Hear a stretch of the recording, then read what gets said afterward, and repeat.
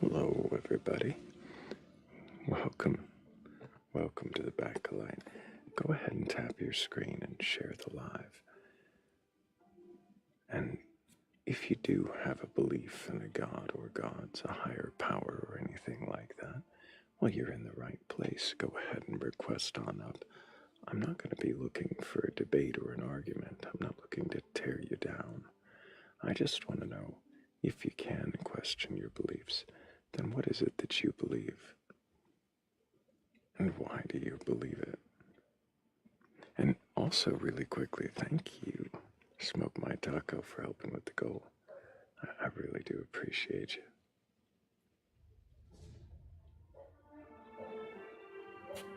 And also, welcome in, of course, to Smoke My Taco, to Grace Moore, to both sidesing.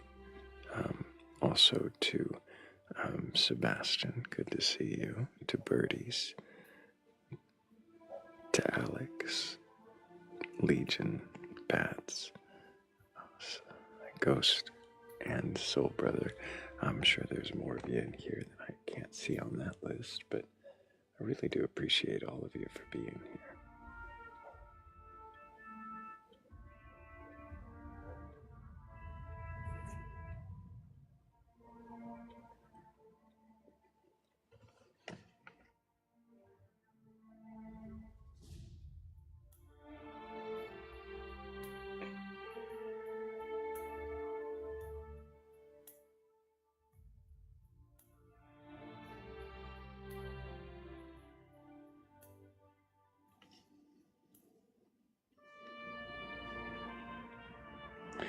Absolutely, Alex. I have a lot of fun doing it.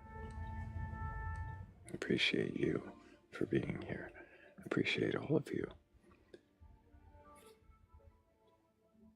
After all, you are the best audience on TikTok, and I don't say that lightly. I sit in a lot of audiences, and I can't count myself amongst the best.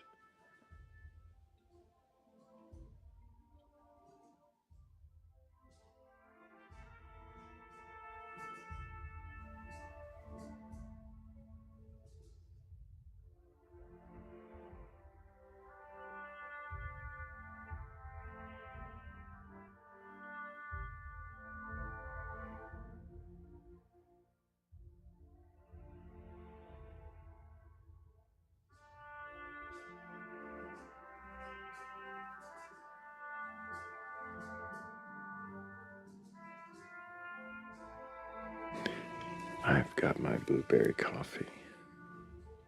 My headphones are a little loud. That seems better.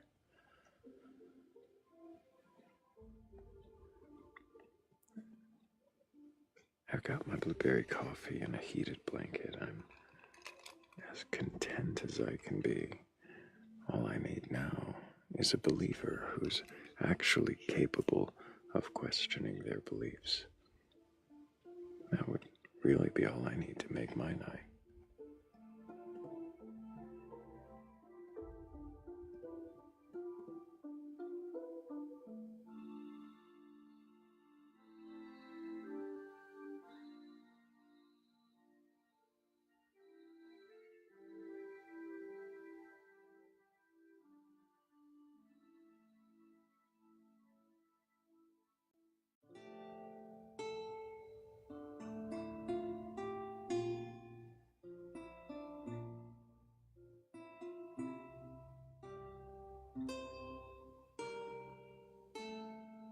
Ghostbane says, Thrayle, all you need is a rocking chair. I don't know about a rocking chair. Maybe just a more comfortable version of the chair that I have. It's a pretty cozy chair. It just needs better arms.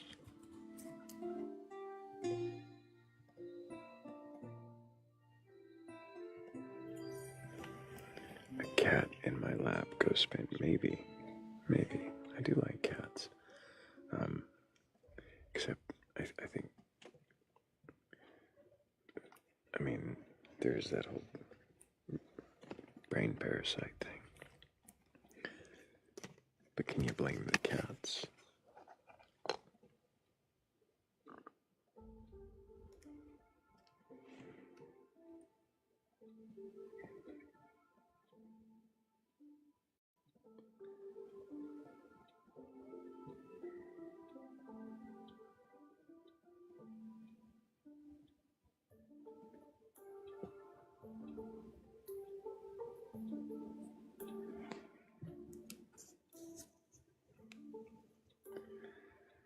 Thank you, Judgmental Squall.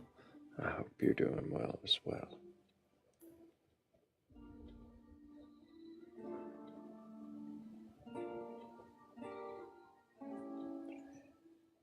And the same goes to everyone, of course. If you are just joining us,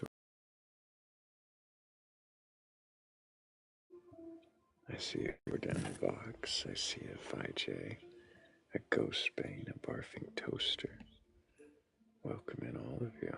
Welcome in, Grace Moore and Mateo Potato. Good to see you. Z, it's good to see you.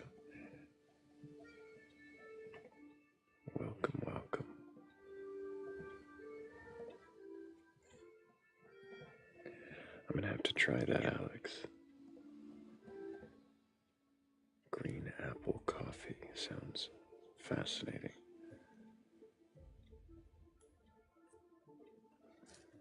I don't think it'll beat blueberry, but not much does.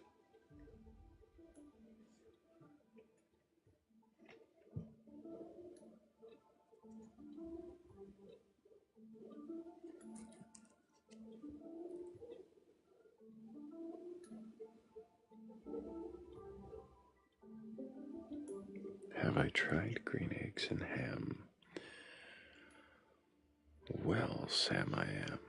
I can't say I've had green eggs and ham. I imagine it probably isn't, unless you use food dye. I guess if you use food dye, it'd probably be okay. But I assume if the ham is green, there might be something wrong with it.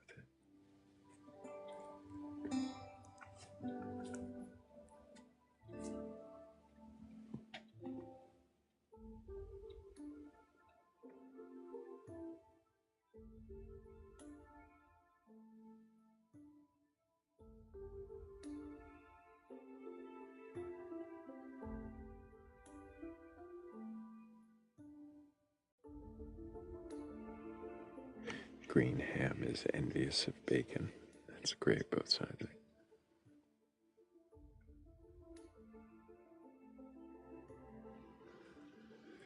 Ace says, I question my beliefs all the time. All the time. It's interesting. What beliefs are you questioning?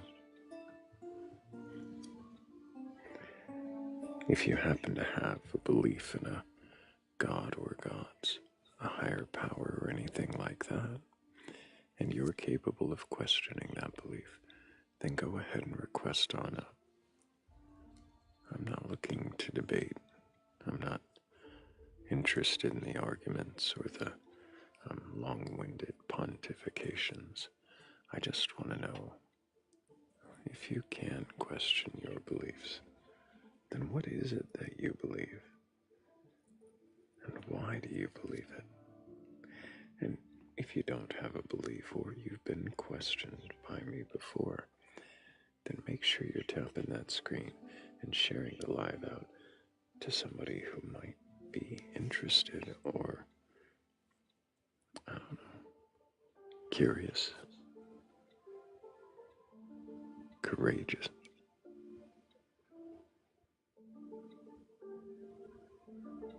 bored enough to question their beliefs. I don't know. What is it that it takes to compel someone who's actually got a belief to questioning it?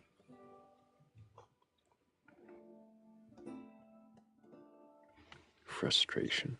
Could there be frustration that leads one to question their belief? Or confusion?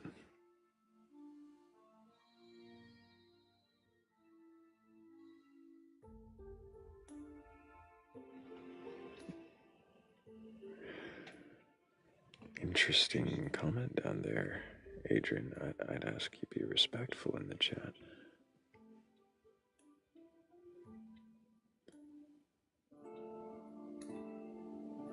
But I guess we can assume where you stand on the topic of belief. Oh, and really quickly, I do need to thank Alex, Kyle, also Danny, Grax, and both Sidesing for helping with the goal. Thank you guys so much. Appreciate you.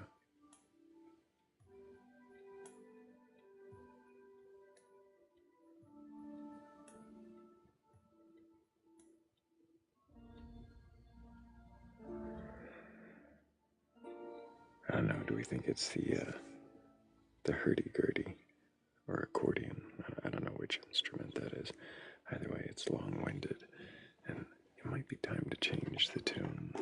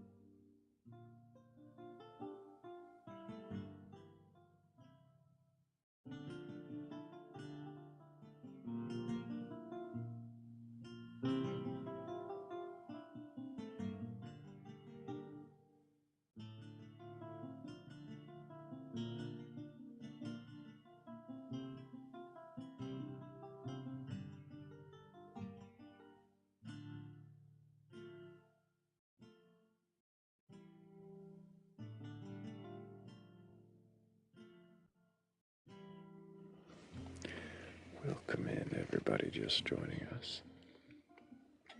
Hello, old friends and new. If you are just joining us for the first time, well, you should know we are just here to question beliefs. If you have a belief in a god or gods, a higher power, or anything like that, and you're capable of questioning that belief, then go ahead and request on it. I'm not here to debate you. I'm not into the arguments.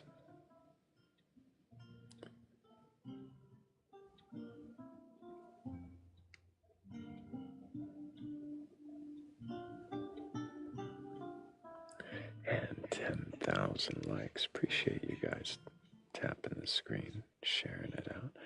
All the things you do that help us get out to the FYP. I appreciate all of it. So thank you.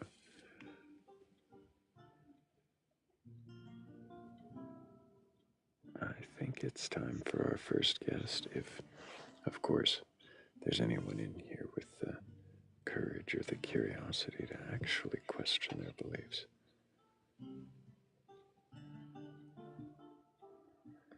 do see a lot of familiar faces, and it's good to see you all here. But I imagine there's got to be somebody in here who's never questioned their beliefs, at least in this way. I wonder if that's something you think you can do. Hazelnut says, I have no beliefs to question. LOL, none. Yeah, I know that's not true, Hazel. But I can question your beliefs almost any time. Should we question your residual energy, God, or the ghosts? Is there any residual left?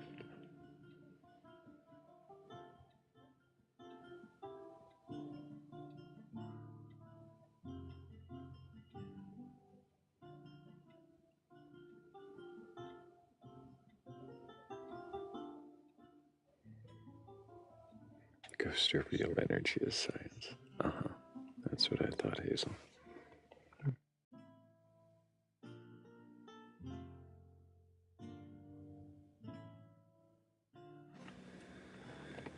Samantha Joe, I'm not here to tell you whether your beliefs are okay or not, or right or wrong.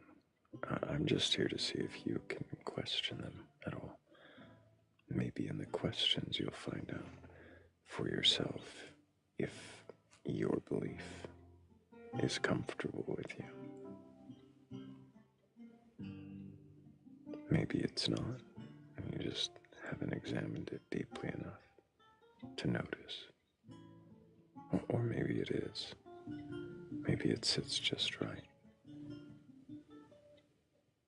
And some question might knock it right into place. I don't know. I'm not here to burgle any gods. I'm not here to reinforce them either.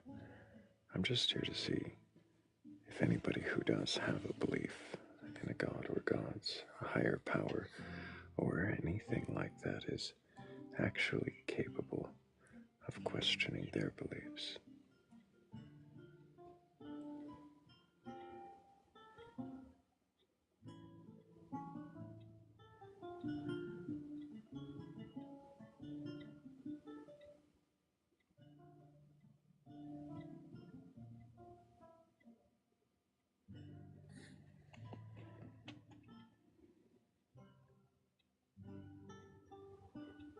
Good night, Z. Good to see you again.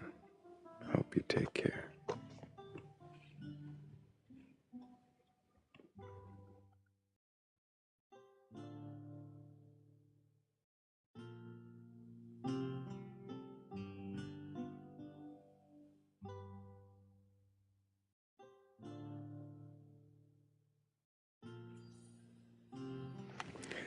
There is always one. Our room in the shed for one more. Sorry, my brain went two different directions at once.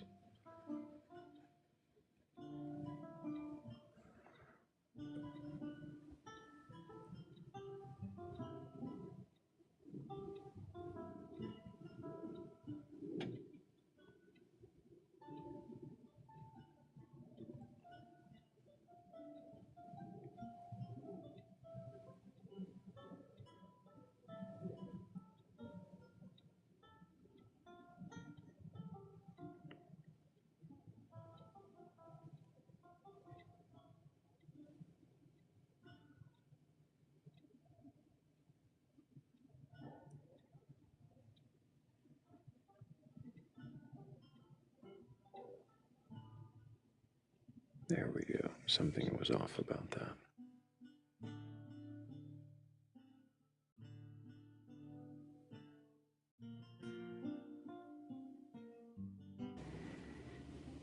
No, Alex, I don't lock the gods away. They could leave if they wanted to.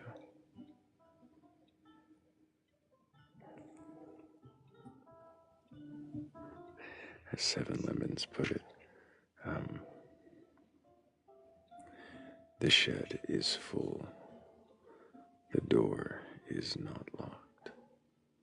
The gods are afraid to leave.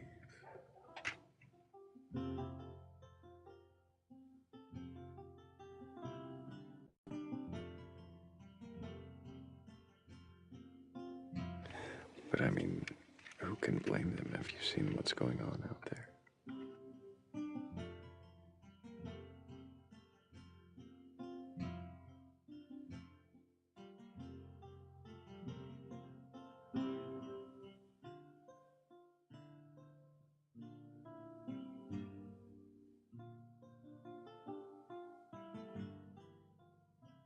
I mean, if I was a powerless god who was absent the believer who imagined me, I wouldn't want to leave the shed either.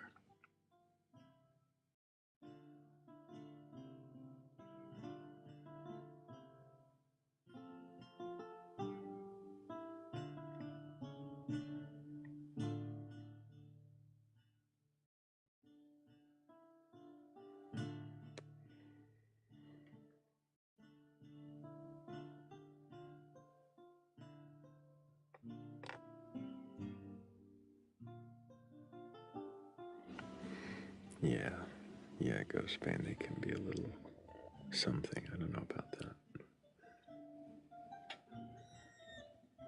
Doing great, Jonathan. Hope you're doing well.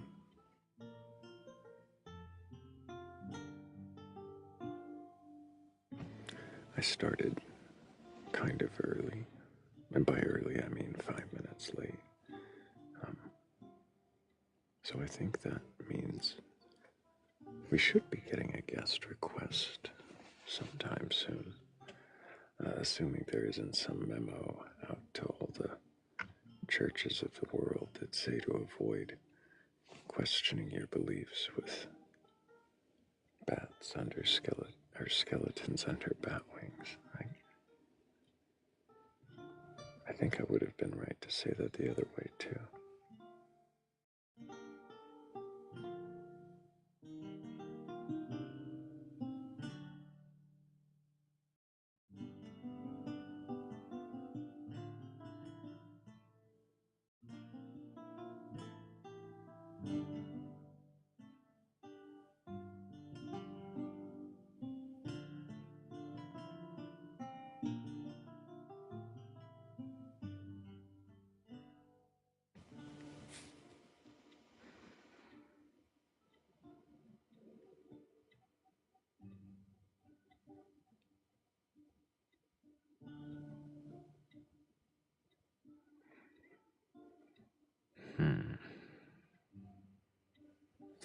I don't think you're connecting there, begs the question. If you didn't mean to be here, go ahead and request backup.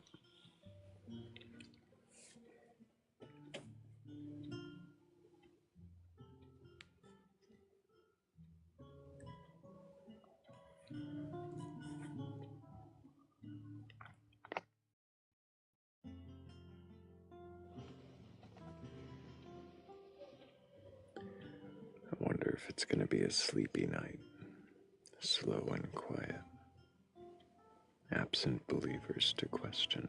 I mean, at this point, there should be somebody in here who's got a belief that's curious enough and courageous enough to request up.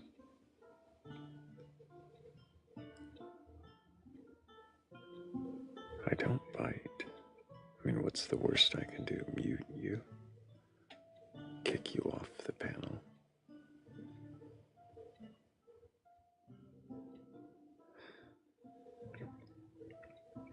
Pry your god from your fleshy fingers and stick it in a rucksack only to deposit it in a shed hidden in the woods. I mean, that's not really my goal. I'm not meaning to do that. I just want to know if you can question your beliefs.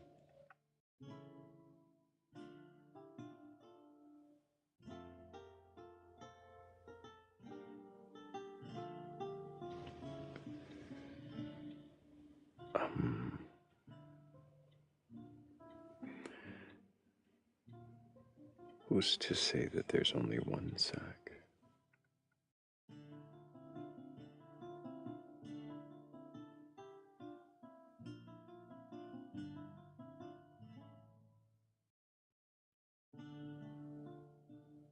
Thank you, Jonathan D. Really appreciate you. Thank you so much.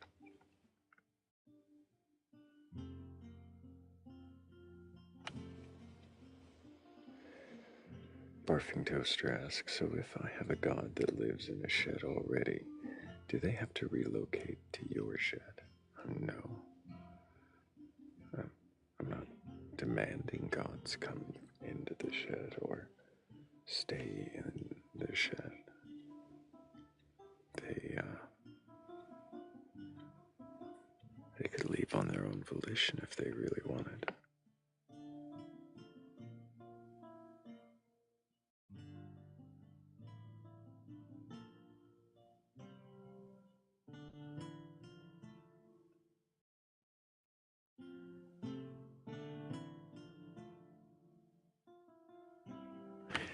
Thank you, Bats. I appreciate you.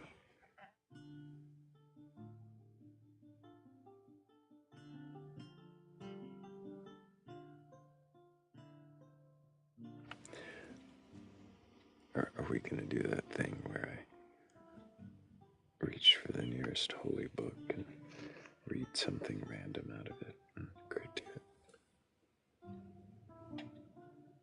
I still have the Tao right there. We could do that again.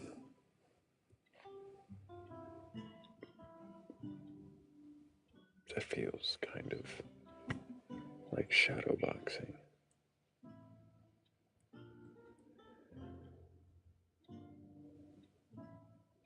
And while it's good exercise for one, it's not really a spectator sport. I wonder if there's a sport. Listen to me.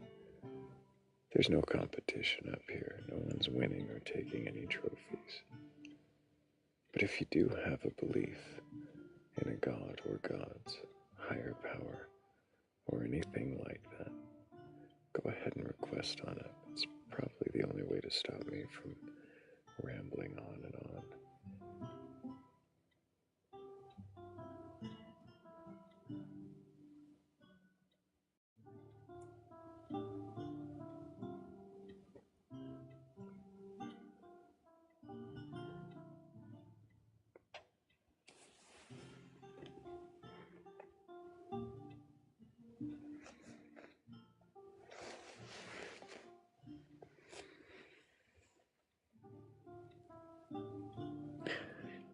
Hazel, you're always a great example. I don't know that you have to do that if you're sleepy, but I appreciate the offer. If you want to, you can go ahead and request up. I'd be happy to question you.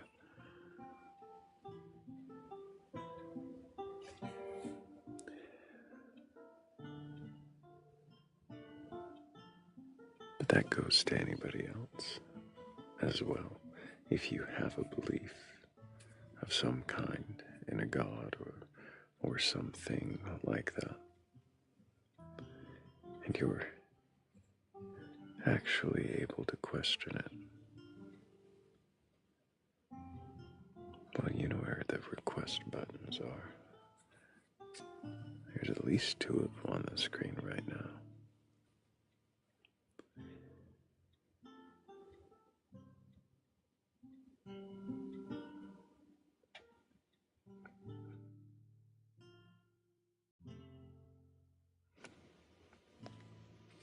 Thank you, Bats. Really appreciate you. Also, I appreciate Z, Rooted in the Pines, Saharina, Hermes, Danny Grax, and 96. Appreciate all of you for helping with that last goal. Thank you guys so much. And Grace could pretend to be a Jedi. We did question Yoda yesterday. I guess I did. Octavian did too.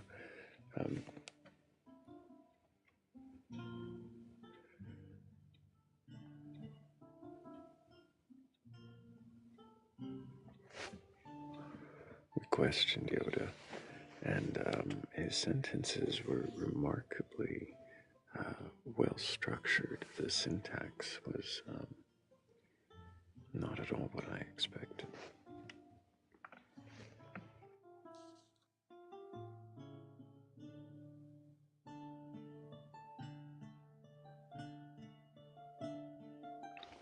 Hello, Hazelnut. How are you? Hello, Thrayle. Were you gonna finish your sentence? Is syntax was. Did I not finish my sentence? Did you say something after a sentence? Maybe it was while you were loading up. Probably was. Let's remind everybody your age for TikTok TOS. I am 29. 29. And do you have a belief in a god or gods, a higher power, or anything like that? Sometimes, but not exactly. Higher power, if anything. What does that mean, higher power? It means to me the unknown circumstances that we cannot yet explain. So your higher power is the unknown circumstances. Yes, I would say so.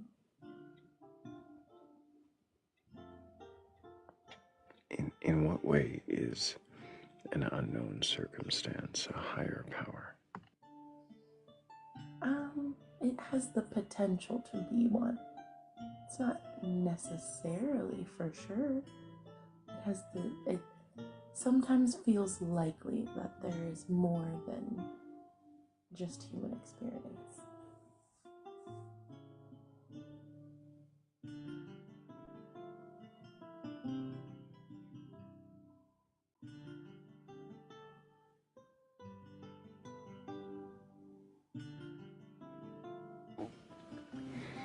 So,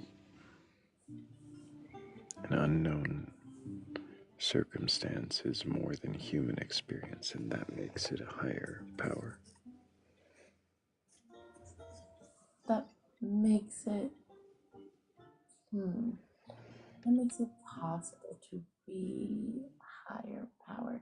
I don't know if higher power is the right words necessarily, but of three, that's what it relates to. Well, is that just because I put it in the question? Is there something else that you would assign that?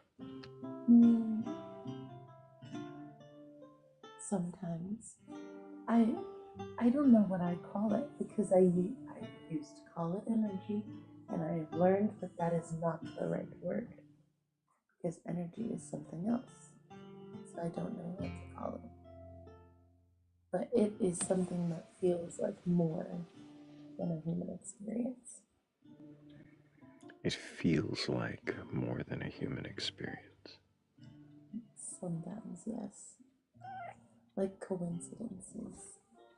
Or, like we've talked about many a times, intentions leading to specific actions. Or what some people like to call manifestation, but I don't like to call it. Minus the moon pickles or with moon pickles. Sometimes there can be moon pickles, but only if you're really hungry, I guess. But I don't have moon pickles personally. I wouldn't be against moon pickles.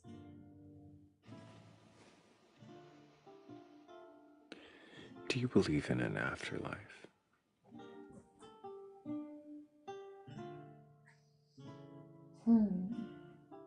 I don't know. I hope there is one. I don't know what, but I have the desire to live forever for for some reason.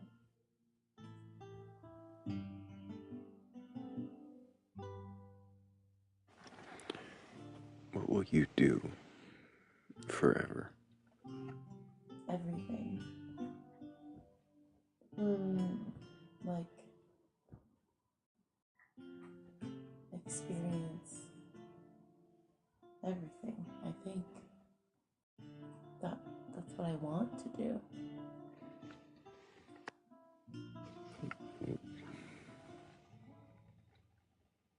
I'm gonna eat a sandwich. Because you want to? No, because it's everything. Yes, I would do anything I want to if I could live eternally, and if afterlife is, because I kind of believe in infinite in the beginning. Like I think we've always existed, so I think there must be an infinite in the opposite direction as well. So things must always exist, and you would want to always exist with those things. Yes. In this state, in this mind.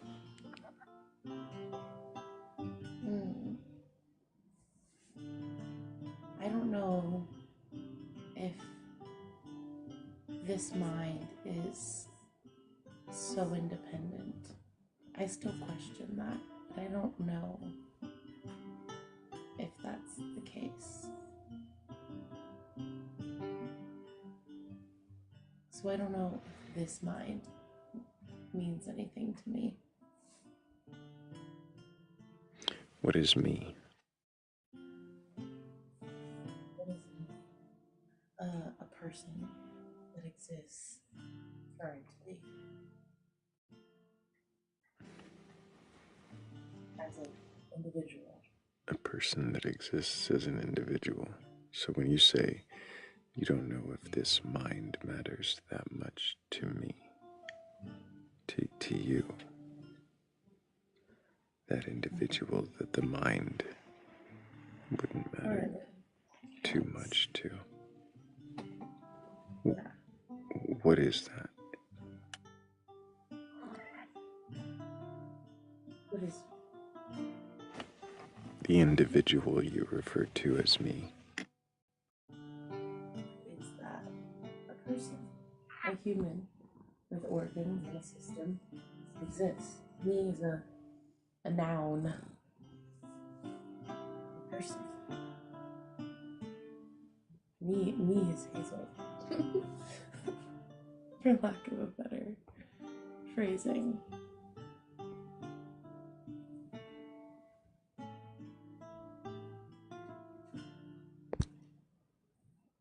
Does that make sense? To me, it makes sense. Get it? To me. To you it makes sense that you are Hazel, that you are this conglomeration of atoms. I mean, sure. Yes, factually. If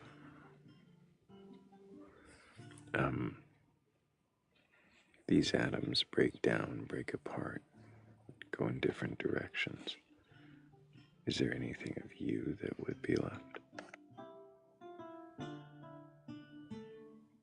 If these atoms break down apart and go in different directions, would there be me? I don't know. Maybe, but maybe not physically me. So you're saying is your question if I didn't have a physical body, is there something else?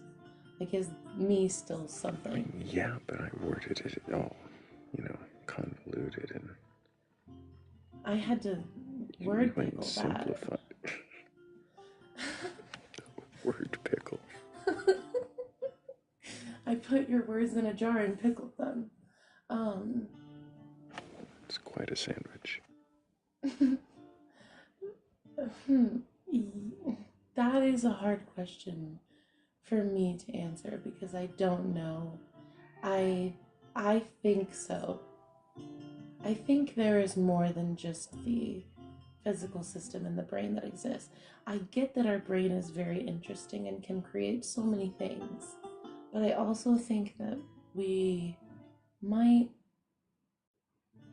not be the smartest things, or I don't know. I don't think it's just human experience. That's what I mean, kind of, when I say more than. More than something smarter than us. I don't know if it's something. I think, so, yeah, yeah, something smarter than us.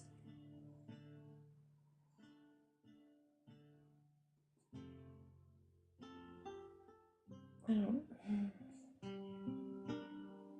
no, I don't know if it's separate than us. That's, yeah, I don't know. I don't know if it's exactly separate to us. That's where I don't think it's individual.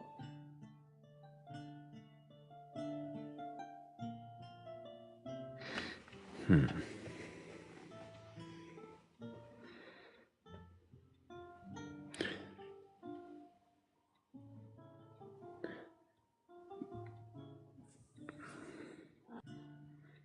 Does it matter to you if your afterlife is finite or non existence? Or is eternal life the only reason to want it?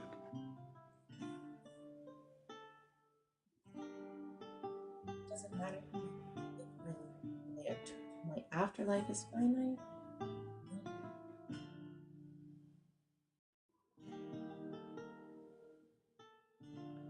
You're a little muffled, but yeah, that's what I asked. Yes, I think.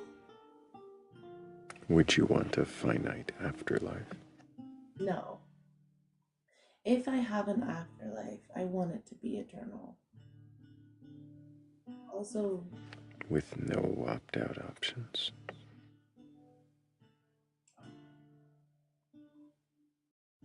hmm, maybe. I don't I don't know what opting out of afterlife would look like because I don't know what afterlife looks like. I don't know if afterlife is what people think it is, where you get everything exactly that you want, because that's not even the requirement for an eternal afterlife for me. Eternal afterlife could be an example of like reincarnation or a cycle of different life,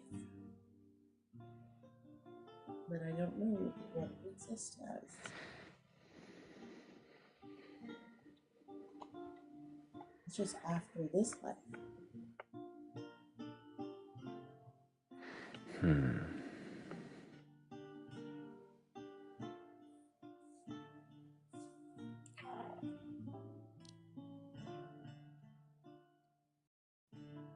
We had a guest request and they disappeared. Can you say that one more time? Sorry. I said we had a guest request, but they disappeared. So sad. Come back. I know. If you believe in a god or goddess or a higher power or energy or source or other things, other gods, any gods, come question your beliefs. Come show us you can. Yeah, we know Hazel can. Your God says hello, by the way. Uh-huh. I mean, if it No, could talk, I'm sure it would. Probably I not remember anything about being your God at all. okay, rude. My god would know me. But now you have this new God. Is it a new god? It's not Is the it? same. It doesn't feel the same.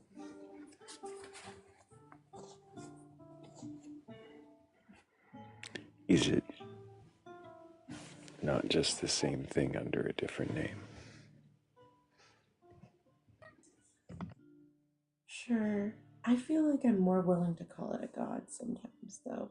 I like the process God. I like Raf's process God. I kind of like that title. Yeah, I like Raph's process God too. Still don't think it's a God, but okay. Why would it be a God? I think because it. I see the term God as a creator. I don't think we were created, but the process has created a determined system. And that seems interesting to cast aside. Does it have to be a determined system? Is it something you've determined it is? I think I'm mostly convinced that we live in a determined world. Not predetermined, but determined. Important distinction, people.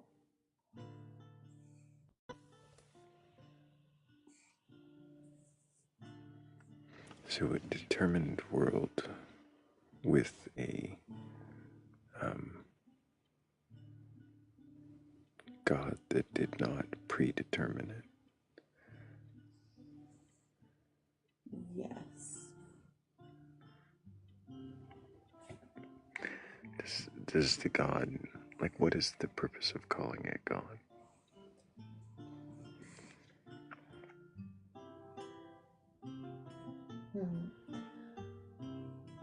To use language people are familiar with, because I don't care if it's called God, but whenever I talk about it, other people say it's something like a God.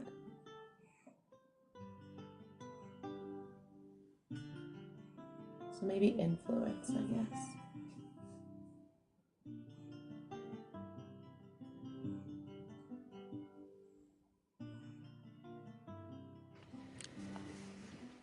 What do you mean by influence?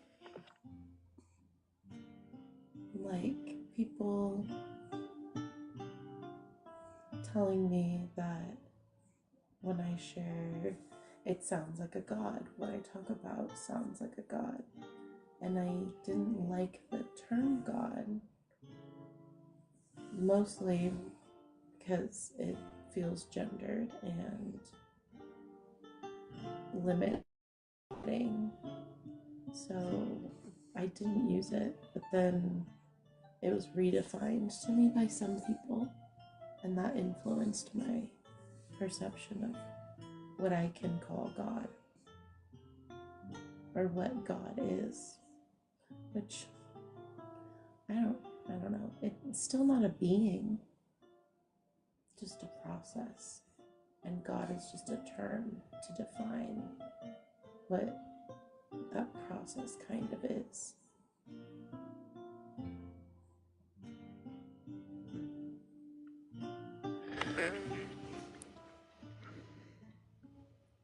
But why God? How does God help you determine what the process is? Because it's not God doesn't help determine anything. The process is the determining just happens because it's the reaction of the last cause. I don't. God just defines the part that feels extra to human experience. Yeah. Like the things that feel outside of human understanding or human experience. More human experience rather than understanding, because that's just an I don't know.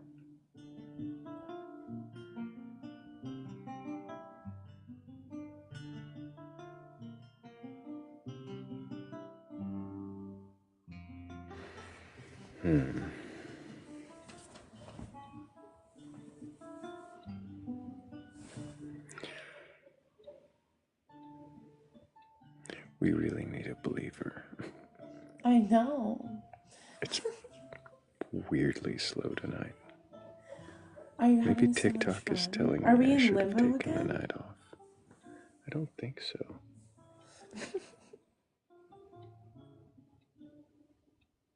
It is so slow tonight.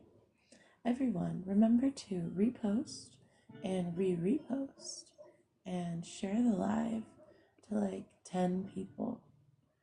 If you've ever had the urge to send this live to any of your old people that you used to talk to, do it tonight. That's what we need. Exactly. Everybody's grandma or old youth pastor or I don't know, whoever you used to talk to about religion. Imagine. That would be funny.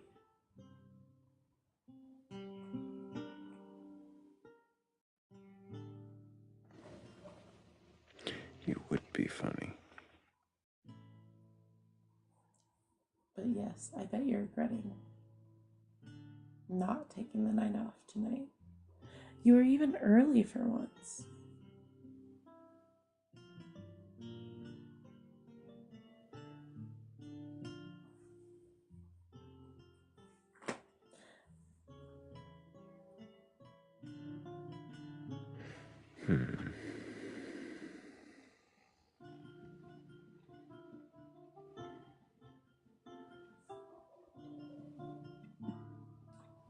Have you read a poem yet?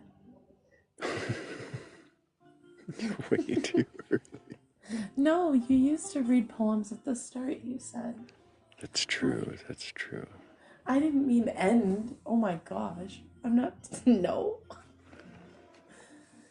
You think so little of me sometimes. I might have been thinking little of myself there. Yeah, no, I was not saying it. I was saying start. Or do question the questioner. That's always fun. Gets people up here. Then everybody can question what crazy beliefs Thrayle has. Mm-hmm. All the crazy beliefs. Grace, I know we just started. We're at 16,000 likes. There's 36 of us in the room. This is 37. 37. Yeah. I mean, we could keep tapping, try to get to 20K. Maybe that'll bring somebody in the room, but there's fewer of us in here than usually are. Something strange. Maybe it's because I just started. Maybe that's what it is. It was almost early. But it's all quiet on the believing front, apparently. We could also talk about my ghosts, but you kind of hate those. Why do you think I hate ghosts? Because I think you think they're ridiculous, like even more so than gods. But that's my personal judgment of your opinion, and I could be false.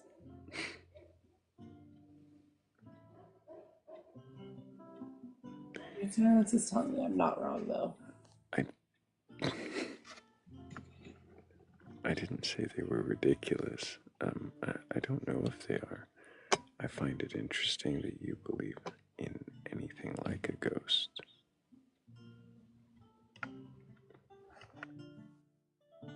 Why would you think that? Why?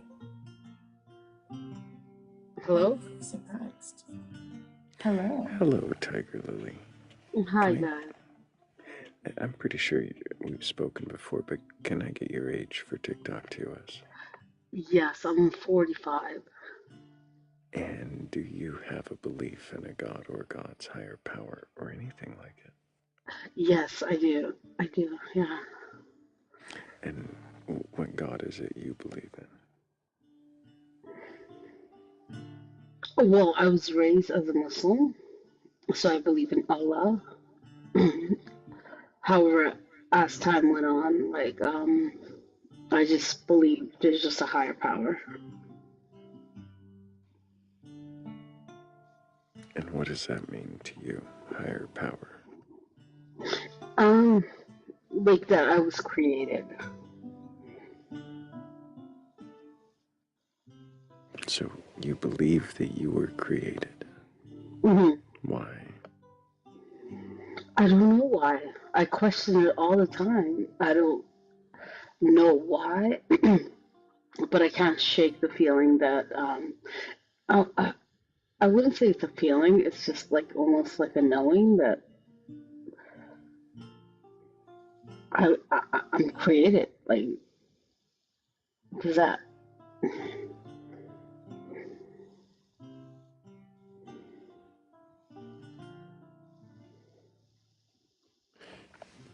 I'm not sure I understand what it is that tells you that you're created rather than you exist.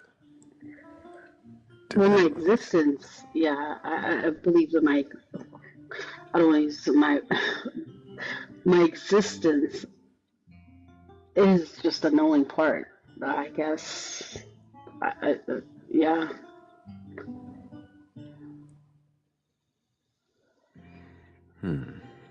How have if you that makes questioned? sense. Like, I'm not saying that it couldn't, like, I'm not gonna say, like, yes, I believe that there's one creation. I do believe, or, like, the Big Bang didn't happen, or any of that. My existence is just, I question that. And allows me to I always gravitate unknowingly, like without question, that I was created. I don't know. Hazel was about to ask a question. Go for it, Hazel. Yeah, go ahead. How do you verify what you know? I don't know. I'm not. I don't know. Like, I'm not. What do you mean verify? Like, I know I'm alive. That's the only thing I know for Yeah. certain. That's So the only you're saying, certainty I have. yeah, you're saying that you know for sure that you were created, and you're saying that some of the evidence is your existence. Then I heard you say that you question your existence. So No, I how do don't. you? Okay, so you don't question your existence. No, I don't Fair. question my existence. Okay, Yeah. so how do you verify what you do know? Like what evidence besides your existence can you? There is no other way, only just through my existence. That's what I mean when I say I question it all the time. It's only through being alive, I guess. Can you think of other options that, like, other than being created? What why is existence equal being created? I guess is a better question.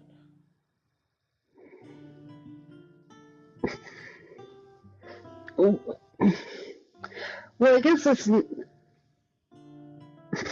I'm not sure what you're asking me. Like,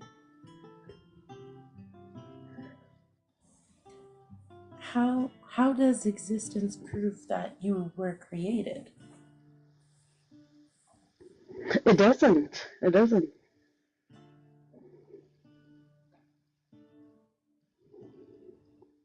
It doesn't prove that at all. But Then how do you know? uh, just by existing, I just. It's. I don't. I can't explain. It's just some kind of. Yeah. I really cannot explain that part. Like I said, I always question it myself. Like, I do question it myself, and this is. I don't think we have spoken. I have never been on your live, but I've listened to your lives a lot, and yeah, it's a fascinating question. Um, but yeah, I can't say. I just. It's like that. Ooh, It's a think that's 50. always a great answer. Yeah, it's like a 50-50 chance, but I don't know. And I continuously question myself and question existence and were we created? Are we just a I mean, the questions go on and on and on and on. It's like, why bother? Sometimes I just am grateful, I guess. How do you question your beliefs? What does question your beliefs mean to you? What is questioning my beliefs? Um, well, recently I had a sibling pass away, and yeah, that shook me. I think what shook me the most is that, we all believe we're just,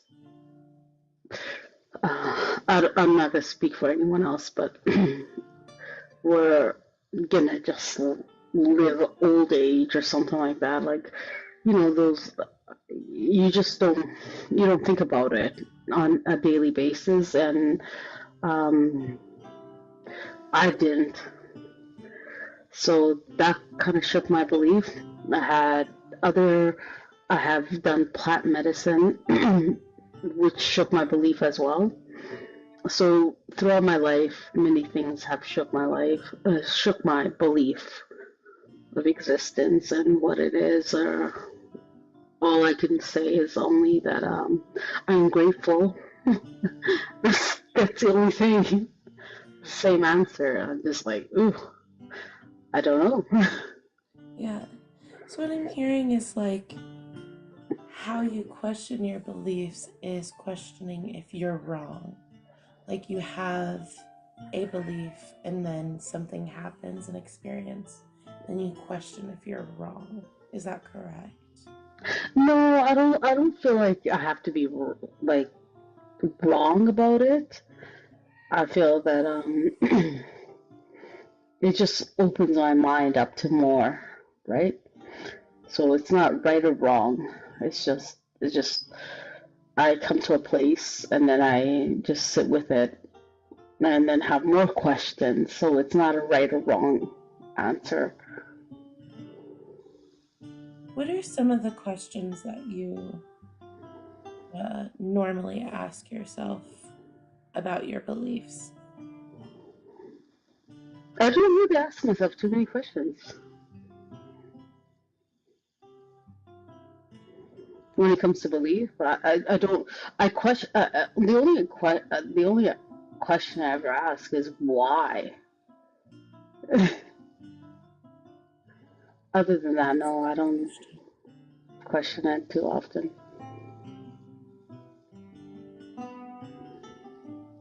That's a good question. I like the why. Yeah, the whys, the Yes. hows, yeah, questioning is just. I mean, every day, all day, I can go to the ebbs and flows of it all, and yeah, and come to the same conclusion. But eventually, I have to put it to rest and continue on, right? So, why do you believe in a higher power?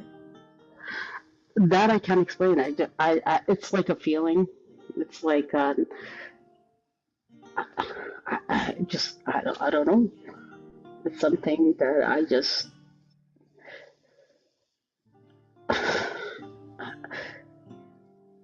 It's like my intuition. I wouldn't say intuition. It's just something I've always had. I guess. I suppose.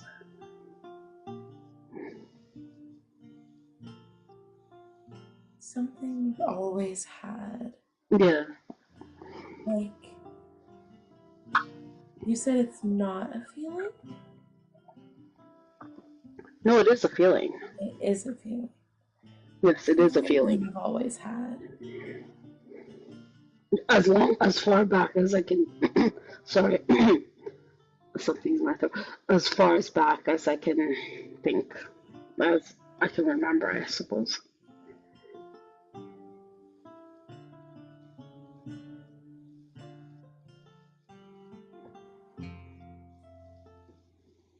Can you define this feeling in other ways? What is the feeling you have It's associated just with your beliefs? it's just uh, it's just gratitude. It's just like being alive. It's just like yeah, that's all I can equate it to. I don't equate it to anything else, but just that I'm alive and I'm grateful.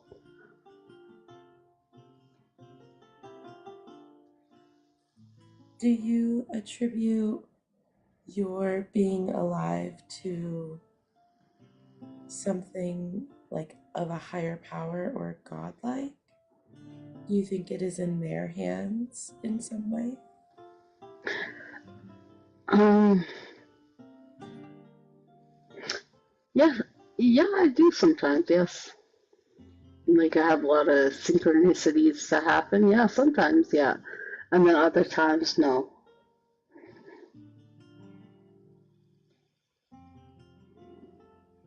Why do you believe when you do? Why do I? Why do I what? Why do you believe when you do? So, like in the instances that Oh, is convincing, why? like when something happens that, like I feel like I'm in sync with something. Do you mean that? Like synchronicity? Like why? Again, it's just a feeling, nothing more.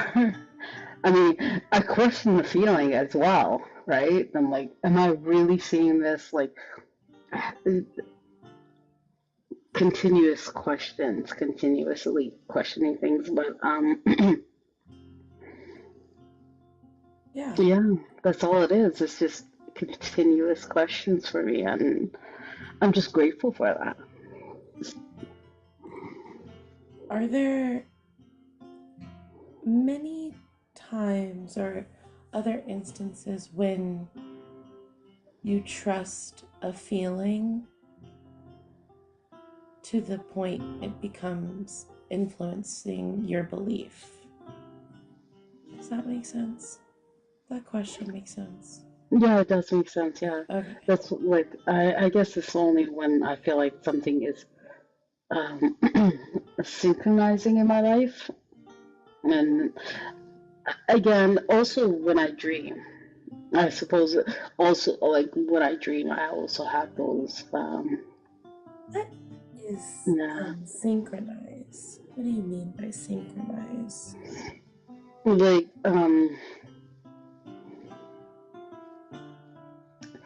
when I when I see things happening, and then I'm quite aware of it happening, and then something else happens, and it's like okay, like I'm not just you know like in my daily life. Most of the time, just doing things, but I will pick up on something and then I will see it again. And or if I had a dream of it, it's almost like deja vu, I guess. But I can't still explain it because it doesn't make sense to me. Still, like even when it's happening. If,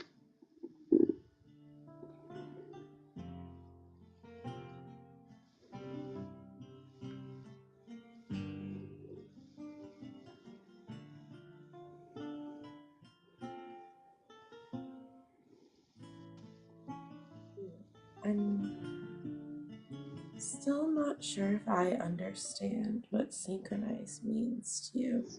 I kind of see, like, how do you differentiate synchronizing and like things happening because something before it happened in a particular way, like mm, because we're born here, you um, exist in a certain community or whatever. You well, differentiate that. okay, well, I can only explain it by so if I have a dream or something happens in a dream, And again, like, I don't know if the dream is just, I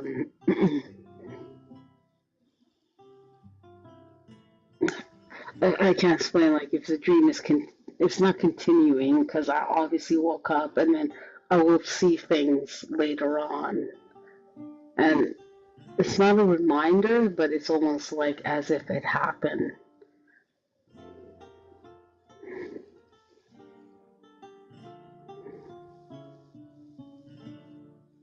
If that makes any sense. So you have a dream and then It's not just one dream. It's been happening yeah, all my life. Yeah, it's yeah, not like something I just one day decided to. Again, these are not things I've decided. It just happens. sure. So yeah, and I'll question it, but majority of times when I question it, and I'm in my 40s, so obviously I'm 45. Like this has been happening since I was a child, so I Hmm. cannot really continuously think that way, like of Yeah, or I can personally like relate. I have some dreams that I sometimes label as deja vu, but I'm curious if you would question it in the way of if you've dreamt about it previously, could your brain, the complex organ that it is, uh, foresee it. create, like, not foresee it, but in the day to come or in the future, notice similarities to what it dreamt before and then I make that suppose, happen yeah, in real life. yeah, I Does that make suppose, sense? yeah. No, Is that. that could that be a possibility? I don't know if that's the truth, but could that be a possibility Oh no, instead of deja vu? no, yeah, that's a possibility. I agree with that. Yeah, 100% I agree with that. But some things, like some dreams, are just not. It's not about me, right? So I don't know, like it's like I sync in with someone else, and then it comes. It's strange. I don't know. I really don't know why it happens. So where I'm not literally trying to foresee it, but someone else will foresee it, or someone else will say something. And again, this is throughout my life. This is not like something that I just came to understand that maybe this is just what life is, you know?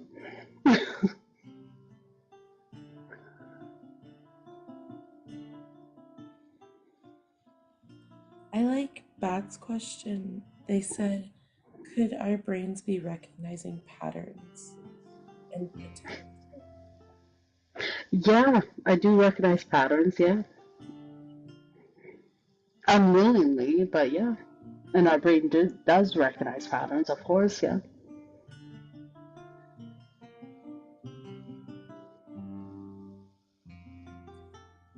But patterns, when we foresee it, like for ourselves, sometimes, I don't know. There have been points in my life where it wasn't patterns I would recognize, but someone else would. And then I would be like, okay, yeah. And then it kind of, in a way, then I would not start seeing it, but I, I don't know, I wouldn't recognize it. However, like, I pick up on it unintentionally.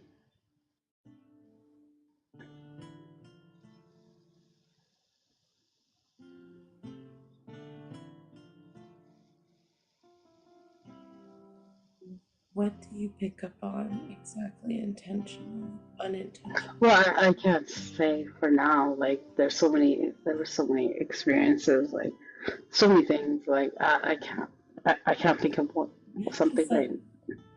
sure. Yeah, like Yeah, words people say, kind of, is what you're saying. Or it's not necessarily words. It could be just foreseeing something that just happens. Like, and I wasn't thinking of it. I wasn't even, it wasn't in my head or anything. It just happens. So, no, I don't. It's not that kind of pattern where don't think that I'm being influenced too much. And especially as I got older, I'm not gonna say that, maybe younger age, maybe, but I can't remember too much of my childhood. But however, yeah, no, I don't know. Like, I would question, I wonder also, if the things that you dreamed to happen are also things that are likely to happen in life. maybe, yeah. Some some of my dreams have happened in life, yes. Mm-hmm. hmm But some are just so out of the box. Like, it's like I don't even understand it. Yeah. Yeah, yeah. hmm I Thank you for apologize. answering my questions. No No, you're problem. Thank good. you. Yeah. But yeah, I'm trying to answer. I'm being as honest as I can, and you know, I hope.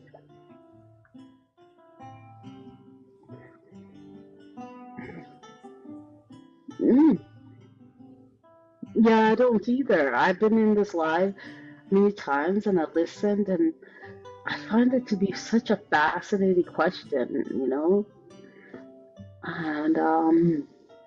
yeah. And I know myself. I've been doing it all my life. I've been questioning, because I think that when I was younger, my parents just tried so hard to instill a belief in me. And, I was continuously questioning it. And then somewhere I just found it on my own. And then, you know, I went back and forth for a while, but it's always been there, like a seed, I guess, in my heart. I don't know. I just so yeah.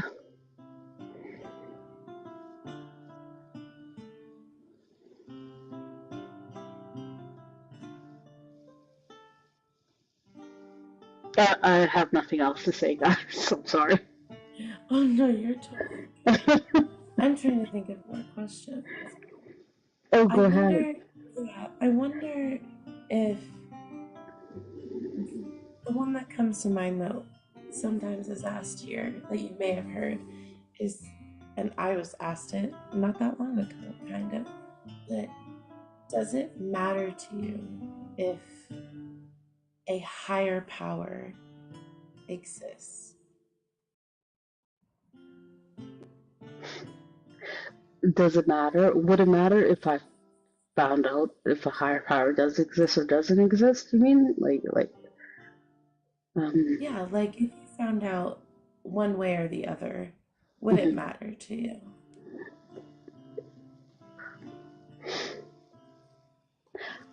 I don't think so. Why Yeah, not? I really because I'm just a living being. Like, it wouldn't matter. Um, if there was or wasn't, they'd be like, okay. I'd just be like, okay. I'd be okay with it either ways. Cause life, like, for me to be alive, I'm just grateful for that. For the moments I have, the time I have. Yeah. I don't. This. I would question. I would continue to question the belief that existence has some proof of our creation. I'm wondering how that has been influenced, maybe, or like how that makes sense still. And I understand it's just a feeling, but I would question more of that. What is that feeling? Is it like scared of what would happen? I don't No, understand that yet. no, I'm not afraid of death. I'm not afraid of that. No. Mhm. I mean, being Yeah. alive is scary enough in itself, right? So, no. Mhm. That's just a different, yeah.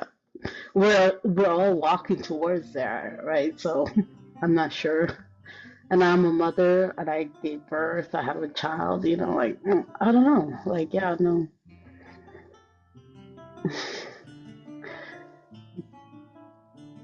Does I it don't. feel comfortable to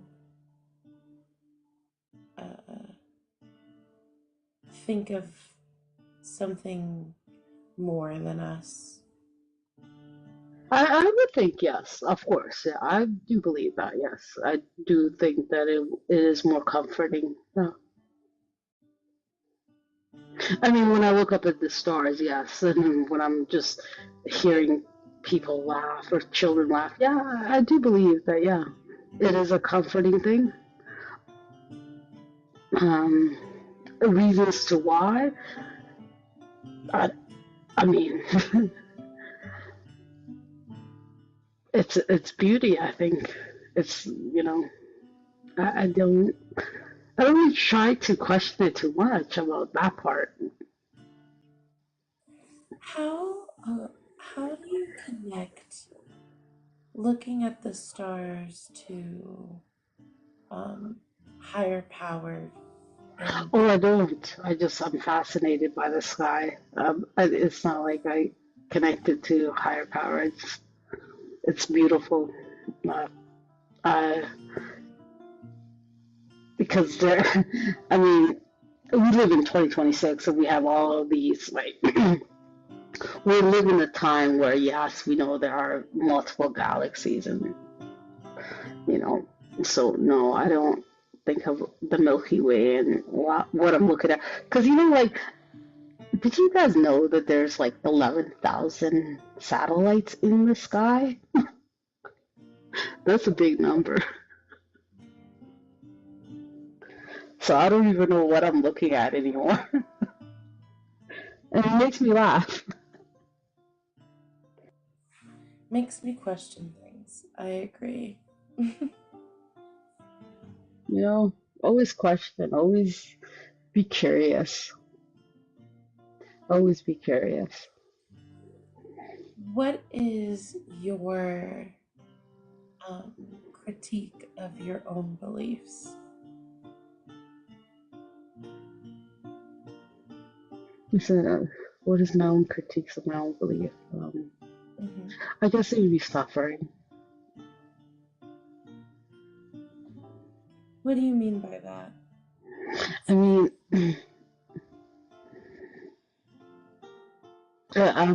suffering where attachments, um, human suffering, um, basic suffering plus attachments.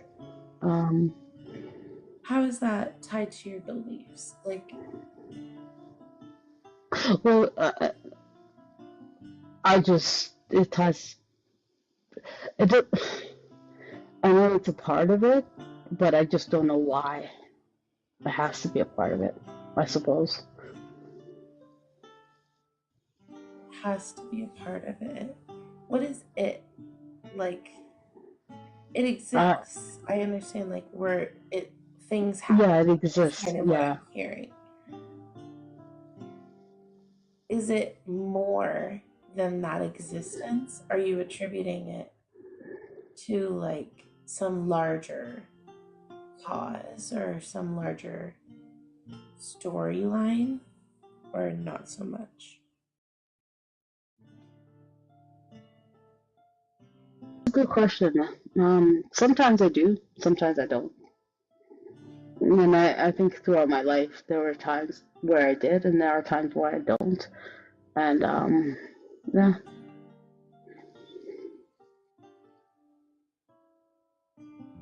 but overall, I can. I don't know. I don't know. I love I don't knows. You're good. W? Yeah, No. yeah, yeah. I lost my younger brother just recently, and I have been questioning a Oh, lot sorry to more. hear that. Yeah. Thank you. Like you say thank you, and people say I'm sorry for your loss so many times. I've never had any sibling or pass. This is my first sibling that passed, so Mm-hmm. yeah, I'm going through all those, the grief, I guess. And yeah, it's very Grief fast. is grief is a very hard thing to experience, and it will make you question everything, you know. Yeah. So I hear you, and I think you do an excellent job of questioning. And it's not something easy to share, especially with other people, with people that are close to you, because they're grieving as well, and you just wanna, you don't wanna overstep, I guess. I don't know. Um, so I have family members that are strong believers, and it's like, yeah, so it's an interesting thing. Yeah. Um, yeah, yeah.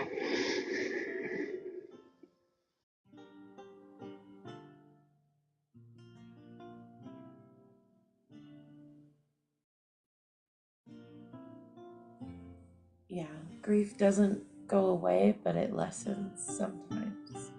And then you get sad again, and then it happens. But finding community and be helpful. Yeah. Um, I don't know if Thrayle has any questions for you, Thrayle. yeah. If Thrayle has any questions, that'd be great. Thank you. It was so great talking to you. Yeah, of course. Thank you, Tiger Lily. I don't know if Thrayle fell asleep already. I wonder. Well, that's okay.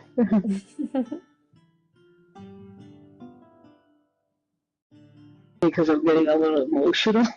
This is a recent thing, so. Yeah, no, that's so valid. And I hear you.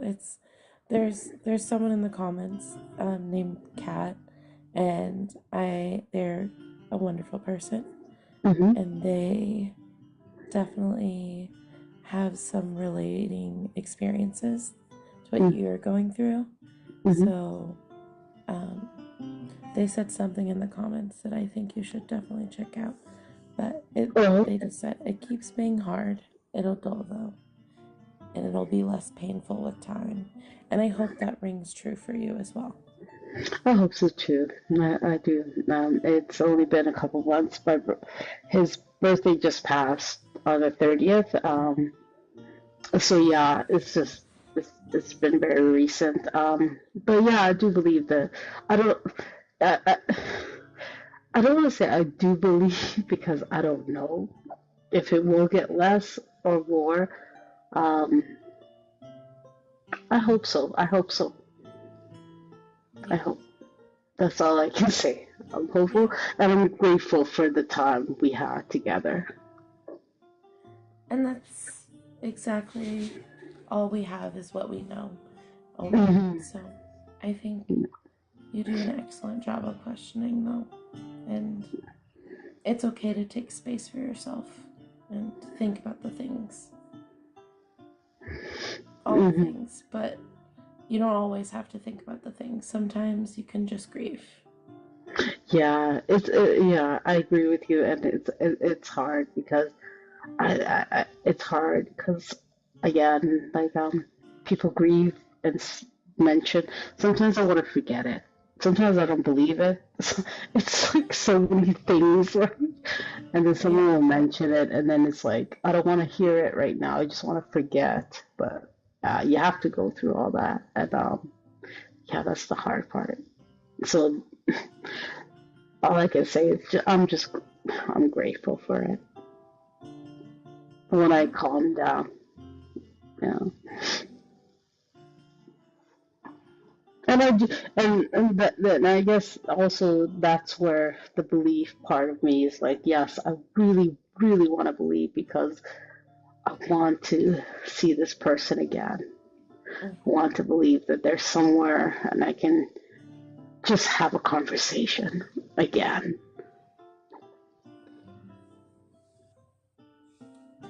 And who would want to take that from you? No one. Exactly, exactly. Well, thank you for having me up. Of course. I will drop myself down. I don't know how to do that. I don't really come up. On, if you would like, on the bottom, there is the two little people. And you can click on the two little people. W's in chat for Tiger Lily because she did so good at questioning for being the first believer we talked to. W's in chat because she was so nice and she deserves all of the love. Thank you, Kat, for helping.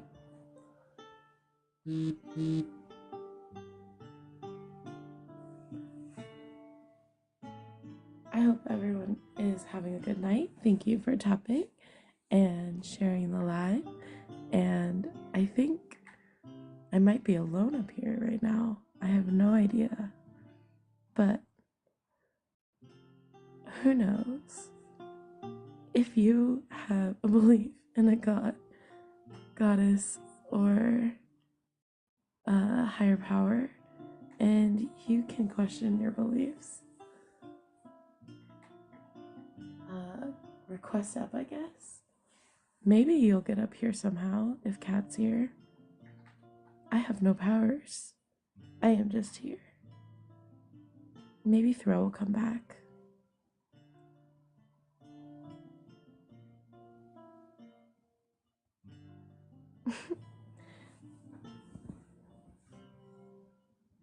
I feel I have too much power right now. I have no powers. I have no powers, yet I still have too much power being up here.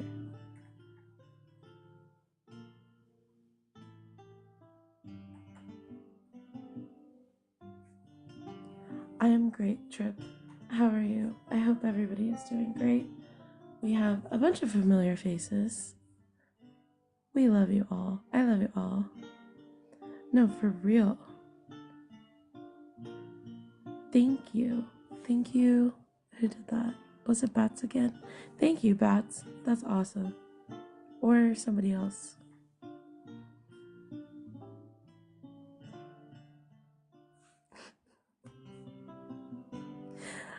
I am very much enjoying being up here. Cute hearts. Thank you for the hearts. You're adorable.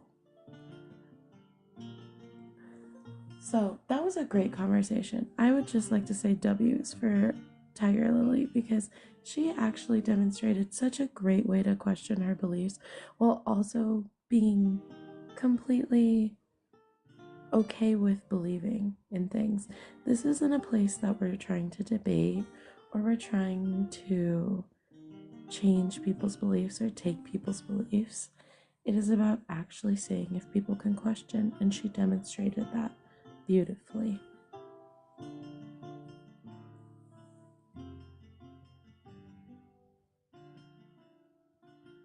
W Tiger Lily snaps in chat. I wonder if other people believe in God or goddesses. What if there are requests? I wouldn't know.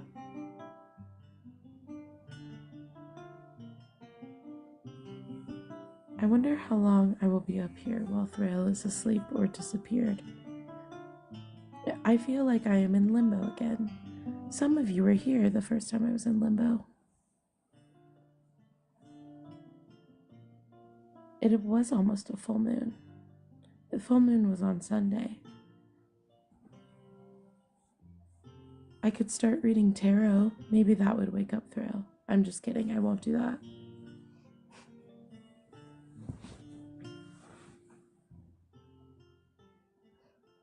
Kazoo, yeah. No, you're doing great, Kat. You're doing great. I appreciate all the mods in the chat. W mods. Or mod. I don't know. Yay. Raccoon is here. Yay. Hello, Kat. Alright, Kira got me. How Figured are it out. you? Oh, I'm so happy Hold you're on. here. Oh, almost. Shit's fucked up, Hazel. My shit's fucked up. It is a little fucked up, and that's okay. Hell yeah, Raccoon. Thank you.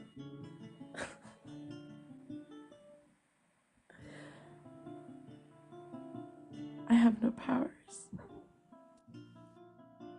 Okay, my shit's unfucked. Do you want another guest? I don't know if I'm still a little busy right now, but you can question if you want another guest. I think there is one. Oh, sure. Sure, why not? Unless they're Let's ghosts. give her a go. Okay, Let's see what happens. let's see. If I just wanted to be here before I started letting guests up, you know. No, please do that. I'm so glad I'm not alone. I bet Thrayle will wake up any moment now. Should we start talking about soup? That worked last time. Unfortunately, those guests were all ghosts, so That's okay. we It's okay. are just gonna waffle for a little bit. I love a waffle. Keep tapping the screen because this is hilarious. And imagine if there were more people saying it right now. Hazel is such an agent of chaos. Kazoo, Thrayle left the building. The skeleton doesn't exist right now. Skeleton is sleeping or something. We should put some gospel music on for him. Should I sing it? I don't know gospel music. Should you sing gospel music? No, Hazel, I don't think you should sing gospel music. No. Okay, I have to mute for a moment, and so I'll be here. I won't even hear you, actually. I'll just give me like 3 minutes. Do your thing. I can have fun with chat. I can be an agent of chaos. Okay. So, chat, what do you believe? Do you believe in a god and goddess? Or a higher power? Do you think ghosts are real? I do. I could tell a ghost story. Thrayle would love that.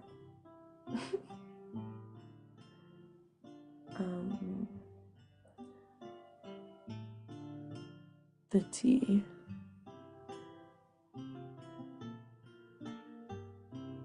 I do believe in ghosts, Danny. I'm convinced. It's because I have experiences with ghosts.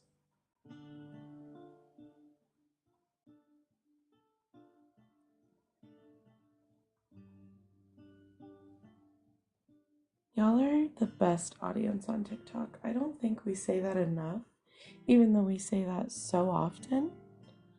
But y'all are truly the best.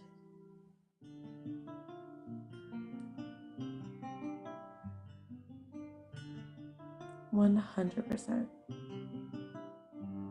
I love seeing all the familiar faces. I think it's so cool that people come back every day and question their beliefs. Also, listen to us talk about random things all the time. It's a great community, and if you want to join, there is a link in Thrayle's Discord, or in Thrayle's bio for Discord, and also in the Batcolyte's bio for Discord.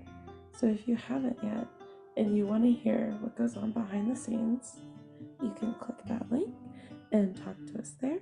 We play chess all the time. It's so fun. And Thrayle is actually awake there.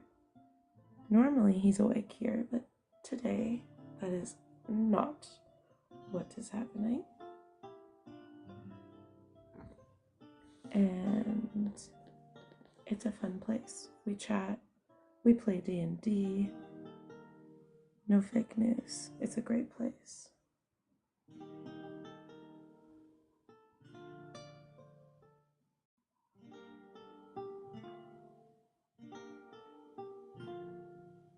If you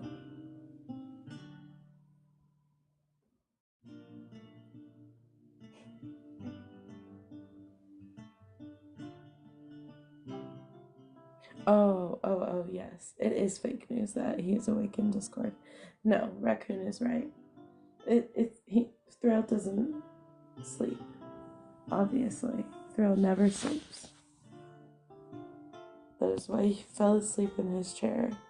And this is why we call him Grandpa Thrayle. I hope that sticks.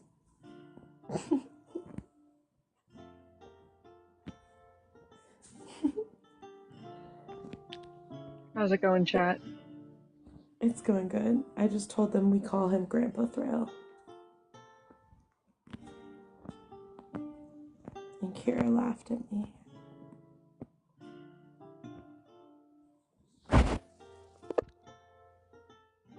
Thank you, Danny. If you believe in a god or goddess or a higher power, and you can stop forest fires. And Request you can that. stop forest fires. This is why me and Hazel are best friends, because our brains are the same. Hazel, I just had this great shower thought. I was literally in the shower. And it was that you should get on your computer and have the AI spin up a "Where the fuck is Thrill" background, and then I can put you in the big box. Oh my god, hold on. Where's my... I can do that. Where the fuck is... I just don't have a computer to spin it up on, so I'd have to take up. And I also just got out of the shower and I'm cold and wet. And No, I can do that. Rectify that. I think I can do that. Yeah, I don't know how. "Where the fuck is Thrill" background and put it on Discord. Go for it. Maybe "Where the fuck is Thrill" background Discord, put it in the big box.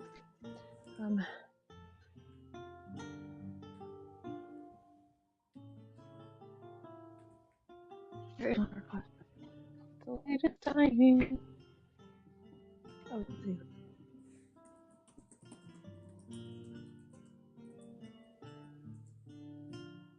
I need to plug my speaker in.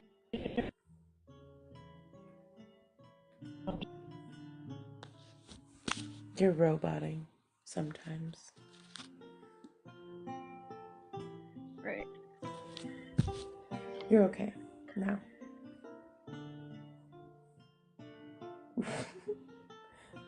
People in the chat are so funny. Hello, Kazoo.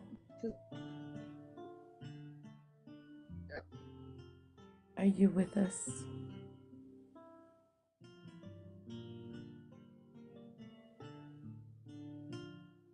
Hey. Are you there, Hey. Kazoo? Oh my god. Oh, we're the skeleton lives.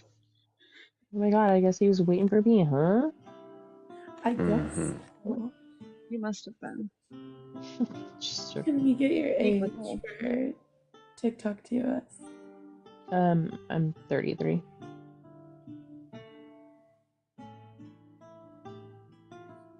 Go ahead, Thrayle. Welcome back.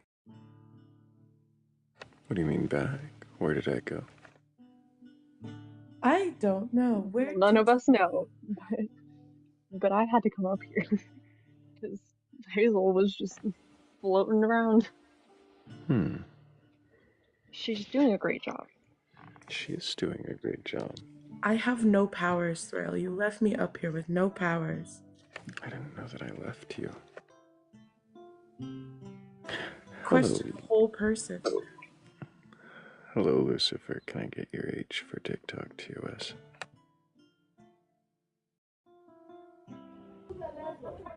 Hi, guys. Hey, Lucifer. Can I get your age for TikTok TOS? Sorry? Can I get your age for TikTok TOS? My age? Holy fucking shit, how old are you, Lucifer? Oh, fucking shit. Fuck you. Daddy. You fucking moron.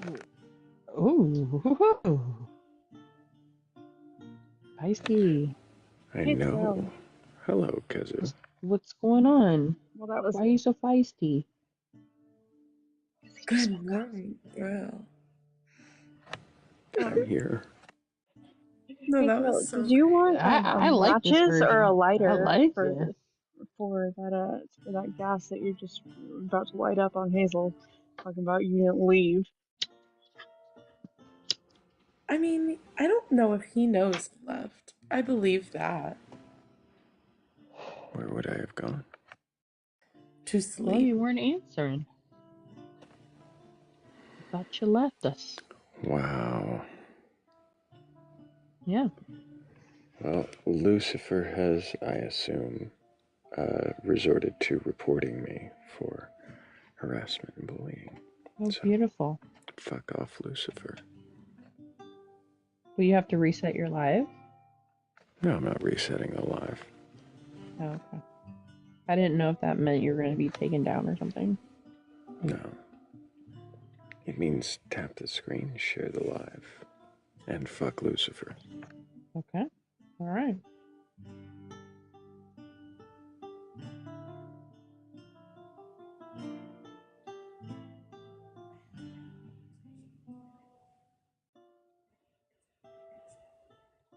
I like them. It was really good. Hello, Hazel Taco. was so good.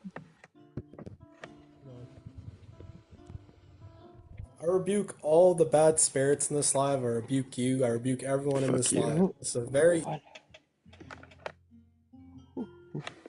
You just got rebuked. Rebuked. It was a full moon a few days ago. Mm-hmm.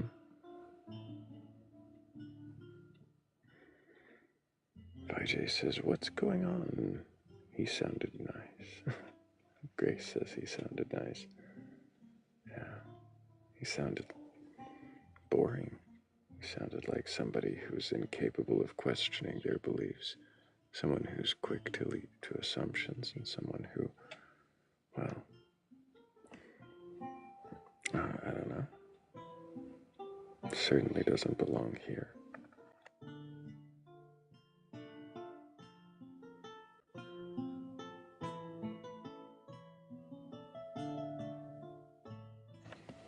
As we were saying, where would I have been? I would love to know what you believe you were, where you believe you were, Thrayle. Here is that where? Because my evidence says otherwise. No, here. I was here, not there. Were you listening? Were you conscious? Probably not. Okay. It was fun. Well, welcome back. Yes, welcome back. Thank you. It's not the same without you, although the ladies did a great job. I fully expected the response to that question to be, "What is consciousness?" He knew I meant awake. I didn't mean that kind of consciousness.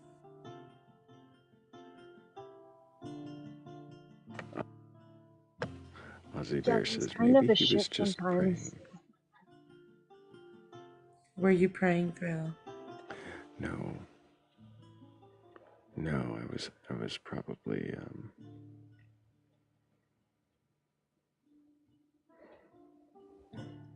I mean, what is praying?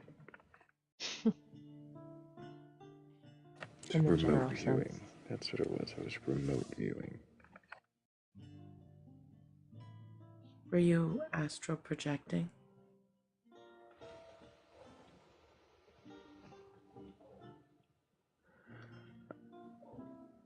I don't know if there's any projecting. What does that mean?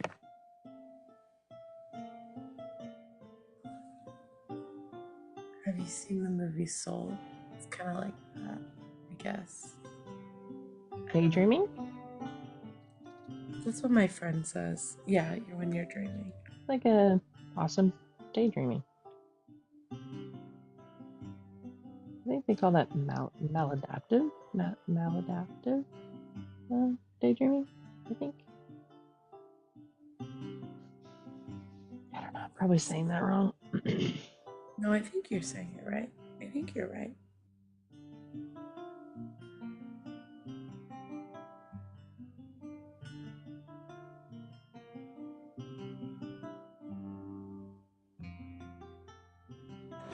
Um,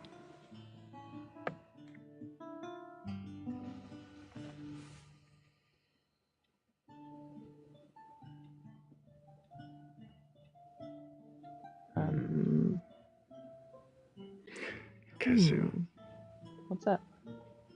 how are you doing? I'm doing great. How are you doing? Apparently sleepy. You seem feisty, a little fuego. I don't think I am. I think it was the guest. Oh. I mean, we do have a restriction now on the live for the next, oh, it doesn't say how long.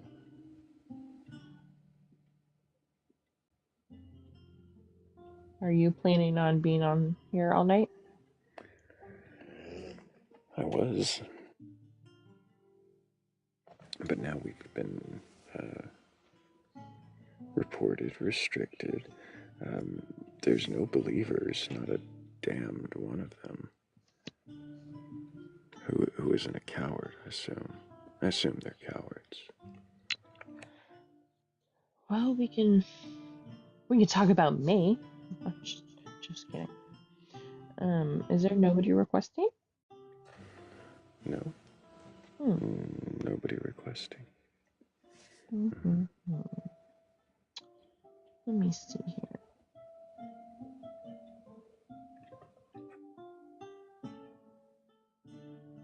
None of y'all shared it to your grandparents, and it shows. I know.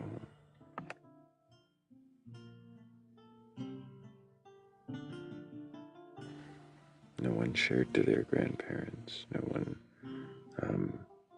shared to their pastor or their... Okay, I literally have sent this to my grandparents. I wouldn't subject you to my grandparents' beliefs. I literally have sent the YouTube stream, not the TikTok, but the YouTube stream to my grandpa before.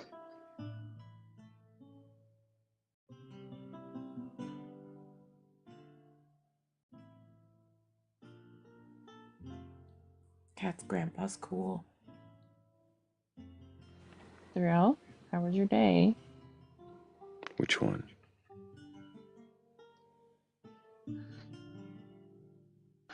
The day that we just had. Which grandpa? Is that what you're asking? Because we had this conversation about grandparents the other day. No, which day? Which day? This one? Wednesday. I don't know that it's Wednesday anymore. And it might as well be Tuesday. For all the sleep I've had.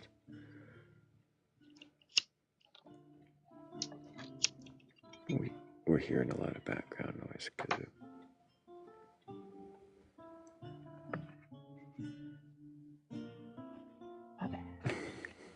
My bad.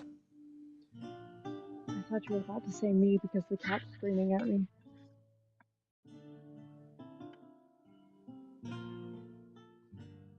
Oh, we lost Kazoo. She left because you yelled at her, obviously. Did I yell? Yes. Was my voice raised? Exactly. Who's lighting whose gas now? You deserved it. I don't have any gas or lighters, so you're fine. You don't have any. You yelled. Hazel, you are so fucking full of shit. If you're saying you don't have any fucking lighters, don't lie to us like that. I So prefer you matches.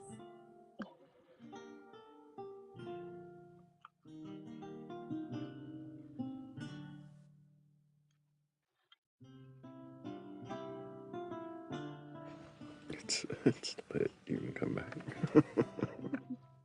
No, I love that kazoo. Oh my god, yes. it's not anything special. Mm-hmm.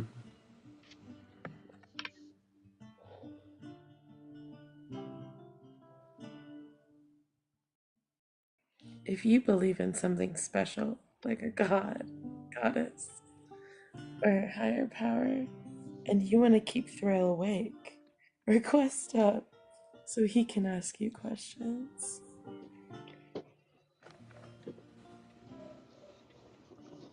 Well, you want to know the funny thing? Of course. So the live restriction was removed. And then added again for Cat in the Vat because of all the What? bullying and harassing that Cat in the Vat has done. What? Whatever fucking moronic coward has no fucking life, has no ability to question their beliefs, whatever moronic idiot has no fucking existence other than to complain about people questioning other people's beliefs. Fuck you. I'm restarting the live.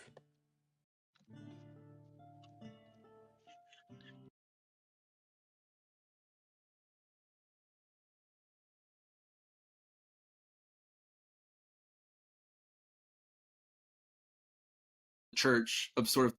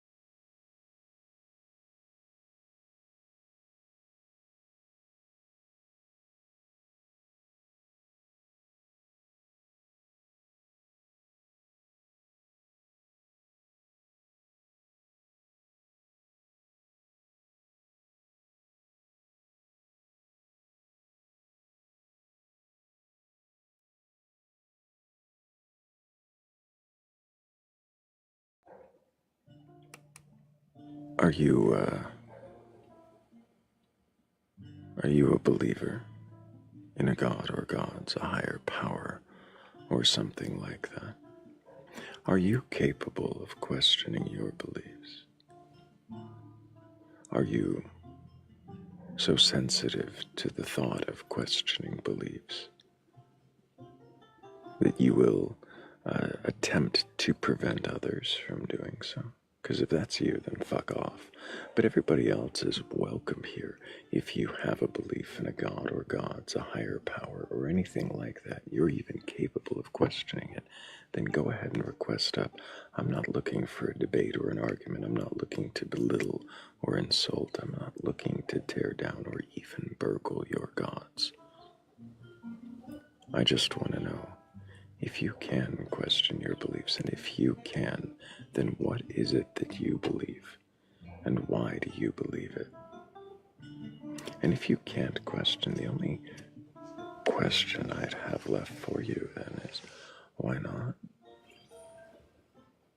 What's so terrifying about questions?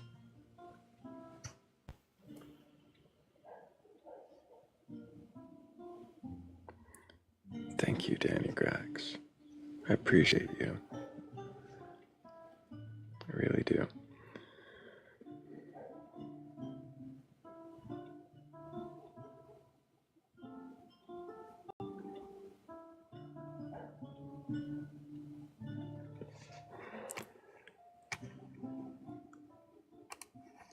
And we're back on YouTube. Looks like everything's working there.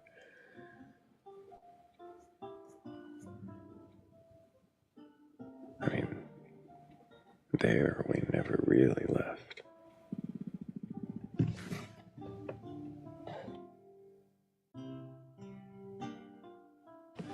That's not a cat bat, that's a batitude. He does have a little bit of a feline appearance, doesn't he?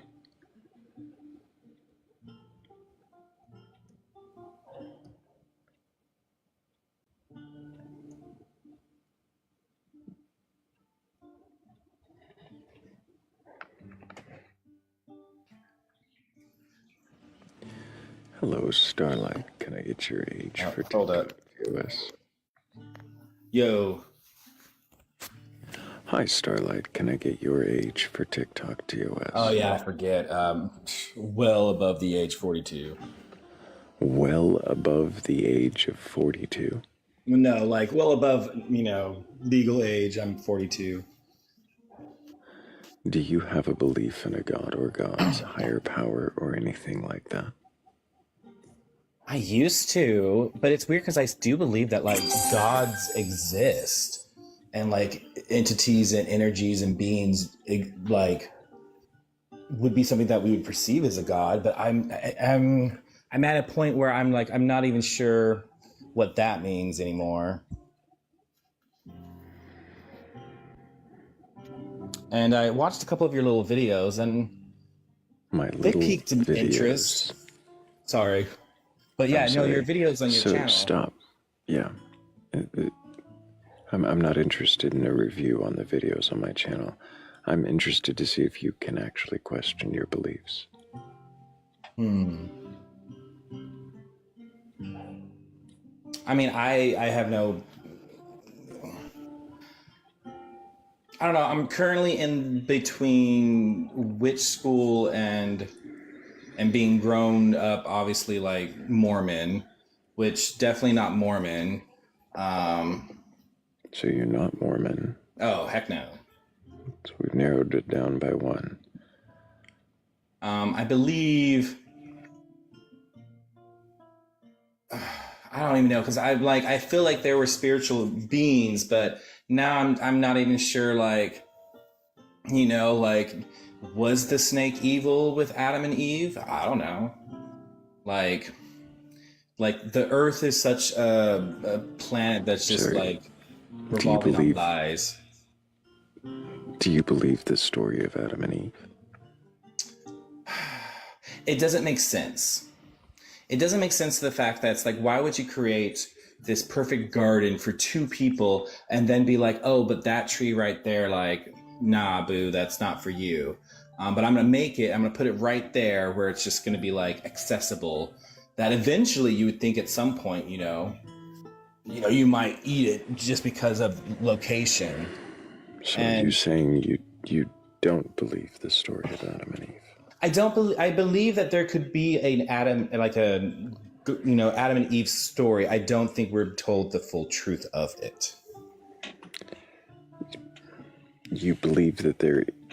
I'm sorry, so you believe there's an Adam? I'm still asking the question. Was creation to a point that it's just like, humans, I don't think just popped out like 100 just instantly, so there had to have been like a start. Appreciate you, Bats. What do you mean there had to be a start? Well, people have to. Why does it have to involve an Adam and an Eve? So there has to be a initial starting point where humanity started creating each other. Why did you determine that? It would just seem that would be the likelihood of it. That there would be an Adam and an Eve? Well, there'd be a starting point. A starting point? What do you mean by starting point? Where everything has a beginning. Holy shit. So, like, humanity... You mean everything has a beginning? How did you determine that everything has a beginning? Oh, I guess that's true. Because it's like time. Time's something that's like, it exists, it doesn't exist, but it happens all at once, and it's going on, and everything's happened. And how do you prove that other than it's just like something you It sounds like a particular theory of time. Yeah. So why do you let that lead you to any assumption about an Adam and an Eve? Oh, well, I've had so many weird truths shattered that at this point I question everything. So backing up to Adam and Eve, which you brought up, do you believe the Bible to be true? Oh, heck no. I feel like there's like truths within it, but it's gone through too many hands for it to be, if it ever was truly like a holy work, to have things in there that we need to be following 100%. What makes you think that there are truths in there? I just feel like there's truths in all religions. Like, I feel like all religions get... What do you mean by certain truth? Things right. Just how, like, energy works, how, the emotions work, vibrations, and, looking within, and there's a lot of, like, similar teachings across different theologies that part was correct, but that one seems a little cuckoo right there. So why would you believe that any of them have an answer? I don't think any of them do have an answer. Anyone who tells you that they have an answer, I would question you, like, how does that person know they have an answer? Because who's your fact checker? You seem to have answers to some of these questions, and it's like I know what not is the answer. You know what I mean? Like, you know what not is the answer. Well, I know what it isn't, and so by that it's like, well, I can go off of that information to conclude a lot of different things, but. What is energy? Oh, crappers. I feel like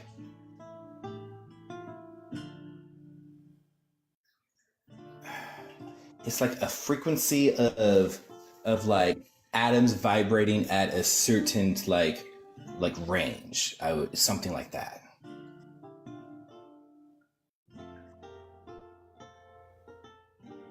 Where did you come up with that from? I don't know at this point. I'm obsessed with 369, and I didn't used to be, and I used to be a spa and something owner. And 369. oh, it's great. I love 369. It's like number 23. Oh, number 23. Interesting, because it's like fives are interesting because I call them like the universal hinge. But So they I actually take it you don't know the number 23 then. Oh, I don't know if 23 has an additional meaning other than 23 goes into 6. But 6 is the hinge Oh my of God. 369. Okay, stop just talking. sorry. Just stop. Yeah, I'll go on a rant. Just stop talking then. Stop for a moment. I don't...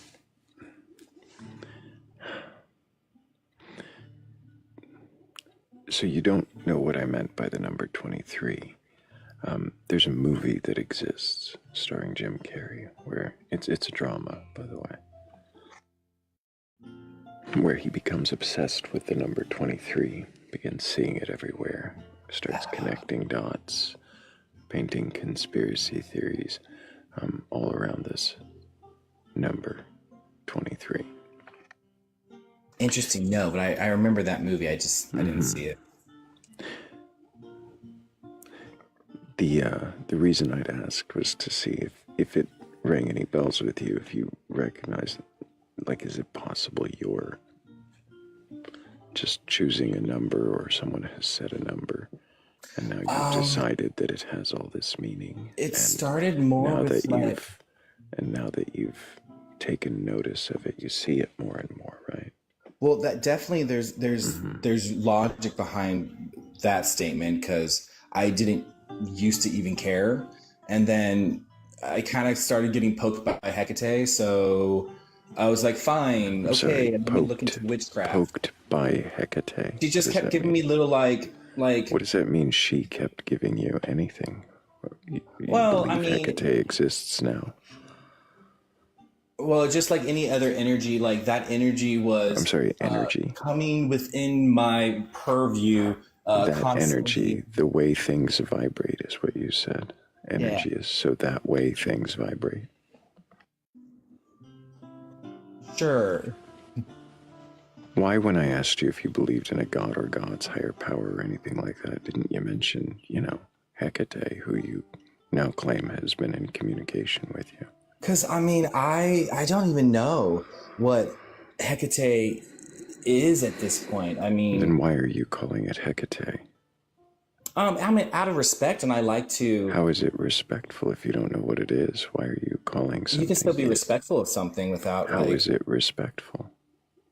I know other people revere Hecate with respect. How is that respectful if I just start saying that whatever thoughts in my head are actually Yahweh, and it's Yahweh no matter what?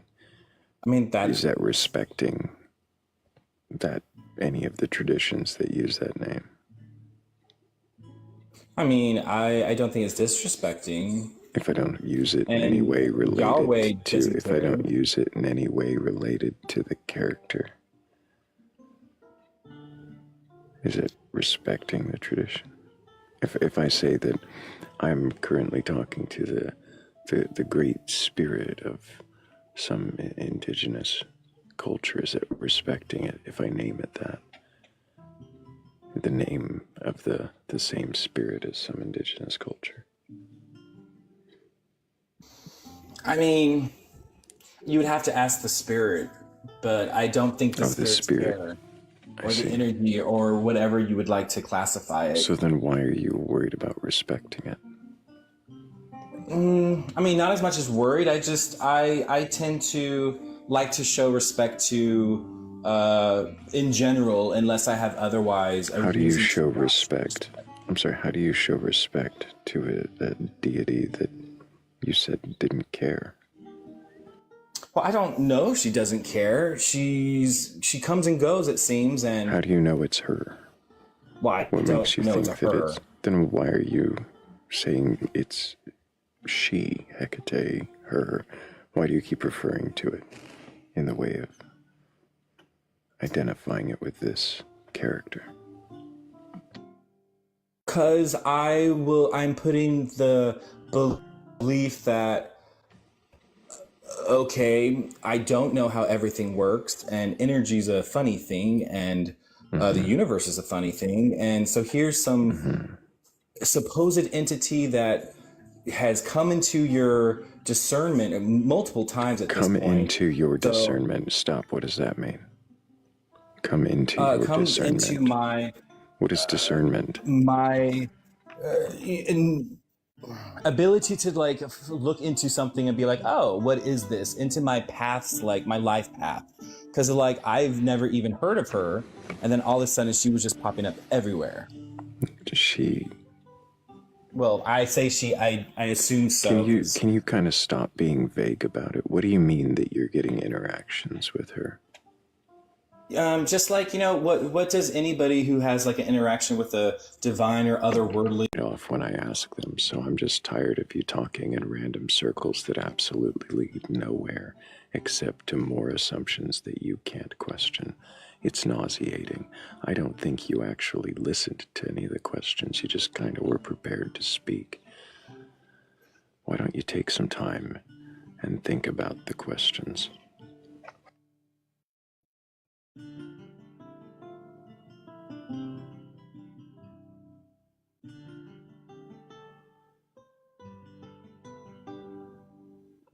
Go watch the movie number 23. Maybe that'll help. I don't know.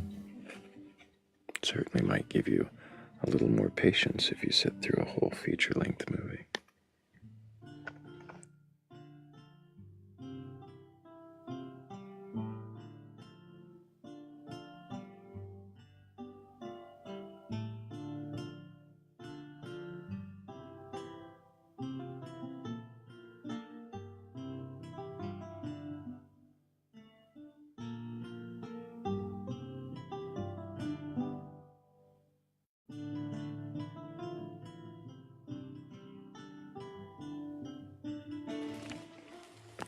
I think I would rather watch it at 2.3 speed.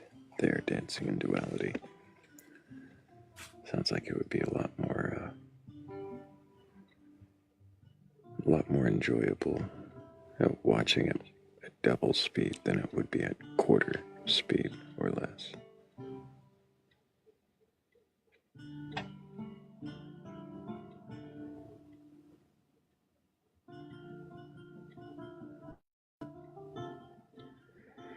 Legion says I've never had a guest actually answer the mechanism of their belief. They're too hung up on the ...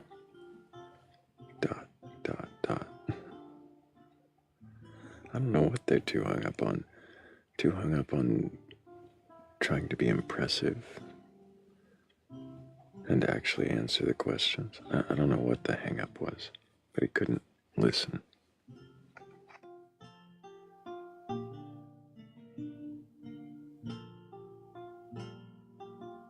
And I'm fully conscious. Ask Hazelnut.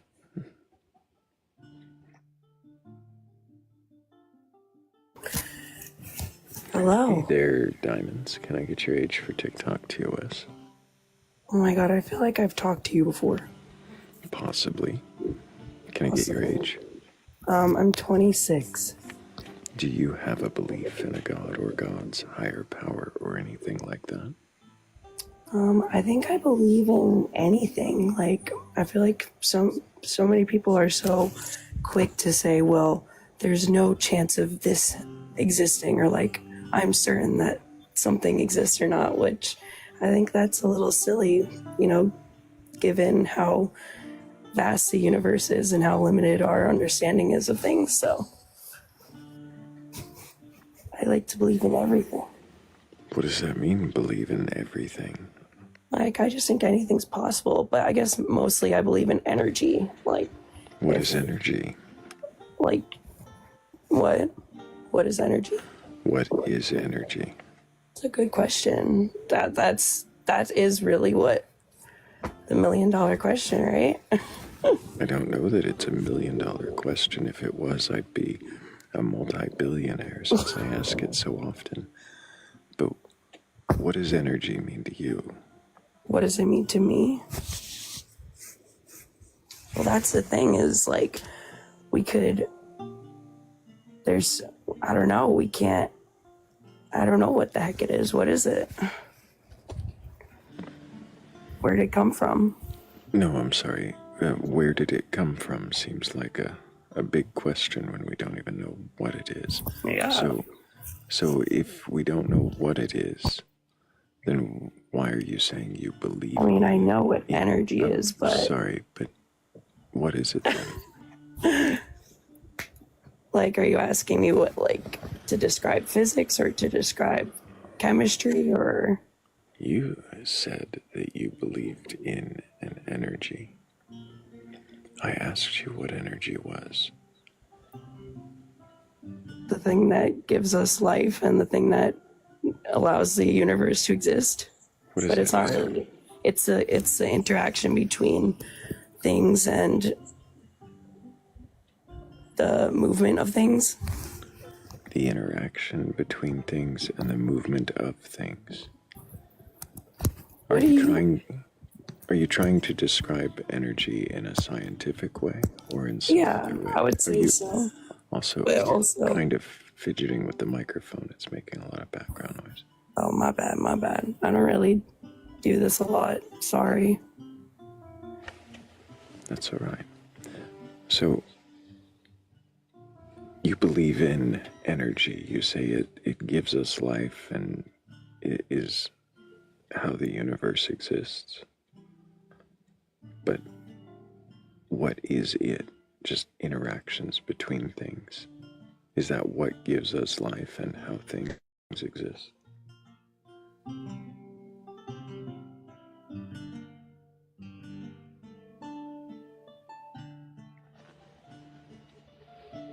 Okay. What do you believe? You didn't answer my question and you just decided to ask me what I believe. I'm sorry, what did you ask me again? I'm going to go ahead and move on to a guest who's paying attention.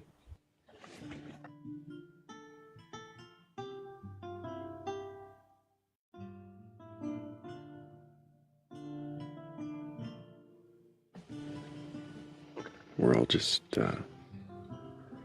brimming with respect tonight, aren't we?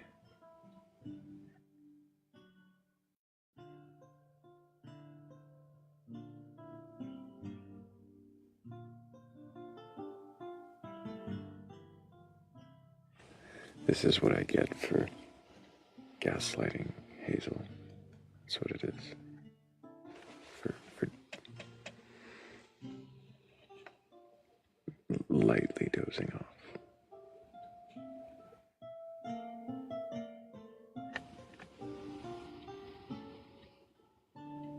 It's not my fault. I felt comfortable.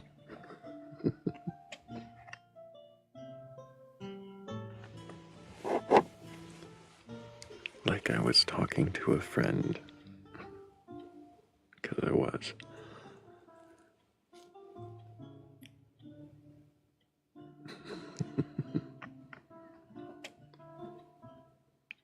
I don't know what sound asleep means. It wasn't. I don't see how that's possible. It was a micro nap. But now that we're all back here, well, some of us are back. I can only apologize to the sleepers when they find their way back here. But now that we are all back here, thank you guys so much for tapping the screen up 4,000 times. That's pretty good since we just did that quick restart.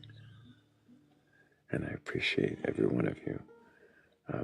Also, thank you all just for being here, for being the best audience on TikTok. I really do appreciate every one of you. I see I do have a guest request from one of those evasive believers who manages to evade all the questions about their belief. Oh wait, no, that's Rav. Well, I mean, you know, as a as a ghost. Just had a very successful Elmo appearance over on Tiny's live. That's awesome. Yeah, it was it completely shifted a guy's perspective of the Bible. It was pretty awesome, honestly. Yeah, barfing toaster can be my testimony, which is amazing thing to say. That is an amazing sentence to say out loud.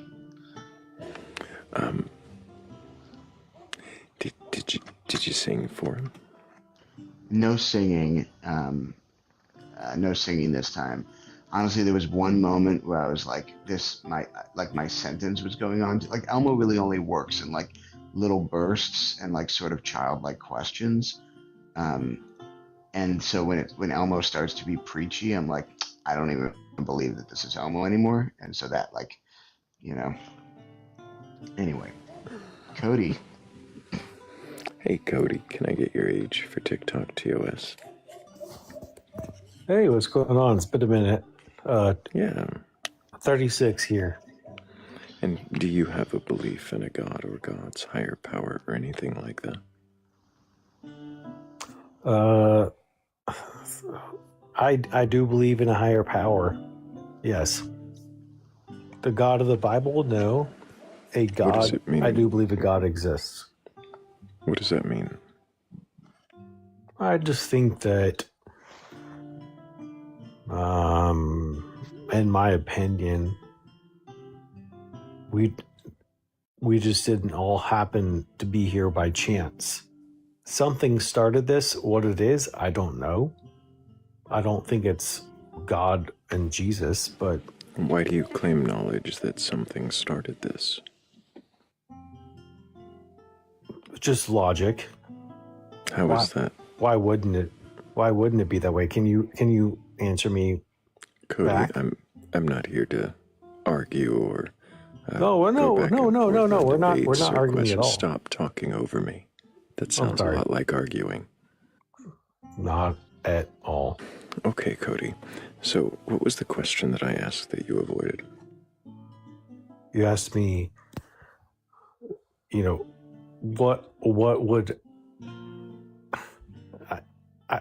what would be the contrary to nothing being the existent? There's a whole lot of things I didn't say.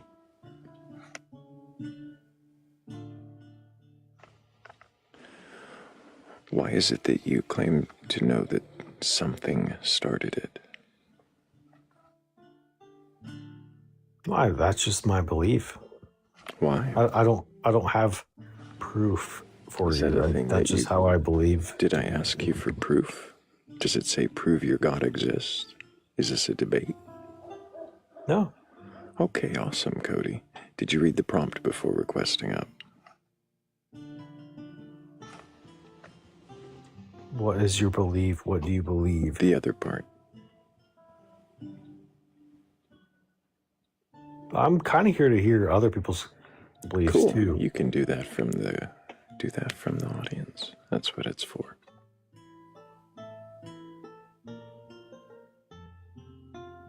But if you find that you're actually capable of questioning your beliefs and you have a belief in a God or God's higher power or anything like that, then go ahead and request on up. But I'm not looking to debate or argue. I'm not looking to have you prove your God or to disprove it to you. I just want to know if you can question your beliefs. And if you can, then what is it that you believe? And why do you believe it?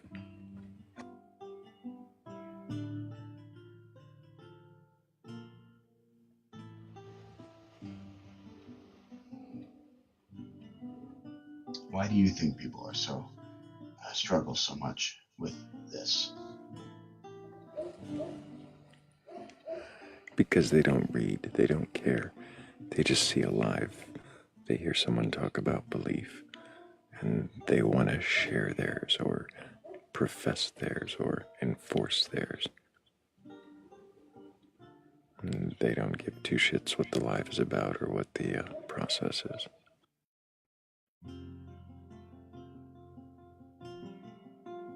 I don't think everybody who requests up feels that way. I just think That's been the last several guests. It's been literally every guest except Hazel. And Kat. I mean, Kat did come up too. And Kazoo. But, I mean, we know them. And you. And then there's you.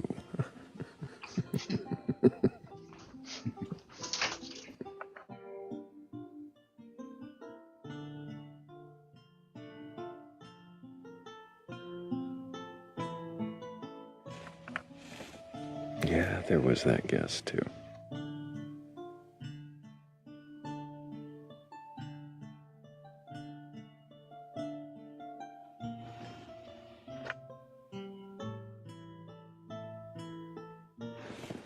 Jermaine Event over on YouTube says maybe your first question should be, do you understand the ability to question your beliefs? That's not a bad idea, Jet.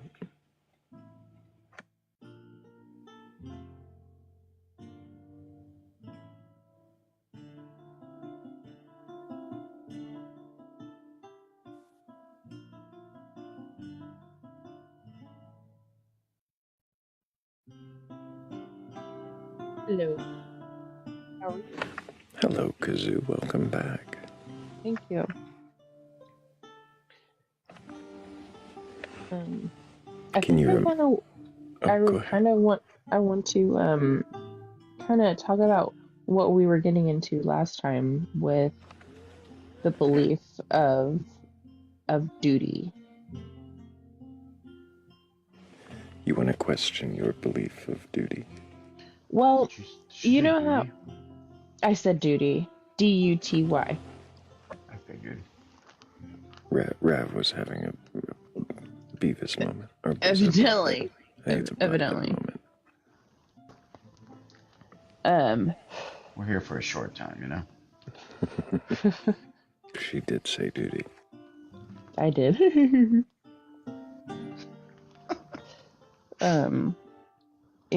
But I don't, it's not a god or gods, but I've been doing some research in,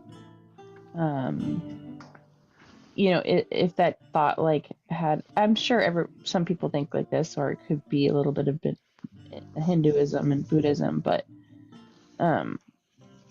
his name was, last name was like, Isaac, or, no, his first name was, I don't remember now, but, he lived in between like 1790 and 18 something, and he has the philosophy of duty, and how I think that doing a duty is doing something without the expectation of some type of reward at some afterlife.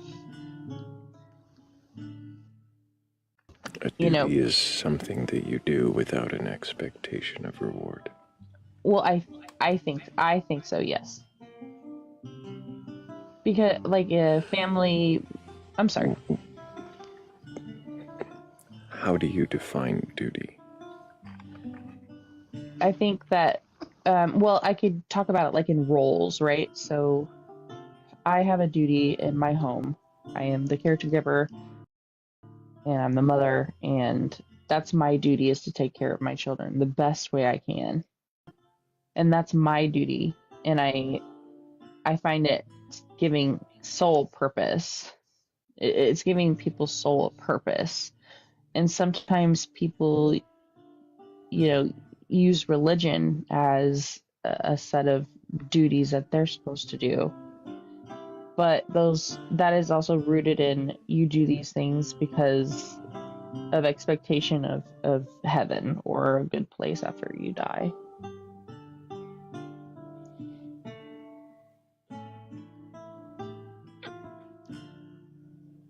Is that caca? Do you think it's caca, Kazoo? I don't think it's caca at all, actually. I just wanted to say caca, Kazoo. Caca, kazoo. Maybe I should change my name.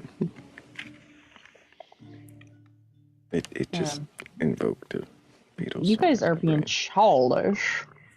I know.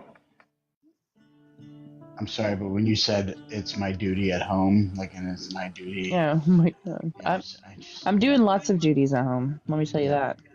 lots of duties. There are many duties that make up life. Daily, awesome, just duty after duty. Life is full of duty. But I think it's something that I have come closest to as a belief system. I think that if everybody Is it gave a belief system? it's I mean, I guess it's not really. I think it could be a personal belief. It's not like a religion or anything. It's more of a philosophy, I suppose. Are you familiar with Kant's sense of ought? I'm not. Okay. So just out of the idea. So Kant is sort of asking the question: what is a command? If somebody is commanded to do something and is not able to do that thing in their own, free, out of their own volition. I'm trying not to use the word free will intentionally, but if they're not able to sort of choose that, then it's forced upon them or something, and so nobody Right. wants to feel like they're having something forced on. So yeah, but everybody has something forced on them. Totally, like that's life. Mm-hmm. And you can be forced on something that in a religion, that also that forces it onto people in a way. And so his question is like, what are the oughts? What are the great oughts? What one must ought do. And so he's sort of shirking the command for perhaps an obligation.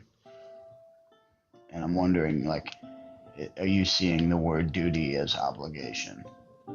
Yes, but yes, in a way, yes, because sometimes duties are not really fun, or they're obligations, kind of, more sometimes.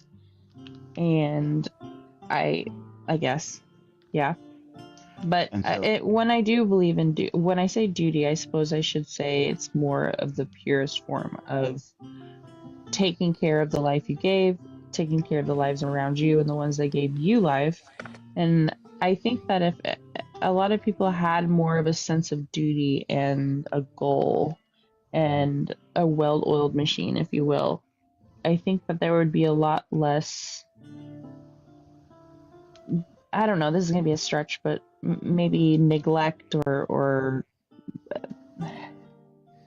I don't know. And then I guess being human comes into all that, but I just wish that people would understand their duties as they are, as serious they are, Sure.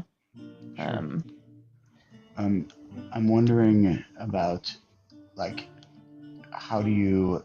I think some of them, the obligations, or I'm going to use the word obligation. Are you okay if I use the word obligation? Because I actually can't take the word duty that seriously. Yes, you may. And yes. I'm sorry. I don't want to detract from the conversation. Yeah. Anyway, are you okay with the word obligation? Of course, yes. Okay, I just don't want to put words in your mouth. But not. I hope it's not used in like a. I know what you mean. Yes. Yeah, I'm trying to be as faithful to your sense. Awesome. Yeah. And if I ever misrepresent you, just let me know. Of course. I don't want to do that. So I think my wondering about this this sort of obligation is like I was saying, there's some taking care of your family that makes perfect sense. That sense of obligation is just natural, that is inherent maybe. But then there are some where it's I guess are there how do you determine what ends up being an obligation? I think just to give you kind of the peel back the curtain, Judaism, Mm-hmm. there's a sense of obligation for a number of reasons. Maybe it's tradition, maybe it's understanding one's place in that tradition, maybe it's these sorts of things. Like, how do you determine what those obligations are, and then how do you sort of where's the sense of accountability within that structure? Yeah. Are you asking me that question, or I'm sorry? Yes, I'm asking you. So, like, how do you like formulate? Like, where's what I would call praxis, which is sort of the obligation that is it within sort of your doing of this stuff, and how do you like keep yourself accountable to that? Well, that's a good question. How do I personally do them and pick them out, I suppose, is what helps me sleep best at night, doing that I did my duty the way it should be, or my obligation the way that it should be done.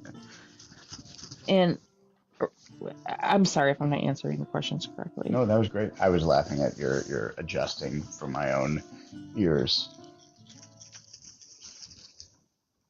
No, that was beautiful. I think that's lovely. Finding a soft pillow is a really. Would you think that's an incentive or? An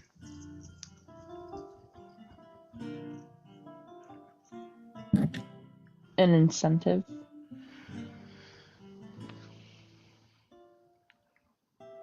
Do I think it's incentive? Yeah. Well, like, do you do your obligations so that you can sleep well at night? Yes. I mean, yes. And I also know that if I do my duty correctly, then my children and the people around me will also flourish, and they can do their duty. It's like a puzzle piece. So you feel like a sense of connectivity by doing this obligation that like a stone in the pond. You never know how far the ripples will spread.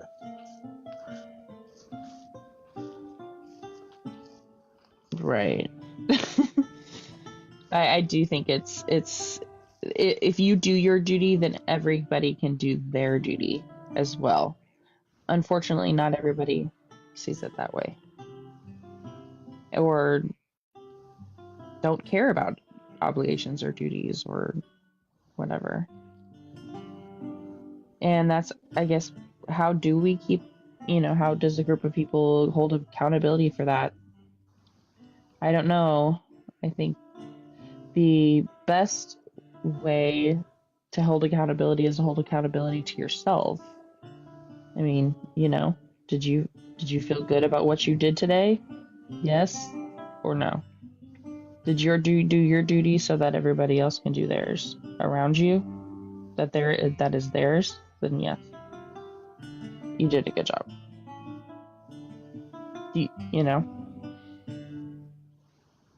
I think that if people did their obligations with a true heart, I'm going to use just the raising children, I suppose, in as this example because it's easy.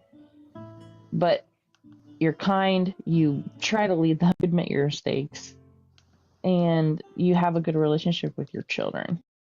And later they will fulfill their duties by taking care of you when you're old. They will take care of that because that's their duty, that's their obligation to, just as my obligation to my parents, the people that gave me life. I think it would lead to maybe duty is obligation. Well, I don't think so. I thought we were interchanging these words. I'm trying to figure out. I don't think that really represented really what I mean by duty. But I don't think obligation works very well. But I apologize. I didn't mean to misrepresent what you said. No. That's okay. Because obligations give it a little bit of a negative connotation in my head, I think.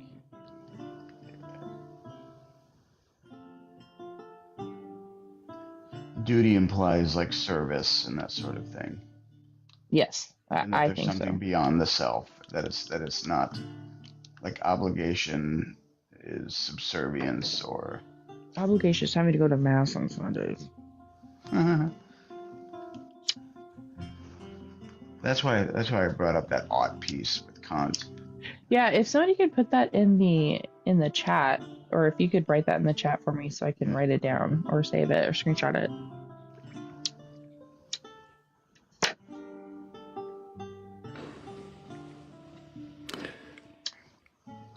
I'm going to take a moment to thank Jade, who's been gifting quite a bit, and I didn't want to leave it unacknowledged. Thank you so much, Jade. Kant's odd. He was giggling when you said duty, and then he said Kant a whole bunch. Yeah. He can't ought. He ought can't. I just can't. You ought to. I just can't. I actually had notes about this that I was going to go over, but it's too late. No, I can't walk around the house to get them because everybody's asleep. But it's all right. It was interesting. I think a lot of the explorations into this could be done more on the Discord. But I am wondering,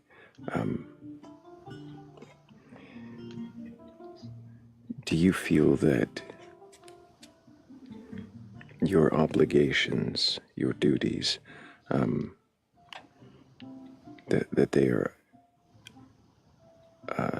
unavoidable and non-negotiable, that these are just things that you must do? Yes. What happens if you don't? That's a good question. That's where I think you would have to hold yourself accountable and constantly ask yourself, are you doing what is expected of you? But I don't think there's no society that would be able to hold everybody accountable that don't do their quote duties. And I guess duties are kind of subjective, I guess, you know? Maybe I should do some research on the Discord. Maybe. And don't be afraid to reach out on there. There's channels where I think this might be a fitting topic, but also, do you add to your duties things that aren't and label them duty? Is it possible that you do that? That I take what? Sorry. Things that aren't duties, just things that you feel you maybe. Give me an example. Well, I'm trying to.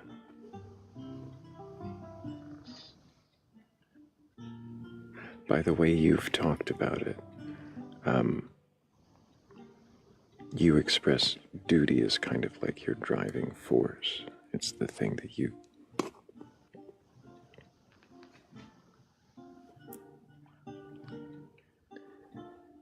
When I think of duty, I sometimes think of military. I'm wondering if there are things that you think are your duty, but that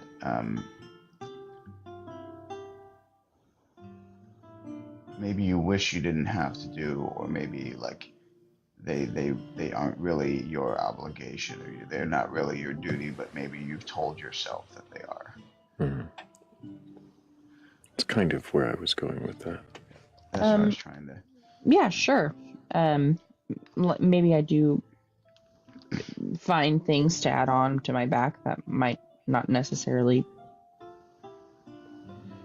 be the baseline, but like life changes, and I think that adding things as you learn life and go through it, I think that you tack on things that become your duty, yes. But are you saying that maybe now I'm like in my list of duties, do I think that If you're questioning your duties, it does sound worse every time I say it. If you're it's okay, we're questioning, adults. For I mean, now.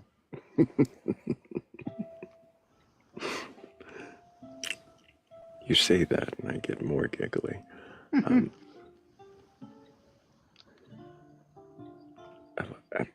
derailed my own train of thought there. It's okay. You gotta say Thrayle. If this is, I'm pretty guarded in myself. I apologize.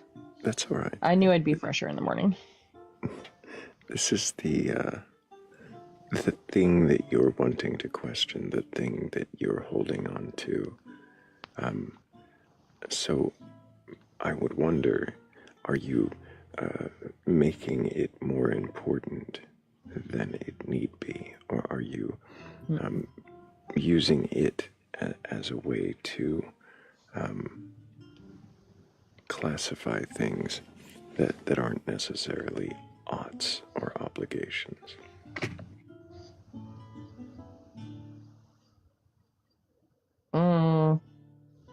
Not really. Fair enough, Kazoo. I mean, I'm certain. I don't know. I'm certainly not a type A person. I'm even type B. I would probably be more like an E. I mean, I don't. I do a lot of bare minimum stuff, but I don't. At least my core duties and what I believe is my core duties is. Sorry, it's me.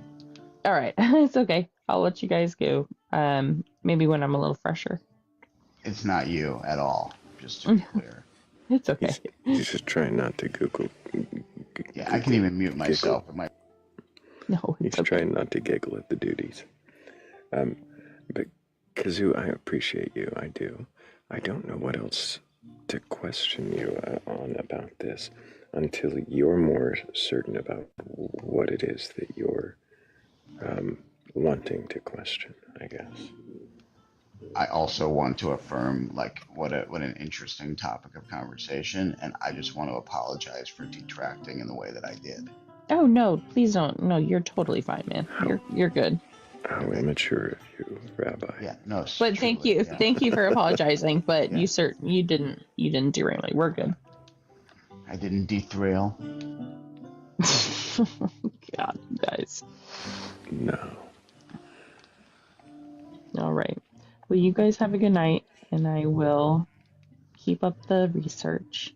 Appreciate you, Kazoo. And you. Bye, Big bye, W's for Rav. Kazoo. Toodles. Duty. Nice. Do the do. Yep. Big W's in chat for Kazoo. Even without a belief in a god or something like it, she's questioning what she sees as her beliefs.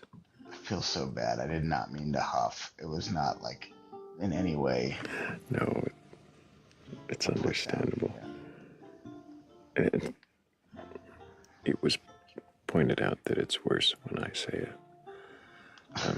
And I think I agree. I heard myself say it, and I think it like just you repeat it and it snowballs. Maybe if we pronounced it as duty instead of duty. That's worse. Duty. Dute.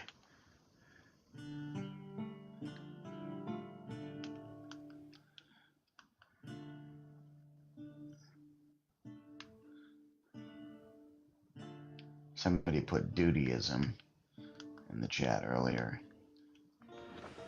which then also made me think of Judaism. And then also that one guy that said Buddhism. That's exactly right. And that's how you know you've been doing this too long. Just kidding. I don't know. I think when when you fall asleep in the middle of questioning somebody and are only saved by the fact that you had been questioning someone else who you knew could question, and you have an awesome mod team. That might be a realization you've been doing it too long.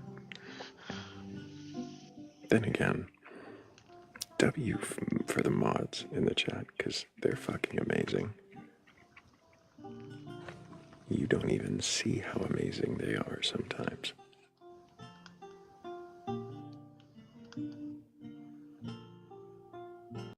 That's how amazing they are. They do it without you noticing.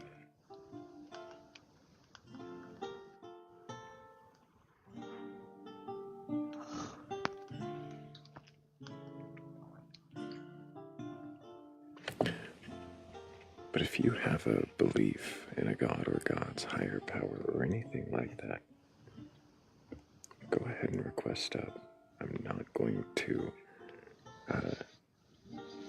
yell at you or what is it that people expect me to do? I'm not going to debate you. I'm not looking to insult you or belittle you.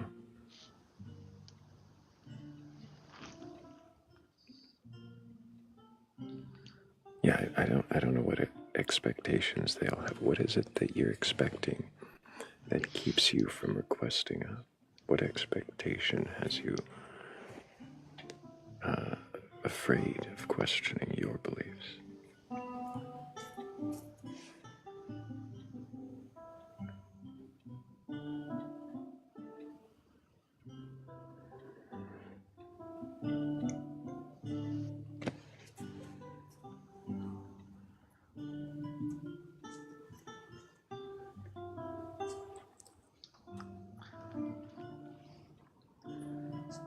Three pips. That is a good point. The moderators might be a good example of duty not being an obligation. But might feel a sense of obligation. I think that's like the ought piece. Mm-hmm. I mean, I couldn't speak for anybody's perspective.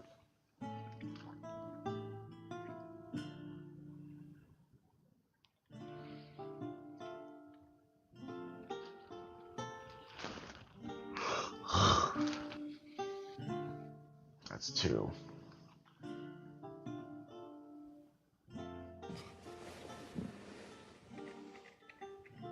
I think you get, what, one more? Yeah, one or two more. One or two. I like that shifty goalpost.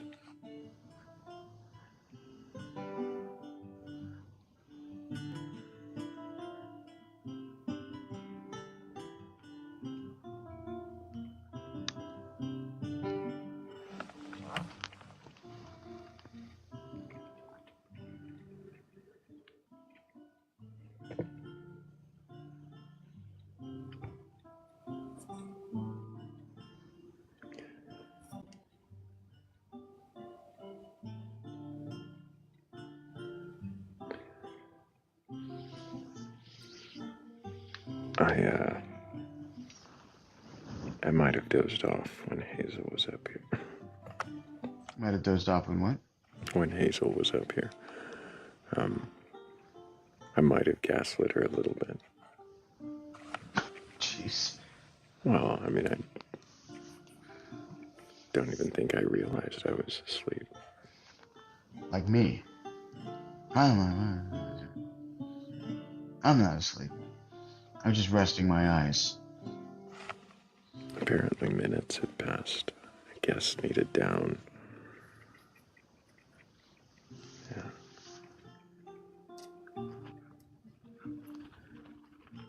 But, and then I woke up when Kazoo came up, yeah. And Lucifer, or somebody named that, decided to be an asshole in the same moment. It was a weird moment.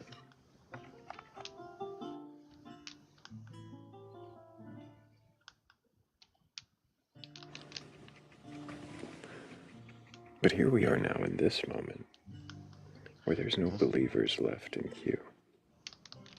Doesn't Lucy know that furs are out?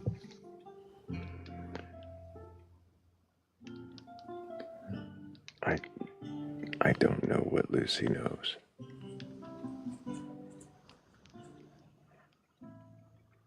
I mean, furs are out. What is that like?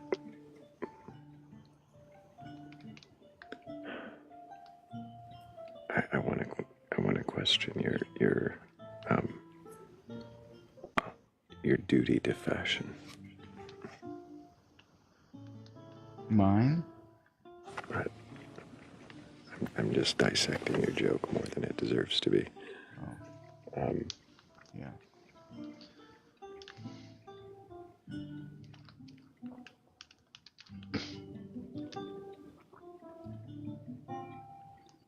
The duty discussion is still going on.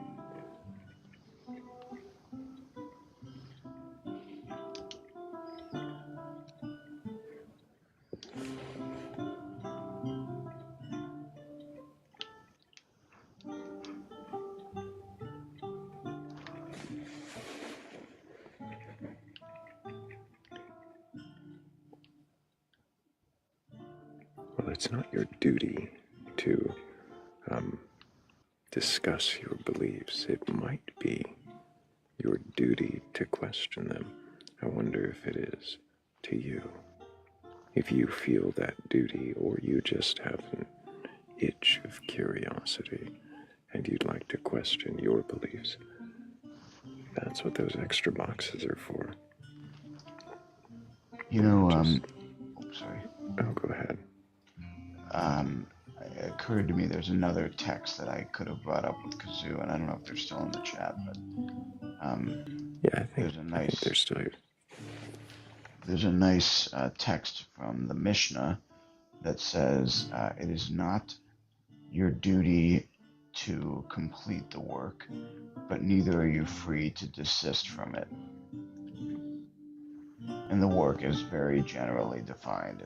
I think it's commonly understood as like repairing the world.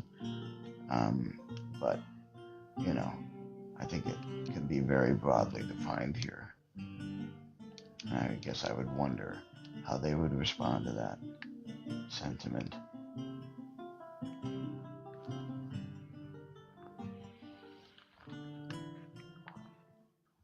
I just, sure, yeah, for sure. Great question. What is the work? Yeah.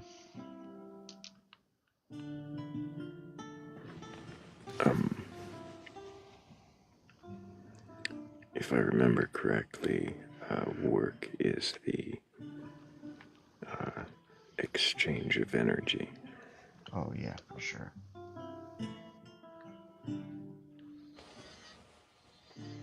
Which fits in perfect circularity with the definition of energy, the ability to do work. But this is acceptable, correct?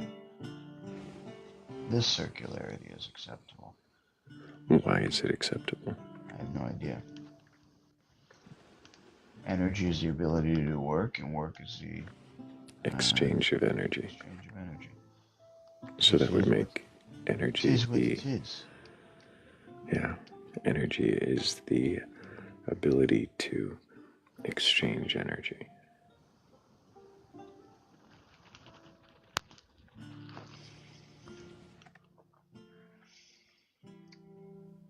Maybe that's one of the processes of energy.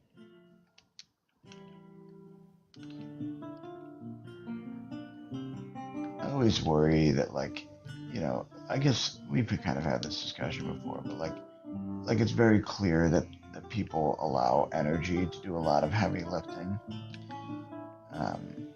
And also, like, I do know what people mean. You know, there's like a colloquial sort of thing, but I think for the purpose of the exercise, there's an important distinction, or sort of at least exploration, that takes place. It's like first of all, I would never describe like energy or something like that. Like, I don't think I would used that way, but it is so common and so colloquial that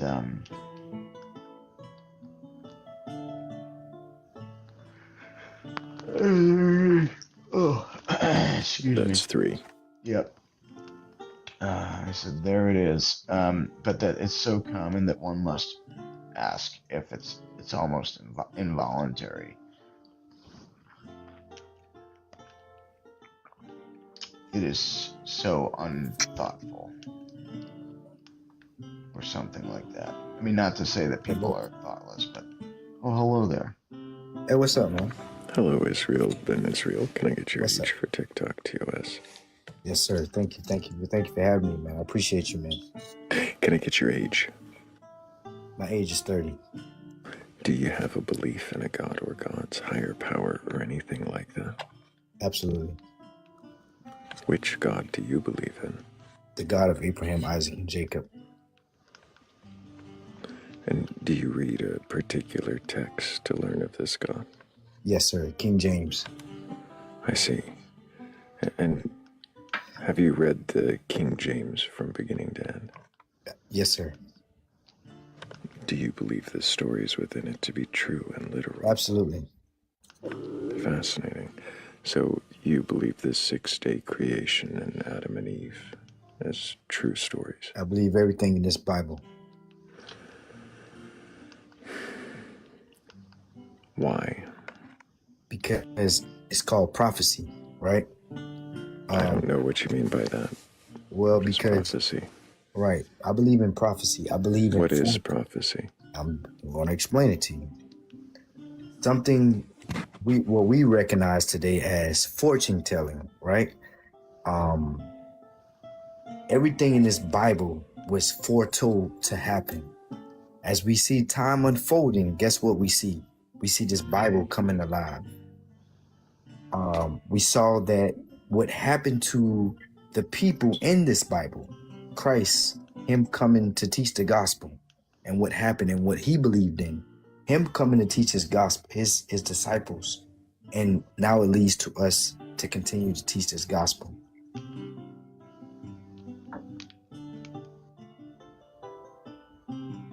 Right? I give you Jeremiah. Do you believe in the Bible? Do you believe in God? What do you believe in?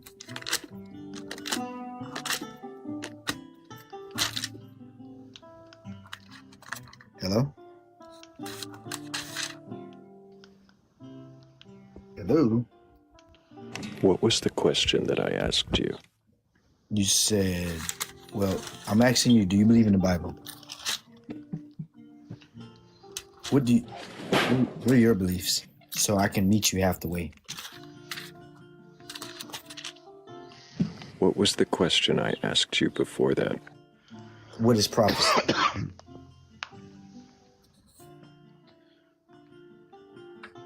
That's what you asked me, right? Had you read the Bible front to back? Well, that was one of your questions, and your final question was, what was prophecy? Oh, yeah. Why do you believe the Bible to be true? I just told you, prophecy.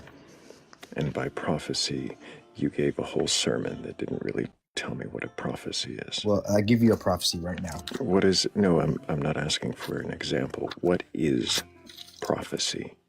I'm going to give you that. That's the best. No, stop. The best way I can prove it to you. Israel. Sir. I don't need you to prove anything to me.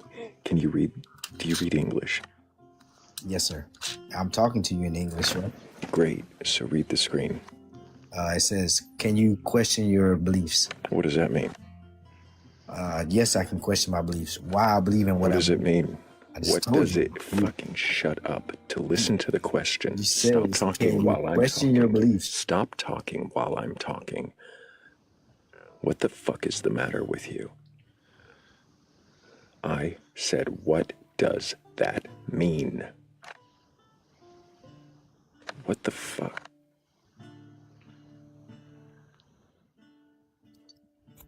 Why are you mad at me, sir? You're not listening to me. You're talking over me. You're being rude and arrogant. Why are you up here? Well, I'll come to share my beliefs. Well, then get the fuck out, because I didn't ask you to come up and share them. Oh man, could have talked to a Hebrew Israelite.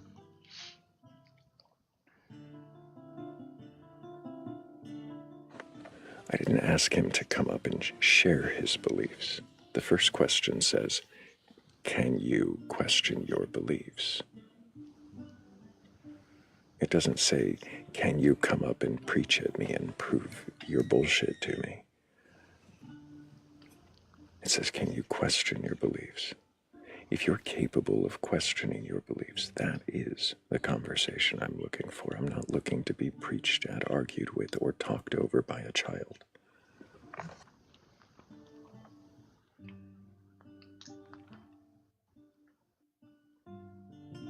He has a bad duditude, Polly.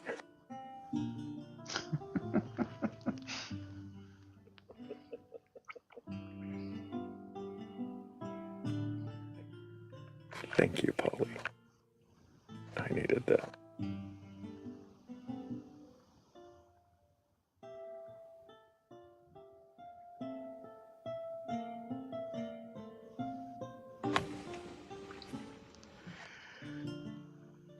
Israel would like to request back up.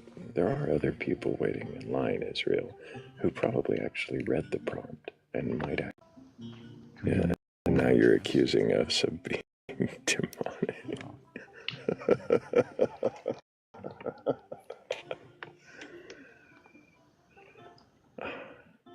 That's sad. That's really unfortunate. Well, we're going to move on to a guest that has the maturity to, potentially has the maturity to question their beliefs. Yo, what's up? Hello, Deuce Kid. Can I get your age for TikTok TOS? Oh, yeah, I'm 19. What year were you born? I was born in 2008. Can you get somewhere quieter? There's a lot of background noise. Oh, yeah, I got you. Let me...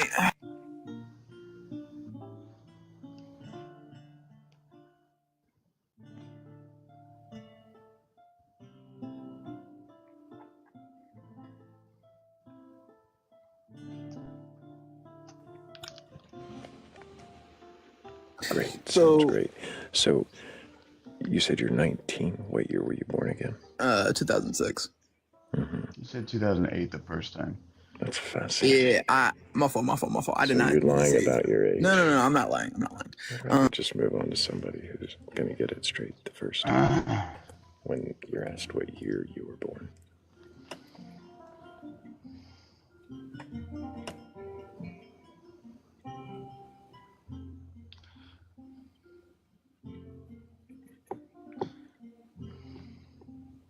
And if you're in the queue right now with a belief in a God or God's higher power or anything like that, and you're capable of questioning, hold on right there.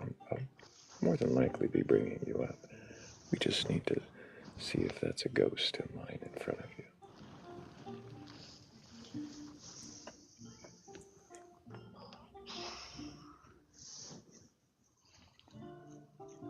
Yeah, and they were all ghosts. Which means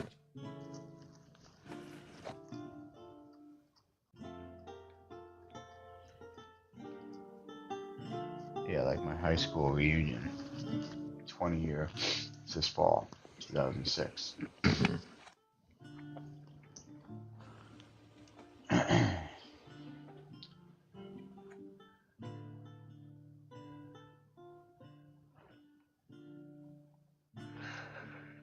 Oh, that's it. That's the one. I don't know. That was the one. I think that was the one, Raph. Yeah, I mean, I'm not like asleep, you know? Like, it's not like I think, I'm gonna stick for a few minutes, but, I would like to have at least one, you know, Kazoo was great, but I'd like to have like one, you know? Right, one believer with a belief that they can believably question.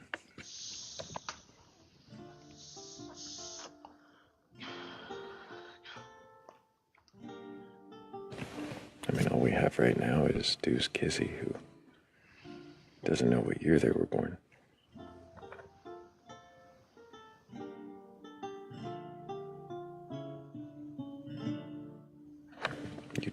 some deep ideas. Deuce Kissy, it's not about sharing deep ideas, though, is it? What's the prompt say?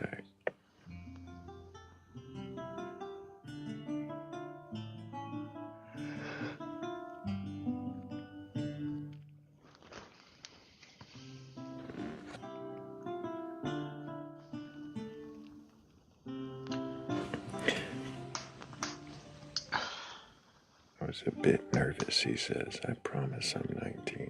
I mean, you could be born in 2006 and be 19. But you did say 2008 first, which wouldn't even be 18.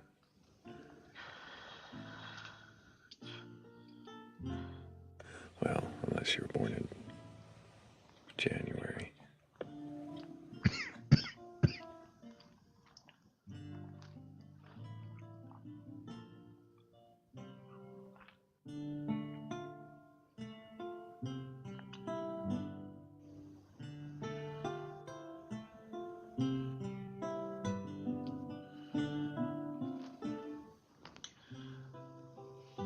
Sometimes I forget how old I am, but I'll never forget my birthday year. You know what I'm saying? Yeah, I definitely forgot between 36 and 37. Yep. I introduced myself a few times as like 37 when people would ask. And then my 37th birthday happened. I was momentarily confused. Said to remind myself I was born in an even year.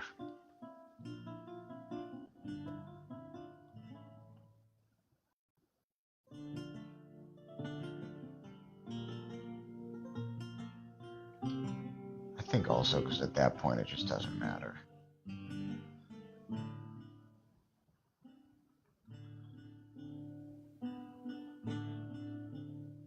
Who said in the course of a lifetime, what does it matter? In the course of a lifetime, what does it matter? Yeah.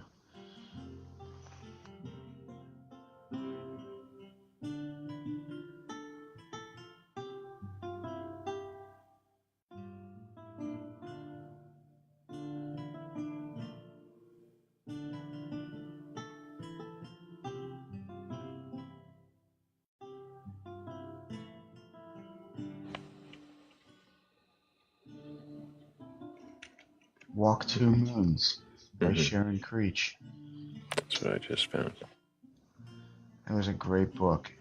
It was a book about a kid who literally walked for 2 months in another person's. I think it was like in another person's moccasins.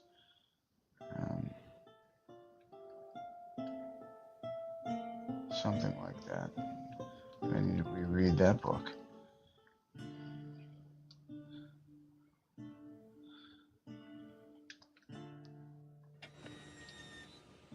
Well, we had a guess for a split second there, didn't we? Let's see. There we go. Oh, and a lot of background and echo. Okay, Kevin. Well, I went ahead and muted you for a moment while you figure out your echo. You're going to want to put on some headphones, turn your volume down, or, I don't know, not cover up the speaker end of your phone. Any of those might help that echo. But if you meant to be up here, I just need your age for TikTok TOS.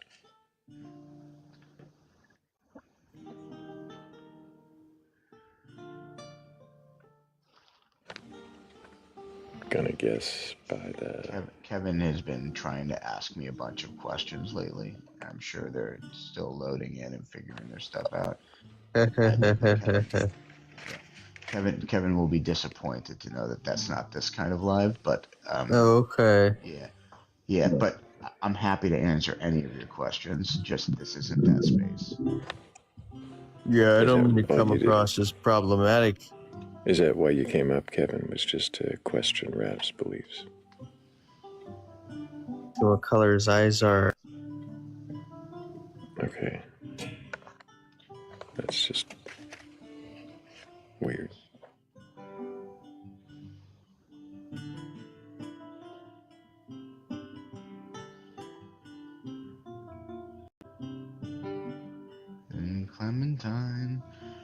that little.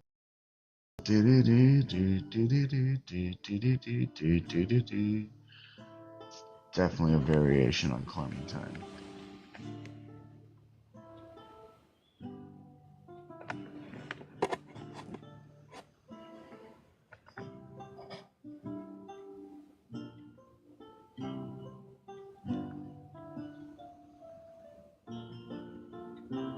Why was she walking around with boxes for shoes? Say it again. Why was she walking around with boxes for shoes? Is that from Walk Two Moons? No. It's from the song Clementine. Oh. About the guy who loses his daughter? Yeah, because she was wearing boxes for shoes. Oh, I guess I missed that part. How did I get the tragic part and miss the boxes for shoes?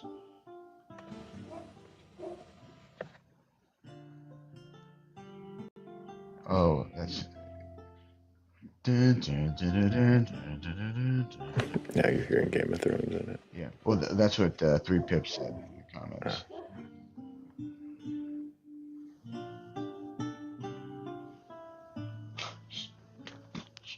Kat says it's clearly because she didn't have bagels. Yeah, boxes for shoes is tragic. That's some serious Dust Bowl, you know. If I remember the lyrics of the song correctly, she wore boxes for shoes and she was playing near the brine. Yeah. And fell in. Tragic.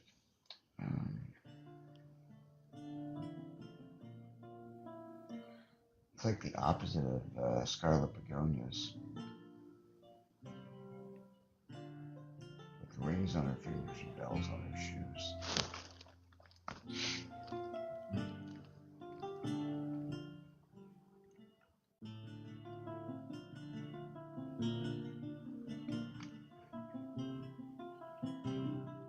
Thrayle, I think you won. You know, I think that's really.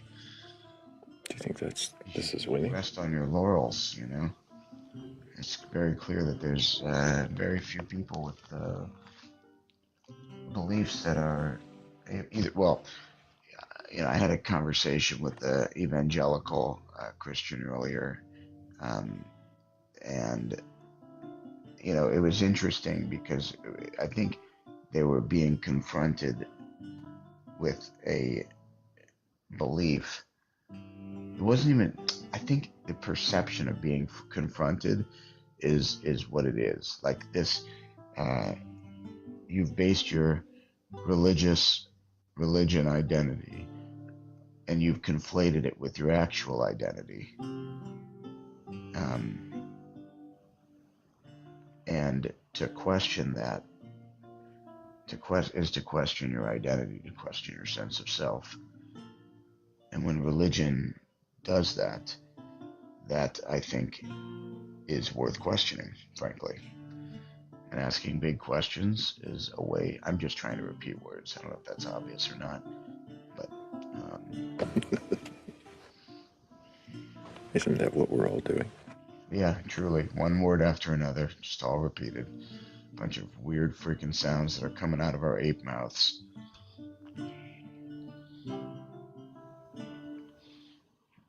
I gotta let people know what's going on in my neuron center.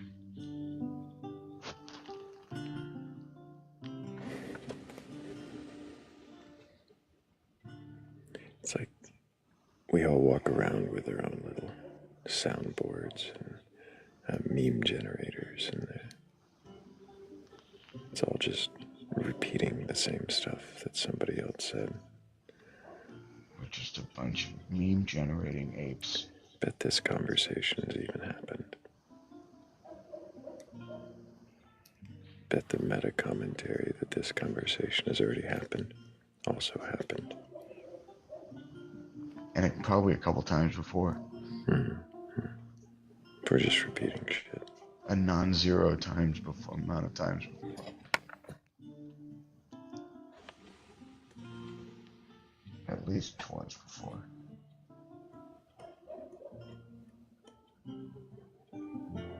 Joel,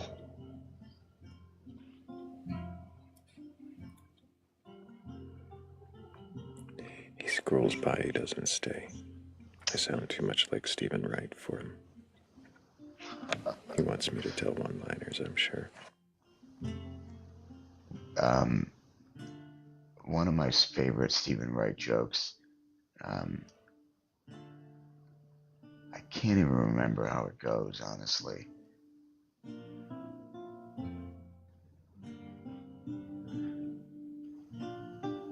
I feel like that's a Stephen Wright joke in itself.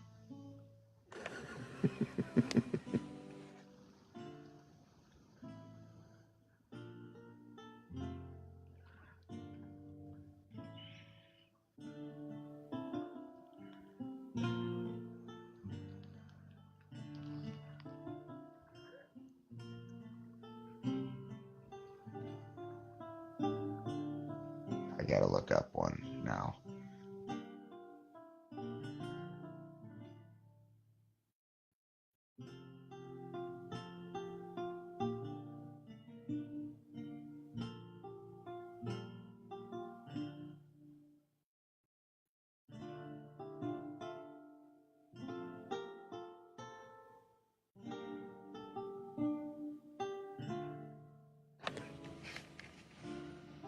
Cat, if I had a soul, it would have just shriveled a little bit when you asked that question.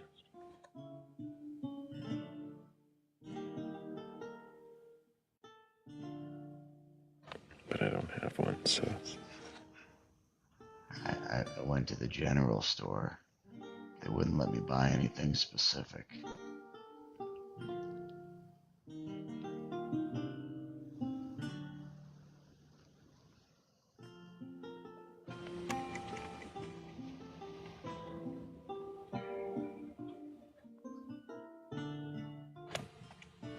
I spilled spot remover on my dog.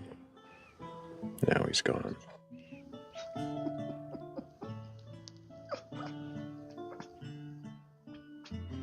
But that's like the go-to, right?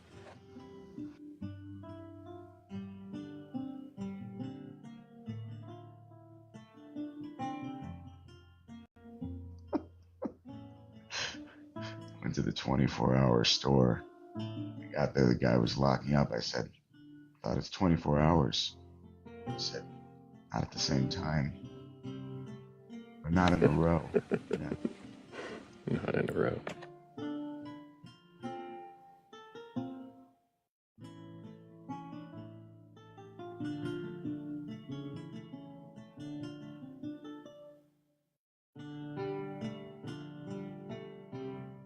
Oh, it's genius.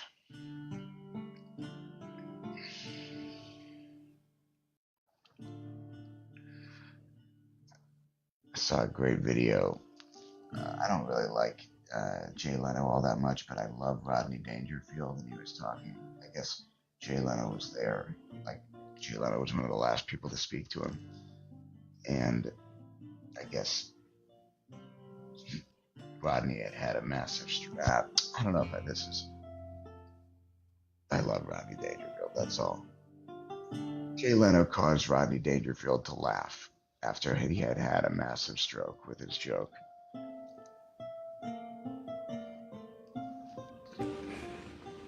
Pretty special, honestly. You know, the laughter was so ingrained. Was the joke funny? Yeah, so the wife said, you know, put your finger in his hand, like hold his hand. And he said that he felt something squeeze. And there was like some movement. So like Rodney was in there, you know. And he felt the squeeze. And Jay Leno goes, "It's not my finger, Rodney." And then he like seized, like there was like the laughter was his body like clenching. Yeah.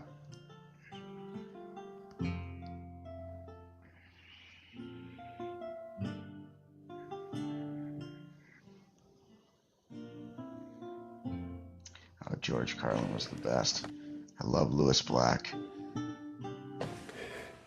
If If you ever saw a heat wave, would you wave back?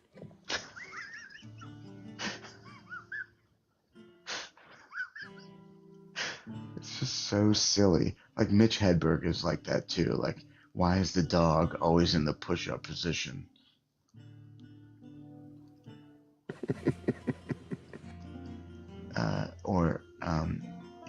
Pringles used to be a tennis ball company, and one day they got a shitload of potatoes, and they were a laid-back company, so they were just like, fuck it, cut them up.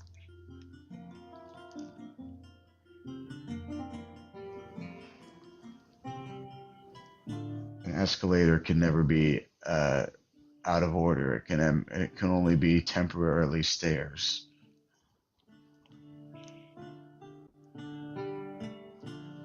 Just doing these from memory.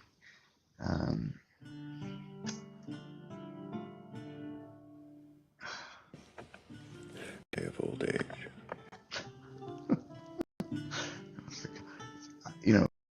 Something I thought of a couple years ago. What is the furthest past security at the airport that you can put on your belt and it not be weird?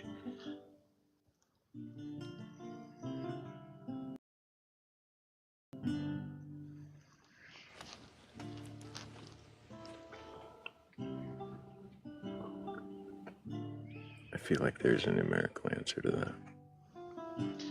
Yeah, right. There's like a law, and there's like a law of diminishing acceptability. Like every step you take, it like just crashes.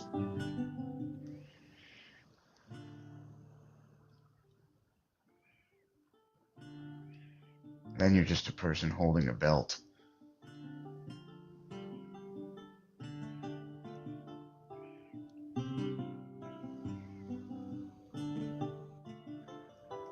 Oh, my favorite joke of all time, Thrayle, and I think it's like perfect for you.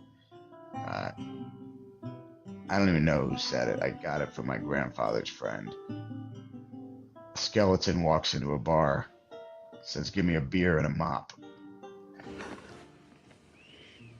Yeah. I get asked often if I keep a mop next to me for the blueberry coffee. It's great. Yeah, how come we never hear a splatter on the floor?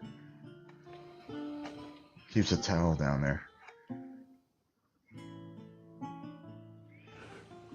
I've explained before, it's because, much like a bag of holding, a skeleton would have to have some kind of,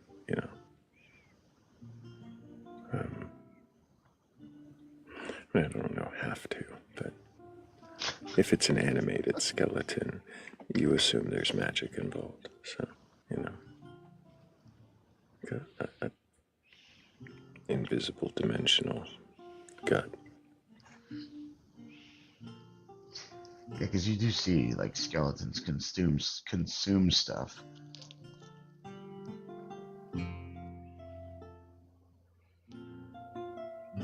Maybe that's where the joke comes from like the animation. Yeah, like the people who, I don't know.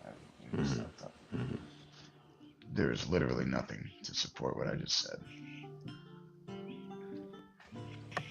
This is Rav falling asleep and just kind of saying things. Free association. Grab a word. Pick a word, any word.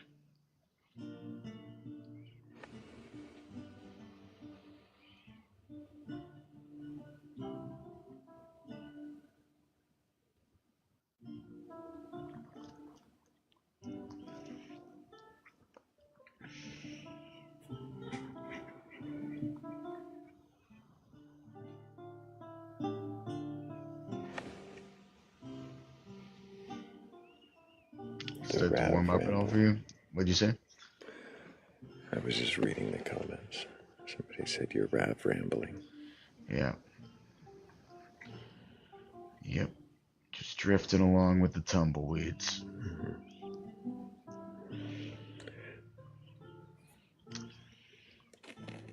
I almost started, but I stopped myself, Thrayle. You were about to, see them tumbling down. I feel like that was an invitation, so. Yeah.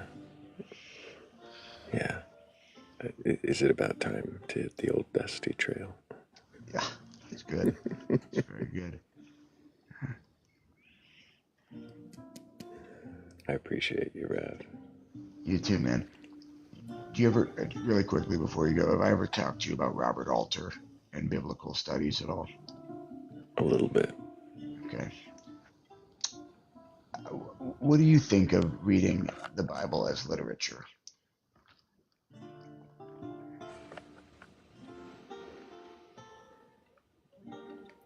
Like looking at it as an archaeological study as opposed to like a literary and archaeological study.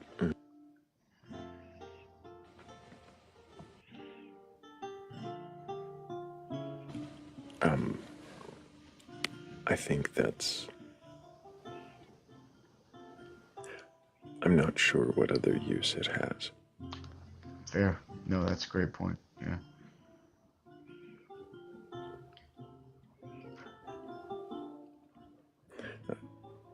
Why are people obsessed with the Bible? Because it promises answers to things that we haven't otherwise answered yet, or if we have, this sounds better to them. Does it really promise something that is better? Well, eternal, forever happiness. It promises happiness? Yeah, it promises you your imagination land from your childhood. Yeah, it does say like happy are those who dwell in the house. Maybe fulfilled is a better sort of thing. But fulfillment feels like now.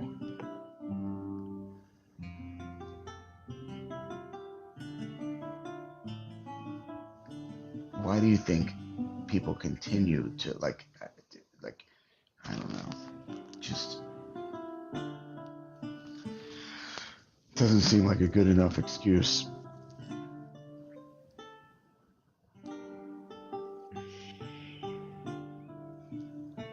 What's a good excuse? Community, like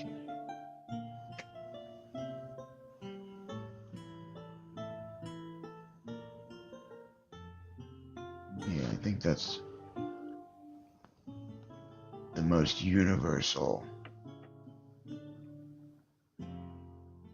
good excuse.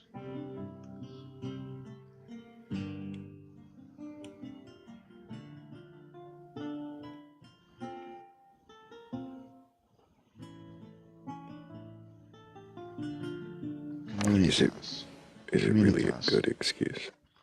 Mm-hmm.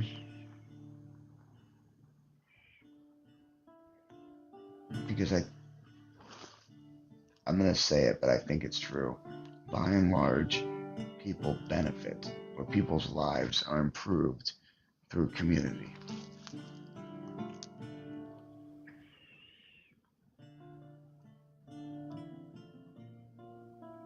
Scandalous.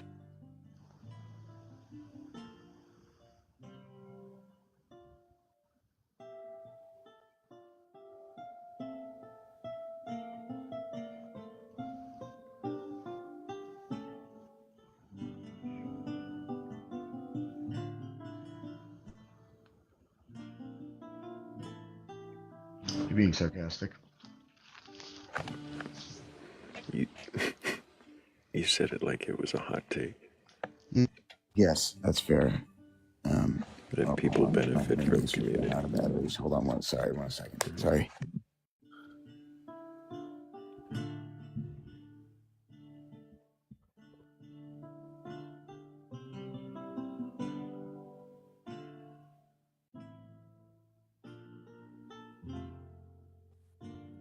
Sorry, what were you asking?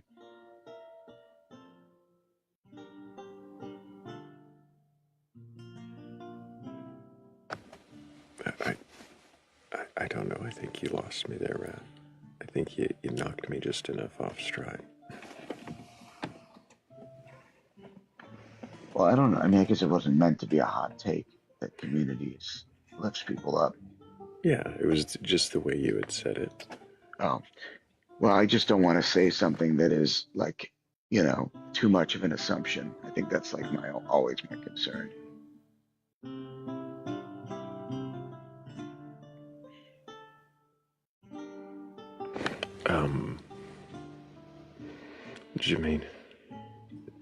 Jermaine Event over on YouTube says that control of 2,026 years of untaxed 10% is a good excuse.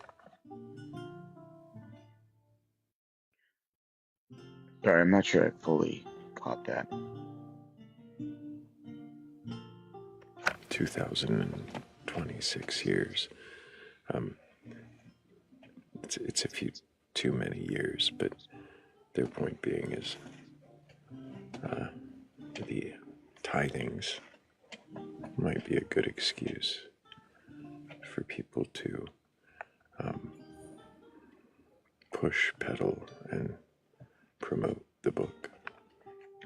By the way, not enough years.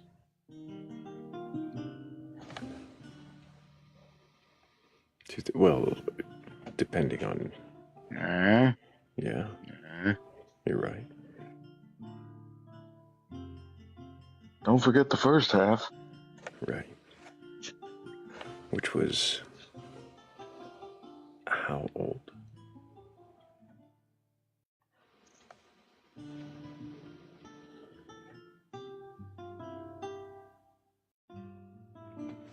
But I think, look, I'm not saying I have no idea, but like,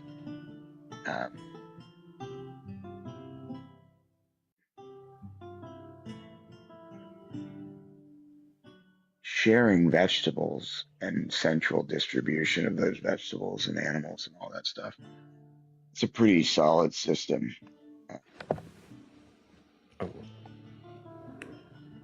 Wait, are you spreading a commie agenda here? Look, man.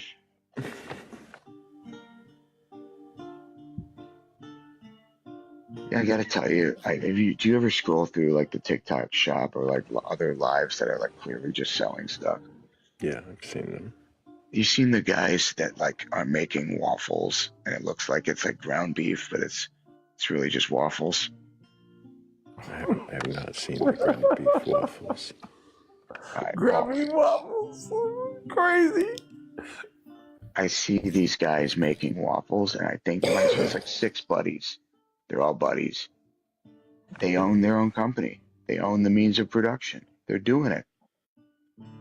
It's amazing. Like that was my only thought, that like if people find a way to really own the means of production or to benefit from the labor that they have actually produced, that would be a step in the right direction. That's all. And we Sorry, all might enjoy ground beef waffles. Wouldn't it be nice to have ground beef waffles? Hey, Empire Cat. In the shape of Yahweh.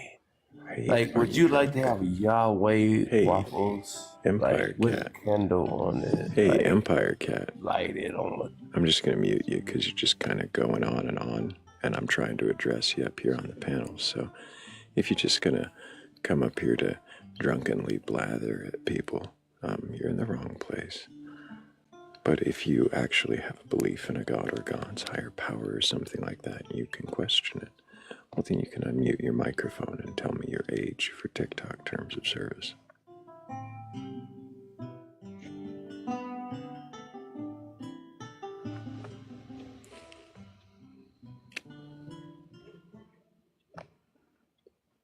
Okay, gonna guess you haven't figured out where that mute button is. When you do, go ahead and request back up if you have a belief in a god or God's higher power or anything like that, and you're capable of questioning.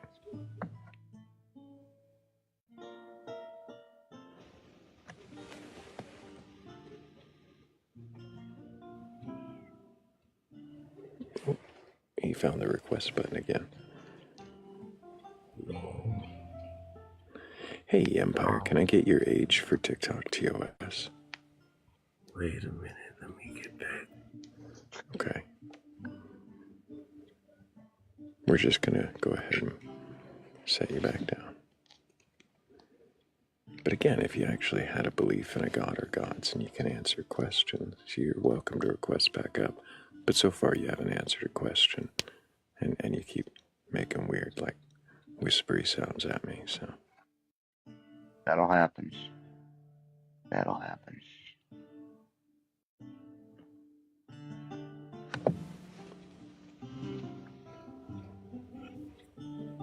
I didn't Is mean third the charm, or is it and final?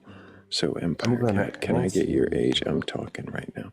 Can I get your You are age for... talking. Yep, I am talking. Way to identify it after I said it.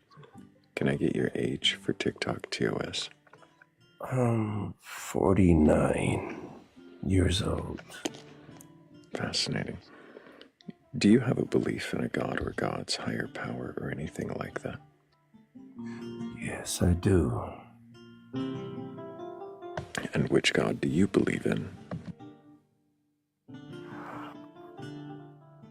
I believe in a God Almighty that's within me. Which God Almighty is within you? I don't believe in any of them. Only the one that's within me. Yeah, which one is that? He has never revealed his name yet. He's never revealed his name. Not yet. So it's not one from any doctrine where the gods reveal their name. No, he's not one of them. He repeatedly tells me he is none of them. When you say he repeatedly tells you, are you hearing an audible voice? Or are these thoughts within your head? That's a good question.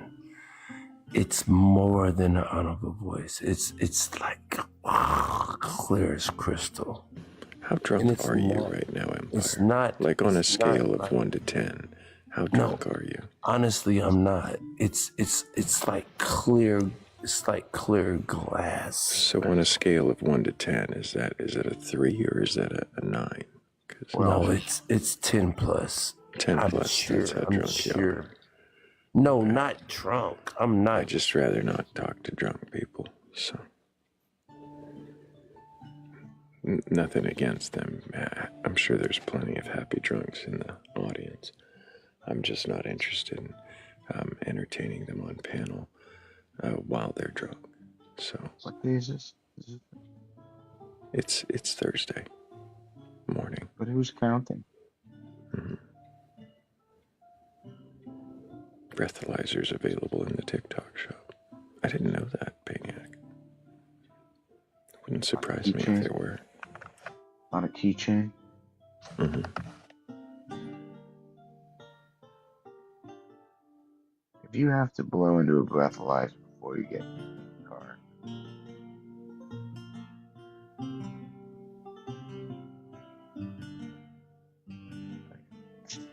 Grace says he was drunk in the Lord. Well, in his own personal Lord of the one that talks to him. I'm guessing it was in his head. I don't know. Maybe he did have the one God.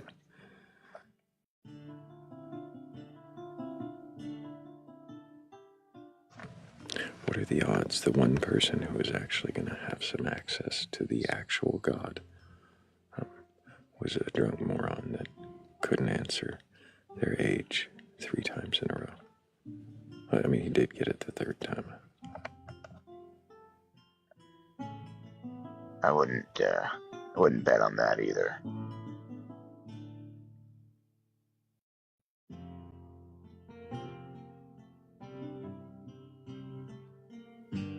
I mean, if you begin with a dishonesty, where can you really go from there?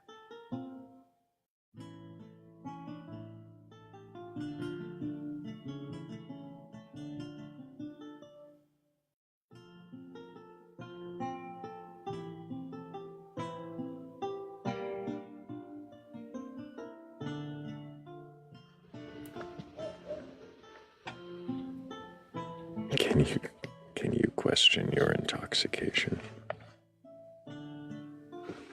Are you in the spirit? How many?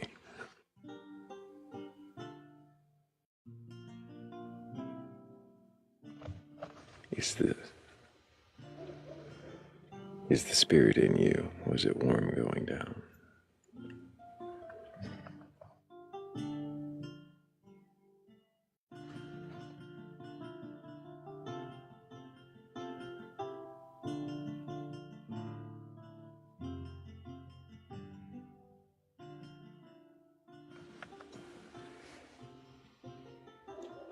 Rav's fallen asleep and I'm past the point of delirium. I already did fall asleep hours ago. You guys don't realize you're in my dream. I was just responding to Forrest's message. But if you need to go, I understand. Oh, I'm not going anywhere. Oh, got it. Okay. We're staying live till like. You going to sleep, Thrayle? No. Okay. Yeah. So I just happen to hang out in like a lot of different places, but every night I go to. I fell asleep here a couple nights in a row this week, but I go to my friend Butch's live. It's mostly like all African Americans in there. Some are FBAs, but they were like, go watch Boomerang. It's got Eddie Murphy. It's a great movie. It's hilarious. Yeah. I mean, it's got Eddie Murphy, Martin Lawrence, Chris Rock. What a lineup. It was better than expected, and I have high expectations for Eddie Murphy movies. Sure. Did you not? Really funny. I know it's called Boomerang. I have high expectation for Eddie Murphy movies pre-2000. Okay, yeah. Sorry, let's 2010. Yeah, let's not include Dr. Dolittle, Norbit, and the like. But did you happen to see the Giants of New York defeated the Packers of Green Bay after punting an oblong ball through the uprights? What did I tell you, Akeem, about smoking that? Yes, fuck you too. The royal balls are clean, Your Highness. I thought it was the royal pee. Yeah. Right. That's one of my favorite. In fact, that's an opening to like a song that I really like. In fact, that is my favorite movie with Eddie Murphy in it. That's like the golden standard.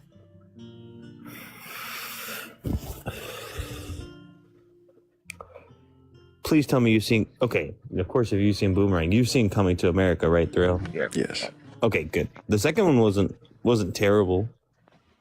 I heard it was terrible. It wasn't horrible. I don't know. It wasn't great. I mean, if you're gonna compare the movies, it's not fair. Yeah. What wasn't? The second Coming to America too. Yeah. Oh, like the really recent one, like in the 2000s. Yeah. I think it was just like a one big callback. Yeah. Kind of like, I'm pretty sure that.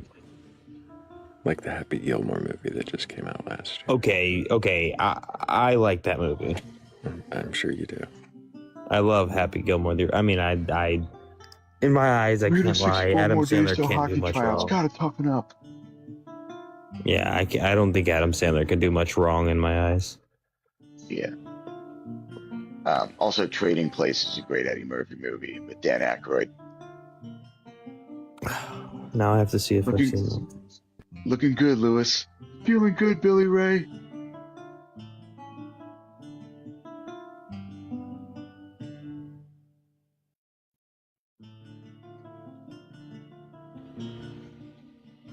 Well, looks like there's another movie I gotta watch because I like both of those actors. Yeah. You've never seen that. Wait, the key, Forrest, is, well, are you so familiar with Coming to America? Absolutely. Okay. Note who the two old YT guys are. In the That Boy Good. In the crowd? No, not in the barber shop. Not in the barber shop. The guys on the street when Akeem puts like the cash into his cup. Oh, yeah. Yeah. Is that velvet? That's another good quote. Mortimer, we're back. Yeah, those two guys. Yeah, they're the bosses in Trading Places. It's like a great callback. Yeah. Nice. Yeah, that's what I was gonna say. The Hangover and Hangover 2, it's like the same movie. I feel like this is like as soon as New Lamp comes up here, you just need to switch the background of this. Yeah. Oh, this? No, I'm considering including an elevator in one of the what the fuck. This is like the Hollywood Tower of Terror elevator. Yeah, I mean, this is Straight just flying pigs in a frozen hellscape while demons play polo on unicorns. There's got nothing on Jesus love in an elevator. Polo is truly a rich man's sport. With Bob Ross's, but on what's that Jupiter moon, the gigantic mountains. You know, it's a crazy sport. Water polo. That's got to be exhausting. I had the record for longest treading water at summer camp. It was like an hour and 30 minutes. I'm pretty sure I've been in the water longer than that. Hello, Kira. Did you mean to request up?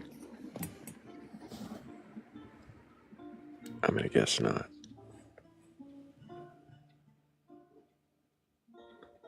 Yeah, because if Kira meant to request up, she'd be probably telling me to get the fuck back on topic or asking me what the fuck we're talking about. So I'm gonna guess she's sleeping. It has been a while since she commented. You ever been to Schlitterbahn, Thrayle? No, I can't say I have. It's like Hurricane Harbor on crack. Yeah, no. It's way better. I have been to Hurricane Harbor. Yeah, you know the wave pool? Mm-hmm. Yeah, I used to, like, as a Ute, Everybody did. Yeah, I used to get up there as close to the wall as possible and try to tread water up there. That's tough. Mm-hmm. As a what? As a Ute. As a Ute. What? These two Utes. Youths. I said. Another great movie. Yeah. Kira heard her name and woke up in a panic. Well, don't worry, Kira. We didn't hear anything at all. It was just quiet. No worries.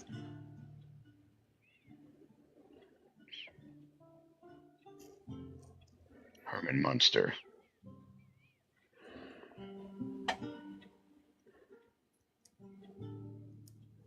As the judge. Yes. No, the defense's case doesn't hold water. I don't get any, like, the what the fuckers don't get any what the fucker than that. I mean, I could go back to the old Omega level 1. It's probably in the camera roll. But, somewhere in here is that one, yeah. Oh, we didn't even like it. Yeah.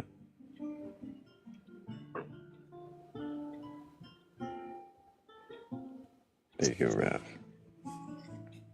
Oh, yeah, it won't even load it. It's too far back in the camera roll. Yeah, it's always so frustrating. Yeah. So this is the what the fuck. Oh, wait, no. I got one more. Jeez. That's so intense. How much time do you have?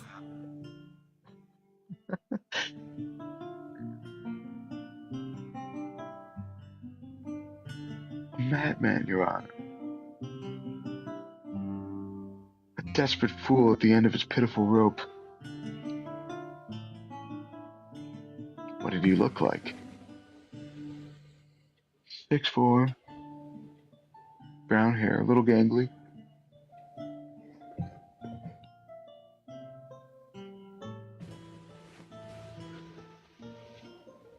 That's almost how New Lamb describes Jesus in the elevator, except with dreamy eyes. Always about the dreamy eyes. I feel like I watched Caddyshack. Such a great movie. Well, the gopher, right? Oh, that's good. Oh, Rodney Dangerfield steals the show when he walks into the the banquet hall. He goes, "What is this? The city morgue? Let's dance." King of one-liners. Or he walks up and he's in the pro shop and he picks up a hat, takes one look at it, he goes, "They should give you a free bowl of soup with this hat." He turns around, a guy's wearing the exact same hat. He goes, "Looks good on you though." Jeez.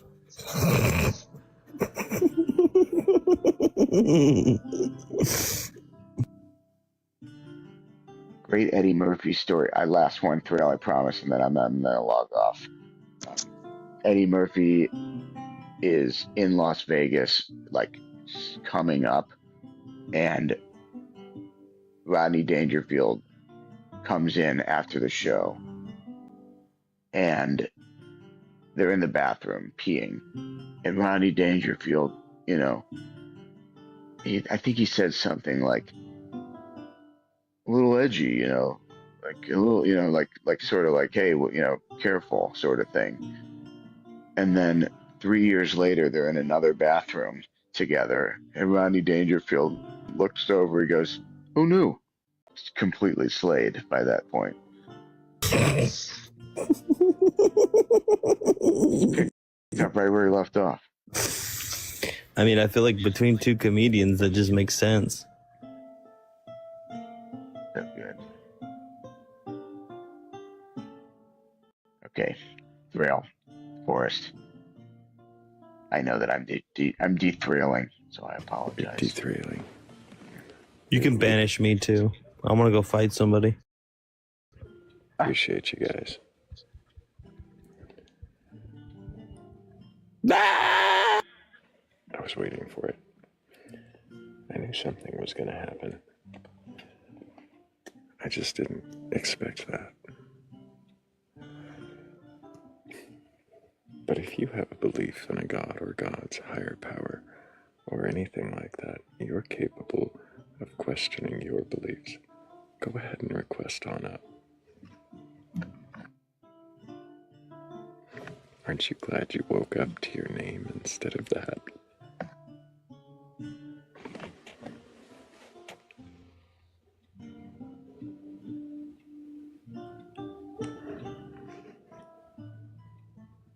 It could have been much more traumatizing for you, Kira.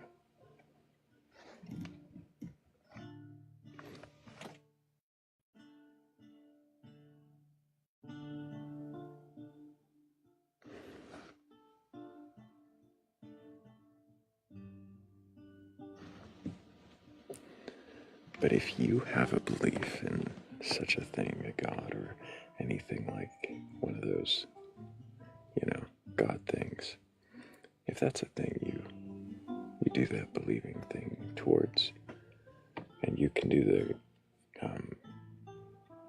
questioning thing, that's the thing, yeah.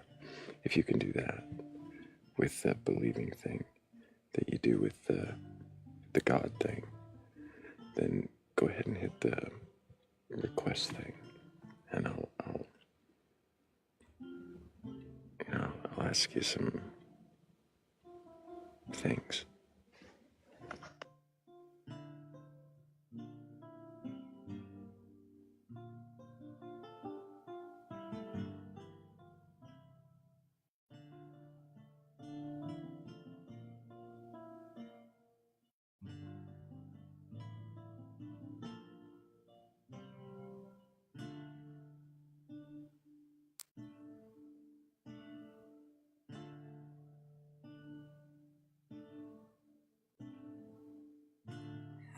How we holding up, Thrayle?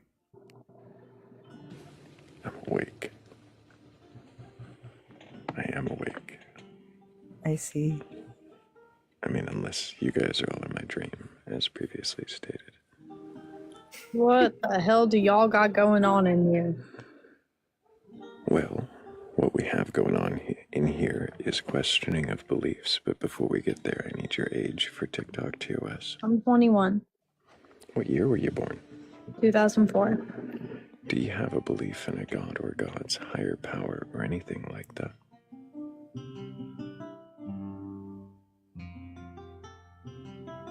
No, I'm agnostic. I thought this was like a general. Your prompt is a bit confusing. It can be. It says, can you question your beliefs? What is your belief? Why do you believe? I hope for something after life, but, yeah. Life, but you don't have a belief that there is something. No. What do you believe? Oh, what I believe doesn't matter. So, you don't have a belief in a god or an afterlife.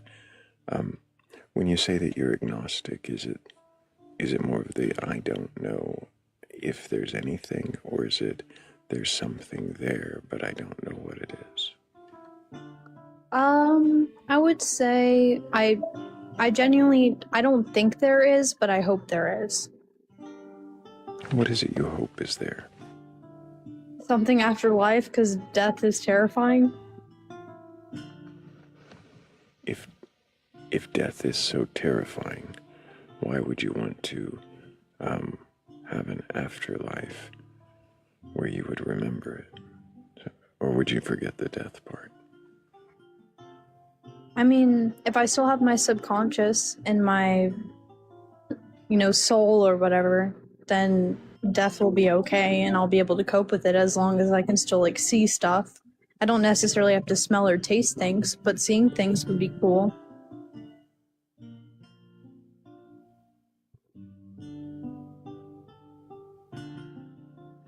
So,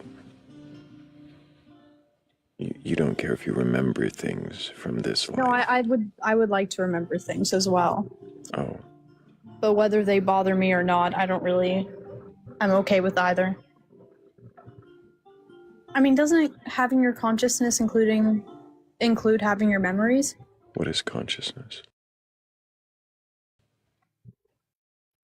Being aware that you're existing, I guess. Why would that include memories? Well, if you're aware, then you'll remember stuff.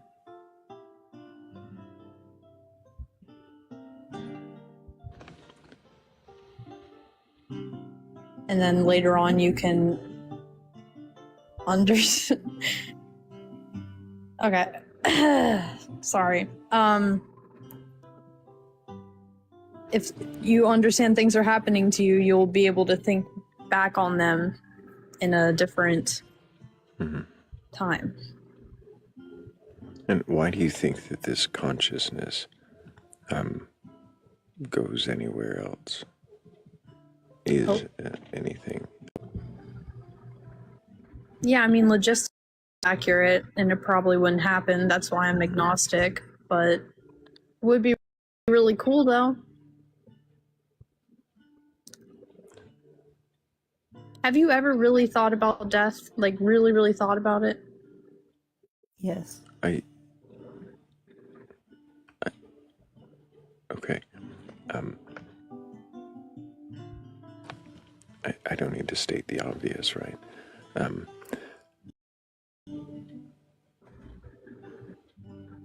Out of curiosity, Nosy, just to kind of keep us back on track here a little bit, why is it that you don't have a belief in a god?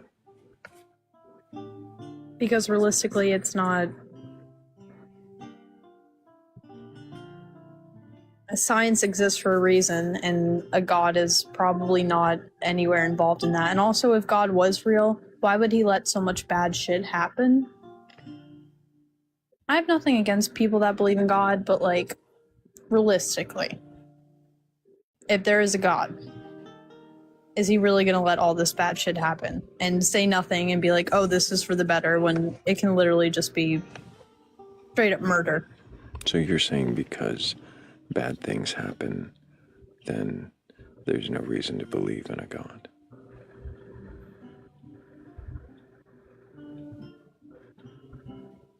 But why would God let anything happen?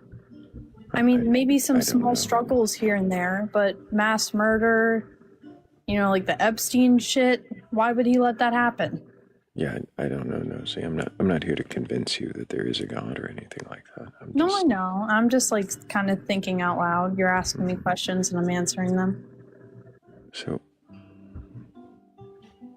you don't know why bad things happen, or why a God would let bad things happen? I know why bad things happen. I don't know why a God would let so many bad things happen. What would he do? What would you expect him to do if he existed? Probably make humans not as flawed as we are. What do you mean by flawed? How are we not flawed? No, I'm not trying to argue. Just asking.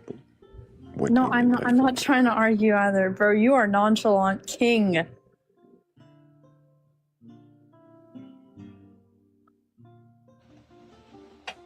So, what is it that you see as flawed in humans? Mental disorders. I would say almost everybody in the universe suffers with probably one of them. I mean, I've never met an actual normal person, but maybe they exist. I don't know. What is normal? I would say normal is like probably not having a mental disorder, or like having a bit of anxiety, but you know, like an okay amount. Speaking is their con. And that's it. And that's all they really have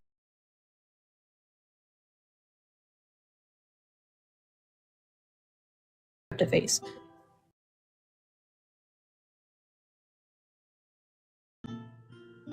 But every single person I've met, odd.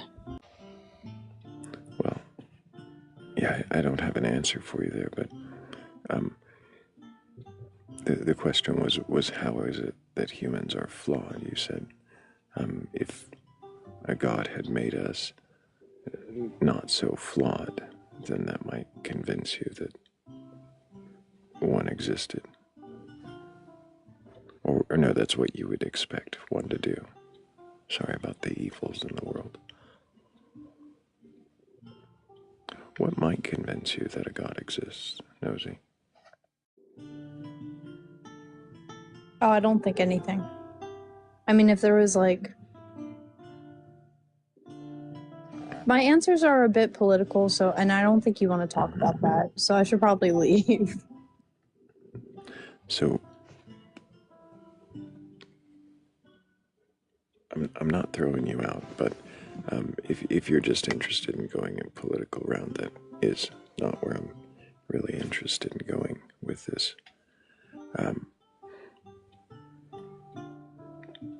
I know, but my answer is like very entwined with that. Like, if we can have the president that we have twice, kicked him out, got him back, second time, there really is no God. And that's kind of simply just that. He's a sorry, okay. Had something in my throat.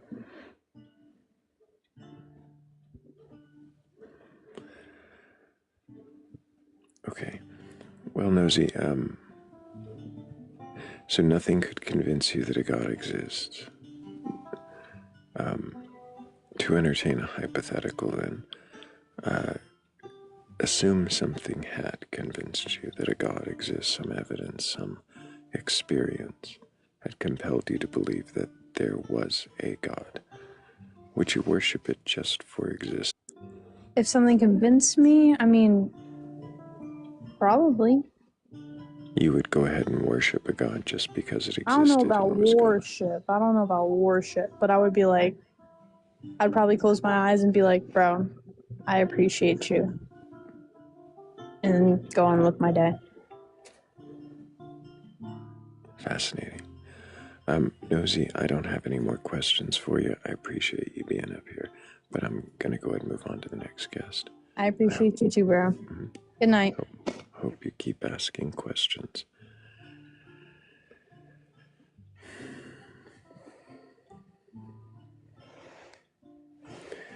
And if you have a belief in a god or gods, a higher power, or anything like that, and you're capable of questioning that belief, then go ahead and request on up.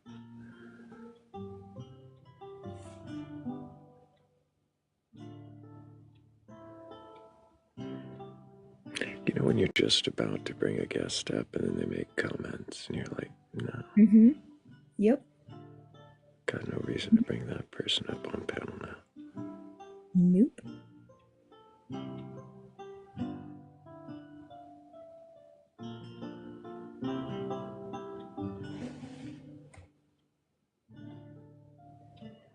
Oh, we had another guest request and they left the queue.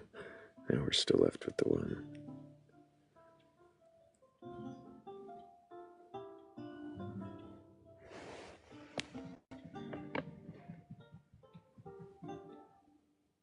You know, it could answer at least one question. What question is that? If they can be respectful enough to be here.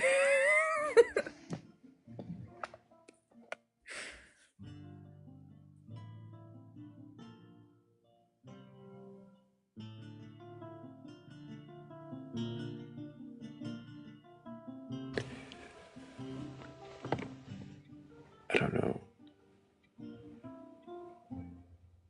Am I one of the ones to be gaslit? I don't expect to gaslight anybody. Hello, Jessica. Can I get your age for TikTok TOS? Hello, Dale. Yes. How do I say your name? Batcolyte? Just and yes, call me I'm Thrayle. 60 years old. Do you have a Thrayle? belief? Yeah. Do you have a belief in a god or gods, higher power, or anything like that? Yes, I believe in the nomadic hippie Jesus Christ. That's how my uncle would tell me who he was. Say that again. I believe in Jesus Christ. Yes. I see. And have you read the Bible from beginning to end? Yes, I have. Thank you for asking. Mm-hmm. Do you believe all the stories within the Bible to be true and literal? No, I don't. Are there certain stories that are true and certain ones that are metaphors, or are there actually stories in there that aren't true? I'm not sure if they're metaphors or just not accurately documented in history or passed on through history in an accurate way. And the Old Testament, to me, is relevant with the New Testament.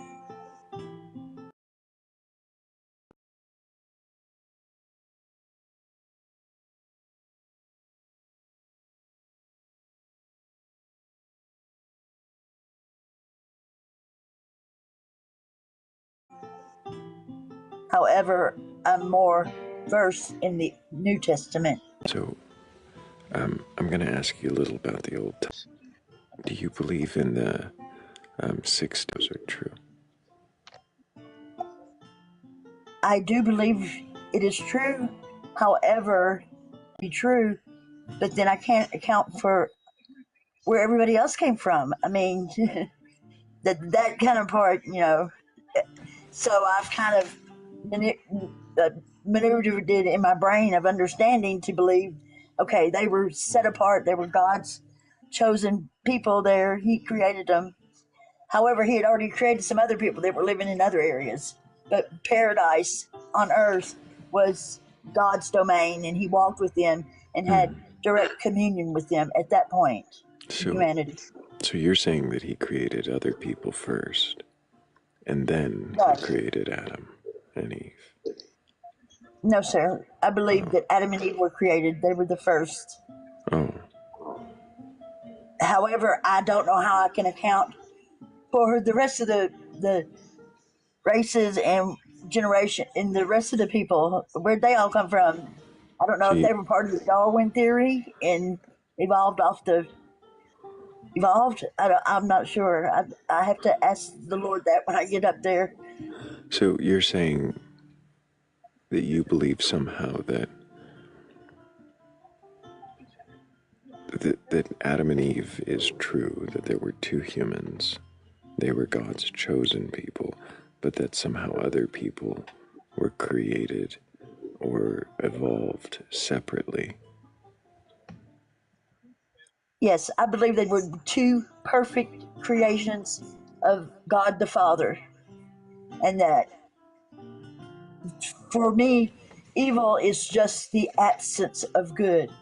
So when the first sin happened,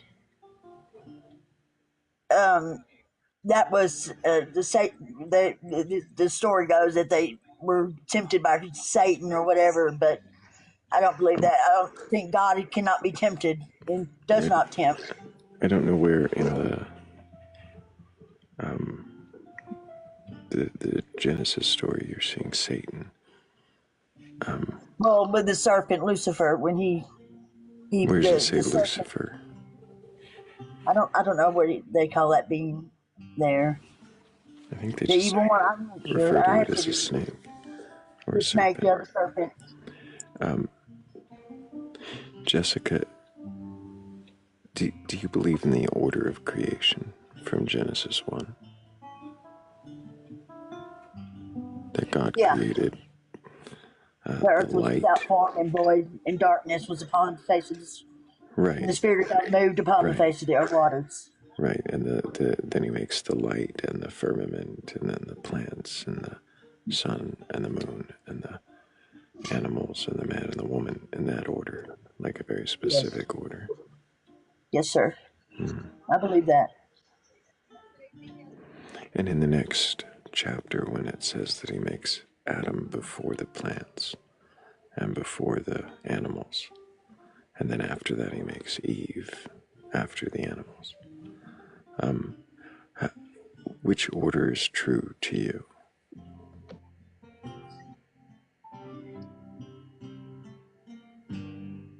Well, he said here that he let the earth bring forth the grass and the herb yielding seed, and the fruit tree yielding its fruit in kind, whose seed itself was upon the earth, and it was so. And the earth brought forth that, and then in the evening, the morning of the third day, God said, "Let there be light." In the firmament, and He put the heavens up there. Anyway, hang on, I'm just trying to be sure I'm saying what I'm thinking. I understand. You're reading through, you're checking. That was Genesis 2:11. I'm sorry, 1:11, and now in And he saw that Genesis all that was 2. good. And he made all the 2:5. fowls and the yes, sir. He made all of that first, and then when did he make Sorry, 2:5. What does it say there? Genesis 2:5? It says here.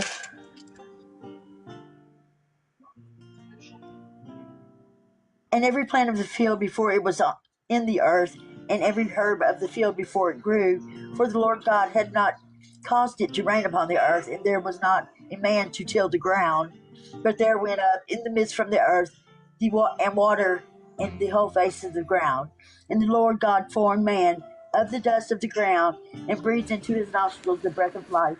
Man became a living soul. So And the Lord God planted the garden eastward in Eden, you don't need to and there keep he put reading, a man. Jessica. I'm sorry. It's fair. It's fine. He makes Adam, and then he puts Adam in the garden that he makes after Adam. But it says before there were plants in the ground, right? Before anything had sprung up. Because two reasons, right? It says because he He had not let it made, rain yet. and He didn't have a man to till it. that's right. So he didn't have any plants come up because there was no rain and no man.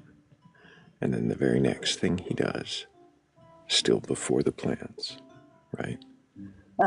Before the plants, because there's no rain and no man, he makes a mist come out of the ground which waters the face, is what your translation says, right? Yes, sir. Mm-hmm. And then after that, he makes a man, right? Yes, he did. That same day, that evening. Does it say that evening, or does it just say he makes the mist come up and then he makes a man? In the winter, the midst of the earth and water fell on the face of the ground. Okay, yeah, it doesn't say the evening. It just says, yeah. So it says before the plants, because there was no rain and no man, he makes a mist come up, and then he makes a man. Yeah, that was on the seventh day. Where does it say that? It says in the first of the chapter. Does that say that this is... Yes, and on the seventh day, God ended his work. I understand, Jessica. But does it say that this part of this chapter is on the seventh day? Oh, no, it doesn't. You're right. I'm sorry. That was all the other stuff he made. Because it makes a break there, and it says these are the generations, or yours says generations, but if you look at it, it might, in Hebrew, it might say these are the stories of the creation. Okay, I see that. Mm-hmm. So was it the same day then? That's what I'm curious to see. That's a good question, Jessica. I like that question. I don't know. I don't know the answer. It doesn't specify. It really doesn't. It just no, it doesn't. To God, a year would mean 1,000 years. It could be. Who knows? Right.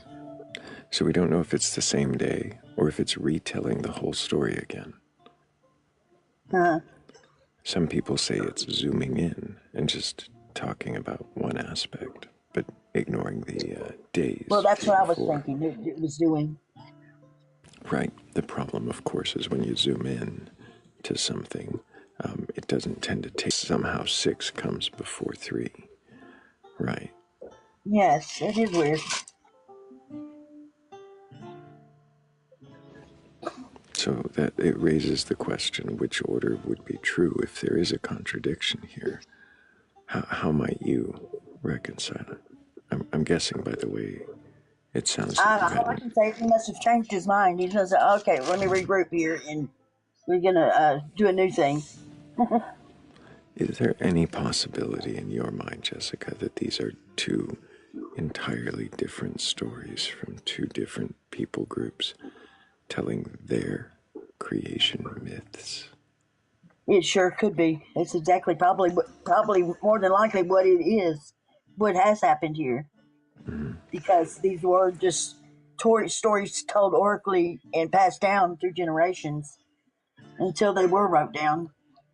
But I wonder why they would include them. It's to set up confusion. I'm not sure. Maybe to make the believers seek a little bit more deeper. I don't know.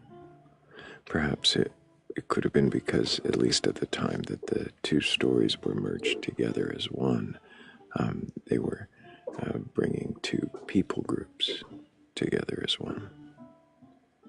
Maybe. Or maybe they just needed as many stories from a culture or group of cultures to help make sense. Well, help form their own identity. In order to what? To That's a great increase question. the nation or power? So,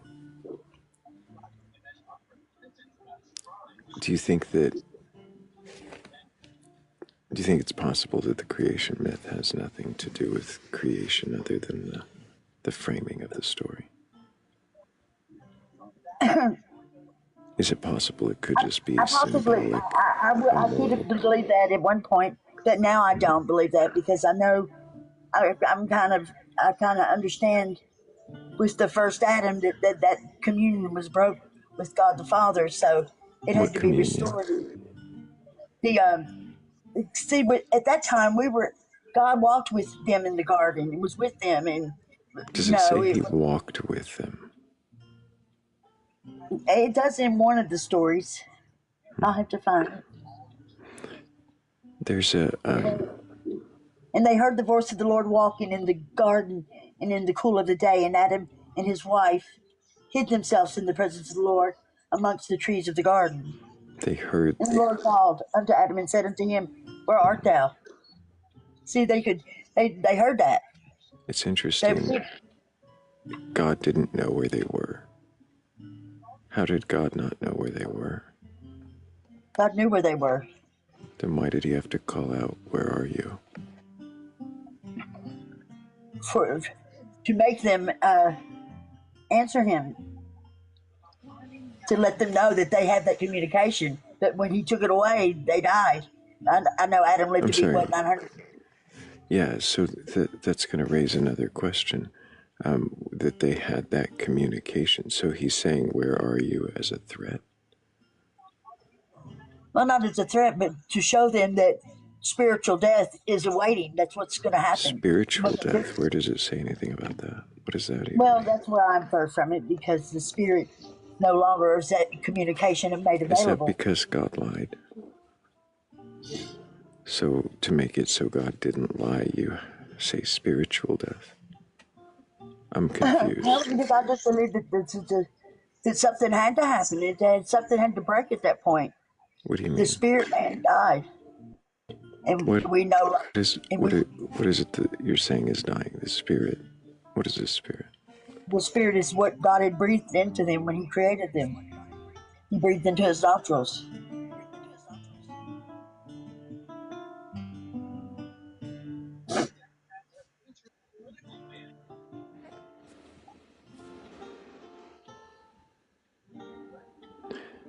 You say He breathed into His nostrils, and that's the spirit part. Yes. And so, that work that God did. Where does it say that the death He's going to face for eating of the tree is spiritual? Okay.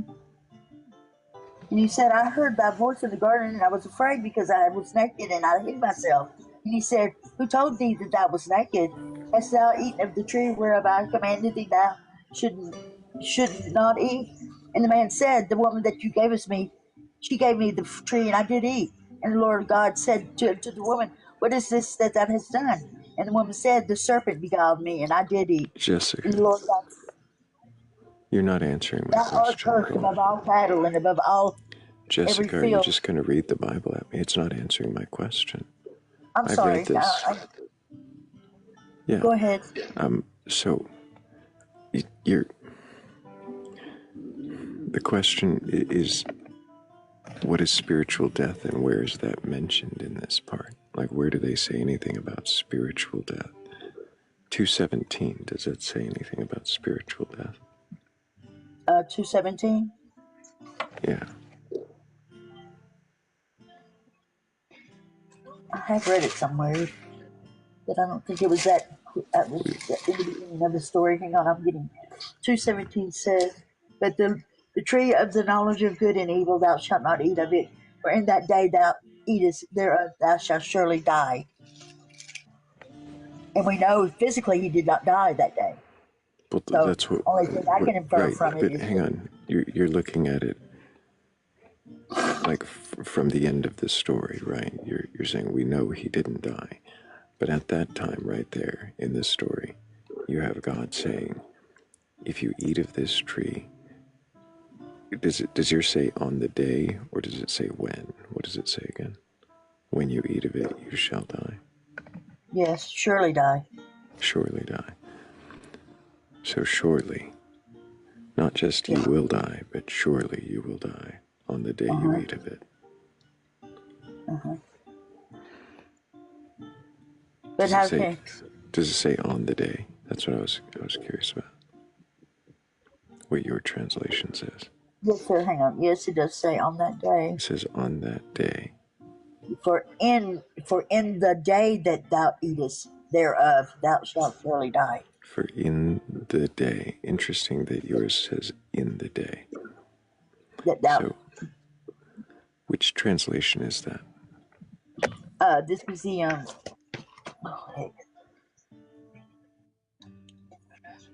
King James. Okay. This is King James, regular. Yeah. So in the day you eat of it, you shall die, is what yours says. I'm saying it's not an NIV. It's King James.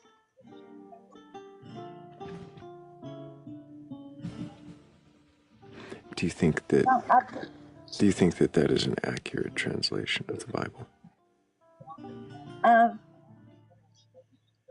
As accurate as it could be, I don't think that it's right that some things were picked and chose what could be put in there. I mean, like the Book of Enoch and some of the other Gospel of Thomas and those things were not put in there as well. And I don't know why the powers that be or God didn't see fit to include it. And I wonder every day, and as deeper I get into it, the more questions I have, and I don't know whether I'm right or wrong. It's interesting, but so Does it seem? if that story did not happen, well, it's just a good read, and it was for the people of Israel at that time. You know, to get them through that terrible process, but Do you know what I it might be, that terrible process? yeah, of having to, because they talk about unaliving their Do you know what wives the and Babylonian exile is? Sir? The Babylonian exile. Yes. Well, and then even then, Jesus' birth is not really documented accurately in Luke or in Mark. It's They contradict each other. Yes, they do. And so that and it really gets frustrating sometimes because you want to believe so bad, but then you say, well, I can't believe it because it's not evidentially true. And then there's no really historical documentation of Christ or Paul, who wrote the epistles of grace and all that. So, and then I look at it, well, it's endured this long, so why is that? Why has that happened? There must be some truth in it or something. Do you think it's endured this long because it has truth in it, or could it have utility? Oh, I hate to think that it's just utility. I pray that it's not. I pray that it's for all the goodness and the grace and that that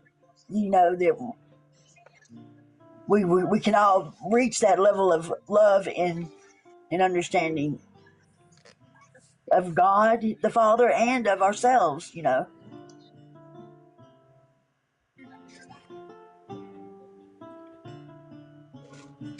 I think I don't know. Why is it important to you to believe in the God?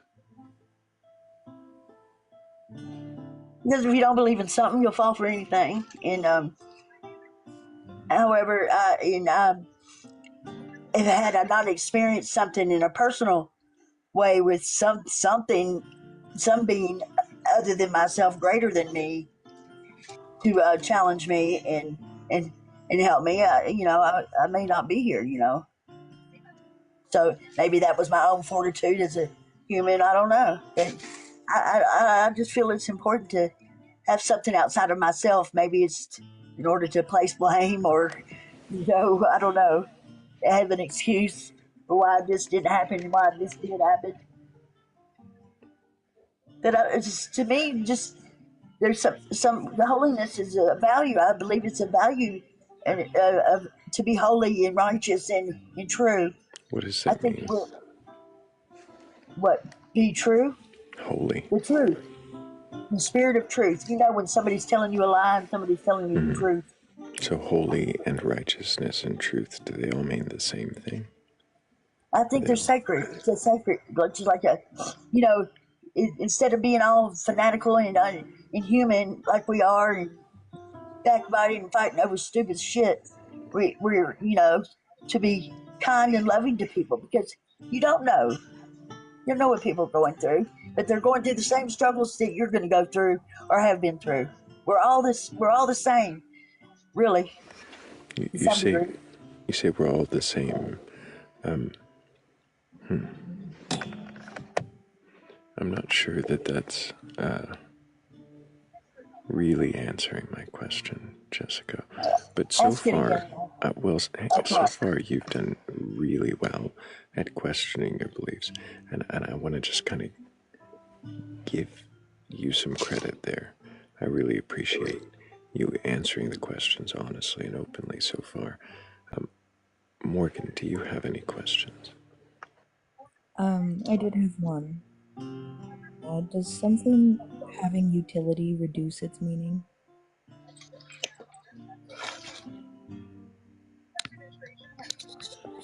I can't hear you, Morgan. I'm sorry. Does something having utility reduce its meaning? No, it would increase it, probably. That's all the questions I have.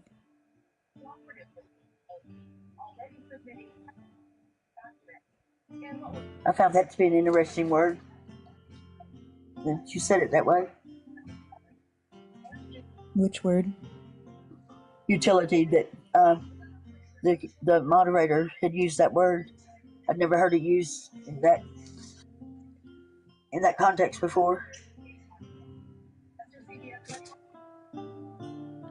Can you think of what utility the Christian religion might have? Get things done, to make war, to build houses, to increase their kingdom. Is all of the aspects of the Christian religion utilitarian today? In my opinion, yes, because I feel like the relationship a believer has with the Creator is a very personal thing. But I know it says, do not forsake the coming together of yourselves, whatever. And it does make worship more powerful when you're worshiping with people of like minds. However, I don't feel it's necessary. I think it's more necessary to be able to pray and hear the voice of God.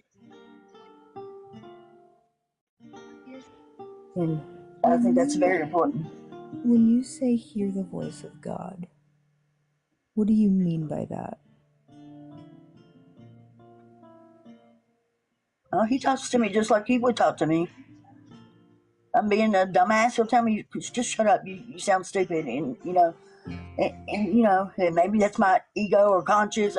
Whatever you call it, the ego, super ego. I don't know. But I know what spoke to me before was enhanced by what I was looking at, perceiving in the natural world. It all coincided with hearing this internal thing. You reinforced it. Yes, yeah, exactly. Yes, it gave it more. It gave it more merit, for me. I think that's all the questions I have. Thank you, Morgan.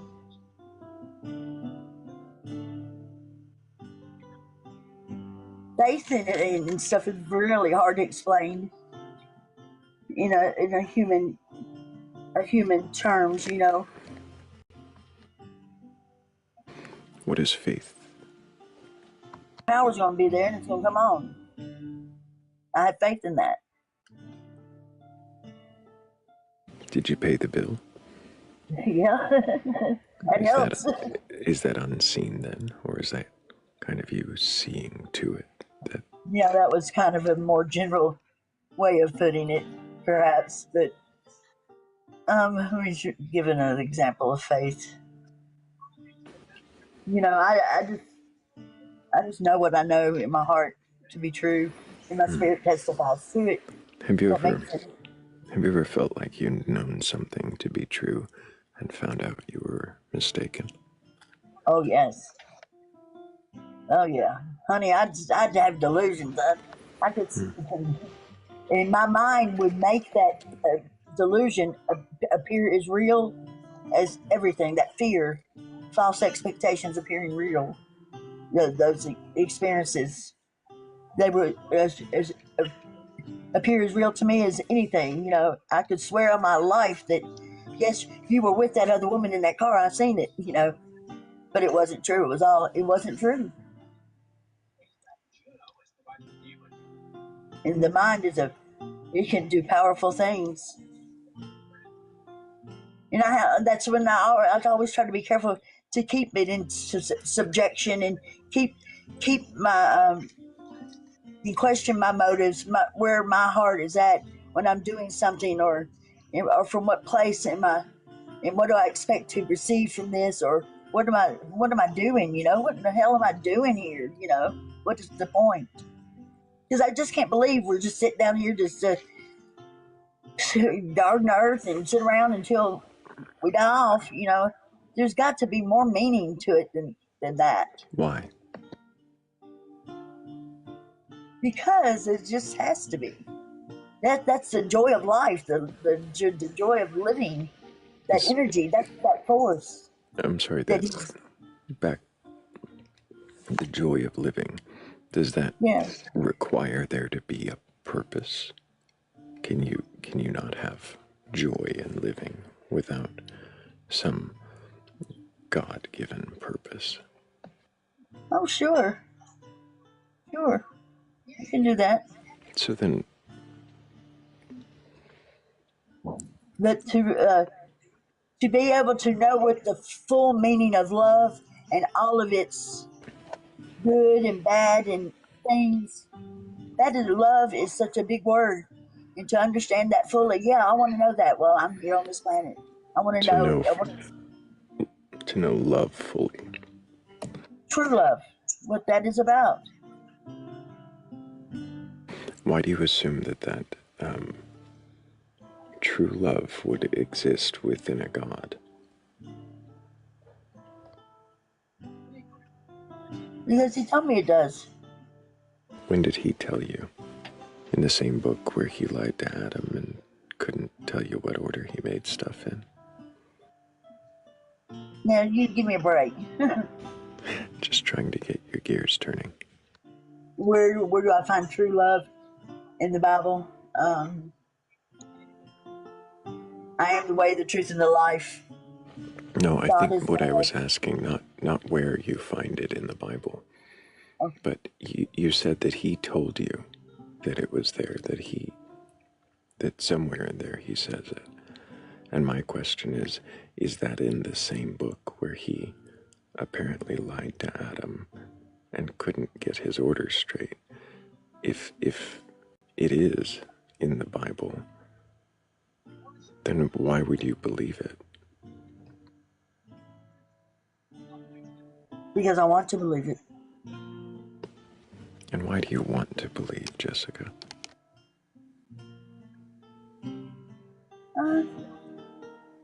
Because I want to be a peaceful and fulfilled individual.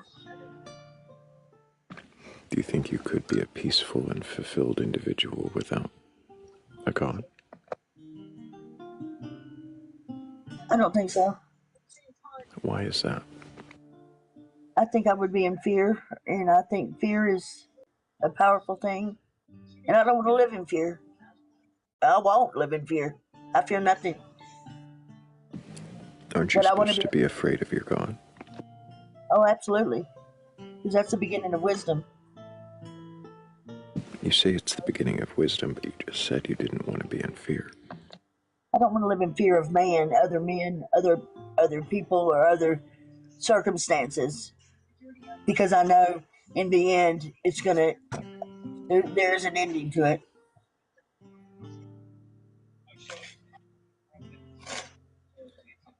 I mean, fear of death, that's a big thing to overcome. Maybe that's what I'm, running to the Lord for. Maybe I had that fear. I don't know.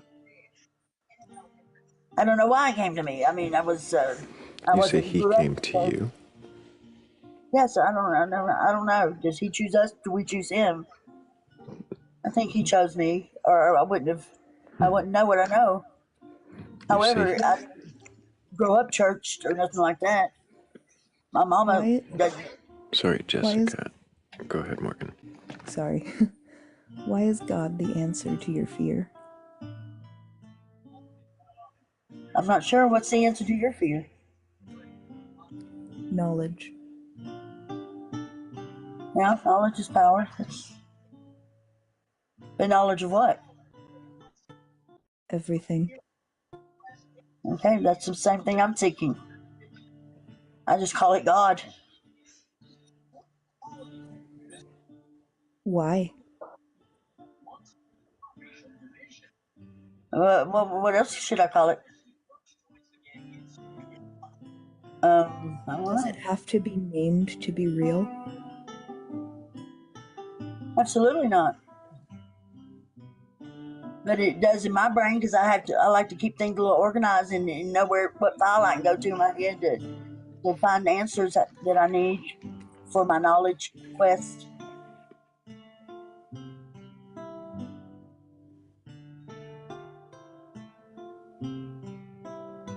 I can read books and knowledge and read all that, and then I think, well, God made all them, so I don't know.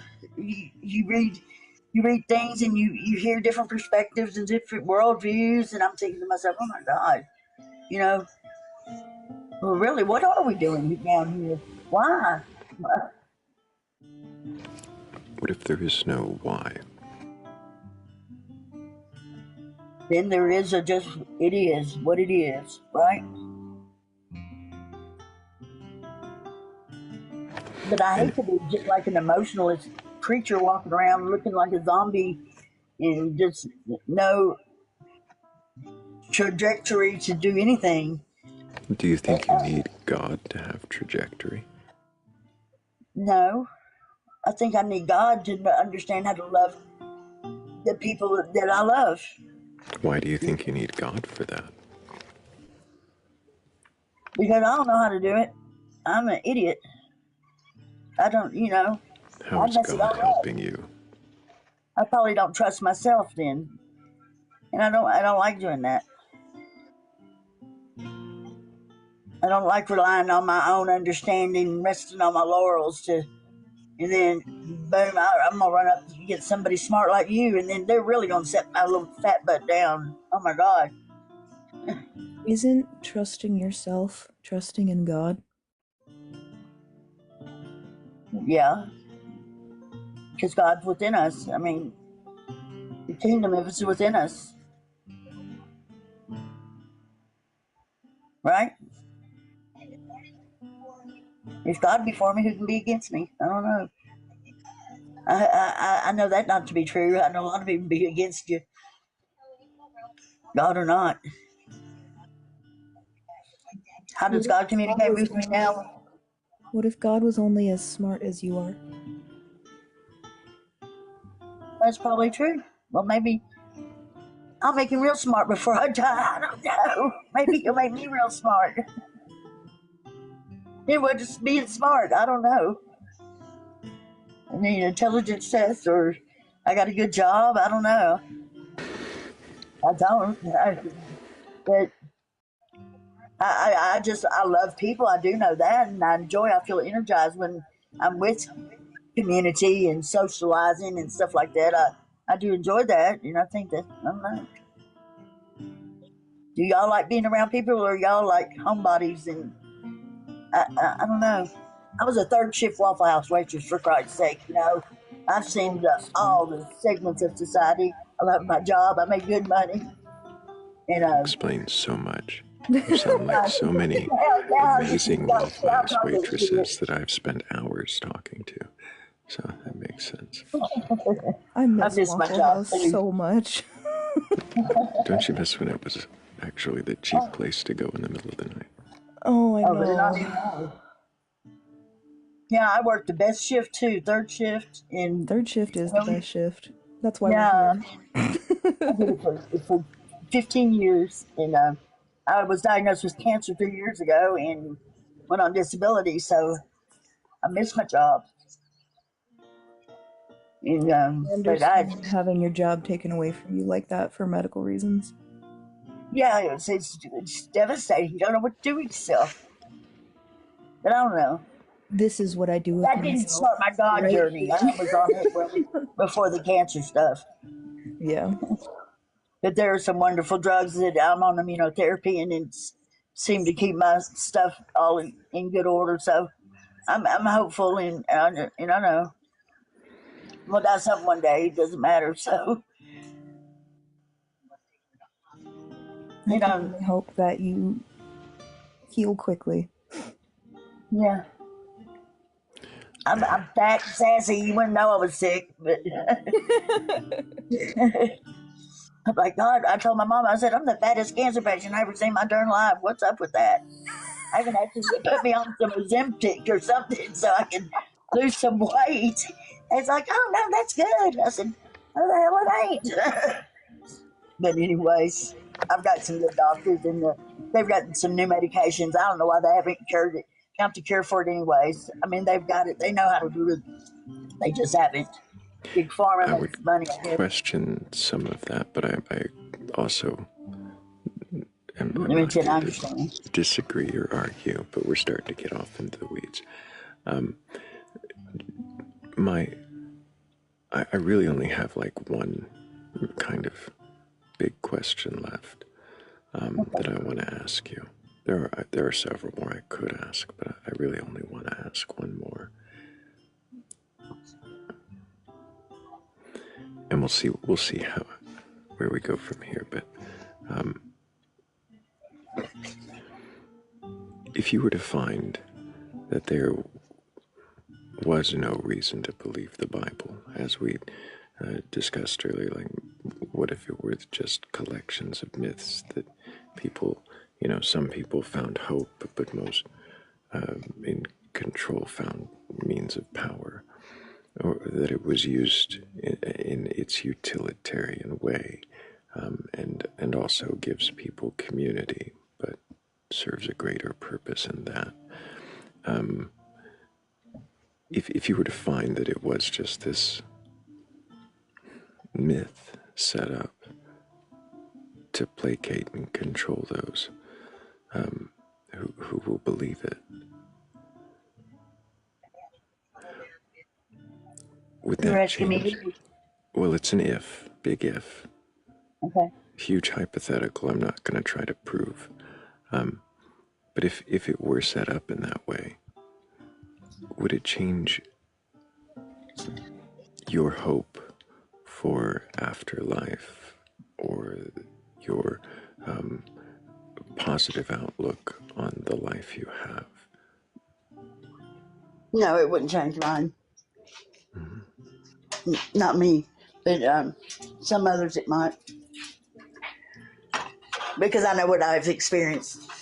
And I can't, and it's probably not for me to convey what I've experienced because nobody believed me. They told me in a crazy house. So I don't tell my story. Well, there's another layer to that question.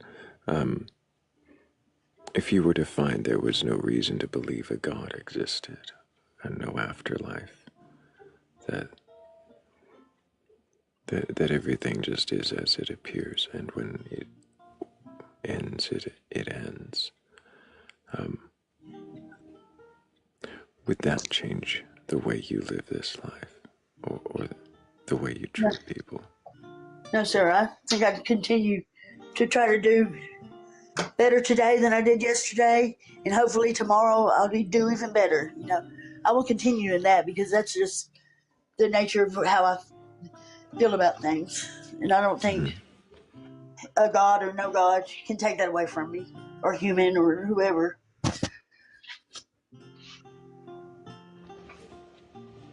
Because I've been through so much that anything's better than what I've been through, right?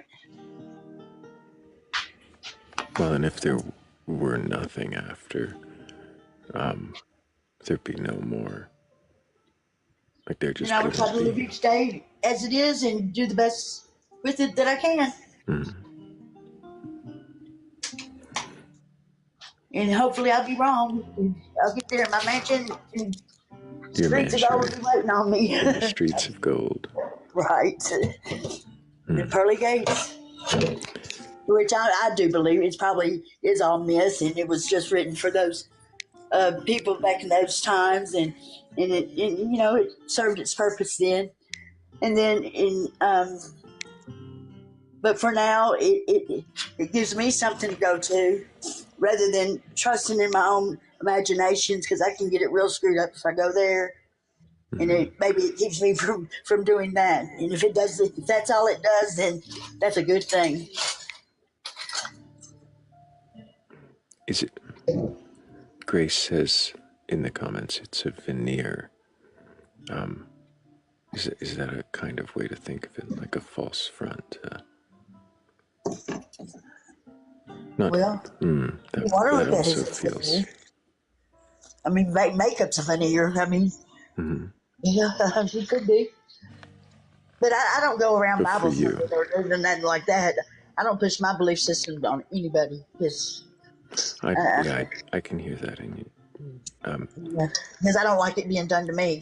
Don't or being evaluated or judged. I hate that. That just pisses me off.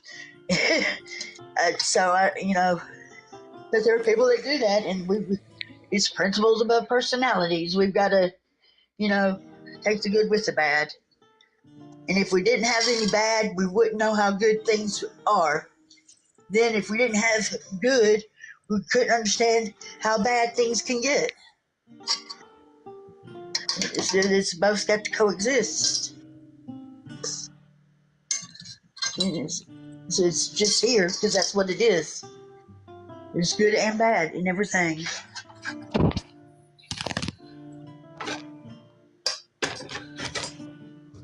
I do enjoy your live though, sir. I love your voice. It's just so calming. It's like sitting in a darn psychiatric office just chilling. I want to share some comments from YouTube with you. Okay, sir. And some of these go back through our conversation. I'm only really just two of them are important, I think, to share. Though, not to diminish anything else you said over there, Jermaine. You are smarter than that God. I am sorry if you think it's disrespectful, but I think you are amazing. That's from Jermaine Event over on YouTube. What a sweet, that was very sweet. Thank you. He had another comment. After saying that you are wonderful and that he liked you since the beginning of the conversation, he says, and I wouldn't believe in a God because in this evil world we have people like you, ma'am. And I will not forgive him for making a world like this for someone like you and many others. Oh, that was very nice. Thank you. It makes me cry. Jessica, you've done wonderfully at the exercise. You can question your beliefs. You've demonstrated that quite well. And I'm not here to burgle your God. I could ask you some hard-hitting questions to make you question even deeper, but I can already see that you can do that on your own, and I'm not going to push you. So I appreciate you coming up and answering the questions. I have to ask, you've been watching at least for a few days, if not more. How did you think you were going to do compared to how you did? I was very proud of myself. I kept my emotions in check and didn't get too chatty Cathy on y'all. I really I get overwhelmed sometimes and I talk real fast and I sound like an idiot. But I really tried this time to be calm and not let my emotions run my conversation. And your patience helps. Thank y'all, everybody who listened. Well, I appreciate you, Jessica. I really do. Thank you so much for coming up and sharing with us and answering honestly and openly. And I hope that you keep asking questions for a very long time. Okay, sir. I thank you for having me up. Thank you. You have a great morning. You too. Okay. All right. Jessica. Big W's in the chat for Jessica. Huge W's. That was amazing. You're a beautiful, wonderful, sweet person. Oh my God.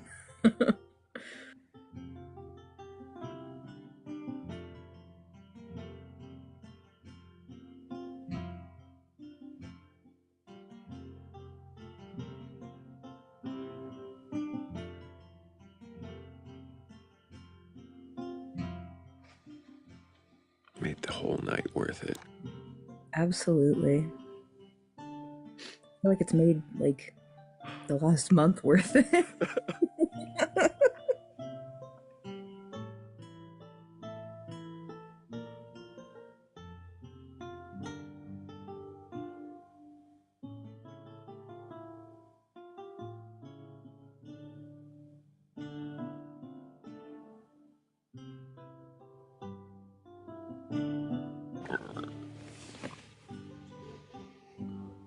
Thank you all, YouTube and TikTok, the best audience ever. You guys are amazing. Appreciate you. We're up to 52,000 likes over here. I appreciate everybody tapping the screen and sharing the live. All of that helps. Of course, the more we tap, the more people like Jessica might find this page and show a sincere ability to question their beliefs. And if you have a belief in a god or gods, a higher power or anything like that, and you're capable of questioning that belief, go ahead and request on up. I'm not looking for a debate. I'm not here to argue or tear you down. I just want to know if you can question, then what is it that you believe? And why do you believe it? And also, while we have a moment, I'm going to make sure I thank Kylie, Brenna Green, also Insomnia, Heather's Descent, Everlasting Godstopper, Mo Sunshine, Morgan LaFay, 3 Pips, Paniac, Danny Grax, and Dash. Thank you guys so much. I really appreciate all of you. And on top of that, we broke the 50K like. We did. We broke 50K likes. I did say that right before the gift call. Hell yeah. Hell yeah. Which I know is a little lower than this time of day normally, but that is because we restarted 2 hours in. We're not reliving that.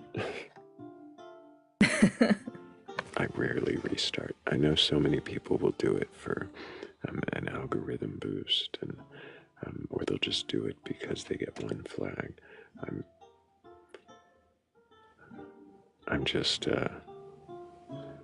I like consistency, and we have sleepers who show up, and I know I said goodnight to at least a few of our regular viewers before restarting the live, so I don't know where they ended up. Hope they find their way back. I'm sure they did.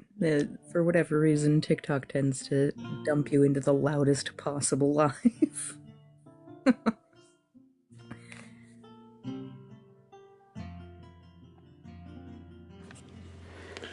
Hello, Catwalker. Can I get your age for TikTok TOS?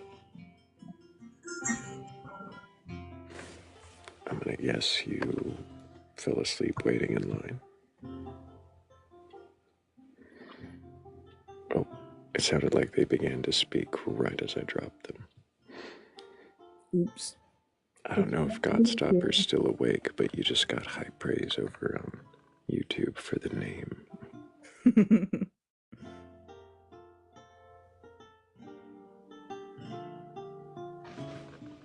Yeah, Jermaine Event's comments got me a little choked there.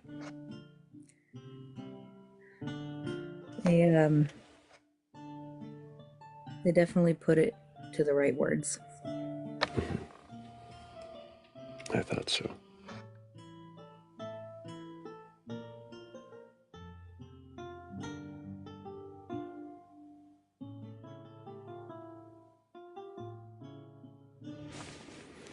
And even Shakespeare's a ghost.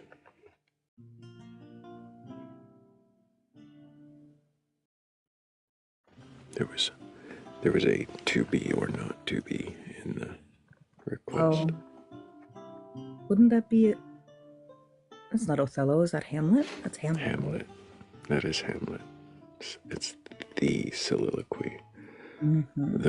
There is also the plays The Thing, and people always forget that. That's a really good speech. Know that whole one. One of the many I had to memorize in the various theater camps I was involved in. You had to learn the plays The Thing. Of course, if you're in theater. Yeah. You learn the plays The Thing. Yeah. I, like so many, of course, learned the Alas, poor Yorick. I knew him, Horatio. He was a man of infinite jest and merriment. I'm not going to do the whole thing, but yeah, that's the holding the skull monologue. Everybody always gets confused with to be or not to be. Mm-hmm. Whether 'tis nobler of the mind, blah, blah, blah, blah, blah.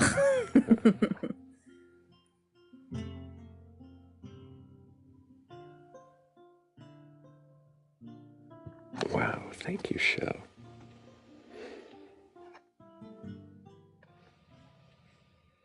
Yep. There was All the World's a Stage. Pucks. Which one is that from? All the World's a Stage. Oh, fuck my life. That is...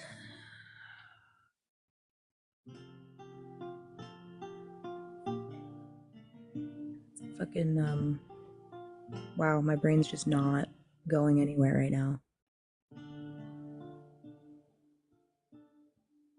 Is that Taming of the Shrew? No.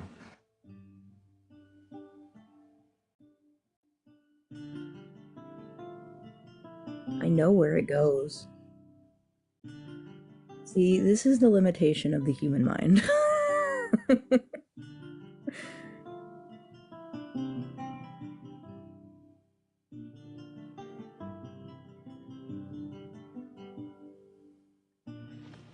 As You Like It.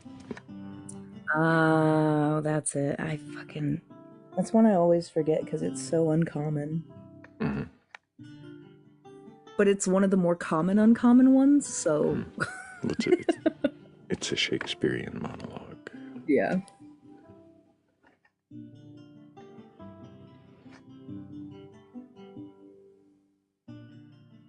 Yeah, no, you're welcome, Sebastian, for demonstrating that. I am subject 0 for that.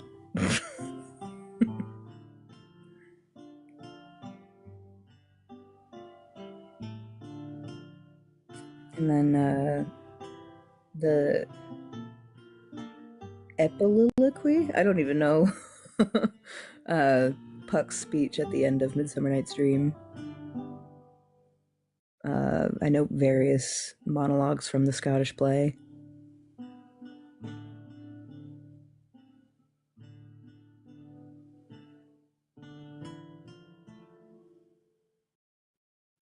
And no, you don't get to question me on that one. Ah, see?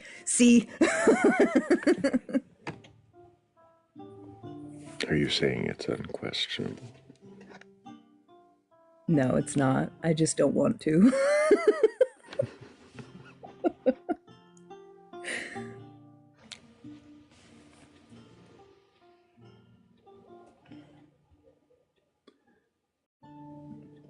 I liked Shakespeare a lot when I was in theater. I mean, obviously. But I liked a lot of the other classics as well. I do really enjoy, oh, fuck. I think it is Taming of the Shrew, because that's the one that... Or no, what's the one? It's the one that Victor Victoria is based off of.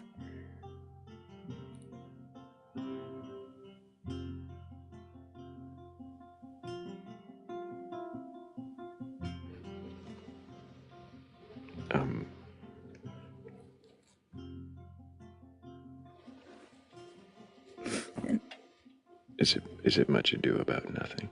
That's it, yep. Thank Grace for that, because I was scanning my brain. Thanks, Grace. Oh yeah, Victor Victoria. There's also, what is it? She's the Man. There's a lot of modern interpretations of Shakespearean writings. That's it. Taming the Shrew is 10 Things I Hate About You. Yes.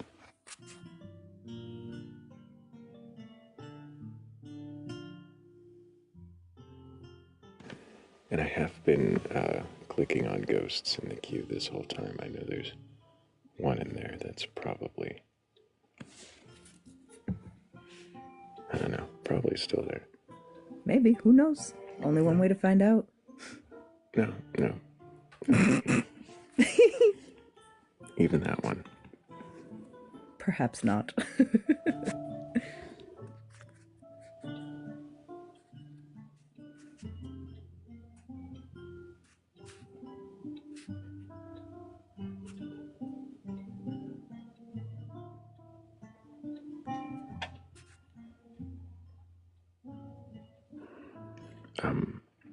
No, I was a big fan of Hamlet, of course, as an angsty teenage theater kid, and someone turned me on to Rosencrantz and Guildenstern Are Dead, which became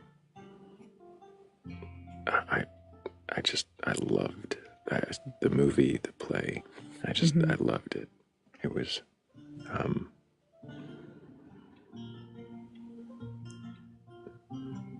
it was it quickly became one of my favorite Shakespearean non-Shakespearean things. And Shakespeare is a gateway drug. well, if you don't know it, you should look it up. It's great. But we've got a guest. Hi, Liva. Can I get your age for TikTok TOS? Sorry, I'm laughing. Yeah, I probably mispronounced it. Yeah, it's finished. It's Halyva. Halyva. Can I get your age for TikTok TOS? I'm above it.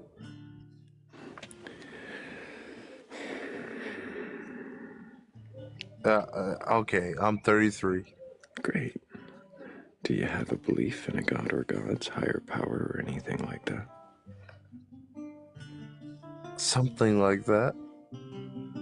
And when you say something like that, what is the something like that? I believe in a weird thing. Most people do. Yeah. So what is your weird thing? My weird thing is that I'm sorry, it's just the music. The music is just making me laugh. Are you drunk? Tavern music often makes drunk people laugh. All right. The weird thing is that I believe that the universe is all incumbent, and I noticed God... I skipped right past the "Are you drunk?" question.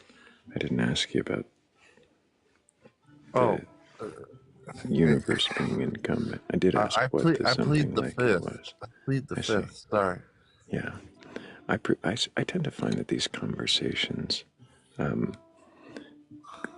go much better on a clearer mind. Yeah. And sure. If it's not,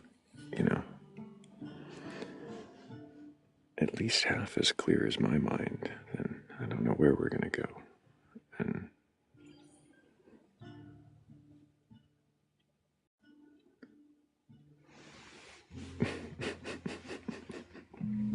sorry, Jermaine Event on YouTube said the bat breath gets them every time. This is what we're dubbing the Thrayle sigh now, is the bat breath. The bat breath.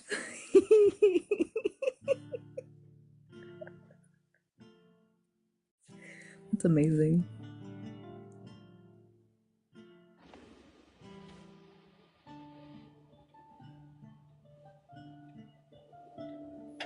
If everybody else was drunk, it wouldn't be bad. You're right. If everybody was drunk, it wouldn't seem bad, because everybody would be stupidly drunk, and I'm pretty sure that would be the end of the species if we were just all constantly drunk.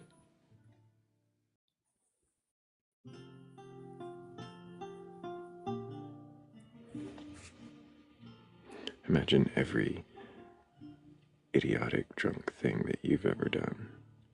Now imagine everybody's doing that at the same time. We're all dead.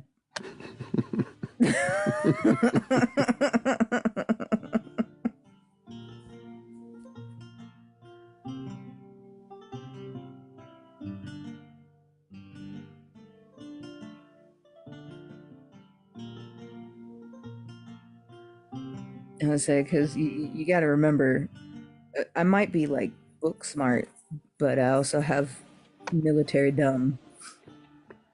Polly says works for the Irish. You can get away with that because I've heard your accent.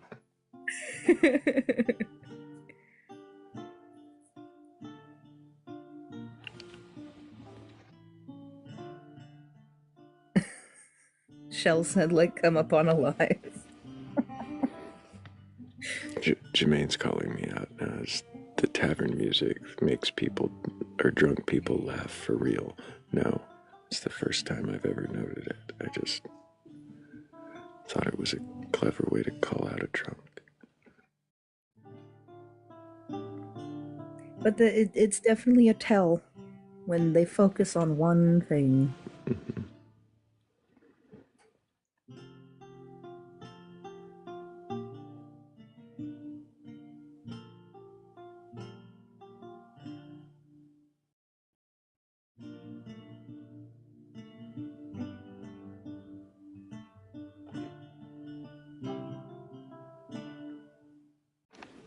Okay, maybe not as clever as it was, just,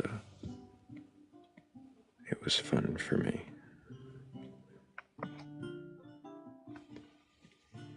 I know whenever I recognize somebody as being drunk, that the conversation is going to end quickly. So I might as well have some fun with it. Without being too exploitative of the obviously drunk person, because I don't want to exploit people's incompetency or their inebriation, though. We are hopefully all adults that can make that kind of risk choice. Well, they are. I just hope, like, I don't know, maybe I would entertain drunks longer if I thought they would watch back and see and learn something. You can only be questioned on the panel while inebriated if we can post the whole thing. Oh, I mean, that's already happening on YouTube as we speak. Oh, I know. Yeah, but then, like, it's like you get to send it to them and be like, hey, just want you to know.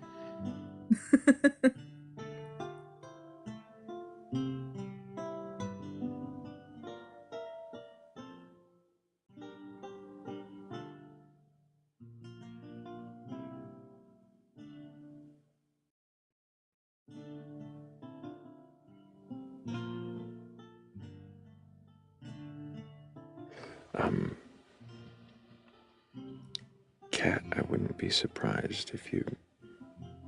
Wait, no. I know for a fact you've been... Uh-huh. Wild.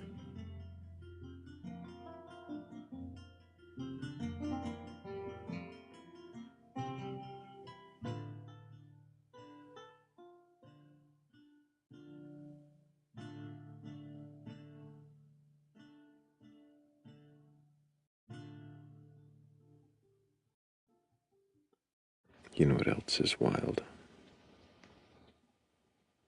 What's that?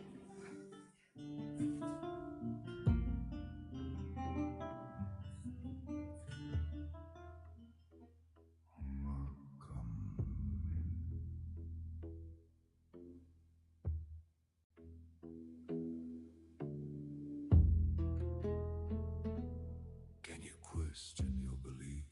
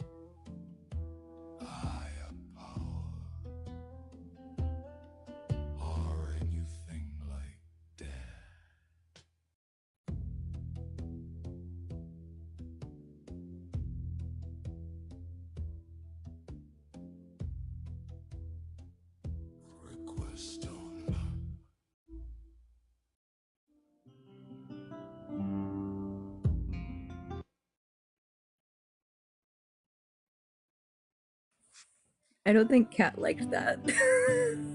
I noticed.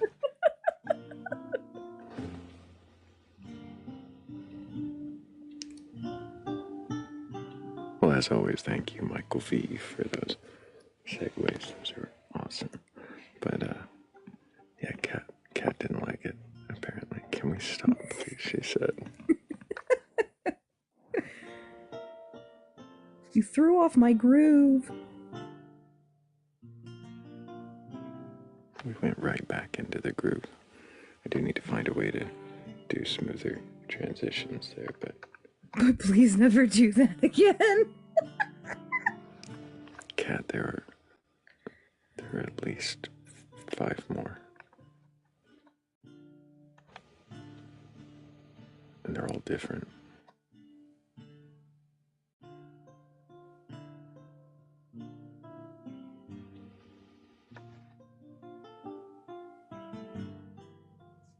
Not that one. Play the other one. Play the lady one.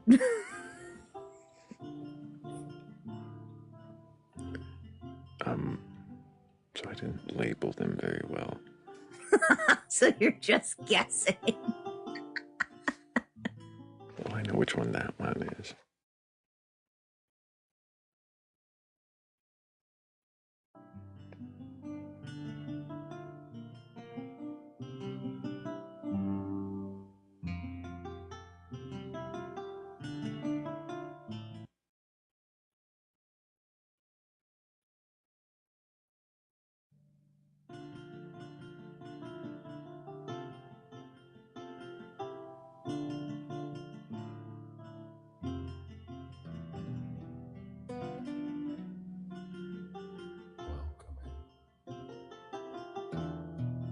Yeah, she's gonna like this one even less. Can you question your beliefs?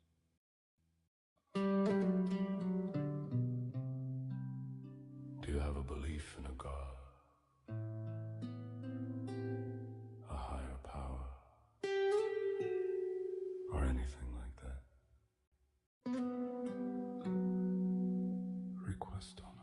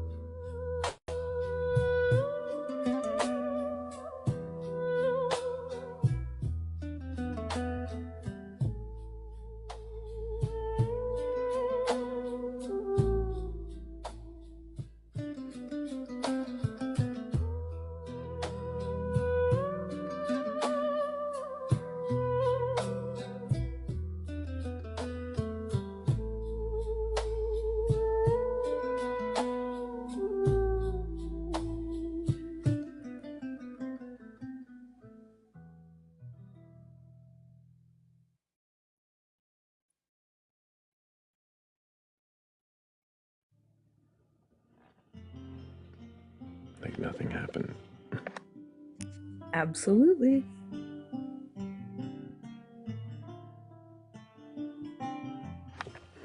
So much like nothing happened. Let me just move right along and thank Sebastian, Shell, Cassie, Danny Greggs, Z-Witch, 96, Polly, and Cat DeWitch. Thank you all so much. I really do appreciate you. Oh, you liked that one?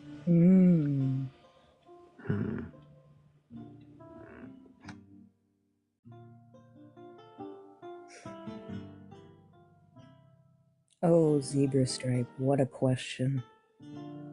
What a question.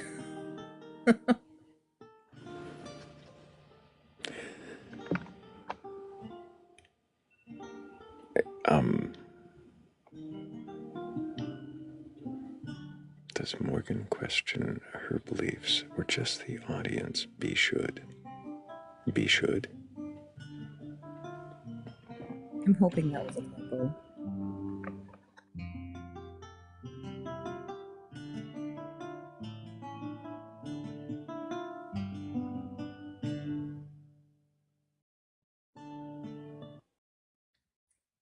let's just say Thrayle has experienced my brain not on TikTok.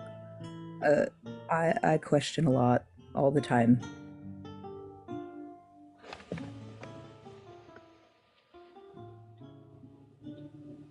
The questioning is ongoing. Forever. It never stops, even if I want it to.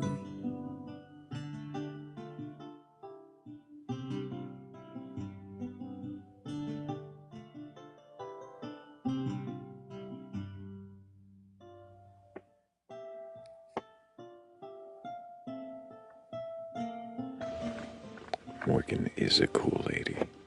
I agree, Grace. Thank you, Grace. And thank you, Thrayle.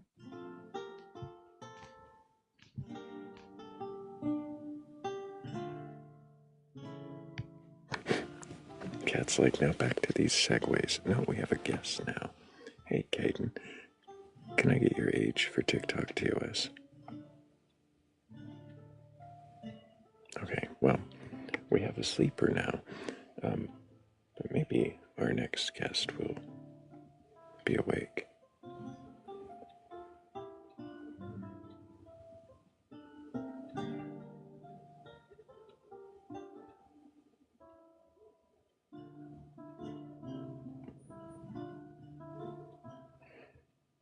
Okay, I can understand now.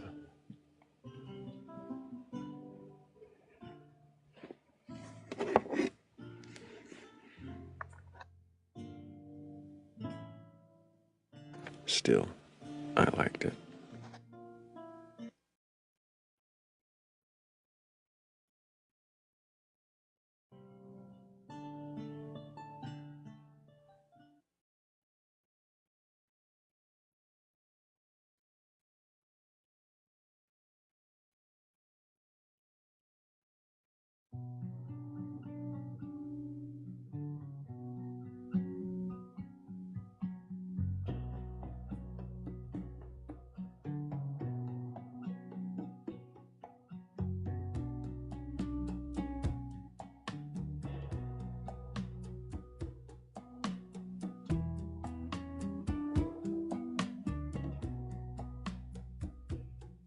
Welcome in.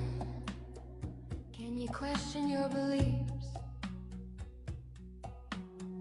Do you have a belief in a God? A higher power? Or anything like that? Request on up. Not here to debate or argue, or even burgle your God. But there's always room for one more in the shed.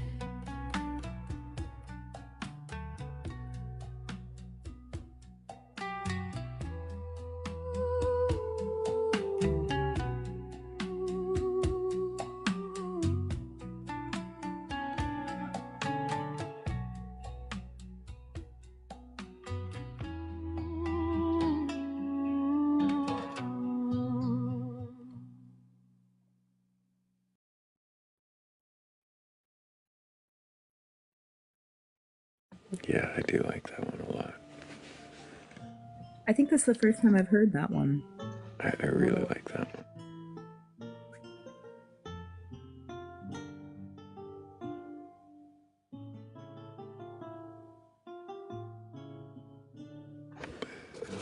Hello, Satan. Can I get your age for TikTok TOS?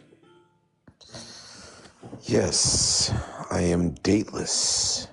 No, I'm 45. And do you have a belief in a god or god's higher power or anything like that? I would say I more have a hypothesis. What do you mean by that? I would say that I have a philosophical, metaphysical model that I construct to overcome certain problems in philosophy. But it's more tentative. Could be I'm open-minded to arguments against it. Does that make sense?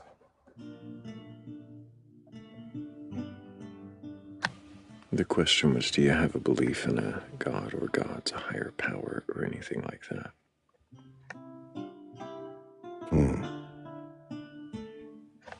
I guess it would depend on what you mean by believe, right? I guess I have a model that...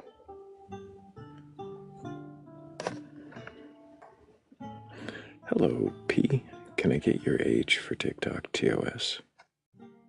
Oh, you know me, my friend. I'm 28 years old. And do you have a belief in a god or gods higher I do. power? I do. I do have a bit of belief. Interesting. Yeah, I do. And actually, I really, if I can say one thing, I really enjoyed what you just did here. That song, really nice. Well, we can thank Michael V for that. Well, no, I know, but that's the reason I joined, is how awesome that was. That song was awesome. It was really well done. Right. Well, appreciate that. Like I said, we can thank Michael V for that. But I was asking if you have a belief in God or gods. Of course, no. You know, you already know that I believe in a form of God. You know that. A form of God. We talk to a lot of people. Yeah. Okay. We've definitely talked to P before, but the question is how inebriated was P last time? Yeah, exactly. That's. I think that should be, well, probably should play into it a little more heavily than, well, or just shut me down. But I do think that there is a God. There definitely is a God. Depends on how we define that individually. I'm not sure if we really have the ability to define that. My answer, though, yeah, there's a God. There is a God. There definitely is a God. You keep saying that, but you say it with. I just don't know how to define it. Yeah, and you've been on the panel before. I have. Called me friend, and yet you don't seem to know that one of the things that really gets a conversation to end quickly is interrupting me constantly. No, I know that for a fact. I find you do that, and I think every time I've done it, you do it less and less, and you allow me to do it. So I think that I find you as a friend as I interrupt you. Oh, okay. It's an interesting take, P, but I find that these conversations go better on a clear mind and also a little less eager to interrupt.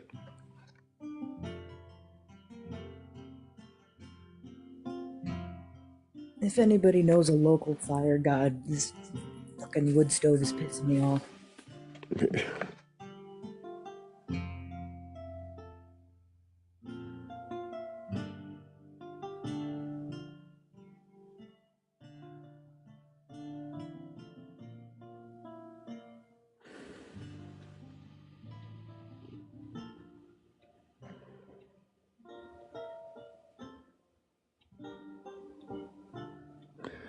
Satan said, "You ran away, LOL." No, I just prefer to have conversations with people that would actually rather communicate than hear themselves speak. We have more. I mean, you can do both, I guess, but the communication part is a big key.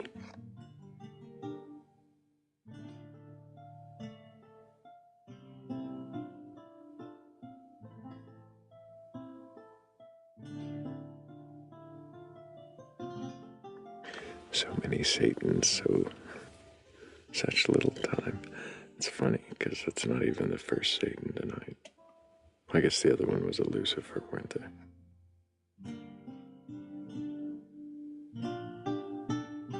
But aren't those the same thing, Thrayle? Probably not.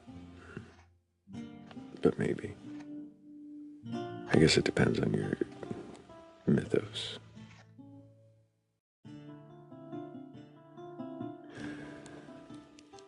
Now you pretend to know what I want, LOL. So dishonest. I didn't pretend to know anything about what you want.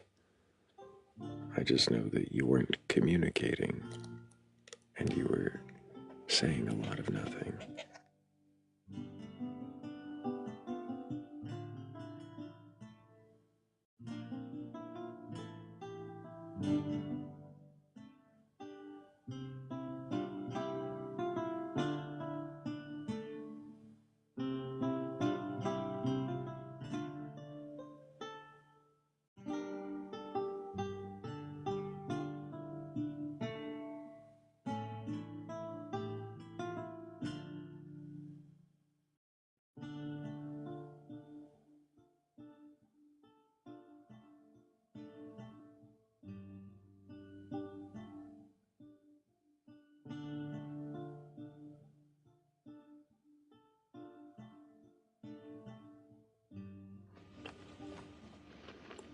Is that edgelord still trying to argue with me from the comments?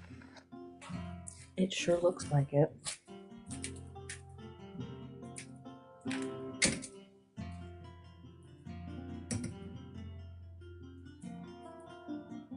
That's how much attention I'm paying him. Paying who? Suddenly Who? none at all. Yeah. We were talking about someone.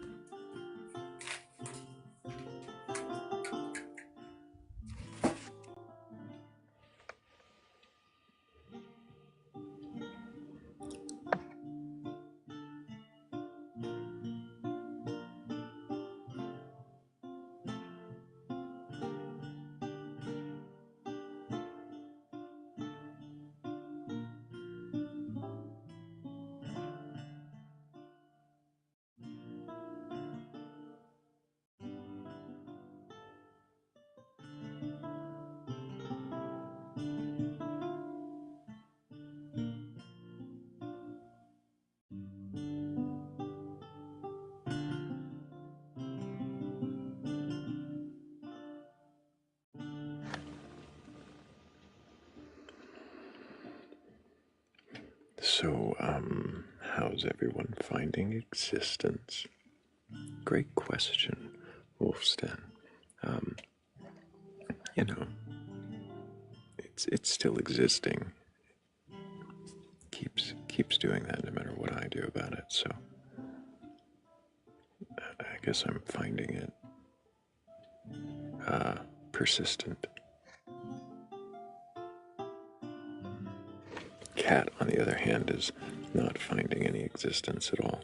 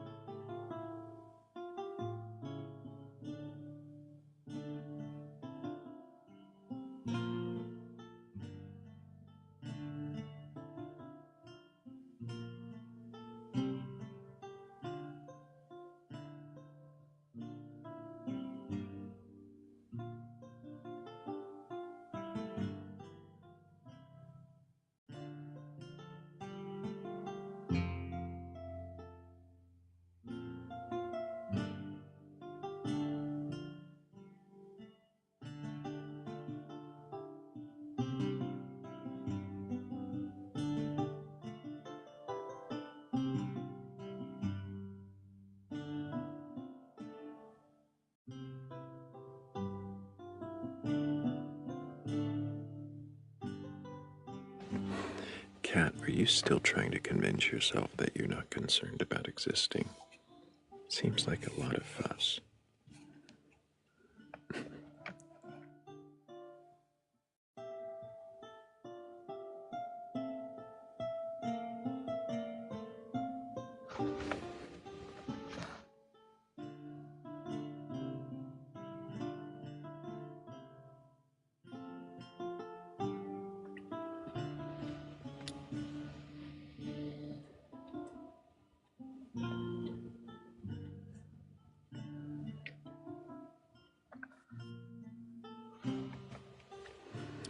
Hello, Pix 1971.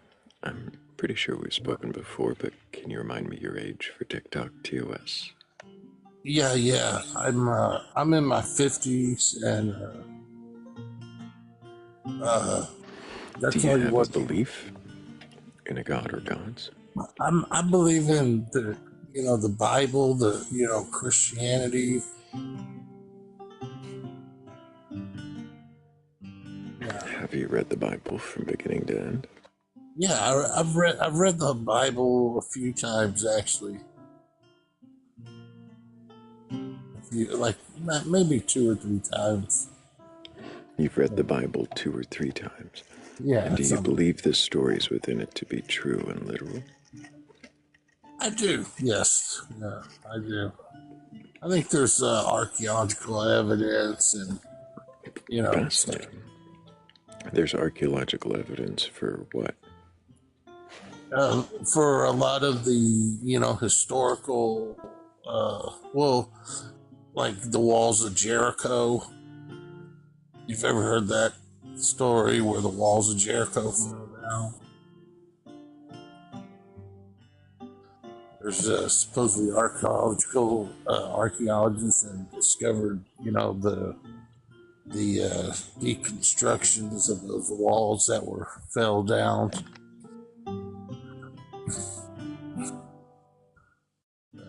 And then there's other So you're saying there's archaeologists that found evidence of the walls of Jericho? Yes, sir. What about the more miraculous stories like the six-day creation or the global flood? Do you believe those stories true? Oh yes. Oh yes. Is there any reason why you would believe those stories? Well, let's see. Well, the flood. Okay, I can go straight to the flood before the creation, but the flood, you have over. I think there's like somewhere around 700 different ancient culture or different, cultures throughout history outside of Christianity and Judaism that like depicted a deluge. Can you name 3? Huh? Can you name 3? The Indians Hopi. were one of them. Okay. The ancient Sumerians. You say that outside of Christianity and the Bible, if the Sumerian flood is the same story as the biblical flood, wouldn't that be kind of, I mean, like nearly the same story, right? Well, they're almost identical. Right. If those 2 stories are nearly identical, wouldn't that actually mean that the Bible likely took their story from the Sumerians since it's older? A lot of people argue that. Yes, sir. A lot of people do argue that. Then is that really would that really be a flood story outside of the Bible then, if it is the inspiration for the one in the Bible? Well, see, no, because no, it wouldn't, because see, you would have to come, because I mean, so then it wouldn't be a story outside the Bible. That wouldn't really be one of the, like when I said name 3 flood myths outside the Bible, Sumerian wouldn't really count because it's kind of the inspiration for that one, isn't it? I don't really agree on that one, because I mean, so can you think of another one? Or is there some other? Well, if I believe the Egyptians did. What flood myth is it in the Egyptian story? What is the flood myth in the Egyptian story? Egyptian mythology. Okay, I don't know, but there's I know the Sumerians. I believe the Hopi Indians were another one. I gotta go back into some of my material. Do you know the Hopi flood myth?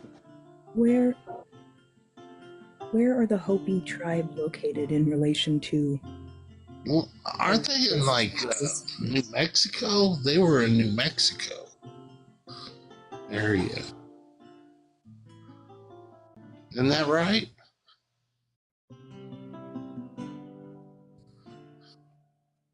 But yeah, but I'm just I can't think of too many other cultures. I'm trying to think. Did the Greeks, the Romans, maybe? The Greeks, the Romans. Did they You're asking me. You said there were 700 something. There's like recorded from named two. research that I've studied. One of them was the inspiration for the one in the Bible. Yeah, it's pretty difficult for someone to believe that there was a worldwide flood. Why would you believe that there is one then? Oh, there definitely was one. Yeah. You say there definitely was. You Yeah. said, Yeah, you said but it's difficult to believe that there was one, but there definitely was one. How did you determine that there definitely was one? Well, and then also you have. I asked a question. You're just waiting your turn to speak, and it doesn't sound like it's going to be. And then you have, doesn't like. Wait, say that again. What was the question? You're asking me, what's the other proof, right? No. Okay, go ahead. How drunk are you? I'm not drunk at all. I don't drink.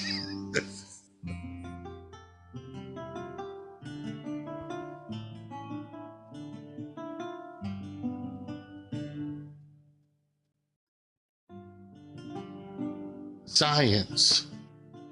So, you had mentioned the Hopi flood myth. You had mentioned the Sumerian flood myth, right? Yes. And these are supposed to be evidence of a worldwide flood. Well, that's some of the evidence. What reason? What do you mean science? Well, science. Well, so they have, like for instance, like at the top of mountain. What's that mountain? The peak. Well, there's several mountains. The peaks of those mountains. How are mountains formed, Bix? Excuse me? How are mountains formed? How are mountains formed? Mm-hmm. That's a little above my pay grade, sir. Have you ever thought of looking into it? No, I haven't. No. If you're saying they come from the bottom up, okay. So, okay.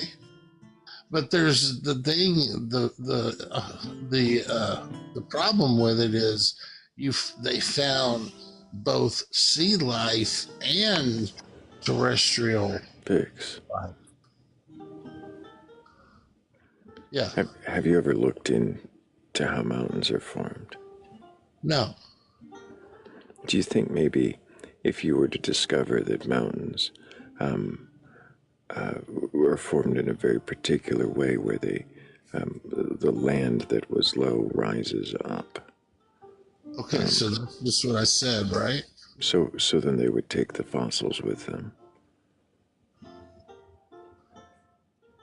Well, I mean, if you want to believe that, I guess that's your belief. You say if you want to believe that. You said that science... I'm sorry, no, stop, don't interrupt me. You said that science was your evidence.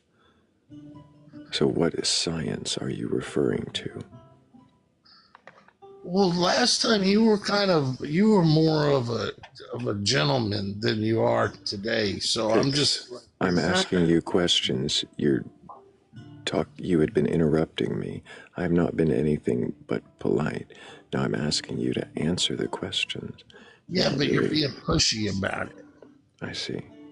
Okay, go ahead. Start over. Let me slow down. You go ahead. Ask me again. No. No.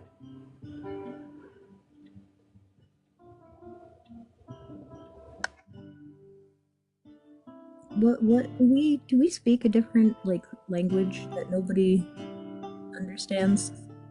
Well, drunk doesn't mean drunk. Drinking doesn't mean drinking. Hmm.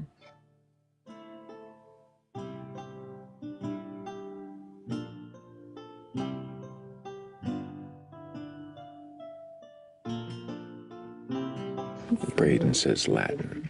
If Braden's speaking Latin, that makes a lot more sense. No, I'm just playing. Normally, Is it Braden's. bad that that's true? No. Love you, Braden. Any language, it won't matter. Sanskrit. There you go.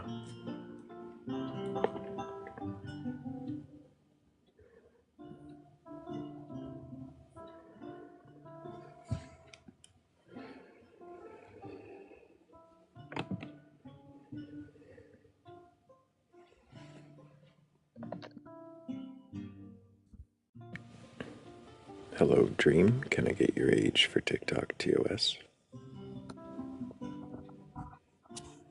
Oh, man. Are you there? I am 27.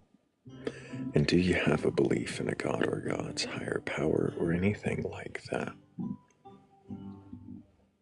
I'm down with your friend, and I'm down with you, too. I'm not down with whatever the hell that was.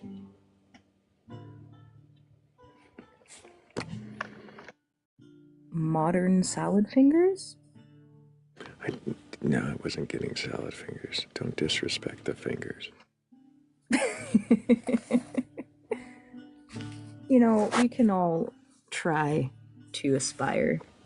But I can say that I didn't like his mouth words. Yeah, did not like the mouth words.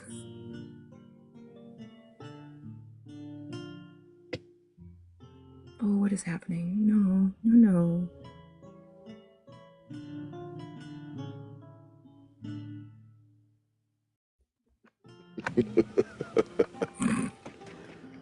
I like rusty spoons. Does it help that every time somebody calls me a demon, I laugh? I don't think that helps at all. I find it hilarious.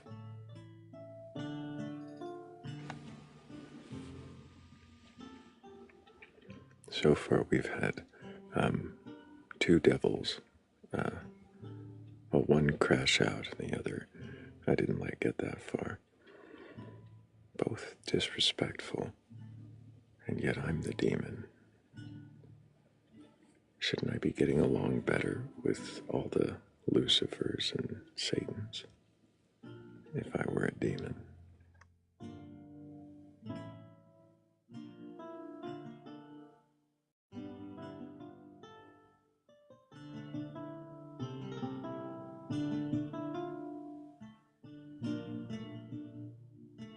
He's gone. The demon's gone. Oh.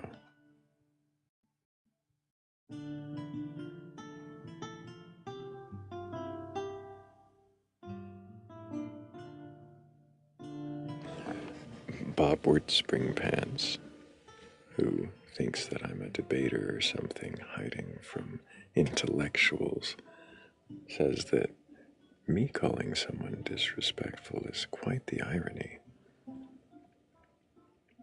I wonder, Bob, if you know what irony means.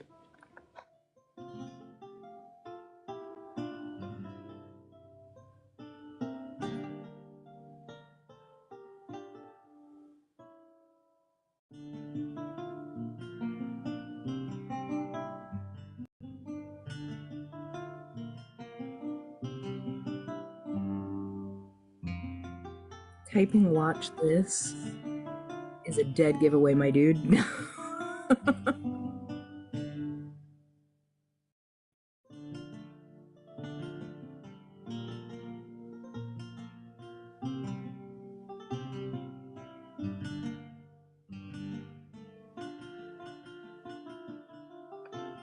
Oh, he left. Yeah, he left.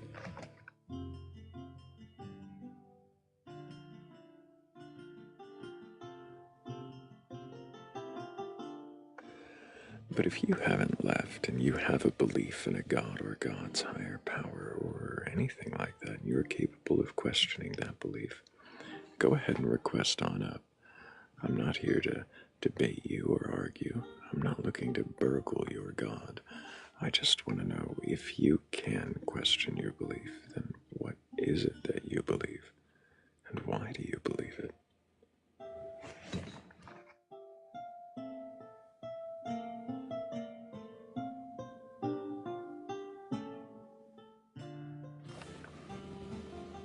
Hello? Hello, ArcJam. Can I get your age for TikTok TOS? 22. And do you have a belief in a god or gods, a higher power, or anything like that? I do not, but I do have my own belief that I believe in, personally. It's nothing like any religion, but it is my belief.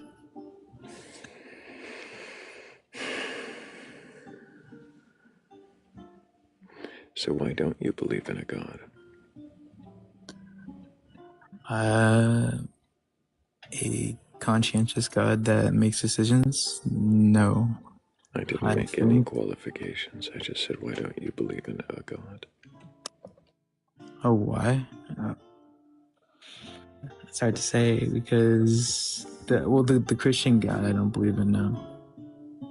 The one that has the actions to do stuff, the burning bush, the whatever. I don't believe in that God. That conscientious God that makes decisions.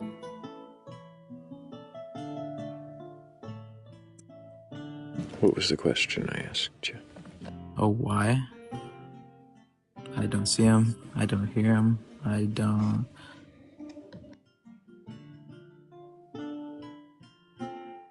Yeah, I just don't have any reason to believe in him.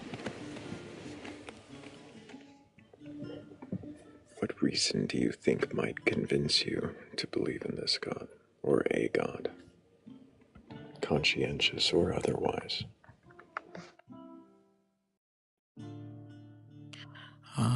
Direct words, being able to physically touch, see, witness, like anything that I could physically perceive of this God would make me believe in him.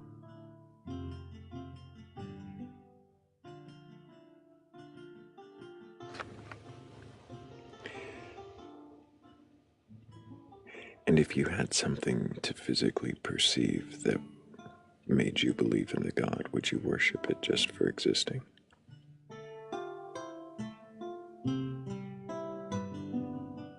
No.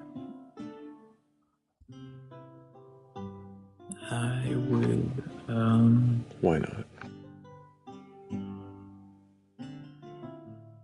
There'd be no reason to. Not unless it's forced upon me. But if I have the free will to not worship this God, then I don't think I would. Mostly because I wouldn't have any reason to.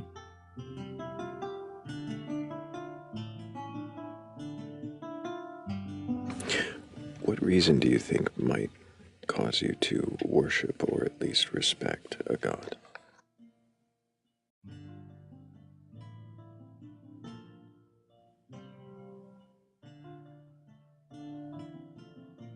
If he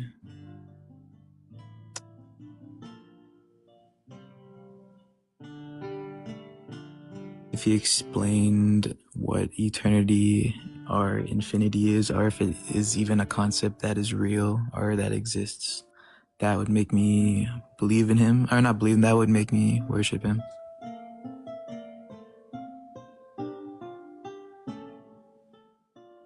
Because one of my main gripes with normal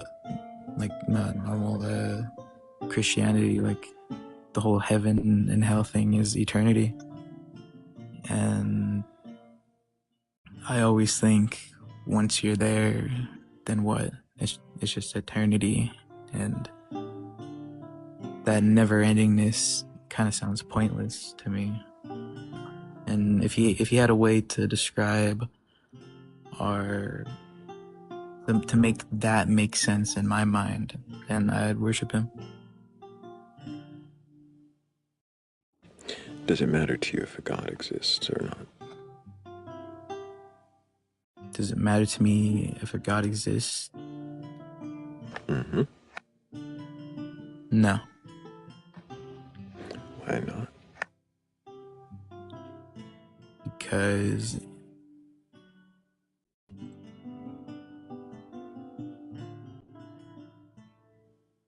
it doesn't have an effect on my mental state at all, or my physical state.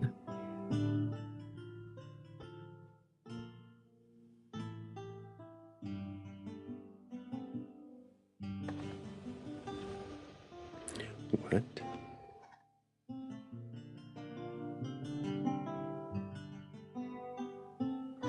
What did you say, Ark? Oh, sorry. Can you repeat the question? So you kind of trailed off, and it didn't quite make sense. I was asking if it mattered if a God existed or not. But I really don't have any more questions for you, Ark. I am looking for believers with a belief that can question their belief. So, while I appreciate you coming up and answering the questions, I hope that you keep asking questions. And I think we're going to go ahead and move on. Yeah, that was an interesting conversation. Thank you. Yeah. Have a nice day. Appreciate you.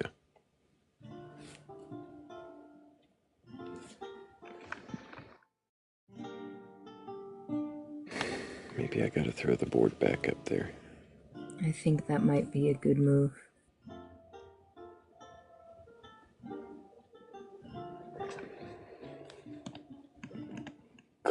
God. Why? Hey, Dream. You were already kind of creepy up here on the panel, and now you're being really weird just saying sexualities of people in the comments. I think we're going to go ahead and send you on your merry way, and maybe if you find the live again someday, you can figure out how to interact like a human.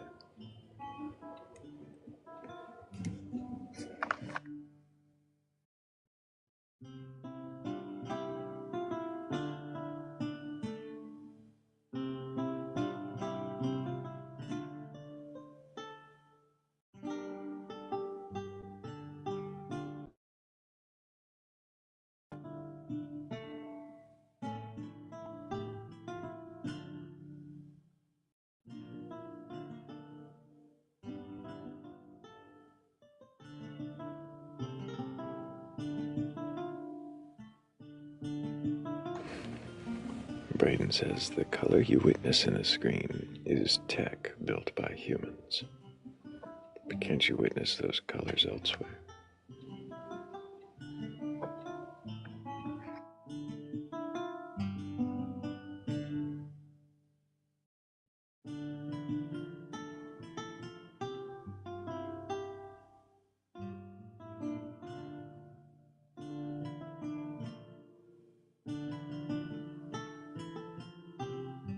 I see my prophecy is supposed to be coming true on Monday, apparently. Yes. Well, not my prophecy, but the one of Prophecy you're involved in. me. Things are going to big changes on Monday. What if I took Monday off? Would that destroy the prophecy?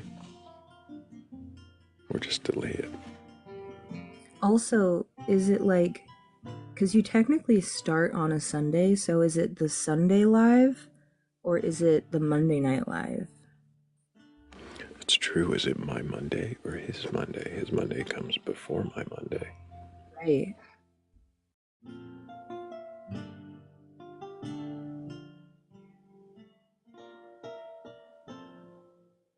The Wolf's Den UK asked, do you ever do other panels where you talk about other interesting things aside from belief?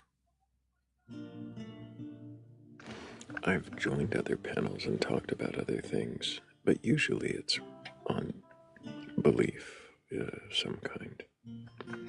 Some version of that. I've done some like hangout lives and karaoke lives, and I almost jumped in on a conversation yesterday about whether or not Jesus would support the current U.S. immigration enforcement. I was very tempted to join that panel. I am honestly surprised you didn't. There was enough non-believing representation up there saying many of the things I would have, and more definitively than I would have. So. Mm-hmm. No, I think overall that ended really well. I mostly wanted to question the Muslim guest. Yes, she's very... And I knew that's not the panel that was. So... I'm sure you heard me slightly Socratically questioning her to redirect back to the topic. I did. Very well done. Thank you. I appreciate that. I really do. No, normally when I'm tempted to join a panel, it's going to be a belief-related topic. So even that was belief-related still. Jesus, politics. It's funny seeing how those things end up coinciding or overlapping.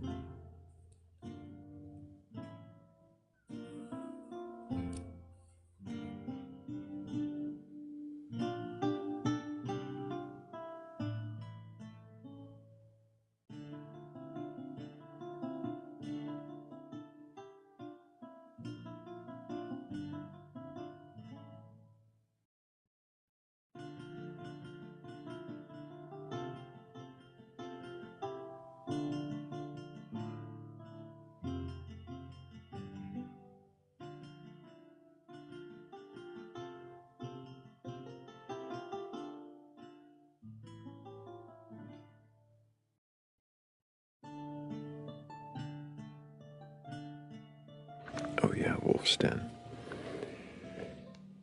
Sociology, politics, religion. It's all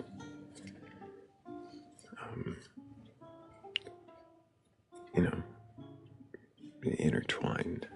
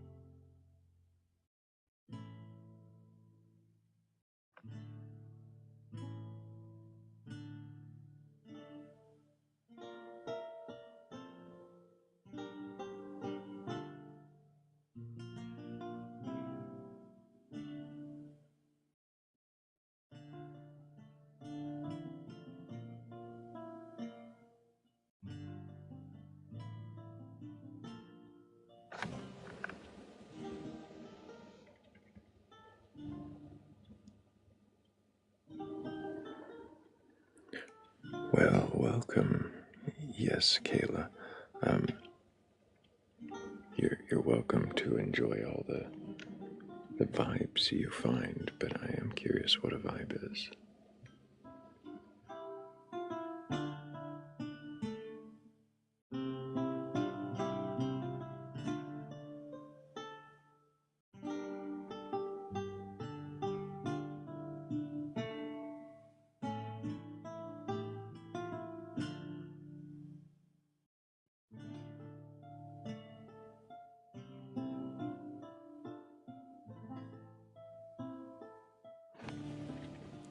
Trip says, hello, YouTubers. It's like another dimension.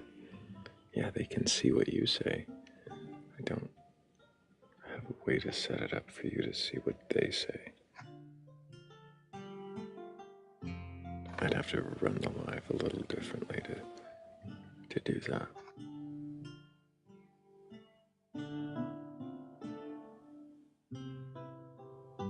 But one thing I can do is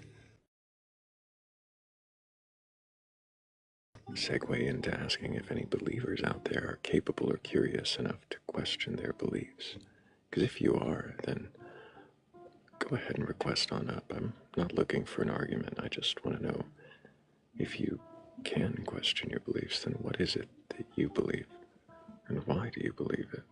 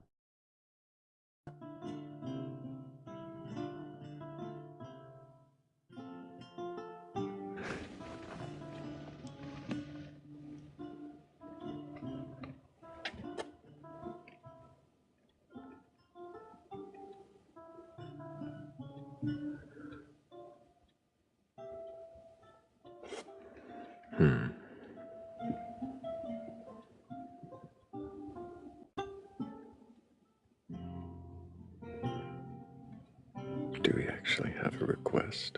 Oh, well, but I don't.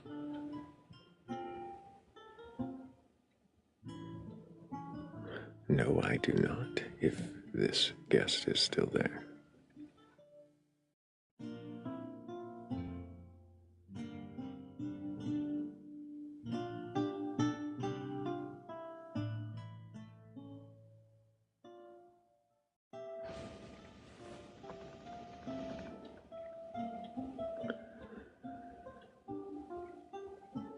Yeah.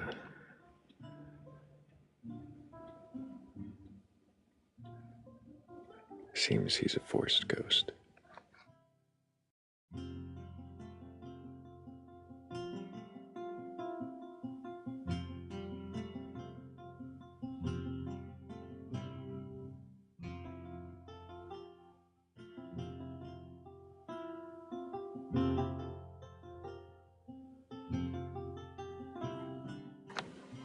Good morning, my friend. How are you?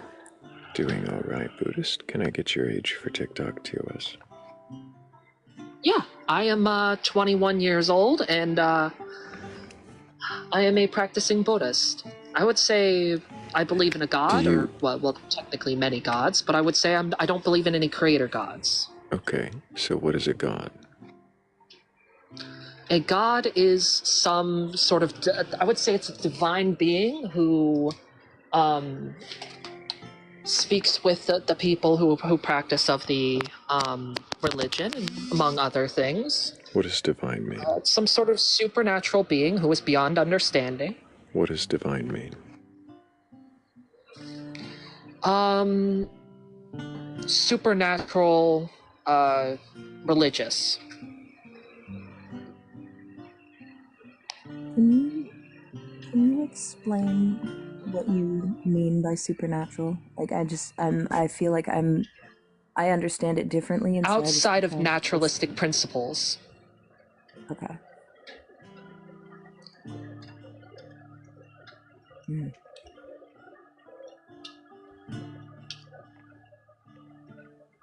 Like, I would say that when it comes to pragmatism and studying the world around me, that I practice naturalism. I do not, when I say, I wonder what is causing this, I do not say it is one of the divine beings that I believe in. I say it has some sort of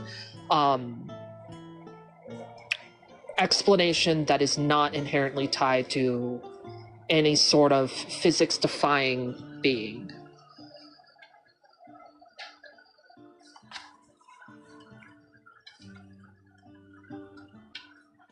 It might have been me. But I do believe in them. Could you repeat that? I'm so sorry. I didn't quite hear what you said. Oh, okay. I said when I interact with people, Huh?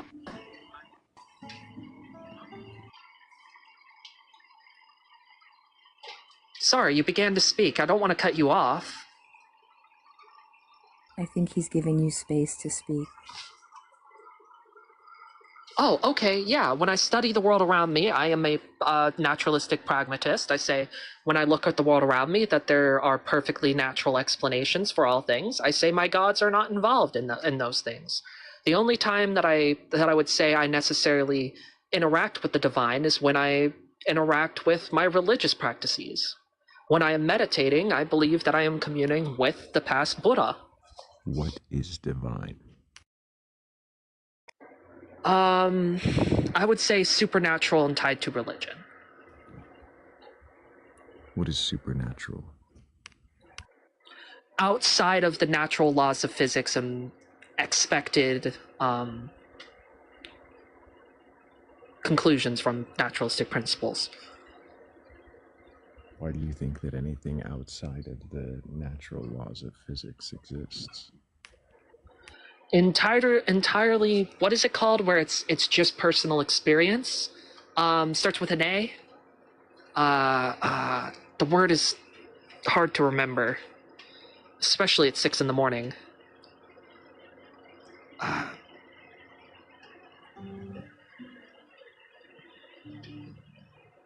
Well, it's entirely rooted in personal experience. Anecdotal, there it is.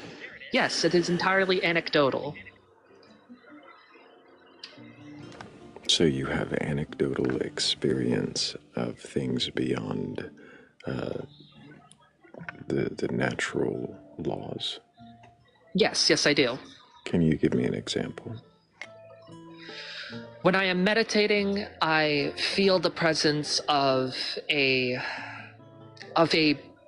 great many people sitting there with me. You have a neurological response to a focused practice, and you have a feeling. What is outside of the laws of, natural laws, as you put it? I would say that they are immaterial. What and are immaterial? Not interacting with the material plane. No, I'm sorry. What are immaterial? You said they are immaterial. The people around me. When I'm sitting and meditating, I feel a great many people around me. What makes you think that there are a great many people around you? I sense their presence. What does that mean?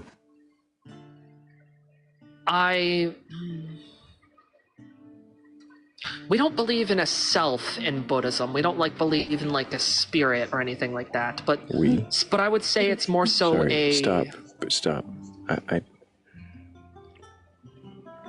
What is it that makes you believe there are people around you when you meditate? I was trying to explain that. How is telling me what Buddhists believe as far as spirit goes, telling me why you believe there are, or how you believe there are people around you? What is it that's telling you there's people around you? Because typically the average person will say, I feel it in my soul or my spirit. But what I would say is, I feel it in my connection with my environment. I feel it in my... You feel it in your connection with your environment. What does that mean? I wouldn't know how to explain it, because it's like a spirit. It's like How do you know saying it's not it just a is feeling? because it feels like more than just a feeling. It feels like more than a feeling. How does that Yes, even make sense? it's much greater. What is greater than feeling? What are you sensing that's greater than feel?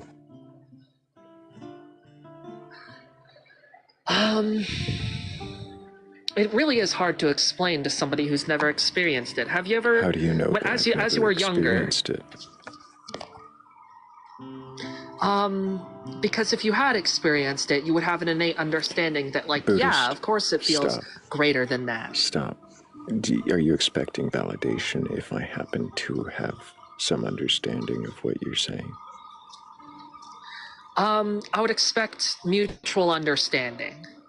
Why did you request up here? Simply because, can you question your beliefs? What is your belief, and why do you believe it? Yes, the first one, the one that you just kind of breezed past. Can you question your beliefs? Yes, I can. I am perfectly happy to question my beliefs. Did you request up here to question your beliefs? I'm perfectly happy to do so. Okay, well, I'm perfectly happy to wait for somebody who actually can question their beliefs and demonstrates that ability, rather than just says it and then avoids doing it. And also, whatever that water in the background was driving my brain crazy. It had to be like an aquarium or like a cat. As soon as he was gone, like a weight lifted off of my brain. I just could not handle the constant trickling.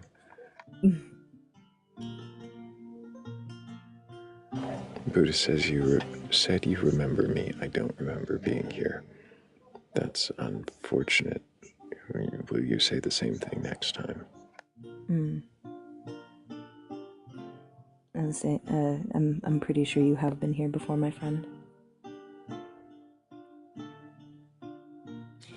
I'm pretty sure it went about the same. Actually, no, I think we got farther and you got more defensive before eventually moving on. Oh. That's probably the most accurate description of that. Now they're yelling. Well, not yelling, I guess. Exclaiming.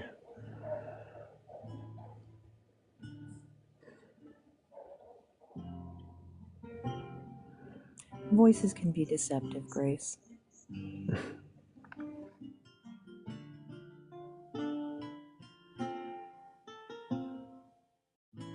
I made no assumption either way.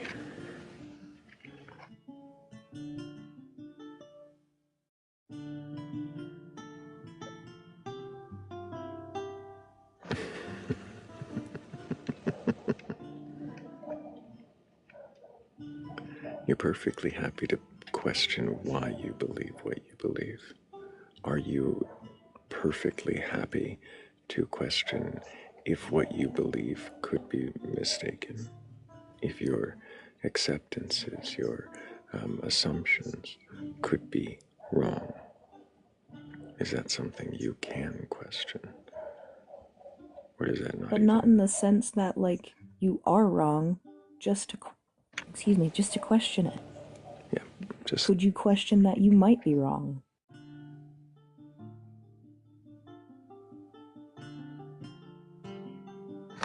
Yeah, I'm not here to prove anyone wrong, tell them they're wrong, or... Not at all. Try to convince them they're wrong. I'm really just here to see if you can question your beliefs. Pretty easy. Hey, Protonics, can I get your age for TikTok TOS? Protonics, did you mean to join us?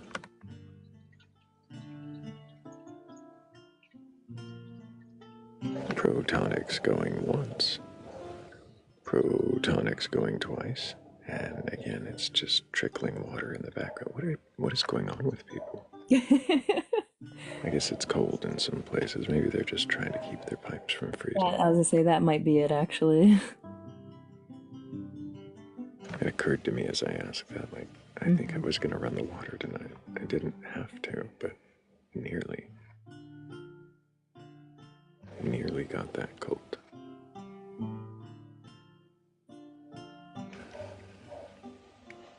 Those neighbor dogs have been barking all morning. They certainly seem to have opinions. Mm-hmm.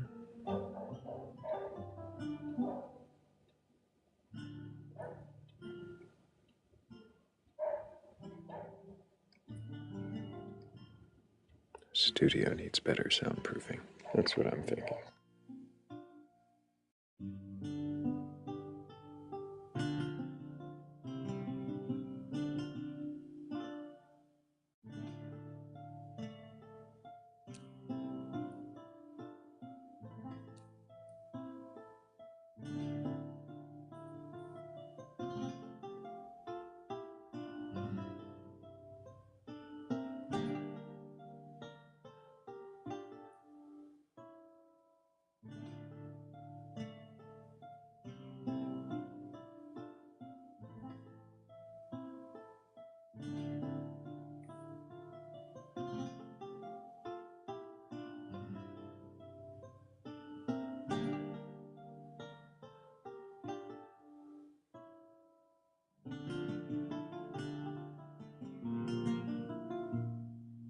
So, remember when I asked if anybody knew, like, a local fire god? We might need to, like, go up a level and get, like, regional. And if you have a belief in that kind of god's higher power or something else like that, and you can submit a prayer to get my wood stove going, because I'm cold, and I'm tired of its shit. And then after that, you can question your beliefs, and it'll be a good time, and you'll have fun. It'll be great, and then I won't be cold anymore.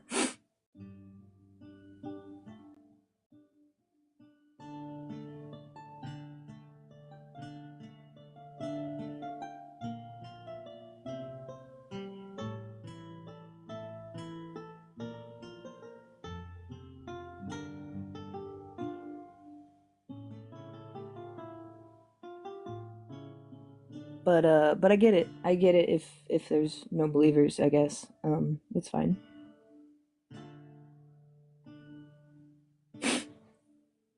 I mean, there's one. Is There's there? one. Yeah.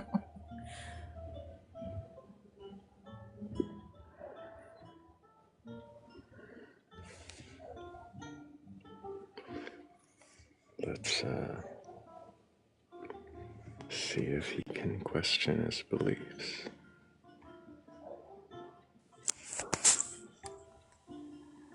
I'm Sam. I'm in my 50s. I don't know what to believe anymore. Well, that's interesting. What do you mean you don't know what to believe? Oh dear God. Yeah, I just don't know anymore. What should I do? Can you help me? No. Because you're being disingenuous. Okay, I am. You got me.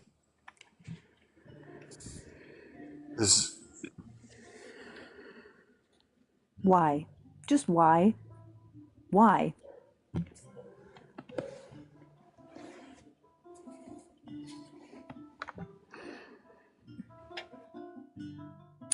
Rebecca, down in the comments, I noticed your previous two comments, but no, that's actually not the answer. There's quite a few people who end up not able to question their beliefs, as evidenced. Well, I think anyone can. I represent it as you can't do it. You don't seem capable, oftentimes, to last-ditch challenge to see if they will take me up on that, to see if they will actually try. And oftentimes they do, which I really appreciate when that works. But when I'm saying they can't, I'm saying they won't. Mm-hmm. You can question your beliefs without losing them. It is possible.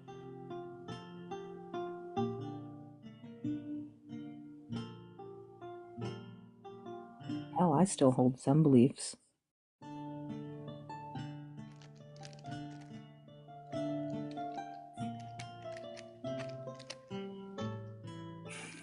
You're trying to get me to question you again.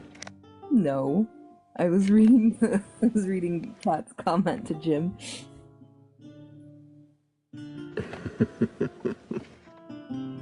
What? I don't even think he knew.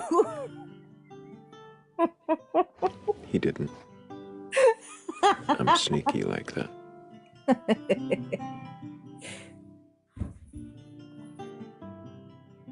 It doesn't do anything yet, but it's a badge.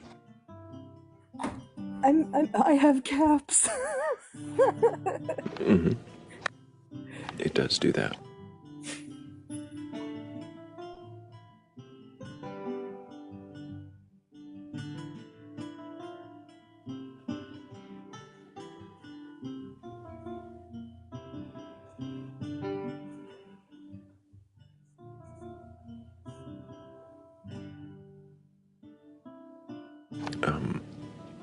I haven't today on the live, though not directly at least. Rebecca has been watching long enough. She might have some clue as to what I believe at least, but I don't know how she would know what you believe. Then again, you have been questioned on the live in the last 2 weeks, more than once. Mm-hmm. I have. And I'm always willing to question. It gets the thoughts out of my brain.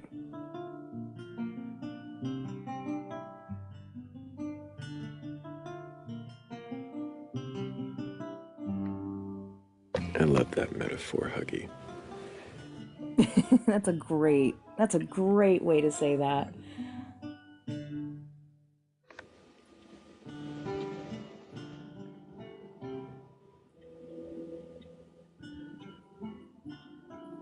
I might have to borrow that. It's much less graphic than the one I usually use. Mm-hmm. I feel like we need to start drafting a glossary.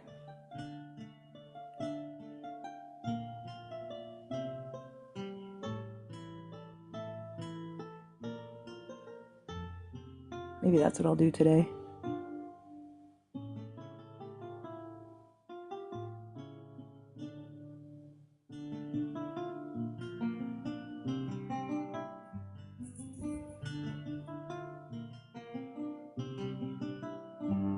A glossary. Mm-hmm. A celestial skeletal bat glossary. Yes. Glossary of the Batcolyte. It's kind of like the handbook for the recently deceased.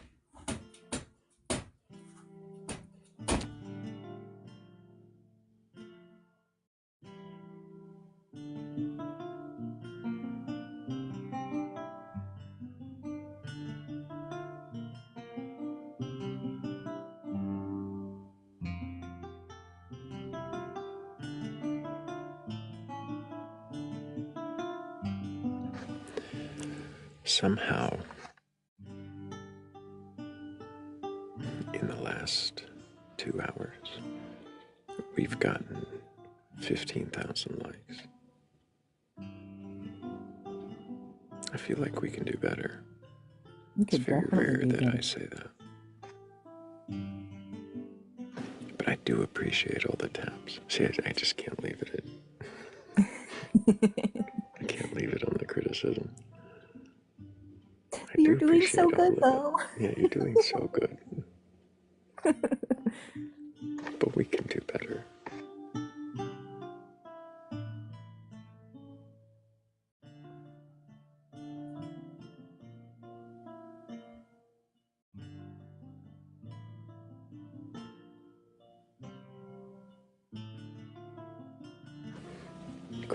Grace, we don't need to recruit anybody. What do you mean recruit? Yeah, there's no recruitment necessary. We don't need to proselytize, but we do want to. Well, okay, I can see the angle now. We want to tap the screen, and we.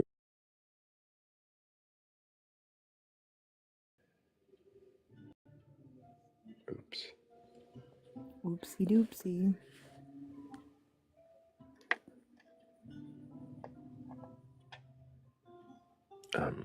There. Now I shared the live too. If we tap the screen and we share the live, then we might get out to the FYP where more people might see the live and maybe question a belief or something like that.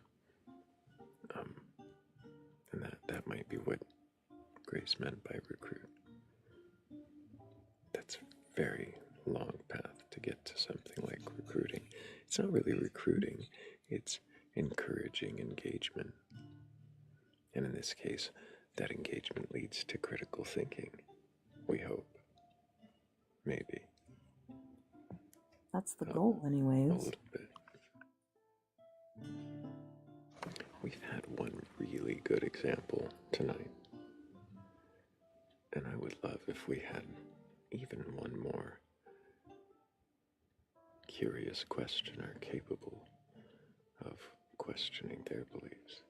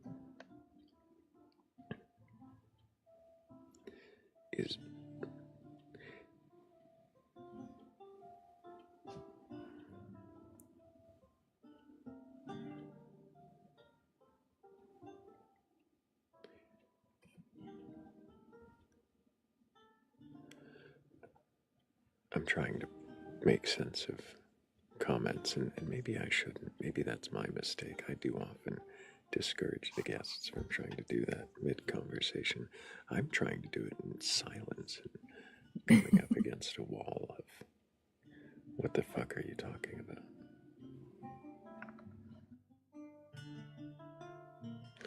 Ooh. Jim said he put more freeze-dried blueberries in his coffee grounds this morning. I'm assuming you mean you added a greater quantity this time, and now it tastes like blueberries. Ooh, did we figure out the dilemma?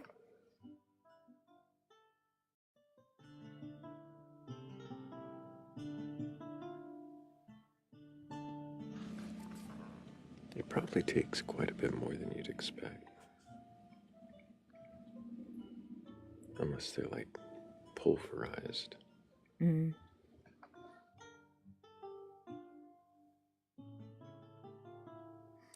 If blueberry coffee isn't available, is there another flavor you reach for?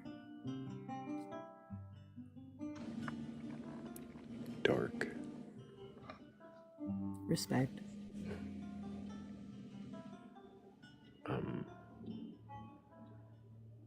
I haven't needed it in a while, but I do keep a canister of black silk. I'm preferential to Death Wish. And yeah, that's good stuff too.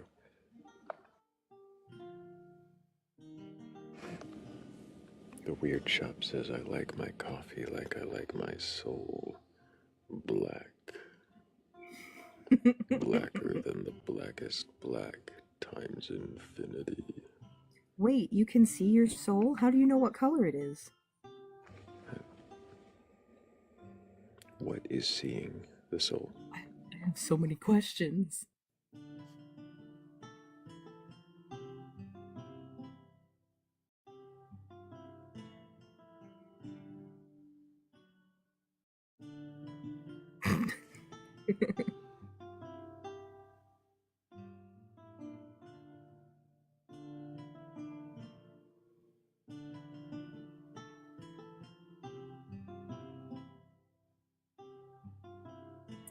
I'm drinking mushroom coffee this morning, and I don't know. I don't know how I feel about it.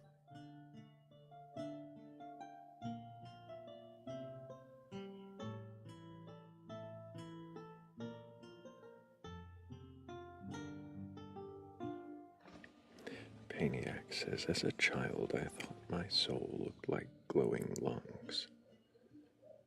Interesting. What color did they glow? Were they lung-sized or just lung-shaped?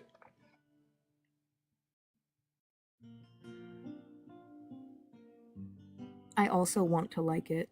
Yes, Trip Trip.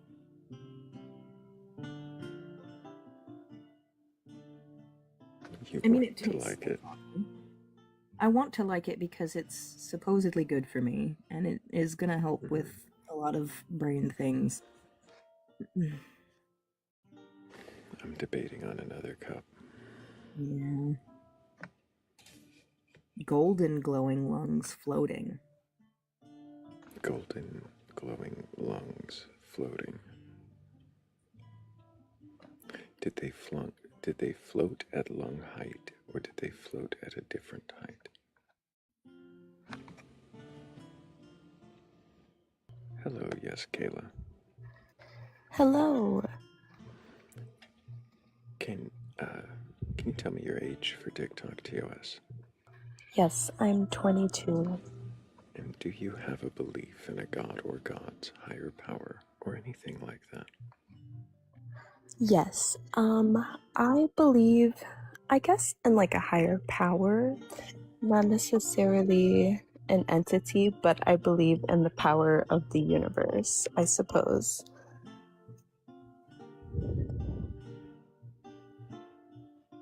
What do you mean by higher power? So what I mean by that is I don't believe, I guess I'll take Christianity for an example.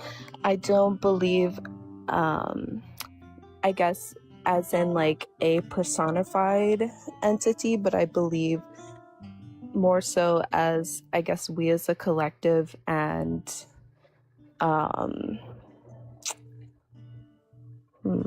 I guess I'm trying to like, articulate what what I'm thinking. I'm sorry.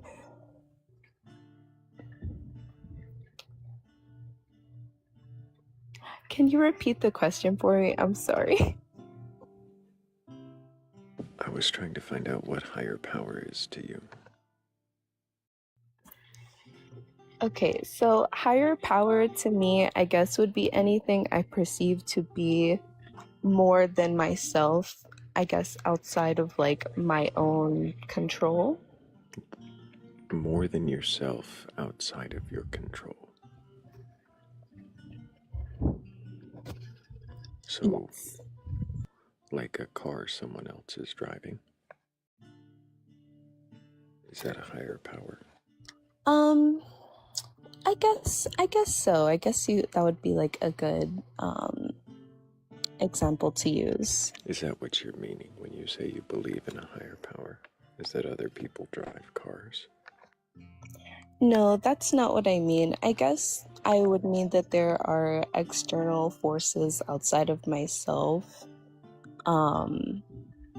that I guess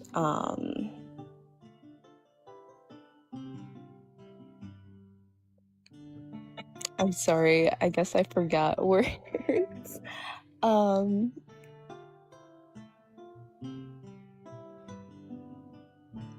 But yeah, I guess that there are things like outside of myself that I guess determine, I guess, like a final outcome.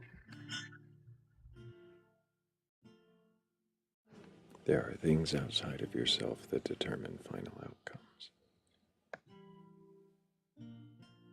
Is that what you said? Yes. Not necessarily as in like a specific, like a person or something like that. What do you mean by final outcomes?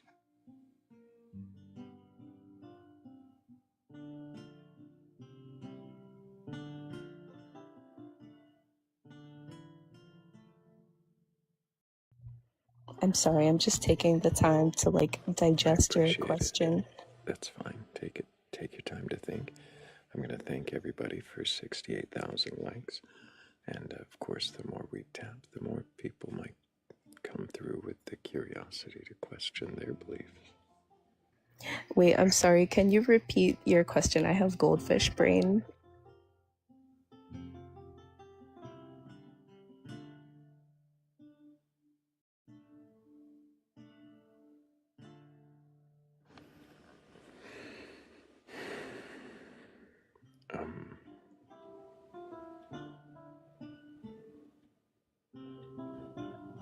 Wait, I'm sorry. Can you repeat the previous question, please?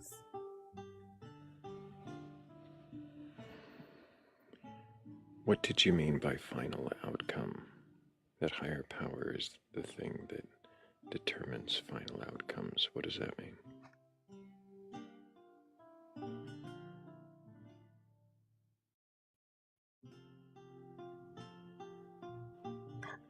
I guess more so, I'll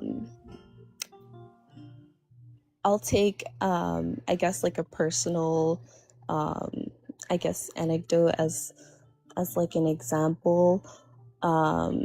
So for me, I was homeless for a long time, and there was just like, nothing going right in my life, and I don't feel like there was necessarily anything in particular that I did, I guess to I guess get out of that situation, but it was just like, I guess, a series of events that kind of like led me So what events are you talking about that lead you to believe there's a higher power?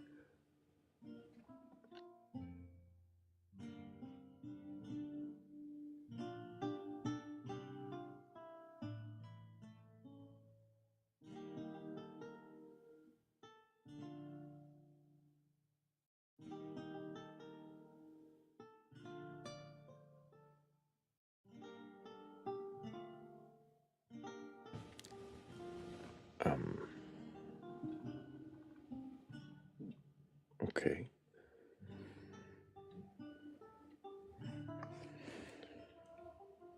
Well,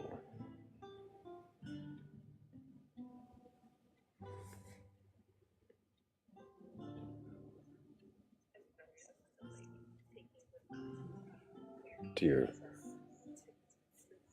response. I'm sorry.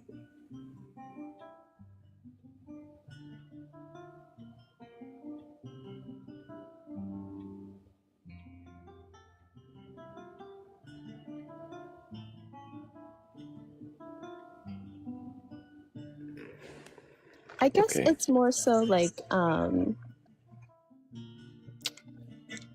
don't really know, I guess, how to like answer the question, because I guess there were things that like I did like physically to get out of the situation, but then there was also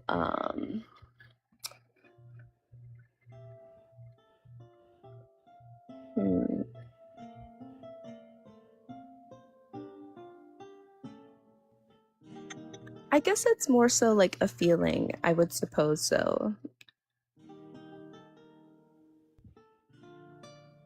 And like, I guess the feeling of something happening, like, I guess, outside of myself. So what is the thing that happened outside of yourself that's making you think that there is a higher power? I guess just more so situations that I've been in that I guess screamed like danger. Nothing like happened to me. I guess, for example, when I was a kid, like I fell asleep like and there was a razor blade in the bed and I woke up all cut up, but I was like fine. So I guess it's more so things like that. You woke up all cut up, but you were fine. What does that mean?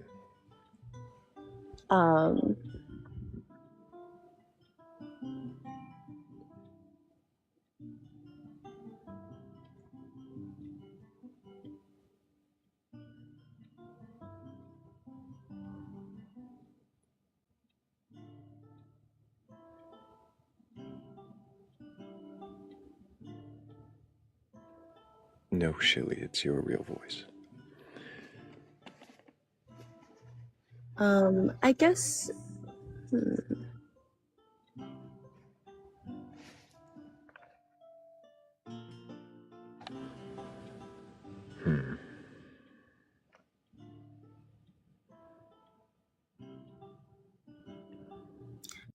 I guess I don't want to think that that it was just luck. I guess that I was, like fine, like I wasn't, like bleeding out or something like that.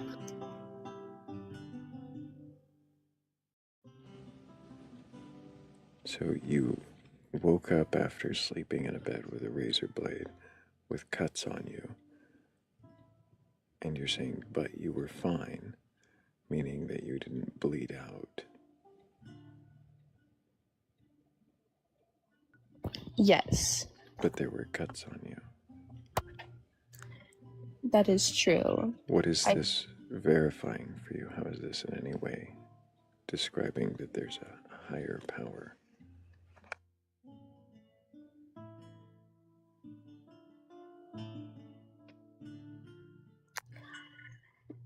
I guess it's more so I guess like a self-comfort, I would suppose.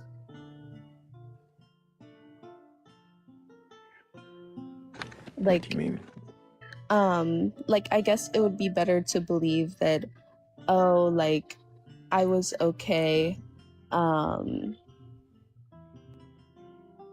because, like I didn't die. Like, yes, I was injured, but it wasn't like, I was injured to the point of like I was, like something like detrimental was going to happen to me. I guess,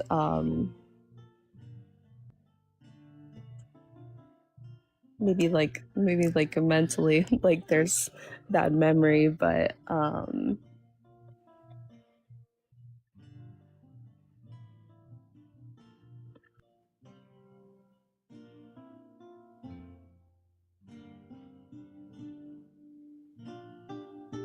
I guess for me, I guess it's better to believe hmm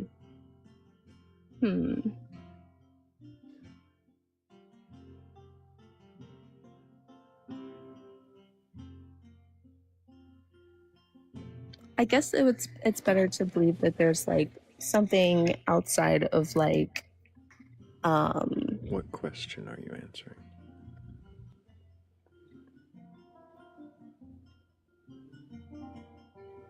I'm answering why do I believe that like there was something outside of me to determine that final outcome.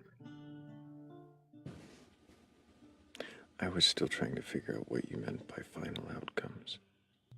Oh, okay. I'm sorry. You're not really being clear or listening to my questions. Oh, okay.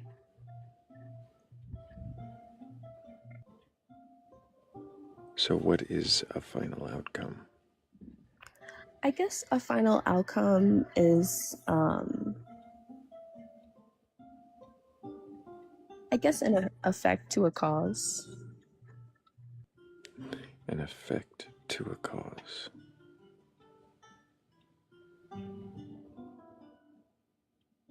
Or I guess that wouldn't be like a great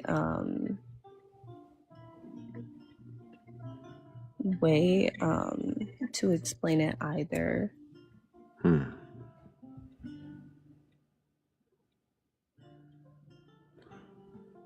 Final outcome. Because I guess a final outcome would mean that there is like an end. To what? I guess to anything in particular. Why would there be an end?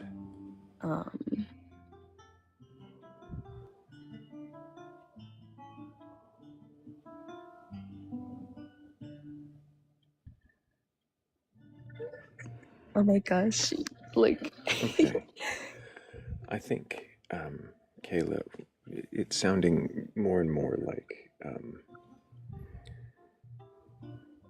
there's some difficulty here in questioning your beliefs. I think maybe you should think a little deeper on what it is you believe and why you believe it. And try this again sometime, okay? Yeah. I appreciate you. I hope you keep asking questions. Okay. And come on back when you're ready to try to question your beliefs again. And if anybody does have a belief in a god or gods, a higher power, or anything like that, and you're capable of questioning your beliefs, then go ahead and request on up. I'm not here to debate you or argue. I'm not looking to change your mind or tell you that you're wrong. I just want to know, if you can question it, then what is you believe, and why do you believe it?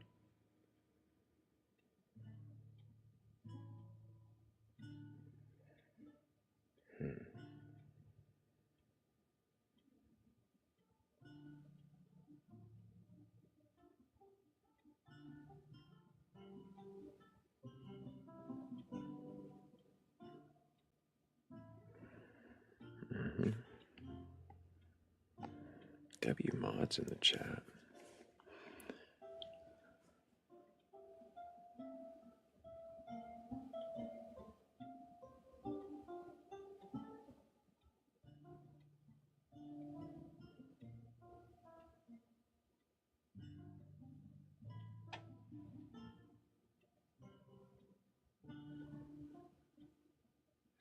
Wow, Krampus. Disrespect for the last time.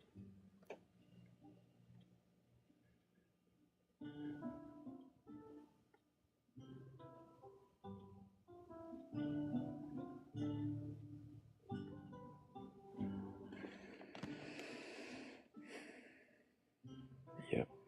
And just so you know, Krampus, this isn't a mod lashing out at you. This is me telling you to shut up. Because you clearly are in the wrong house.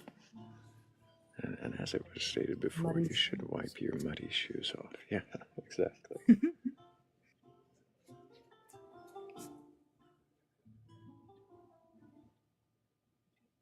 you can't be respectful, then why do you have to say anything at all? All right. The local and regional pleas for a fire god have not been functional. Wow. So we may have to move to global. Global. That was a fast expansion. You skipped past county, state, national. You just went straight to global. I'm cold.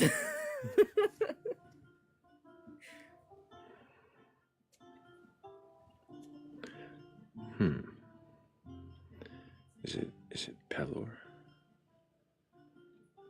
I'm trying to remember. I'm just trying to think of any gods of fire. There's Hephaestus. Hephaestus counts as a fire god? Mm-hmm. I mean, I guess technically you could consider Prometheus. Technically. Yeah, well, technically.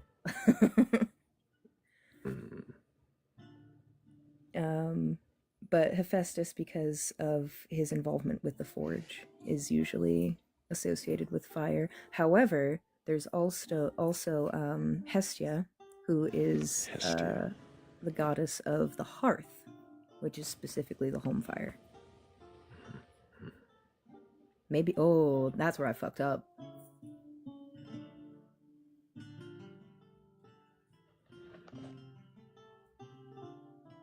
So if there are any Vestal pagans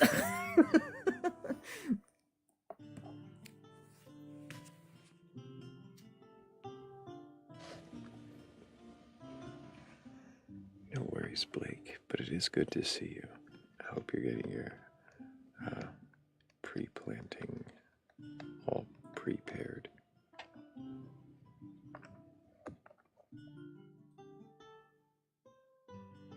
Wait, are you planting pears? Because if your pre-planting is prepared for planting pears, I feel like you're missing an opportunity. Pros and petals, is that Mahuika? I feel like I absolutely butchered that.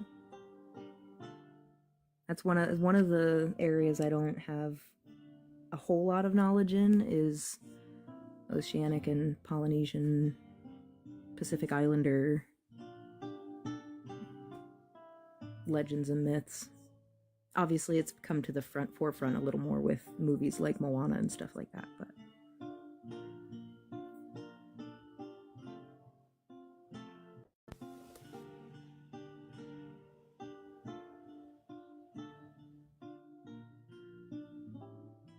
the grand purple unicorn of the cosmos, huh, Woody? Yeah, I was just about to comment on that.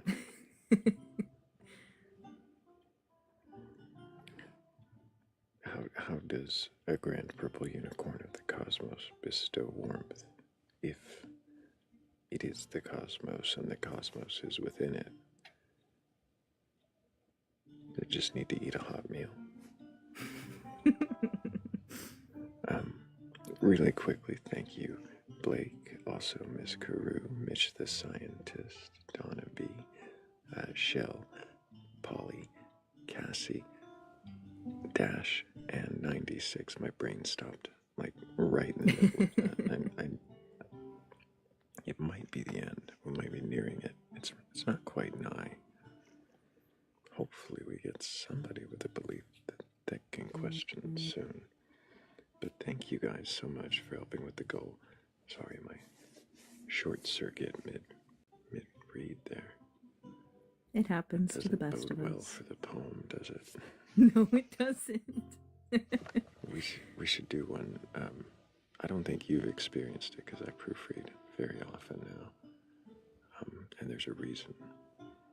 I'm wondering if we should do one blind. That would be fun. Maybe. It's terrifying because I have to, like, it has to make some kind of sense. Even if it's just random gibberish words, there's going to be something that... It's got to at least be a sentence. I don't even know about that. At least clauses. There you go. That's fair.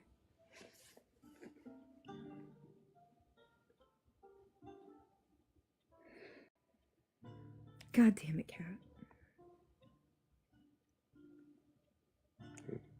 We went so long without a reference.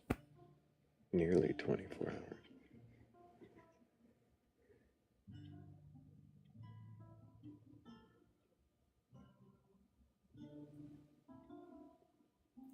Oh, Blake, you missed a whole big thing. But we're not going to talk about it anymore.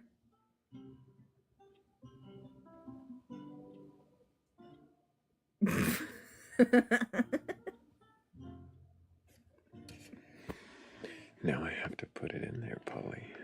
God damn it. Fuck.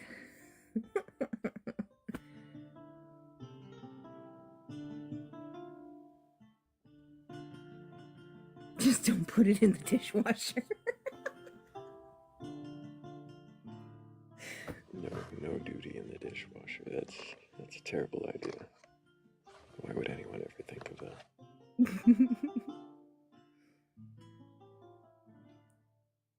Can't eat at everybody's house, I'm just saying.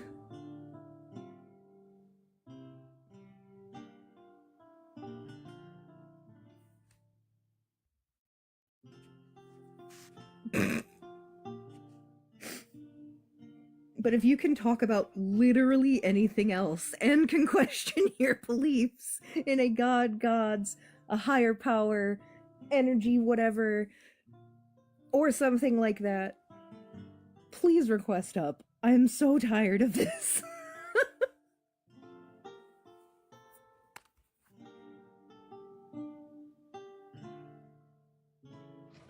The poem is going to be the questioning beliefs version of Sea Spot Run, just to avoid any heady analogies or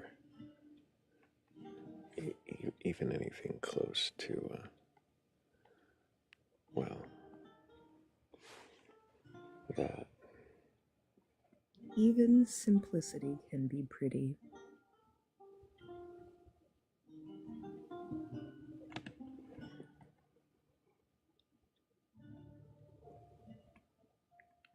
Oh, I see how it is. Cat's running away to Scrabble again.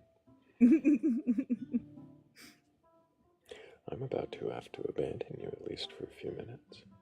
That's okay. I'm It is sorry. that time of morning. At least one person come up so I can question your beliefs. And I'm not left alone. Although I know I'm not. I know I'm not. I'm just being dramatic, but... Hey, Kat says she'll come up. Does it put you into an existential tailspin when you're seemingly alone, but not alone? Oddly enough, and I'll be completely honest with you, it's because I'm powerless. That's where the rambling comes from. Because I have no way to... I have no way to do anything. You can't even see the queue, so you don't know if anybody's waiting or... Right, I couldn't even see if anybody's waiting. Like right now, you'd have no idea that somebody might be waiting. Well, except the cat put something in the chat, of course.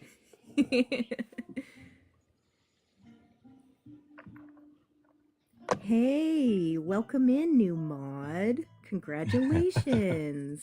Thank you. I will have to set your role on the Discord so we can catch you up on how to use the powers you'll be getting. I need instruction. This is what I mean, and then glossary. you'll get the instruction, and you'll still be like, this is not enough instruction. But what the fuck am I doing?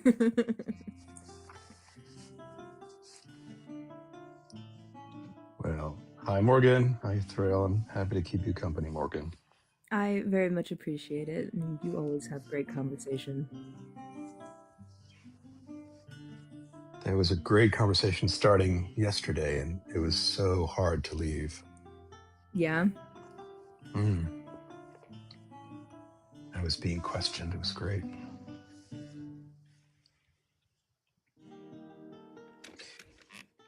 It must be chilly where you are. It is currently 3 degrees outside. That is chilly. Yeah. And I don't know, something's going on with my wood stove. We're getting a lot of negative pressure all of a sudden, so smoke isn't going where it's supposed to go. No. That's not good. Yeah, so I think the seal on the top needs to be replaced. And then I need to get new andirons because the tops of them shattered.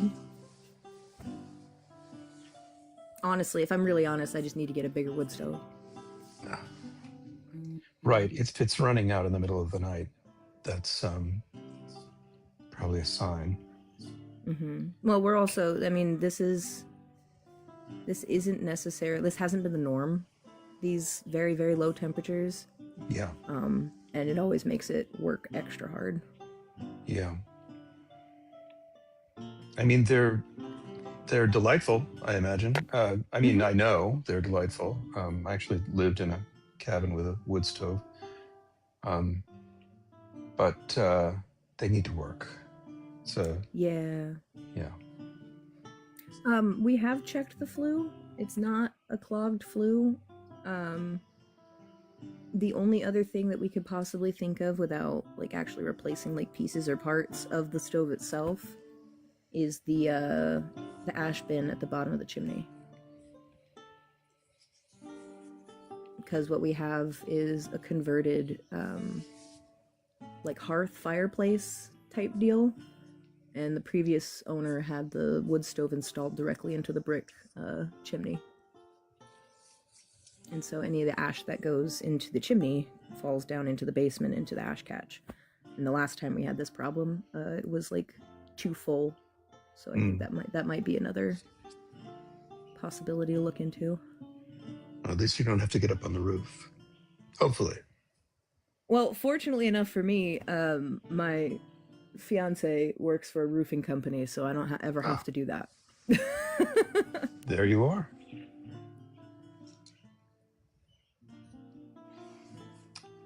I'll be in your neck of the woods in a couple of weeks again. Hopefully it'll be a little bit warmer. Yeah. Yeah, hopefully. Although February is fickle. Yeah. There's my favorite song by a friend of mine, Dar Williams, is called February, and it describes New England winters perfectly. I think I've heard that one. Yeah. I don't want to say I'm obsessive, but I always love seeing New England representation in music, in art, and theater, all of it. It's like one of the coolest things to me to see even just the region I live in represented.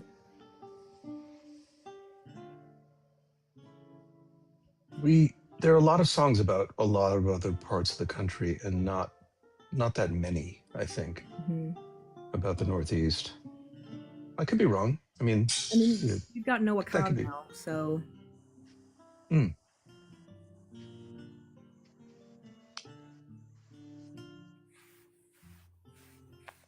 trying to think. I can't think of any others off the top of my head. I know Triple H is from here.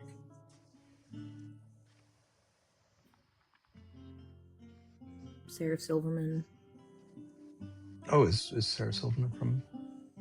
Yeah, she's from Massachusetts and New Hampshire. Mm. Same with Adam Sandler.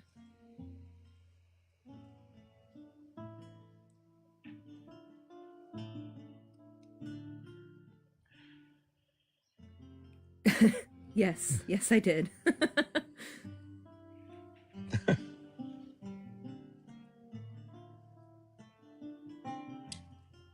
So, fun fact, Kat. I haven't met him in person, but he frequents the area I live in. And I know a lot of professional... No, Rav did not tell me. This is actually going to answer the question. There are a lot of professional connections I have in the area that either like have worked with him closely or like because he grew up in this area. So I was just meaning because he's a local celebrity here before he was ever a national or international one. There's tons of talent from New England. I just mean there's not a lot of songs written that I can think of about it. Yeah. I mean, there's plenty of poetry, lots of books that happen up here. Yeah, lots of old sea shanties. I guess I'm not counting those. That's fair. I would say, especially with like all of the fishing and lobstering and all that. The Gloucester thing, yes.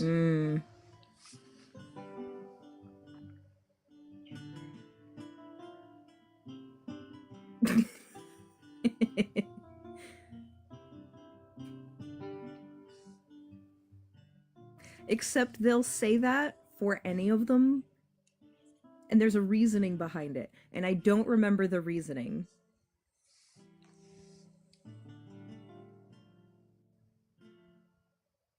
It also makes me giggle every time it happens.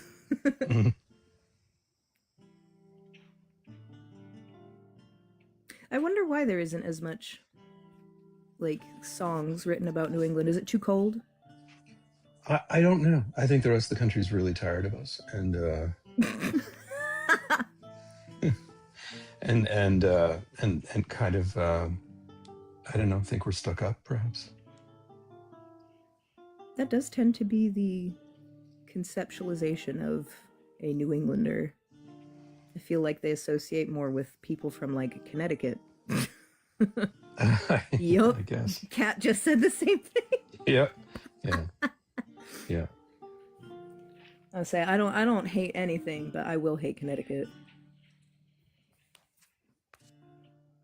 Not everybody in the Northeast is a liberal intellectual. And you have to get out and walk around and meet some people, and you'll find out. Mm-hmm. It's just an echo chamber, the whole thing. Yeah.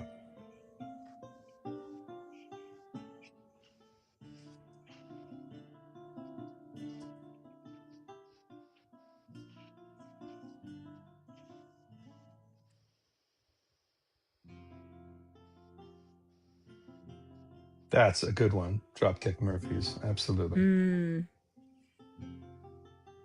Funnily enough, they actually graduated from my high school. Oh, really? Yeah.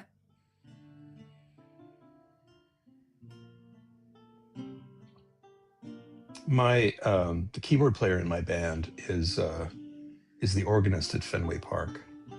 Hell yeah, that's dope. Yeah. Well, he's not just in my band. He's of course. Like if you're an organist, you're going everywhere. Yeah. No, he tours with pretty much. I mean, he's easily the most famous person in the band, and members of REM take him out on the road and stuff. Oh, that's dope. Yeah, it's great, and he's the nicest guy in the world. But yeah, I get a little bit. I will take you to that. Sorry, Jimmy, go ahead. Oh, yeah.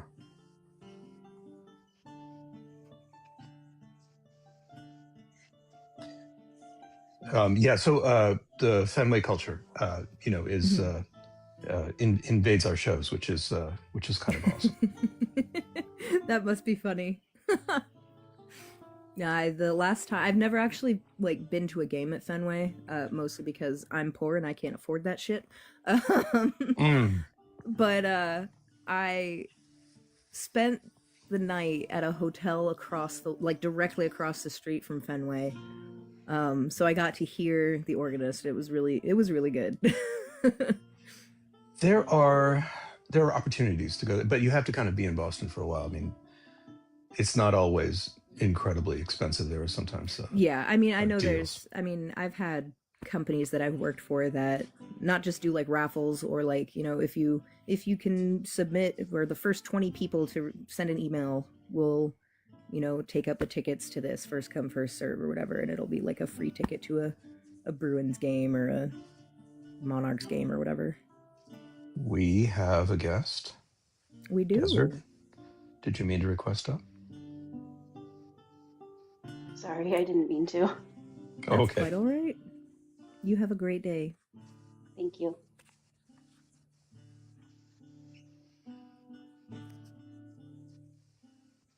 Your dad used to have season tickets, Kat, to Fenway? That's great.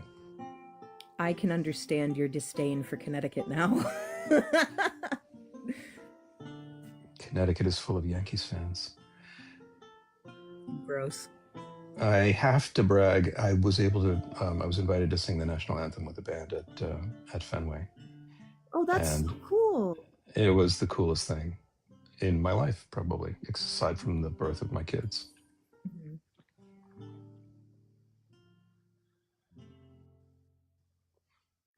I mean, that's okay, I guess. Maybe. Yes.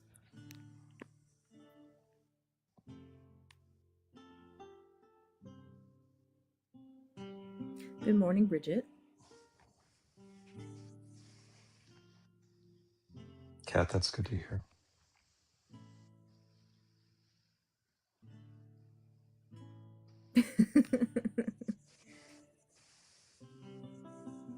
Aw, he's a Royals fan?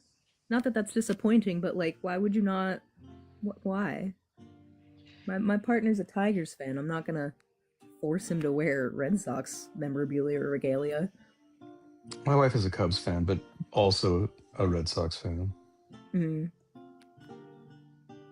Anyway, the thing about Fenway is there's not a bad seat. It's so small. You're right next to the It's the really game. small, yeah. Yeah. If you like baseball. My eldest invited their boyfriend over to watch the Super Bowl, and I realized I have no idea how to get it on my TV. I think, is it Hulu that has a partnership with ESPN? Okay. I think. You might have to upgrade to a bundle or something, but they have a lot of sports stuff as well. I think Amazon does a stream as well for Amazon Video. Worth it. I'm going to need to prepare a bunch of really bad food.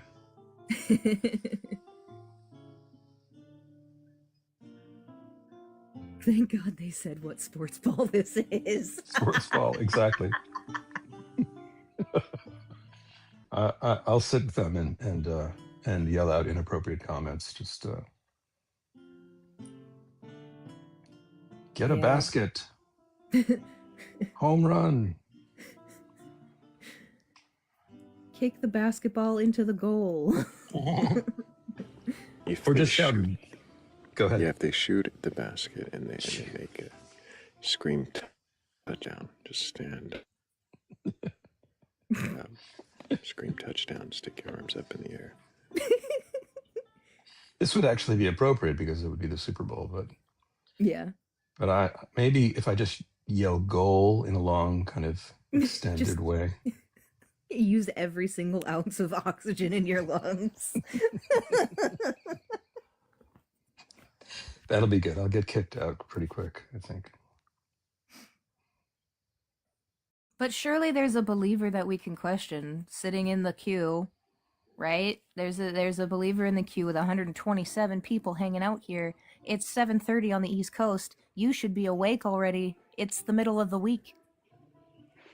If you're a believer and you would like to question your beliefs, believe me, it is a good activity. It's a good exercise. It helps you to define what you believe in a little better.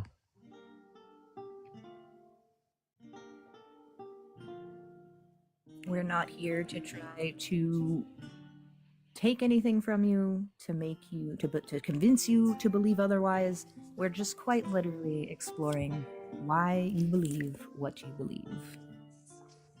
Socrates said, "Know thyself." And I don't think he meant it in an insulting way.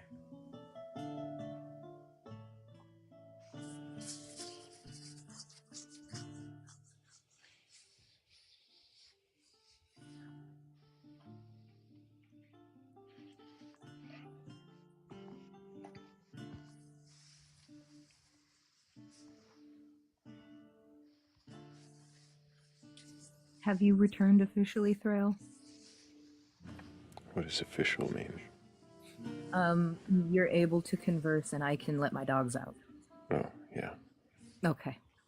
I'm capable of conversing. I'm more capable of questioning. If somebody has a belief in a god or gods, a higher power, or anything like that, well, that's the kind of conversing I'm most capable of.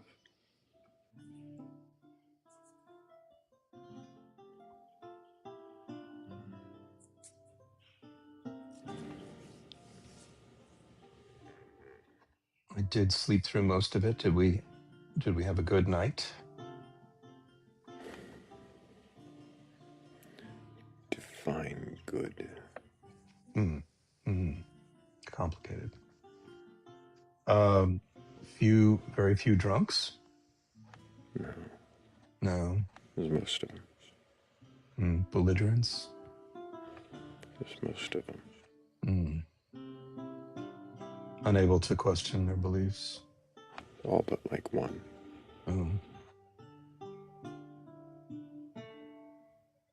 Condolences and respect. Even Thrayle slept through them. Is that true? I guess that can happen, right? Like, what, maybe 5-10 minutes max.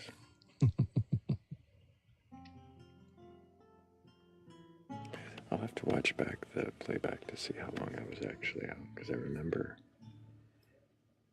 bringing a believer up beginning to question them. Hazel had a question, and then the believer was gone. Kazoo and Kat were on panel, and somebody told me I was asleep, and I don't know. Well, I've cut my drinking way back, and I have to say, when a drunk comes onto the panel, it's more motivation just to not drink and realize it's not good. I was embarrassed by my behavior when I drank to excess not as a child, as a youth, as a young adult. I was often embarrassed by my behavior. But I think what gave me more motivation was watching other people be drunk and not being drunk. Yeah, it's fun to damage your frontal lobe, but if you see it when you're sober, it's not a good look. It doesn't look enticing. It's No. not like, it doesn't say. And I did dry January, and it's definitely made a big difference. Yeah, it's like digging a hole and starting from there. You know, it's I don't know. Everything in our culture says drinking is good, and the more I don't drink, the more I realize there's not anything actually good about it.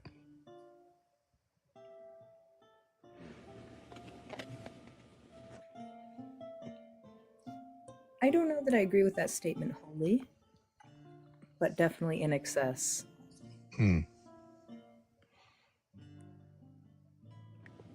What is good about it? Yeah, what is good about it? I mean, let's see. So there are certain types of wine from California I really love. And I was out there and I tried them again after basically not drinking for a long time. And I was like, nah, they're all right. You know, if I'm going to be honest, it's not earth shattering. They're just kind of okay. I don't know that, like, I also wonder if it's like a development of palate, because like obviously your palate changes over time. And like I've come to find things that I enjoyed before are absolutely disgusting and would never want to put those things near my mouth, let alone in the same vicinity as me again. However, I do think that there are some medicinal qualities to certain types. However, only in medicinal use, not recreational. Yeah. I mean, there are certain whiskeys that if somebody puts one in front of me, I'll drink. But I mean, I'm not going to make it part of my life in terms of, you know, a weekly right, thing. like it's not a goal of mine. It's not a goal to maintain that connection in my life.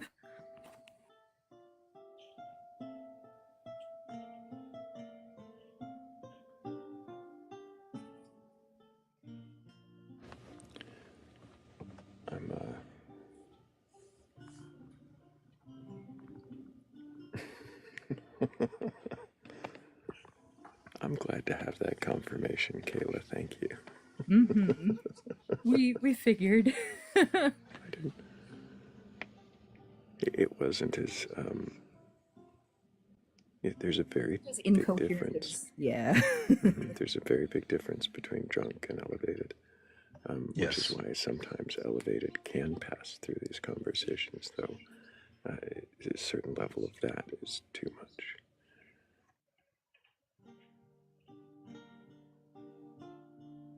But then that's really just a person-to-person thing. It's a little different the way it affects people. But I still find it best to be closest to clear-headed for these.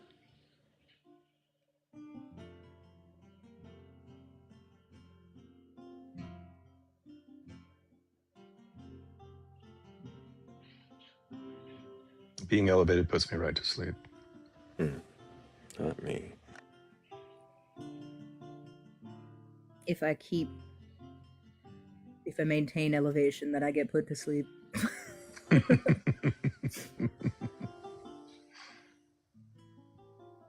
Now that I'm much older than most, I think it's time for me to try fungi that make me see things. Again. Okay, I was just about to ask. That's not an experience I've had yet, but it's one I would like to have. My one time was in Vermont, and it was just such a good experience. I never thought I just didn't feel like I had to do it again.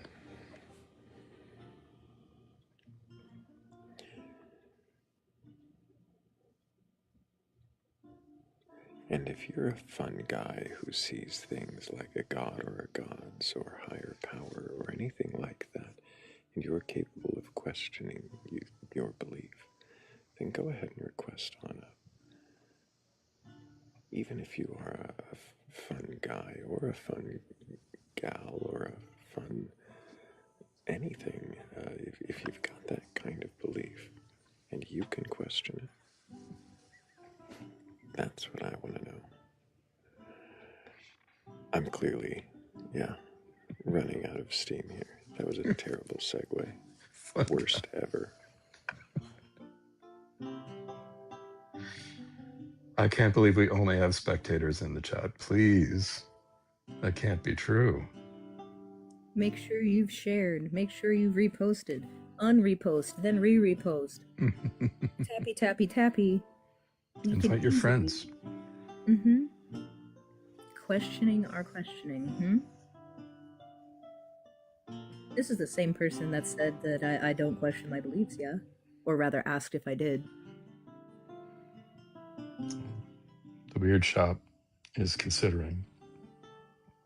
We have questioned the Weird Shop before. Right. Invite your enemies.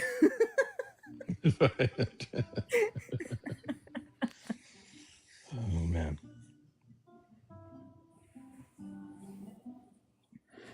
The question I'd ask anybody, and not to discourage anyone from requesting up, but the question I would ask, before you hit that request, why are you requesting up?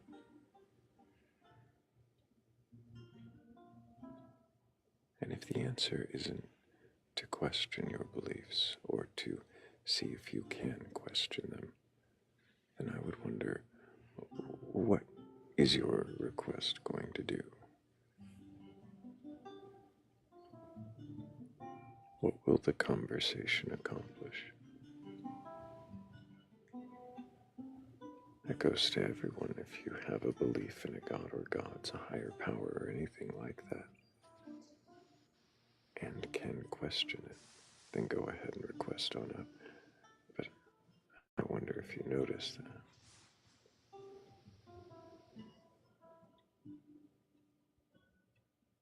If you're curious about your internal thought process, you might want to question your beliefs.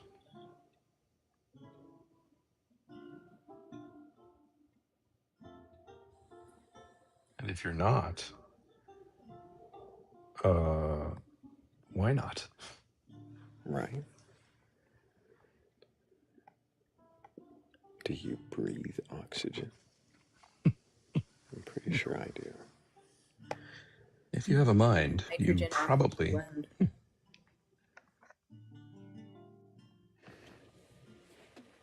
I was going to say, if you have a mind, you probably have beliefs. It's good to know what they are.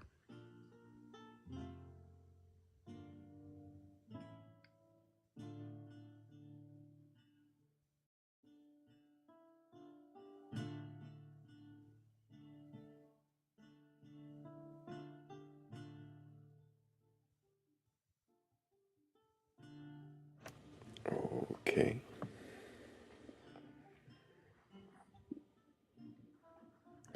Did I already thank Shell and Polly, Claire and Cat DeWitch? Because if I didn't, well, I don't know why I didn't. Because thank you guys so much. And also thank you, Bats, for the Night Star. Really appreciate that. And if,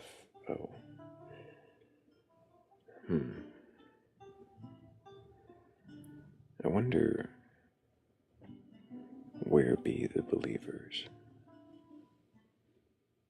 Where do they hide when the panel is open and I'm questioning beliefs? Where is it that you stash your belief so that I won't sniff it out? Cat asks if brains in jars have beliefs. I'd imagine they have nothing but. I imagine especially if they believe they're a brain in a jar. Yeah. That might be a belief.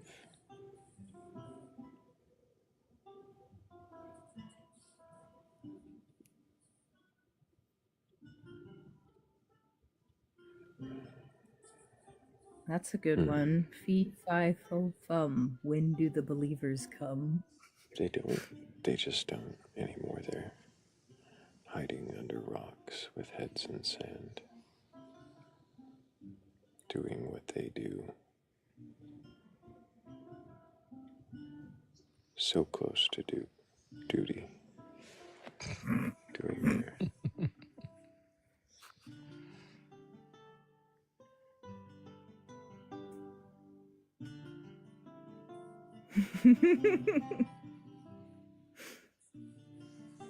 I would say you could mute yourself in the comments, but I don't think that's how that works.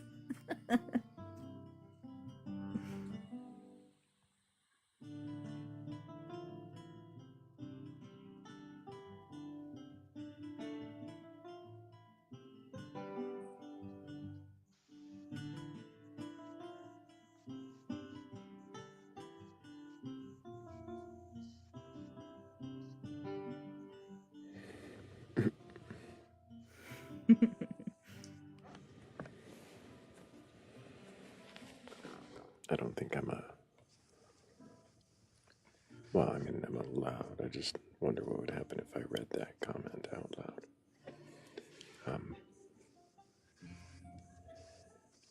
Invite your enemies. Invite anybody if you've got a belief, or if they've got a belief, or if they don't have a belief. Just invite them. You never know who might have the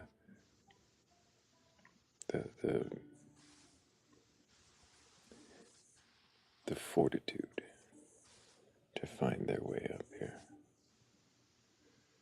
I don't know if that was the word I wanted. Fortitude. I was thinking emotional and mental fortitude. Yeah. The Italian word forze. The will. The will. I wonder why it's a tude. The willitude. There was, of course, whenever there's a Buddhist, I want to immediately jump up, but I realized quickly that that was not necessary in that case. Yeah. First time that interaction has happened. Yeah.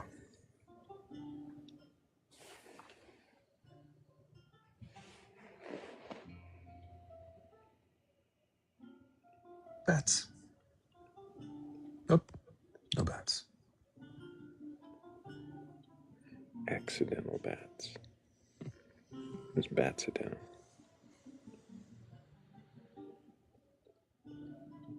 What is a group of bats called? You know that, right? Either a colony or a cauldron. Cauldron, right? A colony. Mm. I dubbed a group name for writers that never caught on, but I really wanted to catch on. Should be an agony of writers.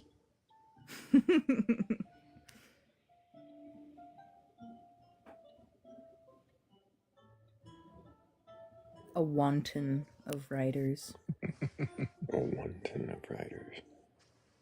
A fabrication.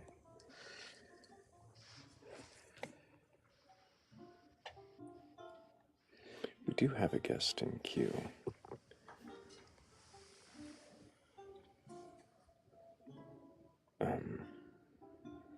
but not a believer in the traditional sense. And I mean, we can see where it goes, but it probably won't go long. I really do want to get a believer in here who's curious enough or courageous enough to question their beliefs. But it is good to see you, Wisdom. I hope you're doing well. Good, and thank you. And likewise, I just wanted to share one of my beliefs since I didn't share that one before, and I will not go into abstractions this time. It's basically It is already it is already almost 8 o'clock where I'm at. I cannot go to sleep right now. I love listening to you talk. Thanks, likewise. I mean, the only thing I noticed is basically, what knowledge even is in power. Power means the more knowledge I have, the more power I have, the more I can manipulate my surroundings. So if you ask me if I believe in a supernatural power, I do believe there are some probably physical structures which can contain more knowledge and probably manipulate more reality than me. Thus, is it an absolute deity? I don't know. But I do believe in a supernatural power, that something beyond me, which has more capacity, exists and contains more knowledge and power. So that would be my belief. Because of the patterns I notice in my surroundings and, What is knowledge? Yeah, that's the biggest one. The questions I had. For me, knowledge is basically physical structures. Logic interpreted from physical structures is the same question as asking what is word. A word is correlated to a structure and a feeling and experience, right?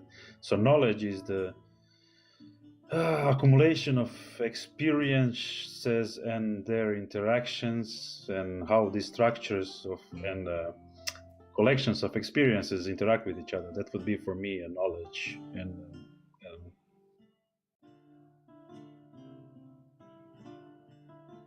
but the reason I say I believe in this structure is because I'm assuming something I cannot understand which I cannot know, since I was not able to inhibit such a structure, right? But in an intelligence test, you are forced to recognize patterns, and patterns in nature show that creatures with lesser knowing can manipulate lesser surroundings. They are at the mercy of the higher structures, which govern their fate. So if there is some being which has more knowledge than me, even if it has a body which is weaker, it can manipulate my reality and enforce its will on me because I'm less knowing. And like I said, knowing, I don't know the nature of the processes, so I'm at a disadvantage here.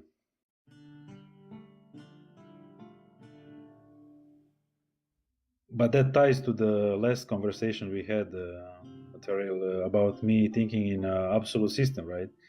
Because I think the knowledge is absolute, and I think the patterns are absolute. So this is why I think that this being, which people call God, is basically the absolute knower of all which can be known. And thus, all power. Why do you think there is an absolute knower of all? Yeah, this primarily coming down to my belief into absolute systems, which I described earlier. I don't want to alienate your life again. No, I understand. It's where we got what you nearly end up describing, similar to Platonic forms. Yes. Sorry. But where do they exist? And that's the question, because I deeply can see a nested reality, structures, structures within structures, but they are all veiled from each other by the means of the senses. So my senses are veiled, thus I cannot experience or the full range, and I don't know what lies beyond my sensing range, right? And this is the necessity for any kind of separation, otherwise I would just collapse into. That's an axiom I'm not having a proof of, but I assume that if I could experience and know everything, I would just collapse into that everything, and experience-wise and I don't know, Yeah, personality wise, I don't know, if you can experience the whole universe, you become that universe, right?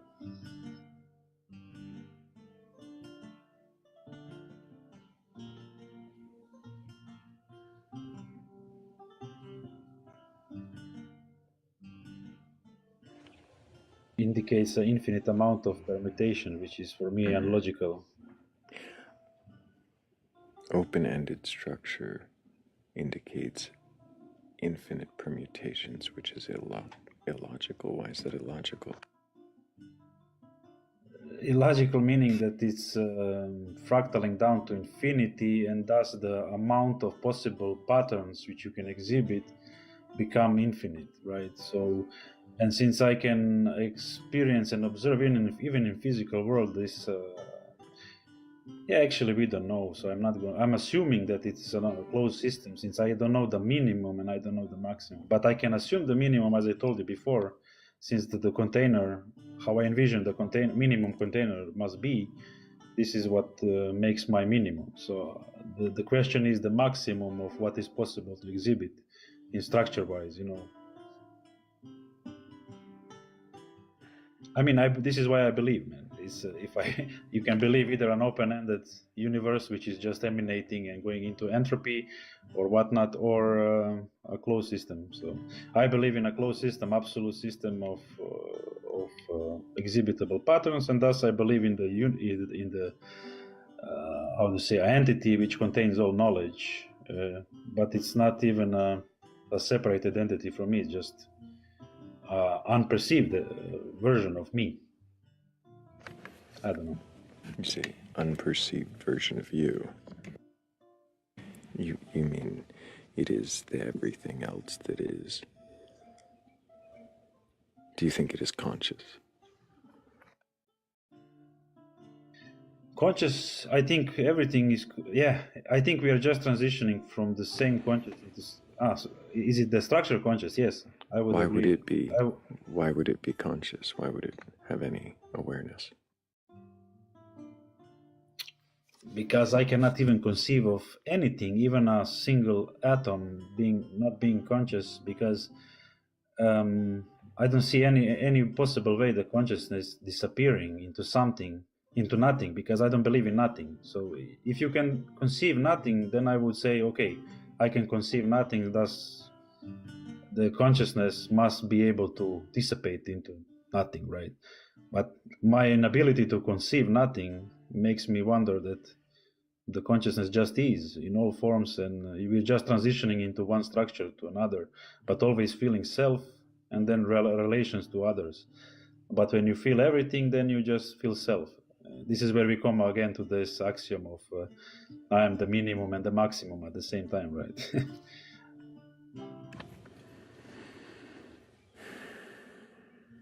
There we go. I did it again. I alienated your life. You didn't alienate the life. You got me to sigh, though. No, it's just a lie. Yeah, the sigh still happens. I'm curious, though, and I'm wondering how up and how much Jim has been following, because I'm curious if he sees any similarities. Yeah, so I'm hearing a little panpsychism and idealism, and I have a lot of respect for that way of viewing reality. I think it is parsimonious and consistent with science. So I sort of see what you're saying. I think earlier on in what you were saying, I was a little bit stuck because it did seem to rely on a human set of senses. And if we imagine what it might be like to be a bat, a dolphin, or a bear, though that sensory experience is vastly different from our own. And so how does that change, understanding that the human set of senses is limited in a particular way? Does that change the way the universe is perceived? If we have an incomplete set of senses? Yes, this is my argument exactly, because I have been thinking that I want to know it all, but I'm self-biased. I'm assuming my self-bias, and I'm saying I'm anthropomorphizing everything, that experiential totality of should be only what we can perceive and conceive or experience, while there might be a structure which can experience and conceive more. Thus, I will never know it until I become it. So, can I become this other structure when I unalive from this experience, or just by means of meditation? I do not know. I didn't manage to experience beyond my physical limitations or my mental limitations. So, thus, I have to keep a decent amount of self-bias to say there might be a structure which I can say it could possibly exist, but I cannot logically perceive it as truth, from my perspective anyway. Can we conceive of a let's say a universal consciousness that has no other but has intelligence? Yeah, that's the thing. How much do you think your brain, if you think the actual visualization is happening in the brain, which I do, I think it's very physical.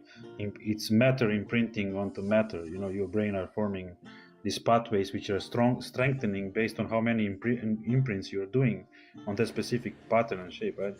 So if you think your neurons can form these let's say structures which are much smaller than the neuron itself, then you have a paradox at hand. And I don't believe we can experience the whole range with our brain. I don't know. That's just my range. What do you mean experience the whole range? Yeah, this is where the absolute system comes from. A range, I would say, from the smallest to the maximum. We don't know. We are assuming the smallest to be a Planck length. I can visualize the smallest by the cubes of containers, right? Pixelating structure or whatever. But I cannot visualize or assume a maximum. This is my issue, which I need to believe, since I cannot argue for the limited maximum as of yet. I have to see the whole of range, if any, to believe it's one or the other. But I don't know. I'm more prone to believing it's an absolute system. Well, many people will say it's an open-ended. We don't know, so it's open-ended system, right? It's infinite permutation possibilities. Who says it's open? Scientists would be more prone to its that it is a expanding system, which is going into entropy or such. But does it need to be open to go into entropy? Is that required? Actually, no. I would see it more like imagine you connect two pyramids, one on top of each other. I mean, bases of the pyramids. It's going from the smallest to the biggest, and then to the smallest. You can argue this is a full cycle, but how does it connect in a torus? Does it come back up? But are you saying that the cycle would then begin with entropy and end with entropy? I see it more as a compression. It starts as a compressed state, it expands, and it goes back to the uncompressed or the perceived zero. Why? But we don't know what is zero. This is what I can observe. You say it's what you can observe. How are you observing that? I can observe that the sun is powering the core of our planet. I can see the radiation from the core powering. It's powering the core of our planet. How can you see that? This is what isn't that the scientific community also saying, how can the core be molten all the time, so it's getting the charge from this is why we see aurora borealis on the top of the poles, right? So the energy is going in from the poles and radiating on the equators. Energy. What do you mean the energy is going in? This is energy. When we say the structure, I see this nested structure of smallest things and contained within the bigger things, and it's all in compressed states. They are like nested structures I see. So when you say energy, it's very small particles which we call electrons or photons or whatever you want to call it. all this can be considered energy, but depending on what you're powering, right? I didn't want to go into physics of how I perceive physics. I really wanted to just. Is there any chance that your perception of physics could be in error? Very much so, but you know, I can prove. I prove most. Do you rely upon your understanding of physics to construct this idealistic worldview? I do, but the only physics I can see is pressurized system, balanced pressurized system. The moment you change the pressure condition, things change, and this is why I can observe and I can test, and I did test. So the moment you change the pressure conditions. Yes, I noticed the pressures. Now you can ask me what is pressure.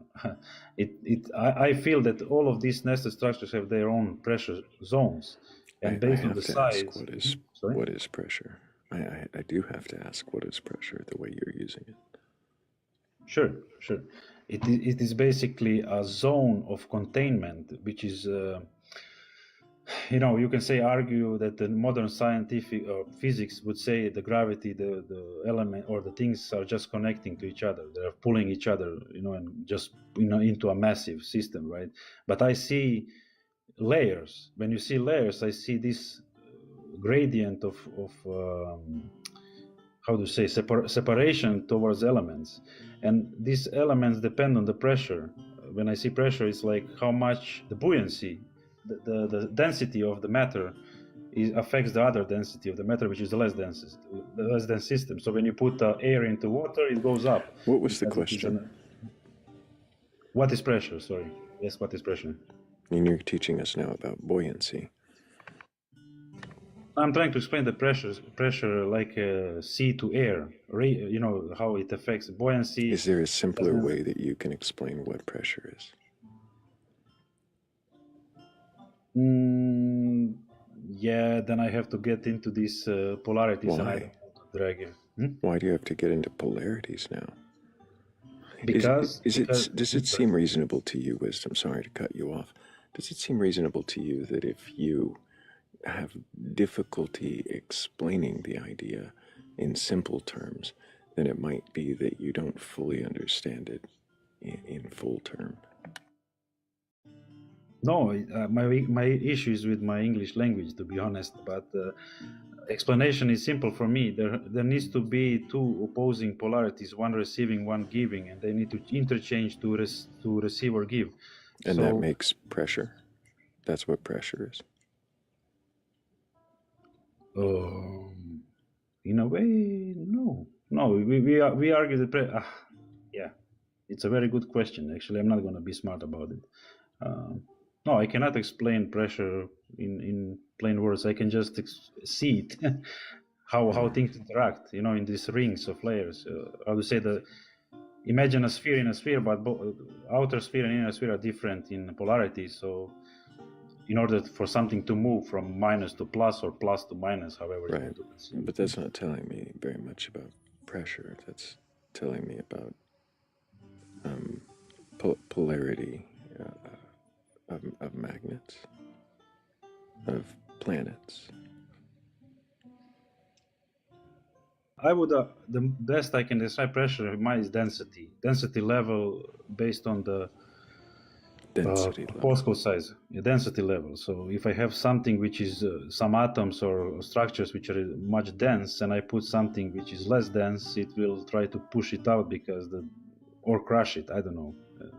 So I don't have actually an answer. You're right to question me about that. I need to be thinking more thoroughly about that.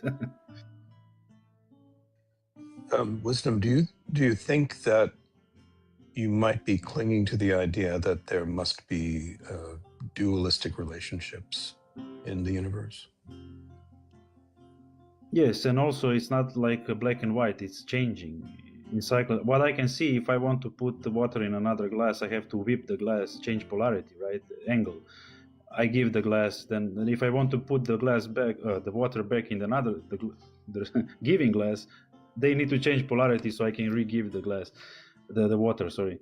So this is what I can observe in anything. Everything is in this relationship of polarity. One needs to be a negative for the positive to give, or the negative needs to become positive, so the negative, the one which was positive, become. I don't know. It's very paradoxical, but you just said it right there at the very end. I don't know. Why is that so hard to come to say I don't know? Why does everything deserve a TED Talk length explanation and a master's level in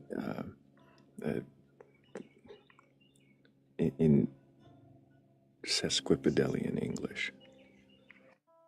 I totally agree with you. I really don't know, but I can test what I can test. I don't know how to explain. How are you the testing? processes.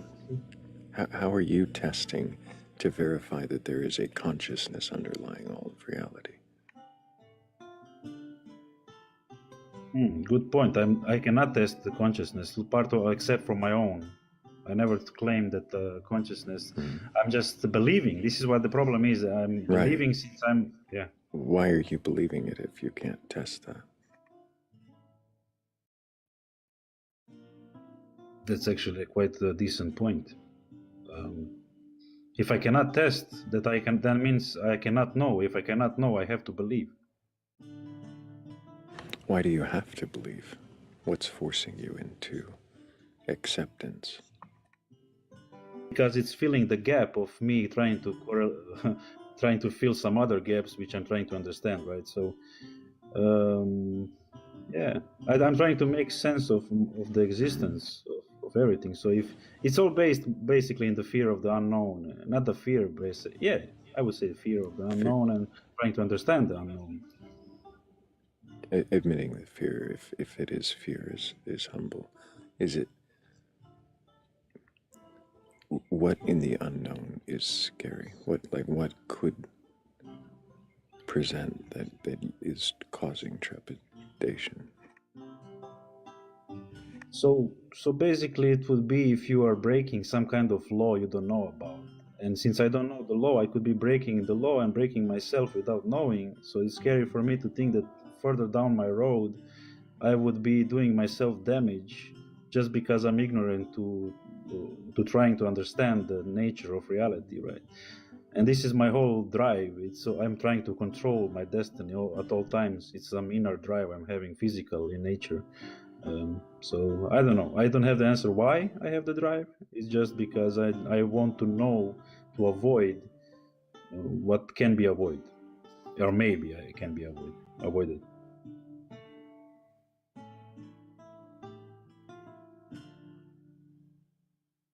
So in comparison, a true believer of. Sorry, I have a call. Sorry. That's all right. Yeah, no worries. In comparison, a true believer would be saying, I know what waits for me on the other side, because he believes so hard that believing starts to become a knowing, and he just don't care. He just releases its control to the fate. Well, I cannot. I'm not wired like that. I have to control and know. I have to know what is and what is not. You know, even though I see everything that is anyway.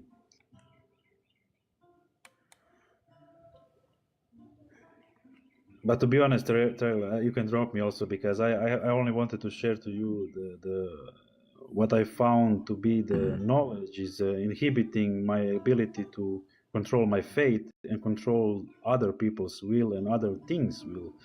And the more knowledge I have, the more I can control. But I'm questioning my personal knowledge is limited due to my physical limitations.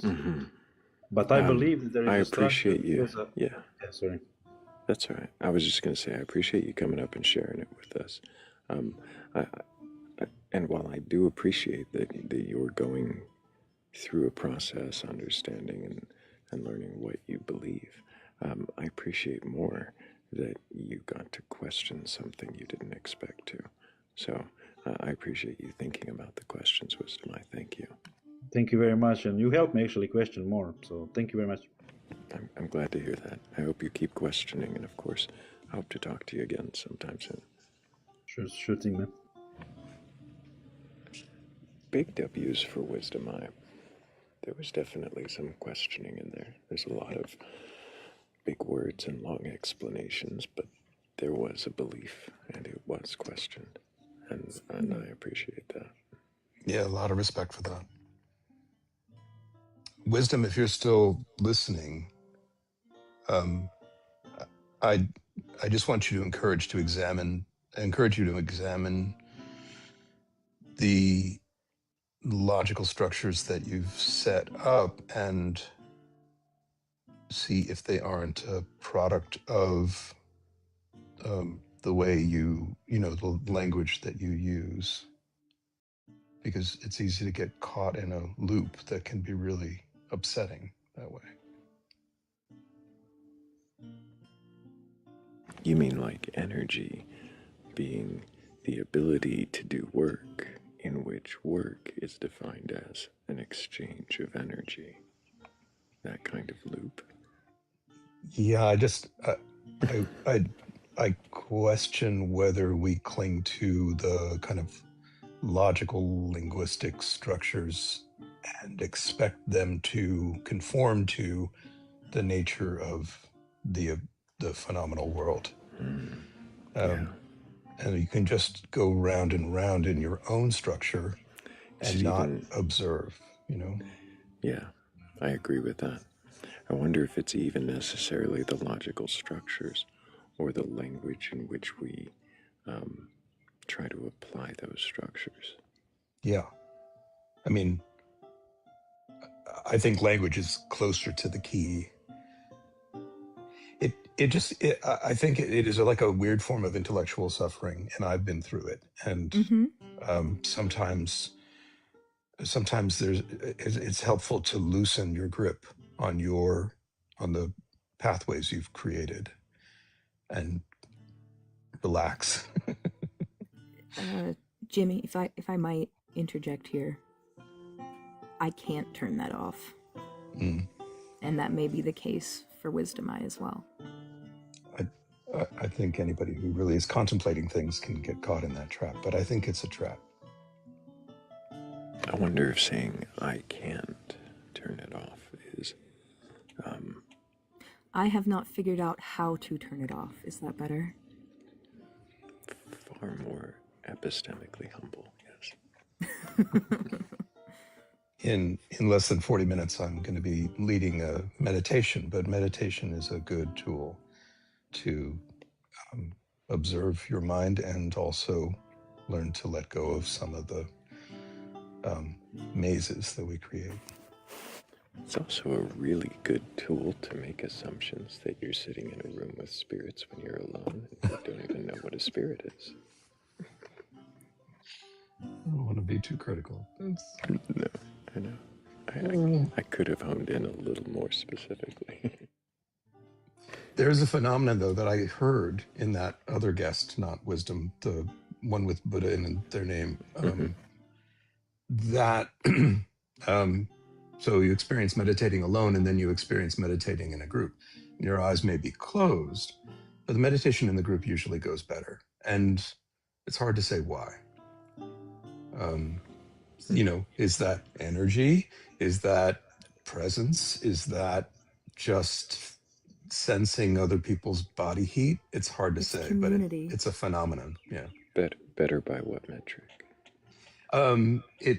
You're more likely to be able to meditate deeper, and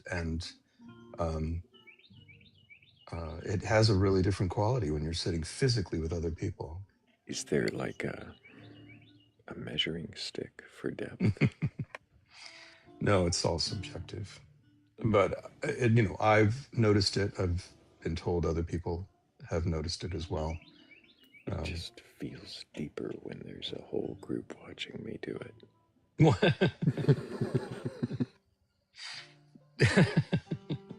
Well, nobody's watching anybody. That's the strange thing.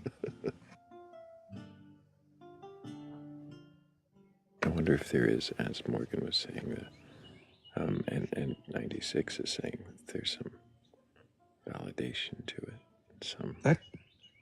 That could be it. It could be the monkey mind saying people like us do things like this. and that makes us more comfortable and we can relax more.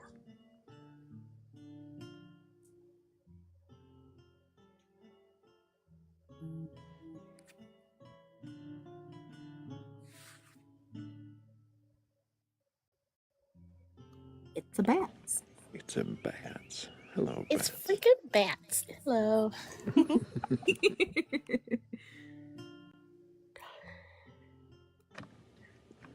Are you meditating on something, bats? Not right now, no. Just a sandwich.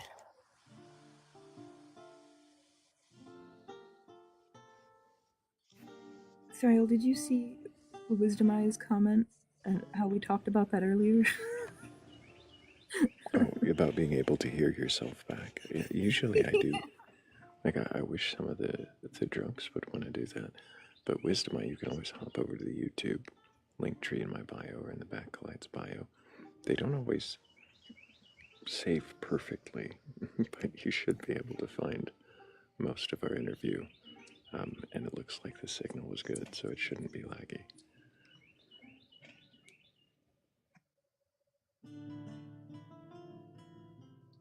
Good morning. Good morning, Weird. Can I get your age for TikTok TOS? I am 33. And do you have a belief in a god or gods higher power or anything like that? I am a relatively newly practicing Norse pagan. When you say relatively newly practicing Norse pagan, how newly practicing?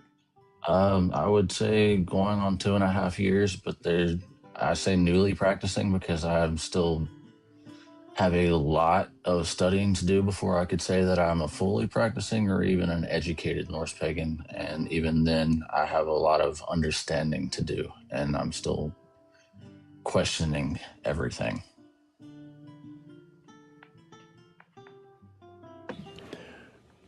Do you believe that the gods of the Norse pantheon exist? To be honest with you, I'm still struggling with that one on whether they actually exist or whether it's more of a metaphorical thing. They're there as a guideline of kind of how to live life and as lessons for life, or if they're, as the Christians would say, like with their God, they're actually gods and the different realms actually exist. That's something that I'm still trying to understand myself. So I don't fully have an understanding, and I may not ever have a full understanding on that. That may be something that comes only after I've left this world. Do you believe that you will leave this world and go to one of the afterlives of the Norse religion? I would like to hope so. I'd like Which to afterlife? think. I'd be okay with just going to the Norse hell, the hell with one L, not the burn and fire kind. Right. Is just the general, you just unalived in a natural way, kind of where everybody goes, and hopefully see my family again one day. But I'd be okay with just about anything, really. This life has been kind of shitty, so anything would be better than this. Would nothing be better? I'm sorry? Would nothing be better? Like the absence of anything? In a way, yes, because the absolute nothing would at least be, there would be no pain, there'd be no suffering. So that would be better. But then on the flip side of that coin, there would also be no happiness, there would be no joy, there would be no anything. So it's kind of be a double-edged sword.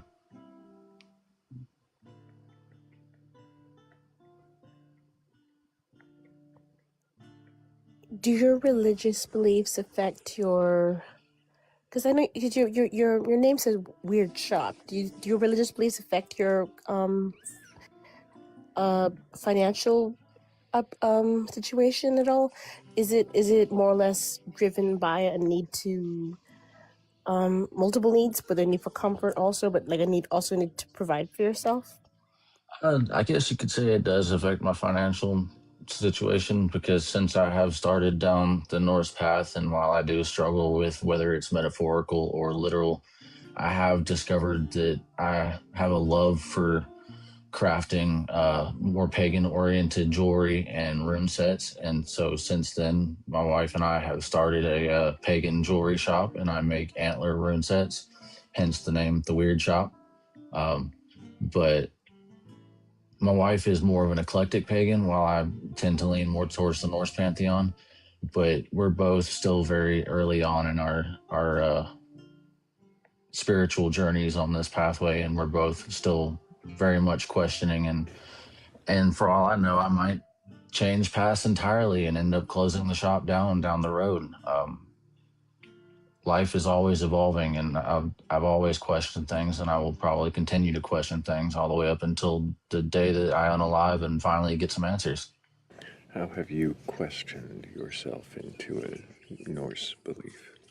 Well, I grew up Mormon, and I questioned everything, and they did not like that. Growing up Mormon, it was, if you asked, well, why do we believe this? Why do we teach that? Like, for example, they teach not to drink coffee, tea, don't use tobacco, or, drugs of any kind.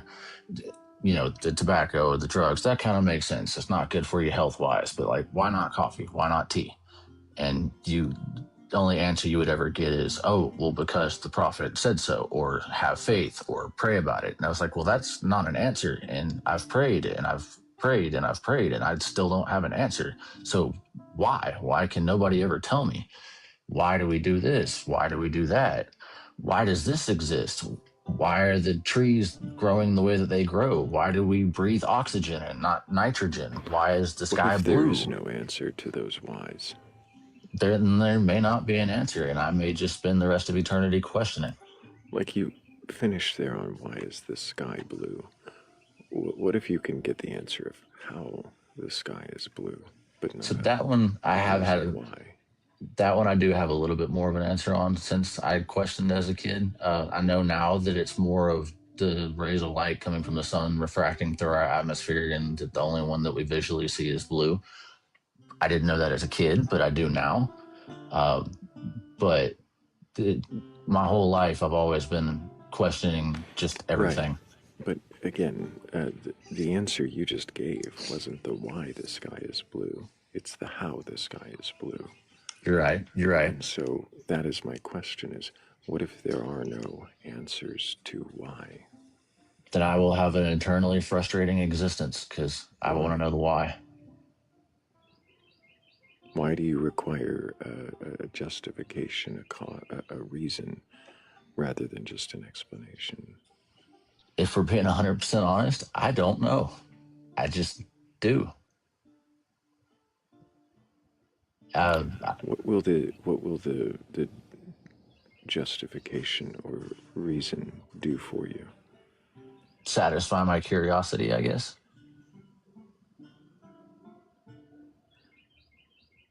If you were to find that there was no reason, no justification, no purpose, would that alter how you perceive and interact with this life? I would probably be disappointed, to be honest with you. Why? Because I'm trying to figure out how to word this. Because you were promised Christian heaven. Well, growing up, growing up, the Mormon heaven kind of seemed, I don't know, disappointing in itself anyway, because the Mormon heaven has like 3 levels to it. And I was always told that, if you were the perfect Mormon, you got to go to the top level and you'd be with God, and you could go down to the lower levels, but you can't go up to the higher levels. So if you were a so-so person, you got to go to, like the middle one, but your mom was a great person and she went to the higher one. You can't go to her, but she can come to you. And it just never made any sense to me, and it never clicked. And I was never a really great Mormon to begin with. It never really fit. I can't explain why Norse paganism fits so much better. It feels right. You say it fits better, it feels right. Have you read your Eddas?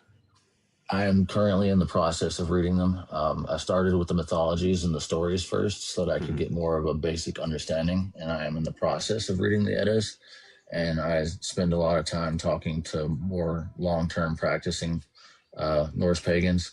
Have you read the Havamal? I have read the Havamal through once, and I am actually in the process of rereading it. I currently have the Jackson Crawford, but I just got access to a Discord server that has all of the translations, so I'm going to start making my way through various translations and trying to deepen my understanding of the various translations. So I tend to refer to myself as a... I'm sorry, go ahead. Do you believe that it's possible that the Havamal is actually the words of Odin as it purports to be? It is possible, but it's also entirely possible that it's just a story. Why? How could it be the words of Odin in your mind? Because I feel like... Let me formulate the words in my mind real quick. Yeah, take your time with that. It's a tough one. While you do it, I'm going to thank everybody for 78,000 likes. Appreciate everybody tapping that screen. I know that we had a weird night with the restart in the middle, but there is every chance we could still hit 100K before I read a poem. Who knows when that'll be? 30 minutes from now? An hour from now?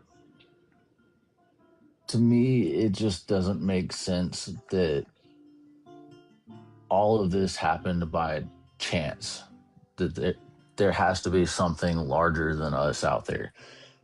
As for what that is, I can't say for certain. It could be Odin, the words, Odin and the Aesir and the Vanir. It could be the Christian God. It could be the Buddhas. It could be all of them.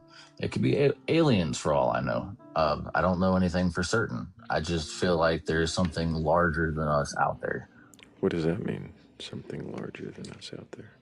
That the likelihood of everything we have around us, the trees, the animals, the cellular structure of how we are made up and the way our bodies work, the way the trees work, how the building blocks of everything on the planet is all made from the same basic materials, and yet they all work in different ways. To me, it's improbable that it's all just by chance. Something had to have created it. As for I'm sorry, what? Something had to have created or cellular structures. What are you saying something had to create? A higher power of some sort. Sorry, what had to be created? Existence. Everything had to be created. Why do you say that? I'm gonna sound like a fool for this. I know I am. Just because it didn't just poof out of nowhere. It had to come from somewhere. It raises a question. I don't know about making you sound like a fool, but it raises the question, why do you assume that that would be the only alternative? That is, in fact, a good question. And it's honestly something I think about. So if you're narrowing yourself down to things are somehow spawned from nothing, or things are created from nothing, those are the only two options that you put yourself in, and you assume that it's created from nothing because spawning from nothing absent creator doesn't make sense to you. Yeah. Why do you assume that anything comes from nothing? Like, why is that part of the equation at all anywhere? Now you got me thinking, which I guess is the whole point of this live, is to have you questioning. Mm-hmm.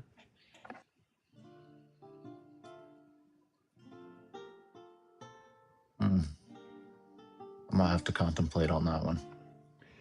Absolutely nothing wrong with taking a moment to think, and you don't have to have an answer right now to any of these questions. I don't know is a valid answer. At the moment, I don't know. Maybe in the future I might be able to come back up with an answer for that one, but that is one I'm gonna have to think on. If I can add just something to that. Go for it. Yeah. Isn't it possible to think of nothingness as a potential for somethingness? Yeah. And vice versa. Yeah, that is definitely a possibility and a way to think of it. It's one I hadn't thought of, actually.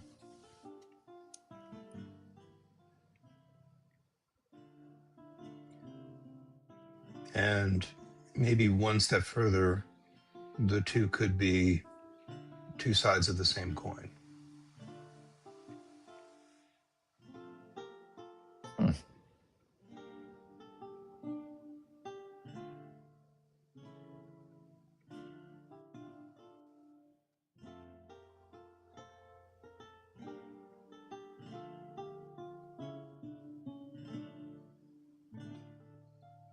Sorry, you got the wheels turning in my head now.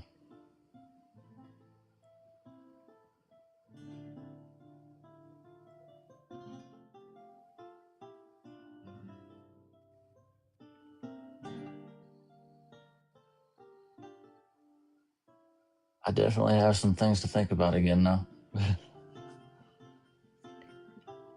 One thing I'm wondering, weird, is in this pursuit of Norse paganism, has it answered any of those questions you've had since you were a child, or are you still looking for the answers? To be honest with you, I'm still searching. For the time being, at least, it kind of gives me hope. I guess, and that's at least a temporary measure, is that a hope for something. But I still don't have any definitive answers, and curiosity is still there. The whys are still there, and they may never get answered. It may have to wait until the whatever happens after this. But Does pursuing an answer give you comfort of some kind? the pursuit of the answer kind of gives a purpose. Makes it feel like there's some kind of point to all the madness of life. And the pursuit of knowledge. do you think someone determines that purpose, or do you think we determine that for ourselves? That's a good question. Depending on, even in the Norse community, depending on who you ask, some say that the weird or the fates determine it for you, and then some say that the ultimate destination is already decided, but how you get to that is up to you. And then, I guess depending on other fates, it's entirely up to you, or it's predetermined, or there is no set destination at all. It's just kind of happens as it goes.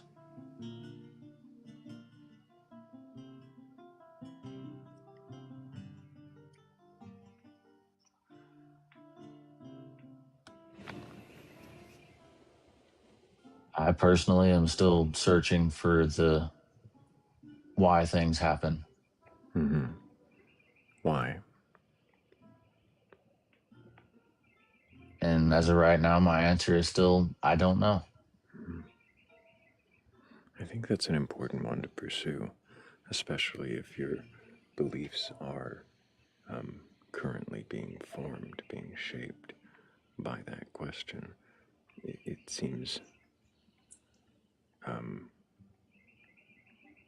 kind of important to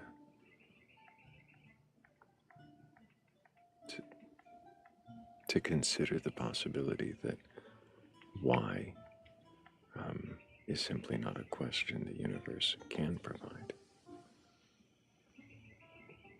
Or an answer, I mean. Yeah. It may not be an answer that I can get. I mean, that probably won't stop me from searching for it, because I'm a stubborn SOB, but yeah, I'm still going to enjoy my pursuit of knowledge along the way.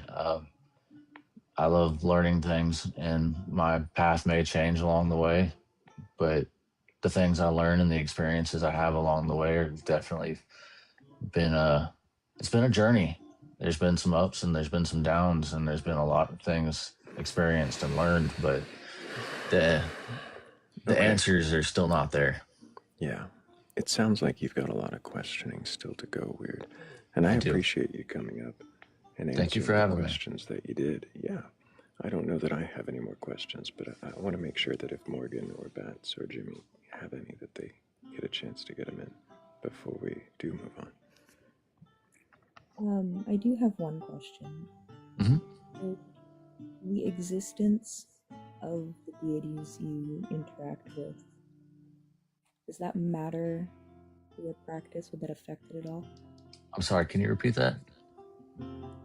Would the existence of your gods, whether if they didn't exist, would that affect your practice? Probably not. The practice brings me comfort, it and peace.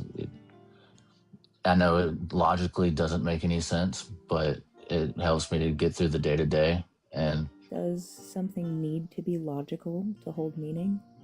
not necessarily, no.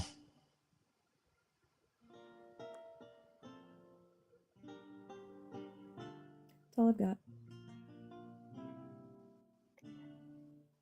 I think the only question that I would probably ask then is, could you mention that your practices bring you comfort? Which would you prefer? A comfortable lie or an uncomfortable truth? Ooh, good question. Um,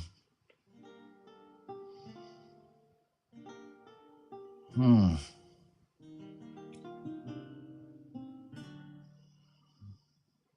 As much as it would pain me to say, I think I would rather have the uncomfortable truth. The comfort is nice, but the truth, while it may hurt, would be better. Then I wish you well on your journey of truth. I hope you have lots of questions and many of those questions get answered for you. Thank you.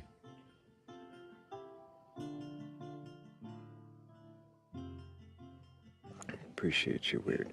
I hope that you keep asking questions and come back to us if you find more answers. We're definitely going to want to question those. Thank you. W's for Weird Shop. He's definitely questioning his beliefs.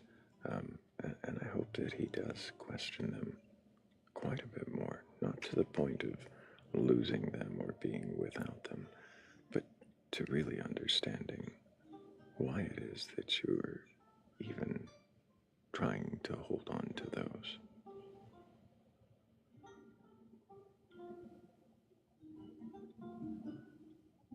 And honestly, as someone who loves oddities, I might be browsing a shop later. I do like oddities. I don't know. Even though I'm no longer practicing pagan, I don't know, something special and beautiful about pagan art.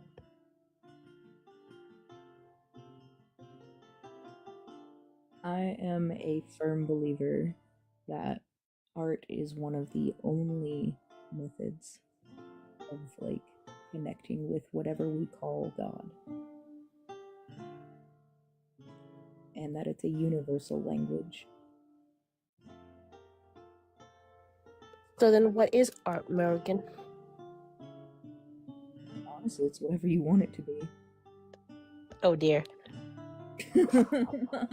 As an artist, I cringe because I know what AI is. I know. No, but unfortunately, that is the answer. It's art is what you consider art to be. There's no pure definition of it. Sure, we can talk about the dictionary definition.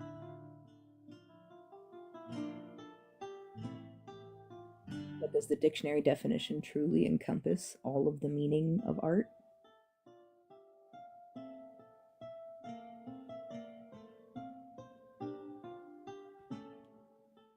I think art is more than I don't think it's a noun. I think it's it's a feeling we have when we relate to something and understand something without words. It can be music, it can be, I guess not maybe with words even, because poetry can be art. It's very artful when Thrayle reads a poem at the end of every life.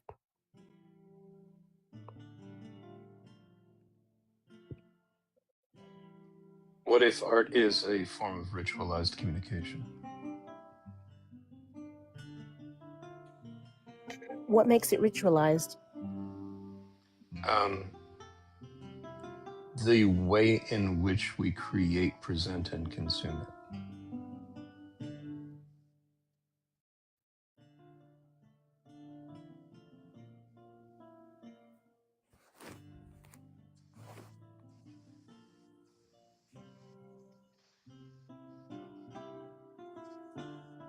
I don't know if I consider it ritual because a lot of people do it differently, but I guess there could be several kinds of rituals, I guess.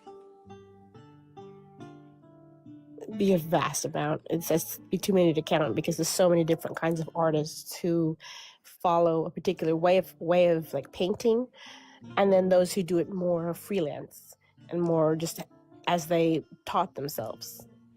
I guess I'm thinking if you pass a pile of garbage on the street, it's garbage. If you pass a pile of garbage in a gallery, it's art. I don't know. I might take a photograph of that garbage with certain lighting of the sun, and it might look beautiful.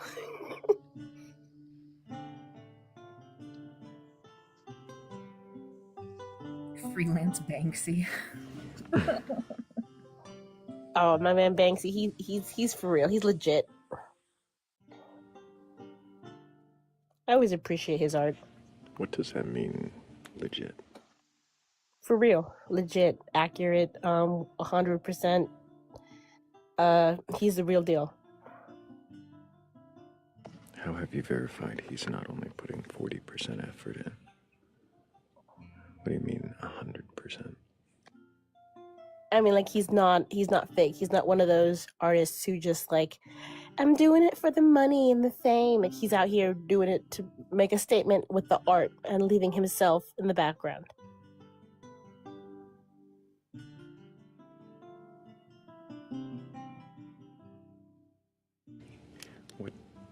What kind of artist is that would hide and obscure their identity? One that wants their art to make a point, regardless of anyone's opinion of the artist. I think anyone who hides and obscures their identity is just a total tosser. Thrayle. Right. I can't imagine anybody like that. Who would that be? I wonder. and with that insult, I need to drop down, but love to you all, and thank you for bringing me up. Bye, Jimmy. So it's always a pleasure, Jimmy. Thank you for keeping me company. Yes, thank you for keeping Morgan company. I really do appreciate you. Big W's for Jim.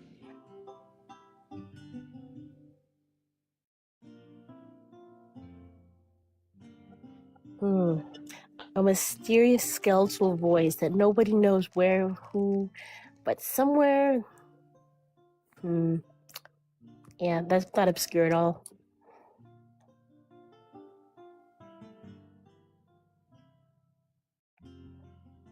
I think a little mystery adds intrigue. Hello, Phoenix. How are you? Not doing too bad. How about yourself? Doing pretty good. It's been a while. I've been getting a lot of stuff done and going to the doctor, all that fun stuff. Yay! Sounds exciting. It's been You just and I long have enough. we have different definitions of exciting. Oh yeah. It's been just long enough. Let me go ahead and get a couple reminders. Okay. Can I get your age for TikTok TOS? I am 53. And do you have a belief in a god or gods, higher power, or anything like that? I do. And which god is that? Surely it's not some obscure god we've never heard of, right? Something like that. Have you heard of Jesus Christ? Never once, not even Sorry, at all. who? Yeah, the big JC, Son of God, mentioned in the Bible a couple hundred times. Starting to ring some bells. Have you read that Bible before? Yeah, I have.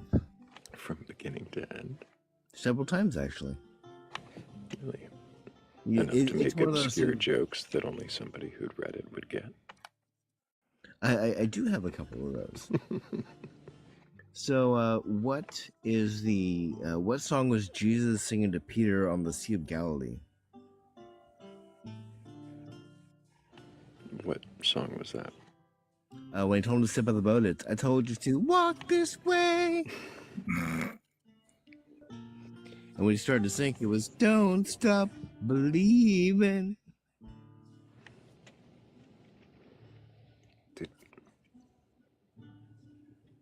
Did he express his belief by clapping so they wouldn't sink?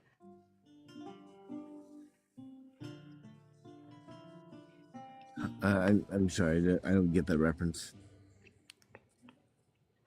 I took my punchline out of the Bible and went to Peter Pan. Ah, okay. So, just a couple more standard questions. We've gone down this road before, so I am going to make it quick. But do you believe the stories from the Bible to be literal? Most of them, well, the ones that are meant to be literal, yes. There are ones that are allegorical as well, like the visions in Daniel and Revelation. Mm-hmm. So the visions in Daniel would be something allegorical, something that's meant to convey a message, but not through the imagery there. Well, the message through the imagery, but not the fact of the imagery. Yeah. In something like Genesis, on the other hand, are those stories literal? I do believe so, yes.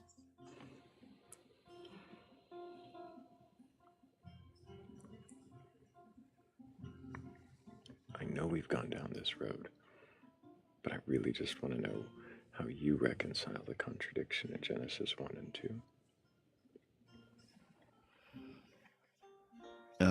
About the order of creation? Yeah, see, you know my script. Honestly, I haven't thought much about it.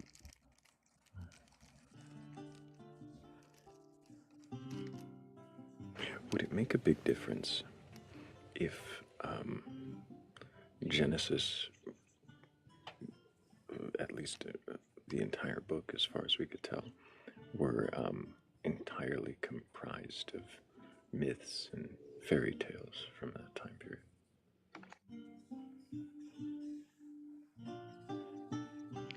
That's an interesting question, because there's references to messianic prophecies that are started in Genesis. First one being Genesis 3:15. That is going to raise some questions, because who's calling that a messianic prophecy? Well,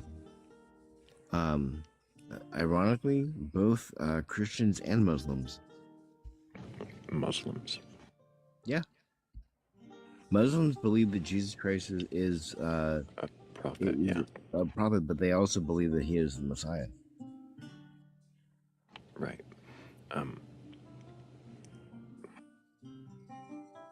What about Jews?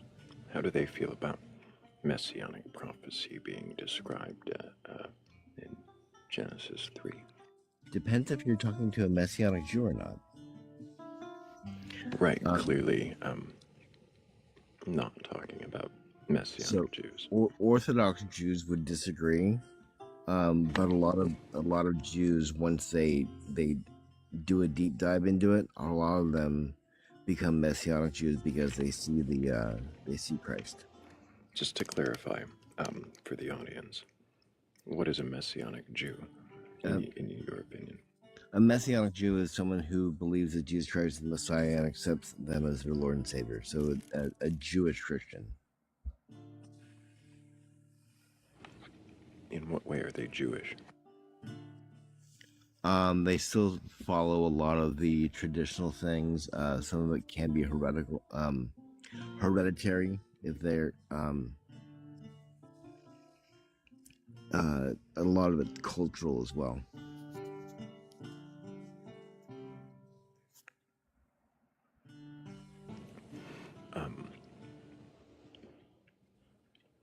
Are you just saying it's somebody who is Christian but practices certain Jewish traditions?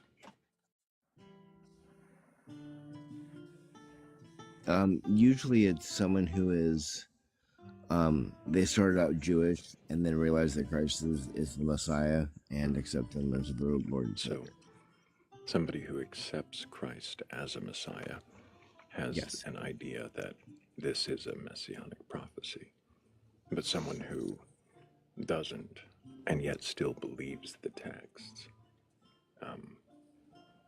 might say that there's no messianic prophecies in Genesis. But they might still see messianic prophecies in the text, right?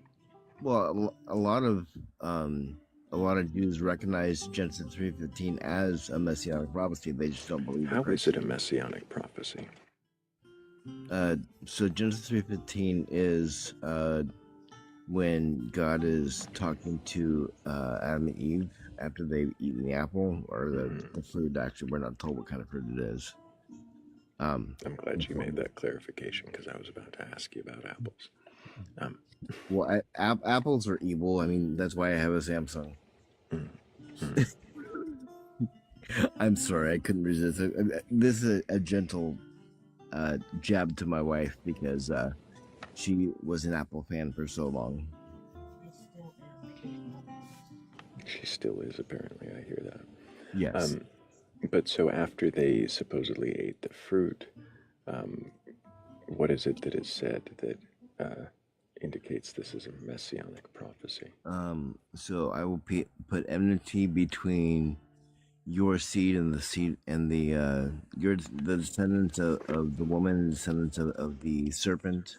Okay, so the descendants of the serpent. Yes. Who are the descendants of the serpent? What are the descendants of the serpent? So this is a point of some debate, to be very honest with you. Some people think it's just snakes. Other things, it's the that Satan was talking to the serpent because he's referred to it as a serpent as well. So they think there's like a double meaning there.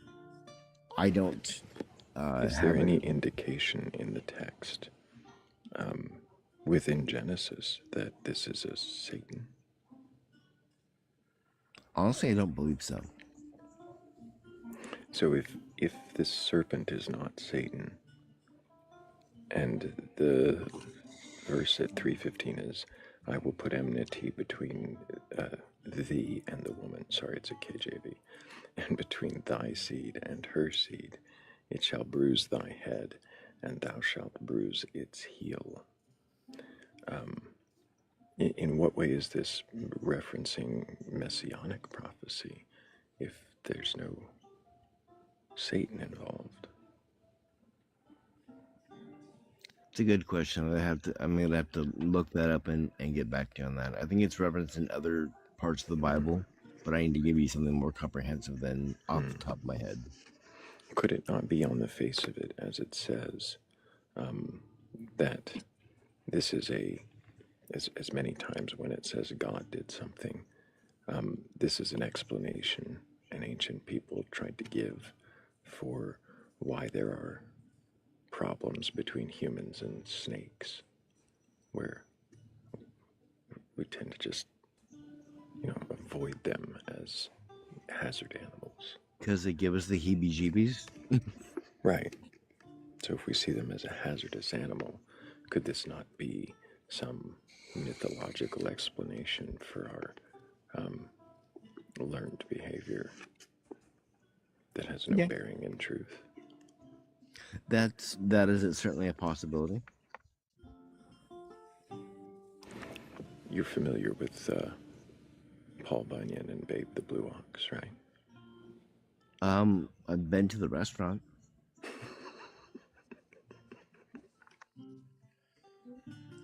It's in Northern California. Yeah, I know what restaurant you're talking about. I was actually, it was the time where my parents took me, and they had this. I wanted a chicken fried steak, and it came out on this platter thing. Was like 15 inches wide. It was, right. I was 11. I was 12. but I'm not asking about the restaurant. I'm asking about Paul Bunyan, the character from American folklore, who dragged his axe and carved the Grand Canyon by dragging his axe. Wasn't aware of that part of the mythos. Giving an explanation as to how something existed that we didn't have an explanation to at the time. Like the enmity between snakes and man. It's an interesting, it's a possibility. I'm not going to go ahead and say absolutely not because it makes logical sense. If it is the case, and I promise I'm not going to go for the jugular here. Well, maybe a little bit. We'll tease the jugular. But if it is the case that Genesis is a collection of myths and fables from an ancient people trying to explain things that they really didn't know with stories that kind of seemed best fit at the time, what does that say about the rest of the book? That's a pretty big supposition. It is. It's a big old fat if. Yeah. I mean, so in that case, if what you say is true, then that would put the rest of it in a lot of doubt. Can you tell me where the first doubt would fall if Genesis were fable?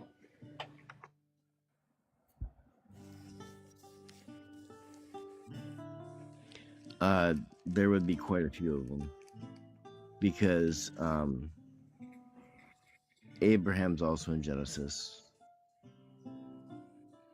So now all the genealogies kind of fall apart. Yeah. Why is the genealogy important? Because the Messiah is supposed to come from a certain genealogy. It's like a postal address. You know, you gotta, you know, if you want someone to go ahead and get to your house and you live on 325 River Rock Drive, you're not gonna find that if you go over to River Rock Lane. You know, like if someone's supposed to come through the line of Abraham, Isaac, Jacob, David, Obed, Jesse, and a bunch of others, and he comes through Jabinabab, Habakkuk, and Steve, then he's not who he purports to be. I appreciate that Steve got a mention. Actually, so just a quick side note: have you ever heard of the magician Piff the Magic Dragon? Yes, I'm very familiar with Piff. Yeah, so you may have heard of my older brother, Steve. That's where that came from. Yeah, I like that.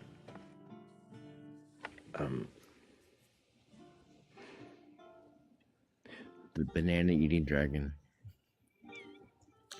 I have a question for Phoenix. Go for it. The moment. Sure. Phoenix, you've said a few things, and some of it, as someone who's also read the Bible, some of it sounds accurate to the lore and so forth. But I was confused in why you believe that that when Jewish people study the scripture, that they become messianic. Why you think that's the majority, or a lot of them do it, considering that there's many rabbis who study the scripture thoroughly and maintain their belief that Jesus is not the Messiah. I think part of it's a personal choice, but I think when someone takes a deep dive into it, that the evidence is clear. How is the evidence clear when there are so many Jewish people who still hold to the Torah and not to the the Messianic prophecies that apparently have been some of them of which aren't even recognized as prophecies among the Jewish community, but Messianic Jews, however, follow the Christian tenets. Therefore, they've seemed to created a whole new set of prophecies that I've studied, at least. And I'm wondering if you've noticed that there's actually a good majority of Jewish people who still hold to the Torah and that don't believe in a lot of the prophecies that Christians have portrayed in their New Testament. So can you give an example so I can address each one individually? Well, one example would be like the foot on the head of the serpent, where that some people might view that as a prophecy of Jesus. But when you go to a Jewish person, they don't believe that is. Like, I wish there was a rabbi in here to validate what Jews say, because I'm no expert on Judaism. But I have noticed that there are several prophecies that like the head of the serpent, like where it talks about the fall of the angels and so forth. Those things were clear the Jewish people believe it to be the fall of Babylon. Like, there's just so many. I need to write these down so I can actually provide them to you. But I'd be curious on why you think that most Jewish people will become Christian when there's quite a vast number who still hold to the Torah. Well, so I'm going to push back a little bit. I'm going to be as respectful as I can. I believe that most Jews view Genesis 3:15 as a messianic prophecy. They don't believe the Messiah has come yet. A lot of people, a lot of Christians hold Isaiah 53 as a messianic prophecy, and a lot of Jewish people do not. So that would be one that would go to your point. Just trying to be as honest as possible. Yeah, and I'm just kind of curious as to why that generalization was put over. Maybe have you studied Judaism? Have you spoken with Jews who still hold to the Torah? Yeah, I actually have a buddy of mine who speaks actual Hebrew and became a Messianic Jew. And he gives the perspective from both angles, which is pretty interesting, actually. So he became Christian. Yeah, as an example, we were reading Isaiah and going through the backstory. We got through the first 4 verses in 3.5 hours. It was because there was so much background on it. No, but that would be a Christian relating to a Christian about Christian texts. Have you spoken to a person who holds to the Torah, not someone who's recanted their faith? I wouldn't say recant, but I see your point. I've talked with a couple of Jewish scholars here on TikTok. I haven't had the opportunity to speak to one in person. I would just hope then that if you are going to speak in a generalized term about the Jewish people, that you maybe research a little more about them themselves and not other people who say that they are Jewish, Messianic Jews, because that's just another form of Christian. The Jewish people are far more than just those who have become Messianic. And I hope you would research more into Judaism if you're going to speak on it in a general term. I receive that with openness, and I'll try and do better on that. I just hope that we're all representing other faiths respectfully, and I respect your faith and your point of view. I don't agree with it, but I would hope we all have a level of respect for each other's belief systems and be careful on how we portray them, because I would hope not to portray you in an ill manner that you wouldn't want to be portrayed. And my intention is not to speak ill of other religions. I understand that. I understand that likely wasn't your intention. No. I wonder. You said you in fairness tried to present Isaiah 53 as one that you knew of to be disputed by followers of Judaism. Yes. Do you believe that Isaiah 53 is a messianic prophecy? I do. Why is that? So forgive me, I don't have my Bible in front of me. My tablet's unalived at this point, or the battery is, and trying to read something right now with my eyes the way it is sucks. But there's parts of the passage in there that speak of, by his stripes we're healed, which refers to or Christians believe refers to when Christ was flogged by the Romans. They believe that's a messianic prophecy. How does that line up with Isaiah 53? So Isaiah 53 says, by his stripes we are healed. And it says, by his stripes we are healed? Yes. Which verse is that?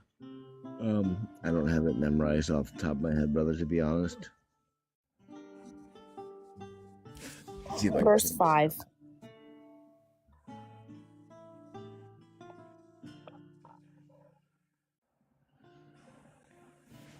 Or maybe my tablet will wake up. Ooh, this is interesting. Yeah, it's verse 5 where it talks about his stripes. Thank you, Bats. Verse 5. But he was wounded for our transgressions, crushed for our iniquities. Upon him was the punishment that made us whole, and by his bruises we are healed.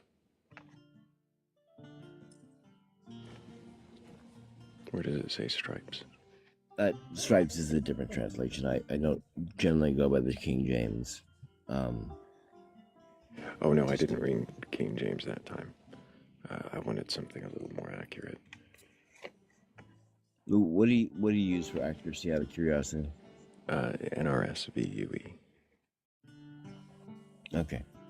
The update. I have an RSV here too, but I imagine because that one is more closely related to the KJV, it might. Oh boy. Be slightly mistranslated there.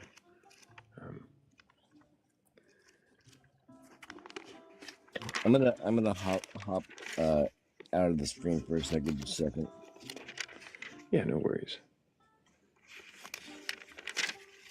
I think it is KJV or NKJV that talks about stripes. Yeah, the RSV also does, and that's because it is taking that from the KJV.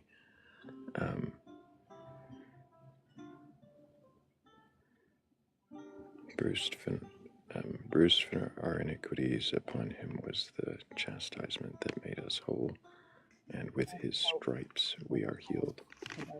All I have is the Torah. You said all you have is the Torah. Yeah, Isaiah's not in the Torah. Yeah.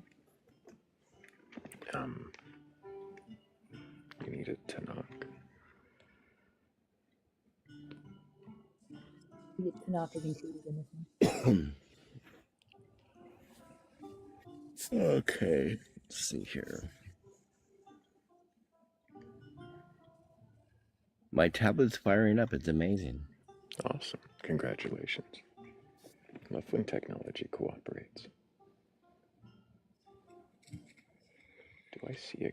Oh, I see a kazoo. We can bring up a kazoo.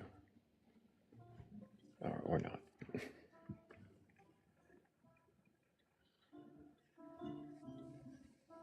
He's probably asleep, Cat. It is 6 a.m. and he was up with us till nearly 3. Well, it's 3 your time. Yeah, So 1 a.m. his time. Does anybody have Rabbi Hana on a speed dial? I could probably invite her, but I don't.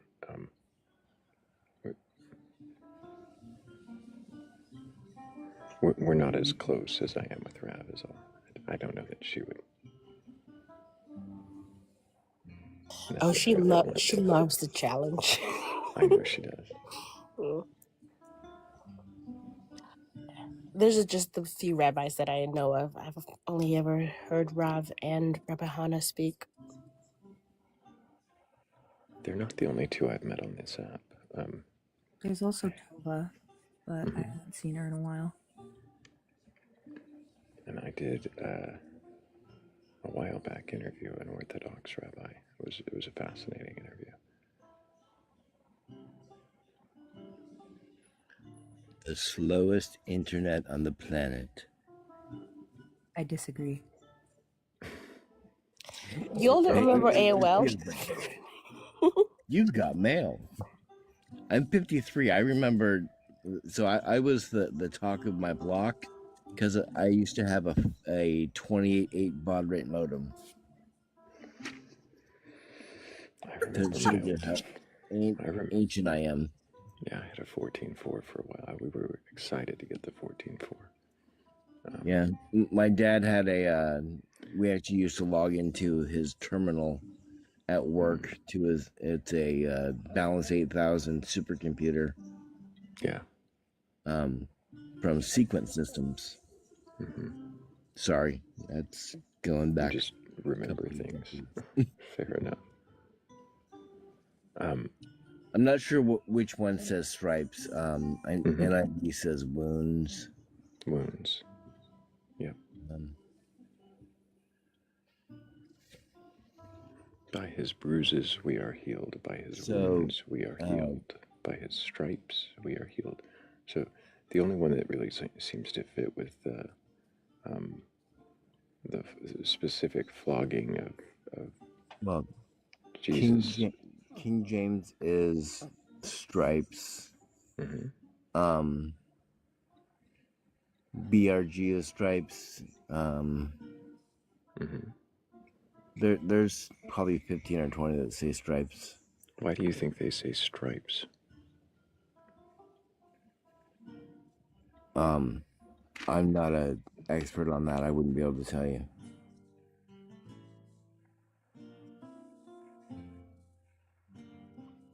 Are you familiar with the history of King James? Yeah, which is one of the reasons I'm not a huge fan of him. We can concur on that. Yeah. He was a not nice person, and that's putting it mildly. So do you think maybe his influence on how the Bible was written may impact the words that were used, or do you think he could have had an influence? Absolutely, yes. So it's possible that the word striped isn't the more accurate wording. It's possible on that, yeah.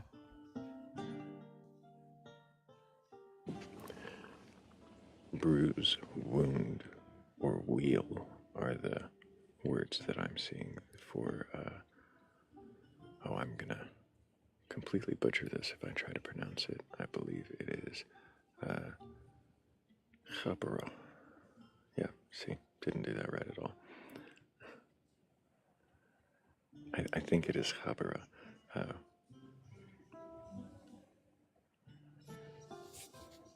And as far as I can tell, it means bruise, wound, or wheel, a mark on the skin. There's a lot of freaking translations. Holy crap. Sorry, I just pulled up all English translations. It's like, whoa! Well over 30. Yeah. Yeah. And then those are just the mainstream ones. Yeah. Have you heard of the Gen Z? Yes. And I've read several chapters from it. It's nauseating. Yes, I'll agree. Although, I will say that I read Luke 1 in that, and while I was nauseated, I also laughed my butt off. I'm sure Gen Z would probably just reply with lizard.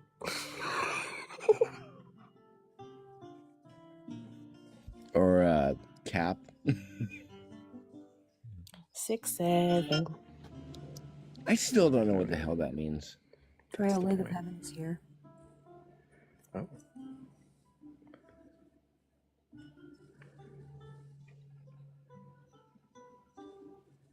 Hello, Lady of Heaven. You're welcome to request up. We're just questioning Phoenix about his interpretation of Isaiah 53 at the moment, but we were talking about the bruise or the stripe.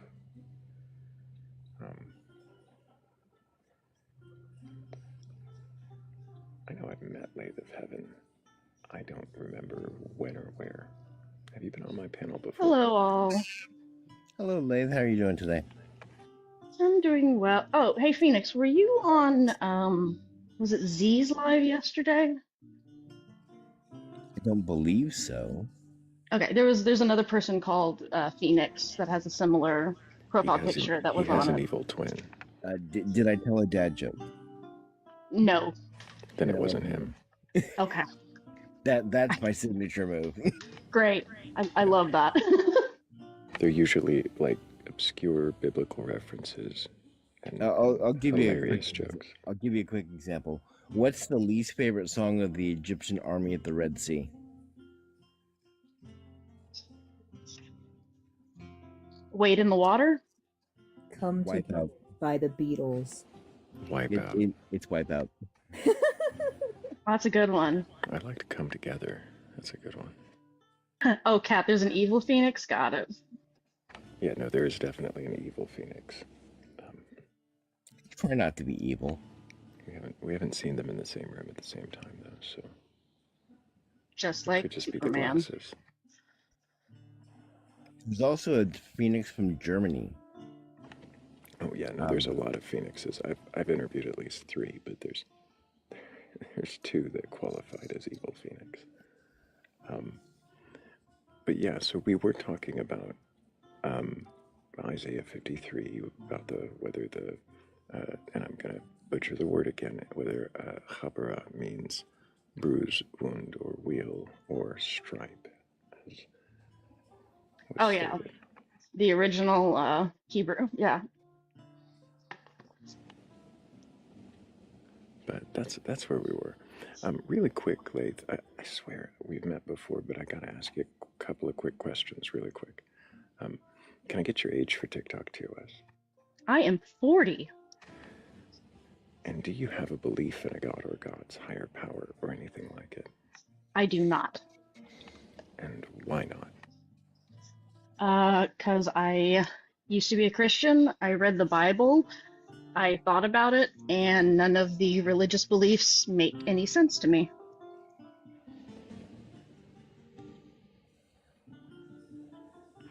So you used to be a Christian. You thought about it after reading the Bible. Was there any particular thought or question that you could say was the first chip in the armor?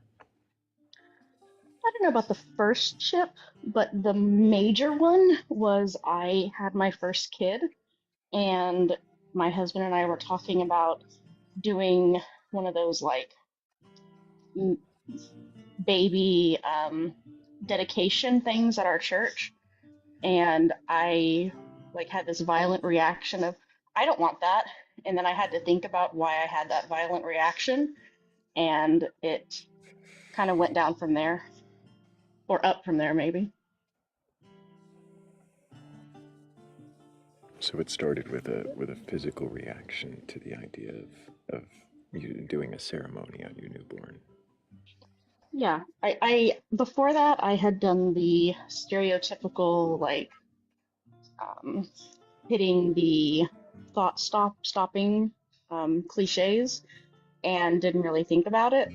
But because this had to do with my child and I didn't want them to have the anxiety and the purity culture and all of that stuff that I grew up with.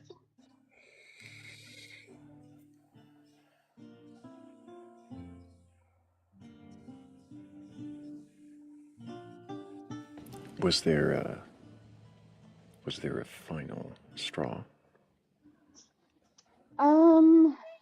Trying to think. I was a Okay, anyone who was this will understand. I was a non-denominational Protestant, which is basically like Baptist without saying you're Baptist. And Baptist with a cool because of website. that, huh? Baptist with a cool website. Yeah.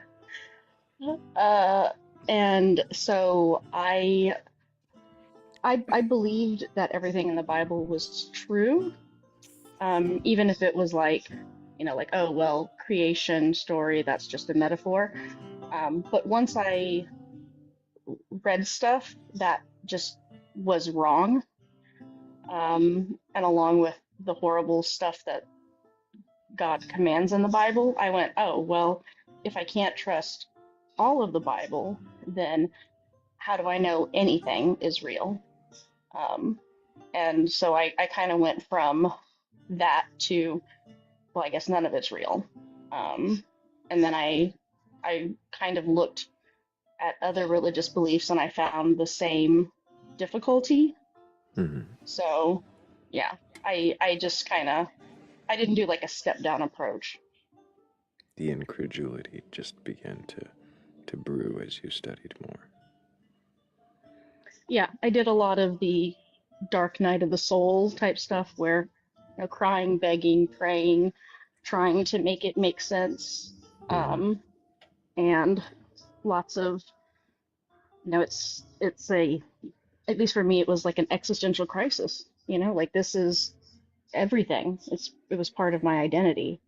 But once I was able to think about it and get past that, it was fairly easy to, not emotionally easy, but logically easy to let it go because I was just trying to hold on to sand in to me. So it was like, why am I trying to hold on to something that isn't there and isn't necessarily making me better or happy? Mm-hmm. How long ago did you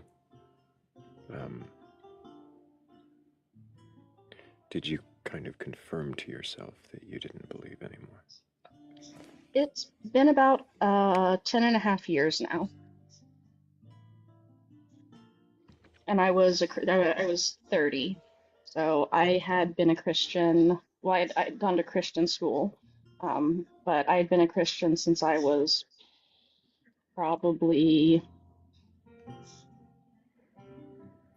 10. So 20 years in, and I'm 10 years out now. I'm curious, what would convince you now that a God exists? If we're talking about like the nebulous Western concept of like something basically supernatural, right? I would need to be shown that anything supernatural exists or could exist, and I would also have to be shown that even if that did exist, that it could interact with our reality. So like a lot of times people will say like, what if you went outside one day and the stars had written out like, "Lathe, I'm Jesus, believe in me." It's like, would you believe? And I'd go, well, I'd certainly go, well, that's fucking weird. But I don't know how it could be shown that that was a deity and not, some sort of technology that we're unaware of. It'd be like if I went back to the 1st century with a Polaroid camera, right? Like, it's not magic, but it it would look that way because there's no knowledge of it at that moment. Mm-hmm. It would But I'm appear willing to be wrong. indistinguishable. I'm willing to. I mean, like I would say I'm a hard atheist about the Yahweh, Jesus, Allah, and some other specific religions where I'm like, yeah, this can't be true. And then other ones I'm like, oh, like I kind of look at it like, oh, that's a cool story, but I don't have any reason to believe that it actually is anything more than that, if that makes sense.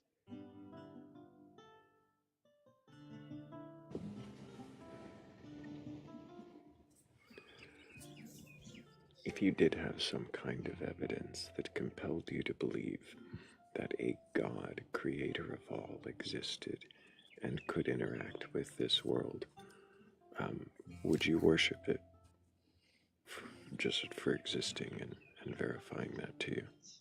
No, I wouldn't worship it. Depending on its abilities, I would probably throw hands. Like if it was one of those, if it was like the omnis, right?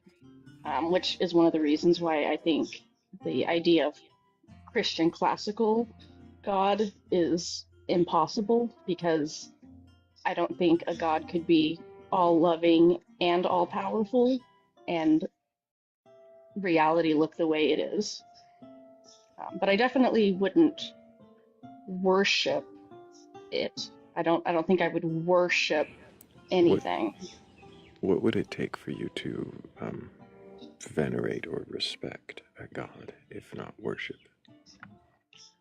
Oh, I don't know if I don't know if anything. Nothing that I can think of at the moment, because I don't see any action that is worthy of that.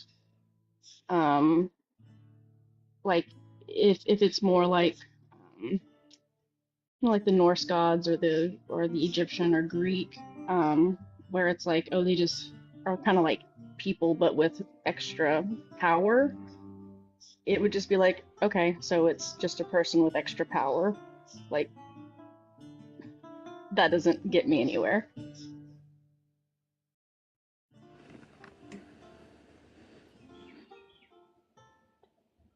I think it's also like, I have kids and I wouldn't ask my kids to worship me. So it just like it doesn't make sense. It seems very megalomaniac to want that.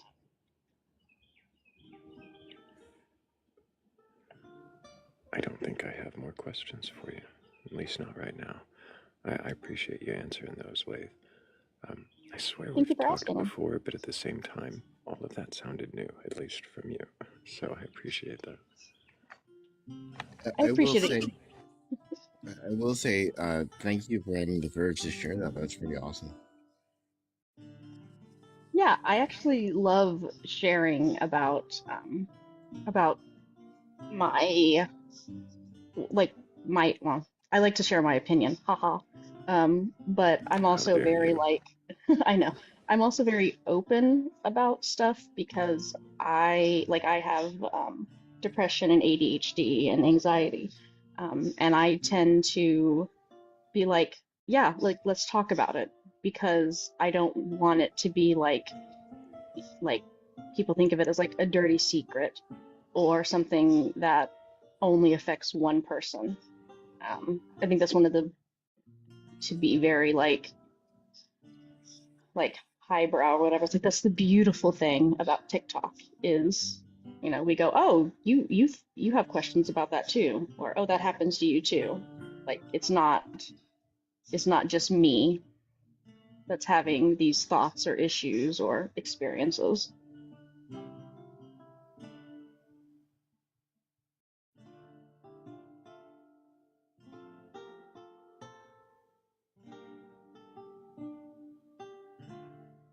feel like I'm in a tavern, like an old-timey tavern. I love it Then it's with this working. music. That just means it's working. Really quickly, I've got to thank Bree, Philly Red, Shell, Claire, and 96 for helping with the goal. Thank you guys so much. I really appreciate you. I wonder, as a strange turn of tables, if Phoenix, do you have any questions for Lath?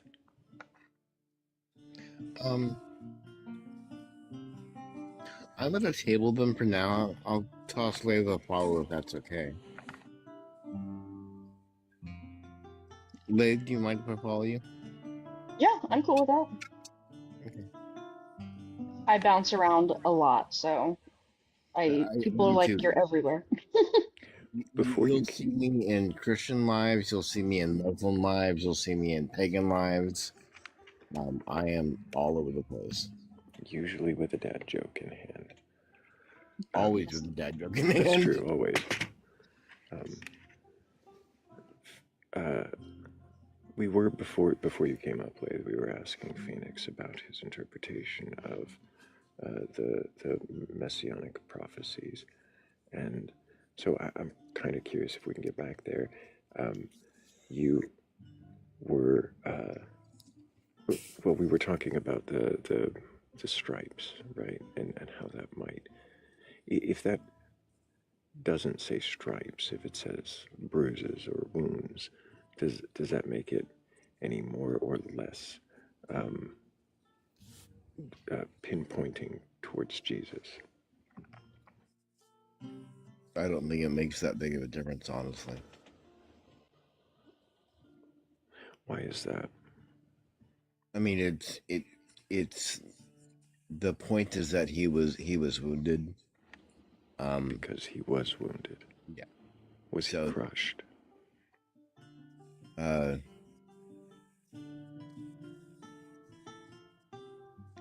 Didn't have any bones broken, so I'm not sure if crushed is the right word.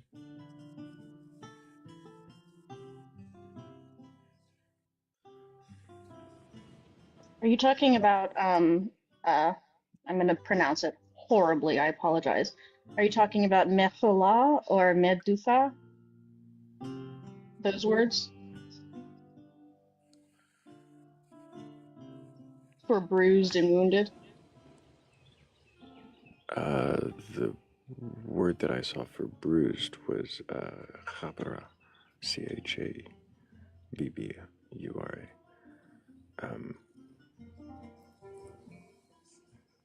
The word you just said, I think, is the one for crushed.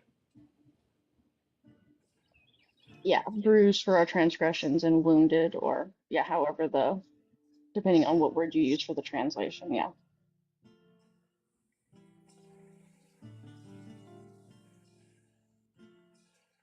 I need to go ahead and take off. I've got some news I'm dealing with. Oh, okay, Phoenix. Well, we can always question you again sometime, and who knows where we'll end up then. I appreciate you, and I hope that you I hope that you ask questions. I always do. Thank you, Phoenix. Appreciate Have a you. good day.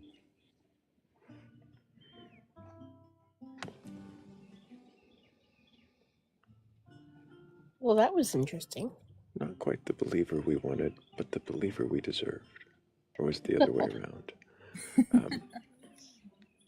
Phoenix is great. He's been around for a long time here, and I've questioned him many times. I think we've probably even had an Isaiah 53 conversation before. Wow. I don't know, and I often say that, I make some kind of assessment of if the guest could question. I don't know if Phoenix can question. That's why I said the salutation the way I did. Not keep questioning, but I hope you ask questions, because Phoenix does throw me a little bit. He is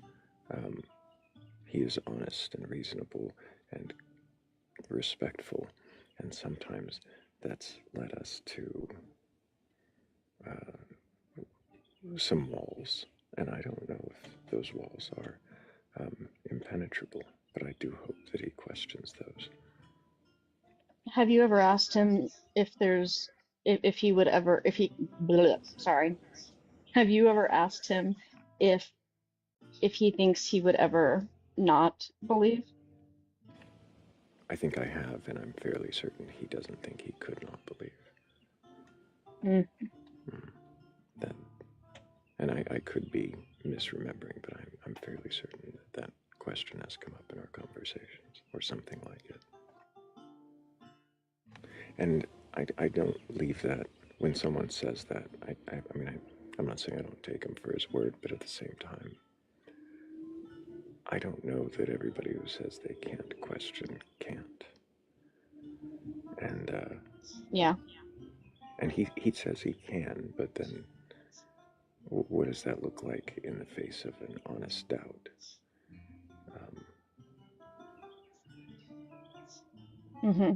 So yeah, it's different for everybody, and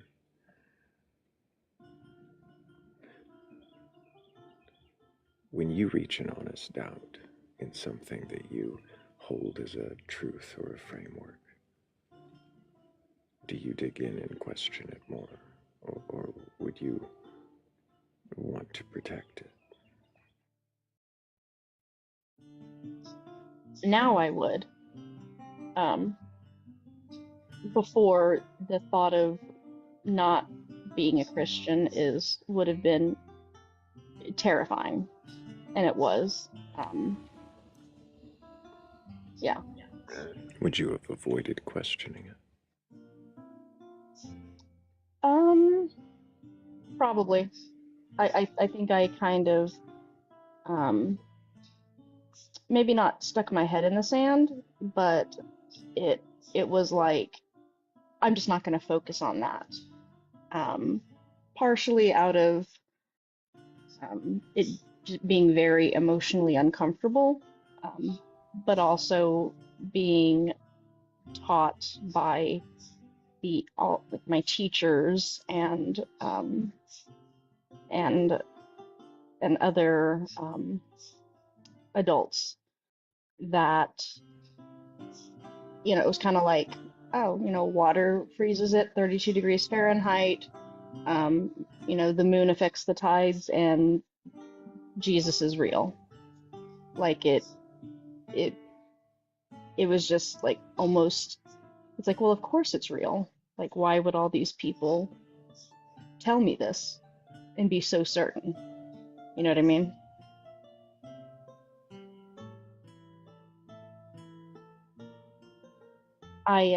What is it called? Instead of doing any critical thinking myself, I like farmed it out, I guess. Mm-hmm. Like someone already thought about that for me. You relied on old answers. Yeah.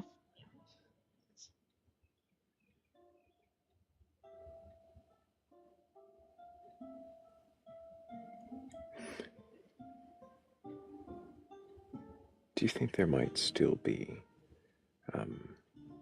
old answers that you rely on and don't realize you haven't questioned? Definitely.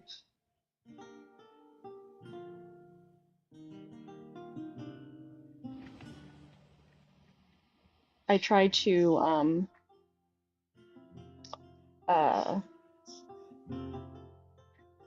like if I say something, or if I find myself having an opinion or a reaction to something, I try to consider why I have accepted that, or why that's like why I formed that opinion.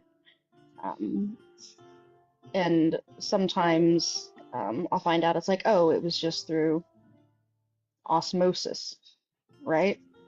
And then I usually try to really think about and research why I have that opinion or that fact in my brain. And if I don't have a good reason, then I look for that reason. And sometimes I find, oh, I don't have a good reason, and that's actually, factually incorrect or something like that. The one that immediately springs to my mind, I'm a millennial, so any other millennials from the United States probably know what I'm talking about. The thought that if you have a fever of like 105, then your brain is being cooked. That was a big thing in like the 90s. And so last week, my son had a fever of 105, and my, automatic reaction was like, oh my God. And then I was like, okay, hold on. Let me actually call the pediatrician. And it's like, oh, that's actually not necessarily true. 105 And it was is just, the minimal limit. pardon? 108 is the minimal limit before anything happens. Yeah, the pediatrician had said, well, yeah, he needs to get cooler, but as long as he's not lethargic, But it's just one of those things that it was like, oh, I accepted this for no good reason.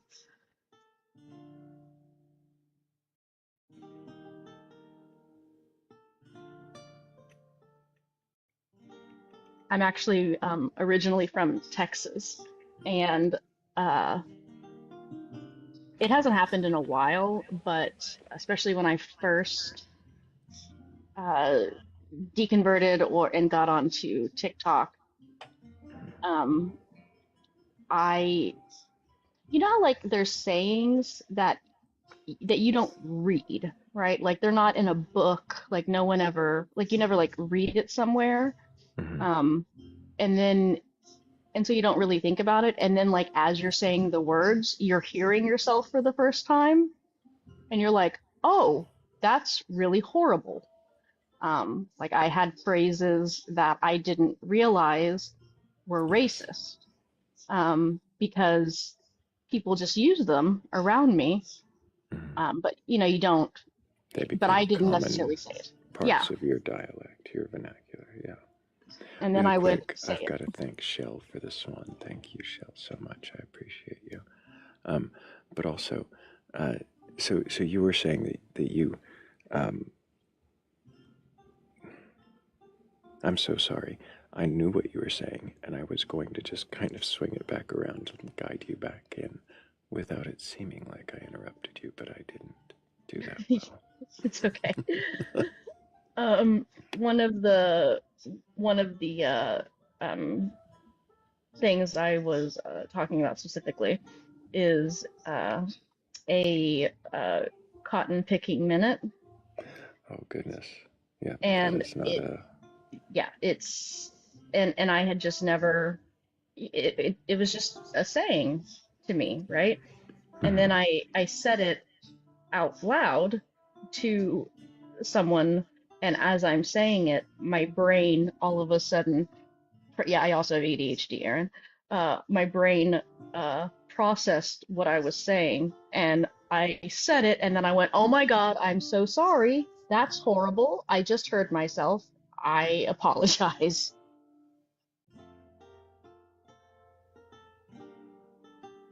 So those fun, quote unquote, little nuggets pop up every once in a while.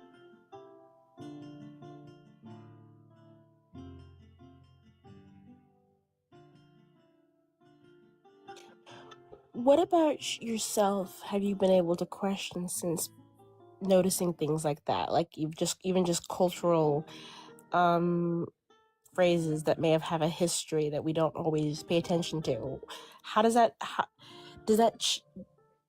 Is that something you feel inherently it should be wrong, or is it? Or is this or is your morality developing?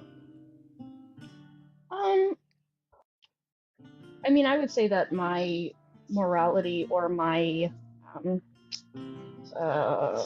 what's the word? Sense of I don't want to say propriety. That sounds very like use the right fork, but I can't think of a better word. I think it's always evolving, and I'm willing to look at stuff and question it and acknowledge to myself and call myself on my own shit. Like I'm a cis white woman in that's middle class. Like I live a pretty privileged life.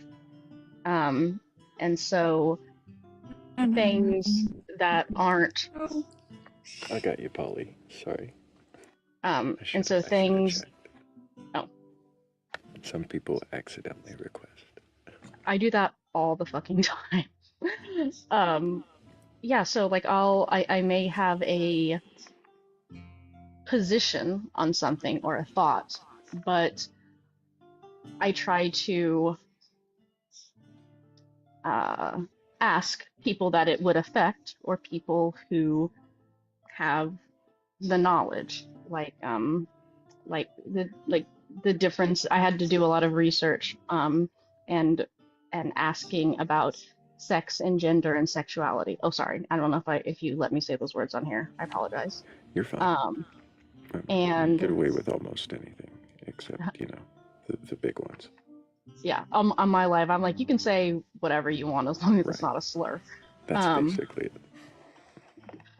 So yeah, I've definitely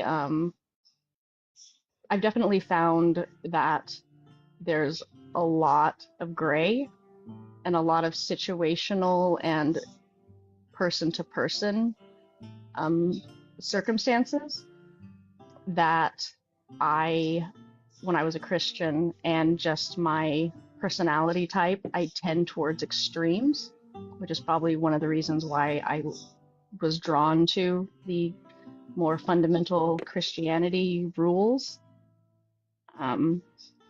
So I don't ever want to say that like I'm necessarily set on things. I mean, there are some things I'm set on, but I always, this is going to sound very like Mr. Rogers, but I don't want to hurt anyone. I just want people to be happy and feel safe. And if there's something that I'm doing or not doing that's working against that, then I want to look at that and change it.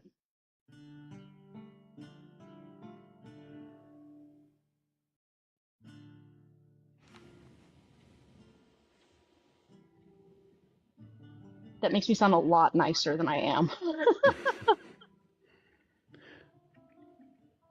Do you hold any kind of supernatural beliefs? No. Hopes? Hopes? For anything afterlife or ghostly, spiritual?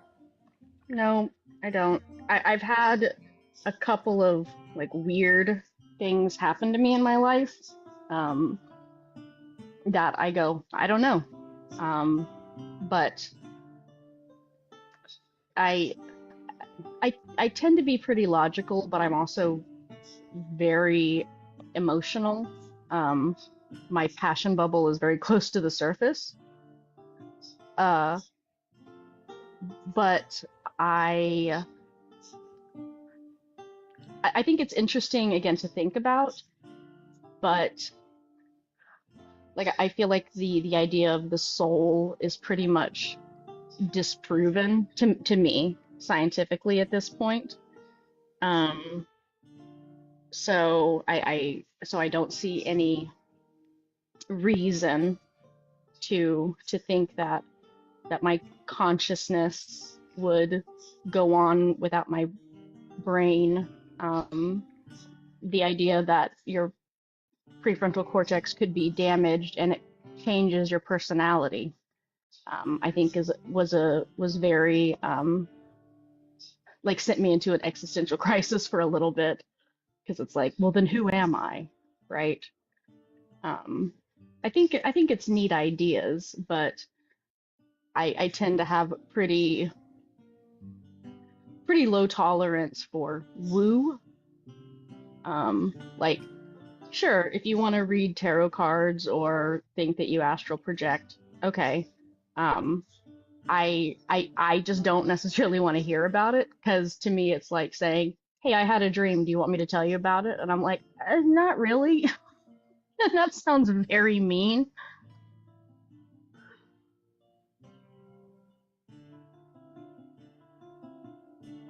And no, Aaron, I am not emotional.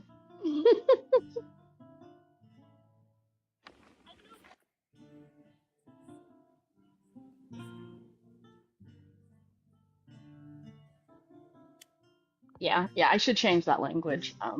I'm still working on my self-esteem. I talk to my therapist about that every week. So, How you and me both? If I not weekly, oh my gosh. Whenever I do have a therapist, it's nonstop communication. yeah. Or Well, I have persistent depressive disorder, which basically means I will be in some state of depression my entire life. Like that's just how the chemicals in my brain work. Um, and then within that, I can have what people think of as the stereotypical major depressive episodes. So I've just accepted that I will be on medication and talking to a therapist for the rest of my life. But I also tend to intellectualize things, so that works for me. I also have a lot of situations that'll probably keep me on medicine therapy for, however long I live. And I've always wondered, like in my situation, I've had these things in my past affect my mental health to where it is today. Do you think that maybe how you were raised, or even the religious mindset that was pushed on you as a child, do you think that may have affected your mental health or how you? Definitely. Okay. I have I had and still have religious trauma. Um, uh, Part of it is sorry, I didn't mean to clear my throat in y'all's ears. Um, I just my personality, tendency, whatever you want to call it. Um, I tend to be a people pleaser, and I'm hypercritical. Sorry, that was a phone call. Um, and and uh, and because I had a lot of purity culture, and that really affected me. Uh, I had a lot of sexual trauma in that regard. Like whenever I uh, first got married, I've only ever been with my husband. We were virgins and didn't do anything really until we got married. Um, and I had what's called vaginismus, which is basically like your body, your mind It doesn't like is the thing that is involved with that. yes. So I had to work on that a lot. It was a big issue in my marriage. Um, and I still will have like kind of like gut reactions to things. Like I'll clutch my pearls necessarily, and I have to check myself on that. So yeah, it definitely affected me negatively, and that's again one of the reasons why I had that visceral reaction thinking about introducing my child to church, because I don't want them to have to deal with that.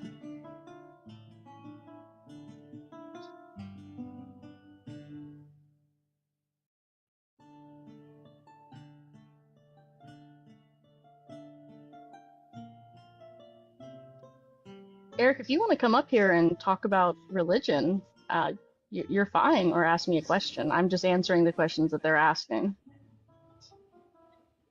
Yeah. It is related, Eric. It was related to the questions asked.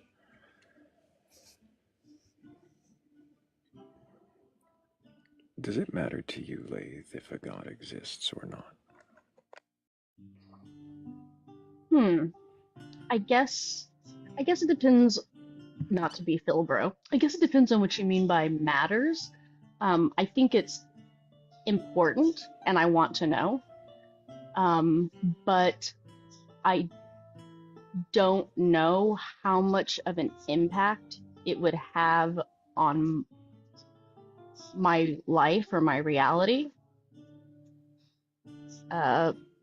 Especially depending on, again, what kind of God you're talking about. Does that make sense?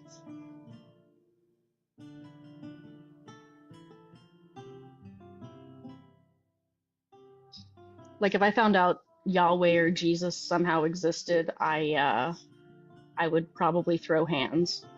But I might play along to avoid being, smitten. But means something else, but yeah, oh yes, smitten. Yeah, I should know that. I have a minor in English. That was good. But I don't. I would want to know, but based on how I don't see any kind of interaction with a deity in our reality, I don't know how much it would practically matter.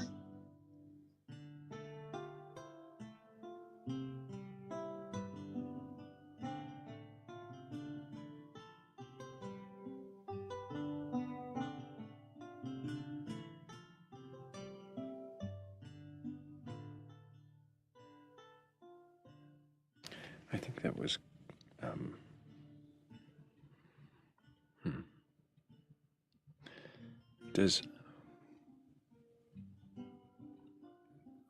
Is there one that if it were to exist, that you wouldn't be upset about?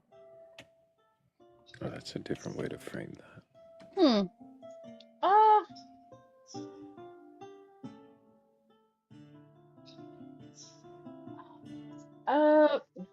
I don't necessarily know. Maybe if you're talking about like a deistic god, which is more of like, I guess, just a creator that, made everything and then fucked off for cigarettes and milk, I would probably be, I would have lots of questions, right? Like, it would be like, what happened? Did you just, did we like forget? Yeah, like did you fall into a coma? Did you find a new hyperfocus? Like, what's the Yeah, deal? exactly. Exactly. It's like you started tinkering with black holes. Is that what happened? I can't remember the name of the story, but there was a story about someone who found a snow globe, and in the snow globe was like a little village or country or something, and it would be like it was like an actual world, right? And so at first the person would, they try to like, make it, have it be light and dark, warm and cold, like tried to help out the people in there. And then they got frustrated and the people were always complaining about stuff, and they like take the snow globe and they shake it up because they get real mad. And then they like throw it in a box and forget about it for like 5 years and then go back to look at it. And that's kind of how I would see that sort of deistic god, which is problematic to me. But if it's a god like Zeus or something, where it's like, oh, you're just a more powerful fuckface, okay. What about a god? Excuse me. What about a god who created without intention, doesn't interact, has no stakes?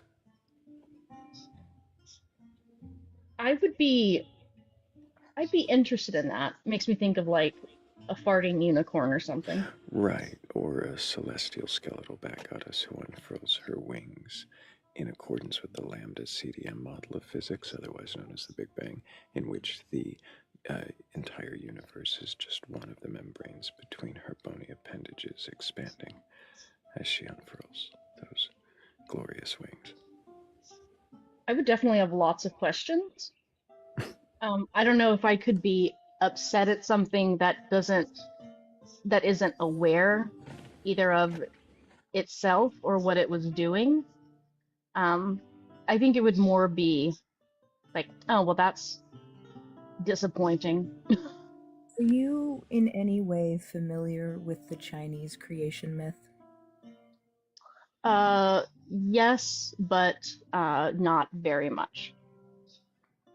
Okay. I would highly recommend looking into that. It definitely gives a new perspective to the whole creation story.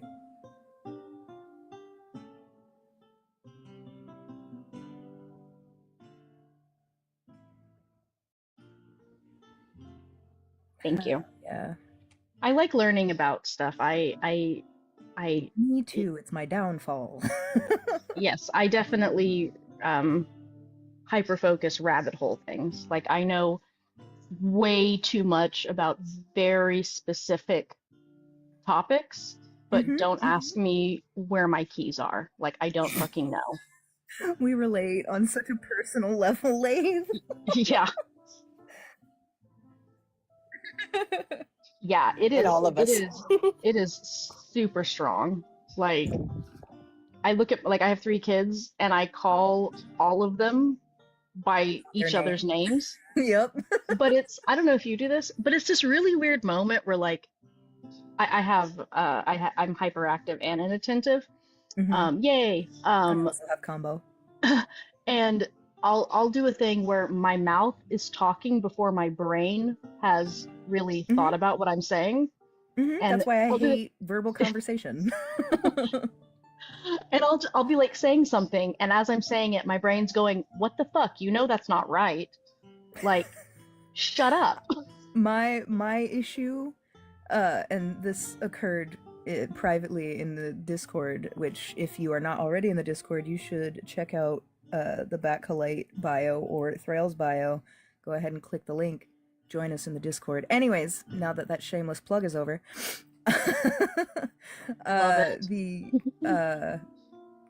there was a scenario where I was talking about why I relate to the character of Morgan Le Fay so much and why she is an important idea in my life. And Thrayle made a comment because it's all based on the fact that my mother, my real people name is Morgan, and I'm okay saying that here in public.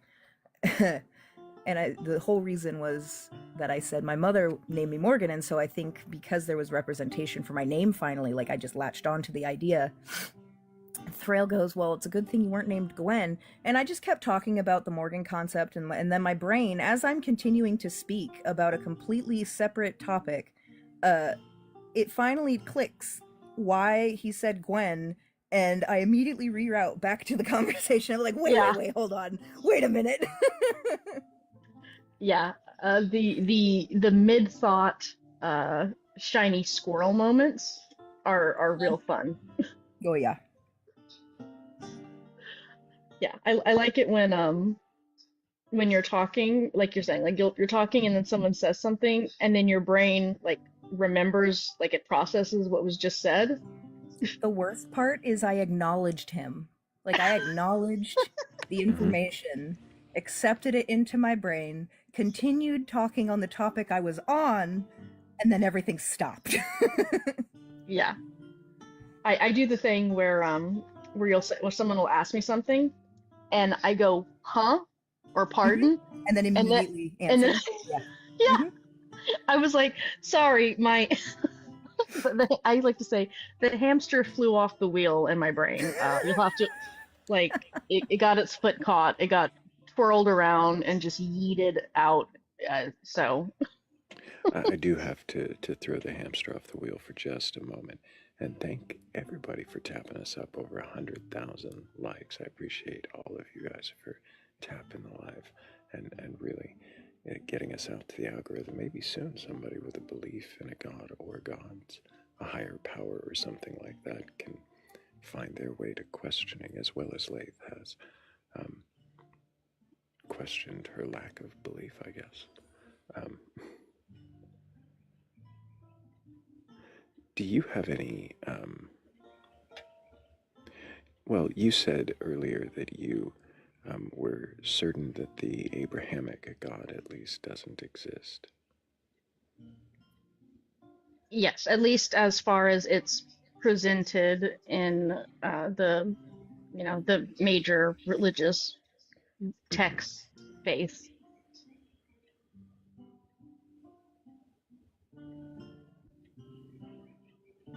What would you say is the strongest supporting reason for that conclusion?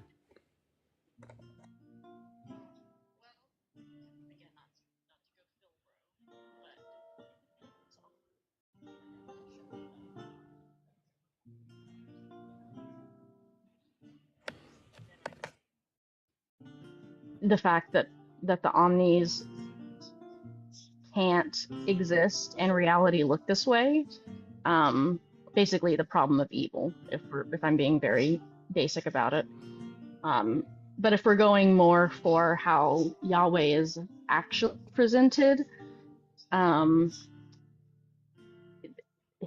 there's just so much incorrect and contradictory and even anachronistic in the Hebrew Bible and the New Testament. Same goes for the crayon,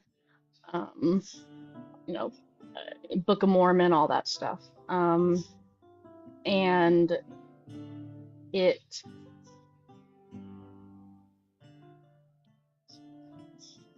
just the more we discover and understand about reality and psychology, it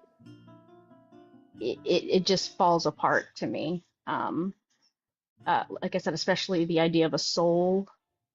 But if we're just talking about like biblical things, I mean, again, the two creation stories contradict each other. You get through Genesis 1 and Genesis 2, and you're like, well, we already have a problem.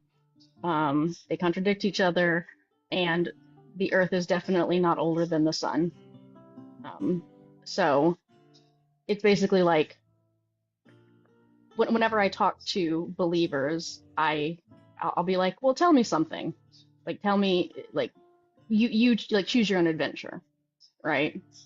Like it's almost like there's so much to talk about, that to me,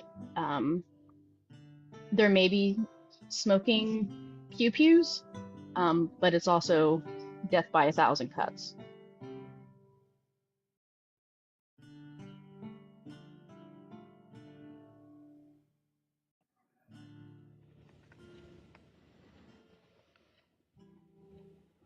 Oh, hey, Katie. Sorry. Could you be mistaken about any of those smoking pew-pews? Yeah, I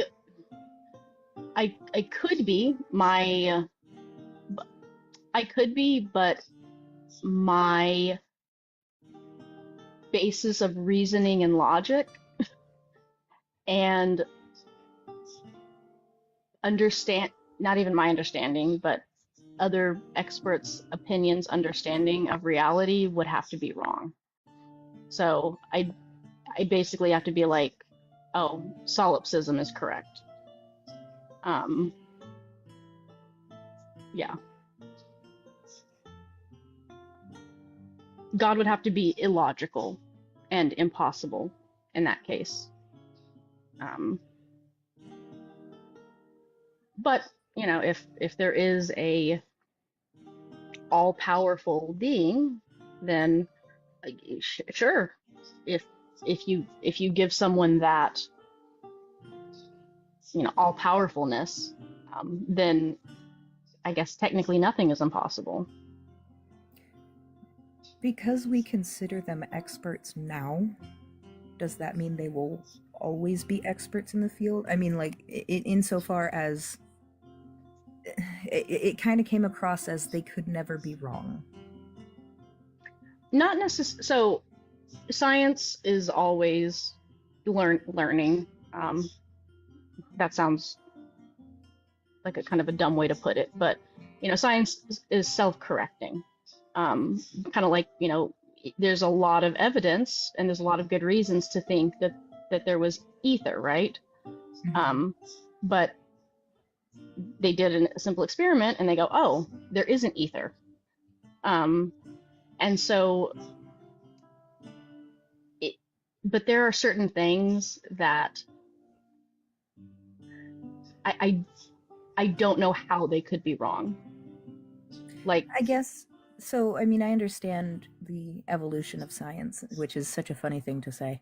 I know. We constantly correct ourselves in new developments and whatnot. However, I mean, there's still, and I really, really hate bringing this into the conversation because I know nothing about it, but there's still, like, quantum physics that we haven't quite figured out very well yet that could very well break the laws of our reality as we know them. So I guess would you be more inclined to accept, I guess, the opposite answer or an illogical answer if those experts were able to verify and also supported it? I think at that point it would become logical. Like, it's kind of a weird thing to try to say, like, could you accept something that's illogical as being true? Like, my brain has trouble. It's like my brain doesn't quite know what to do with that idea. Yeah, you just spin your wheels on it. However, I will say, even if I wake up tomorrow and everything scientific, they're like, actually, evolution or the theory of evolution isn't real. Whole time. Yeah, like if I just wake up tomorrow and everything is wrong, that still doesn't get me to a god. So would you say that the existence of a god is inconsequential to your framework? Depending on who the god is, yes. Right. Again, I would be interested and I want to know. One of my greatest, like, not regrets, but I'm upset about how much, like, I'm going to die and there's going to be so much stuff that I don't get to see. Never knew. Yeah. Like, that really bothers me. Yeah. Like, I'm like, oh, imagine what especially with technology and how much faster we're discovering things now. And, like, I feel like we're sort of on the edge of that, right? Of that, at least, particular idea. But, or at least closer to it. Yeah, I mean, my parents saw us go into space and land on the moon, like, in their lifetimes. That's fucking wild to me, right?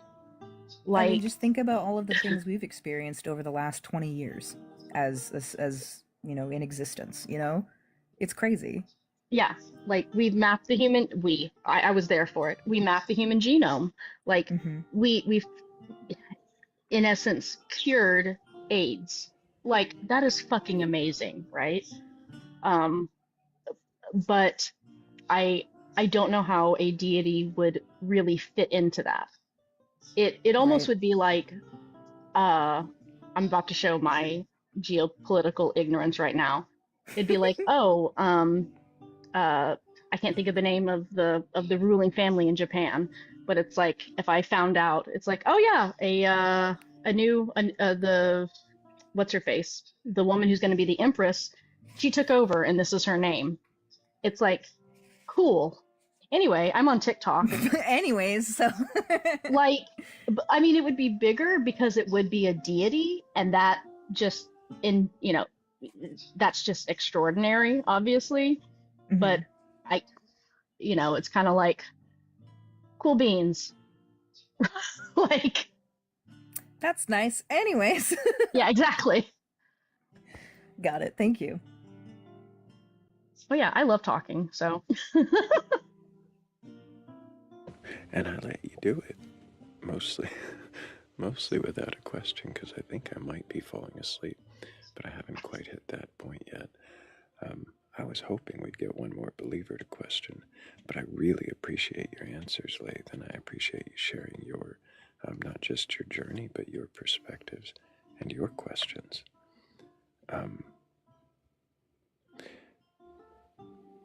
I guess if we're not going to get a believer before the end, I will go ahead and turn the tables. But before I do, I need to make sure that I thank Shell and Tavium, 96, Polly, and Cat DeWitch for helping with the previous goal.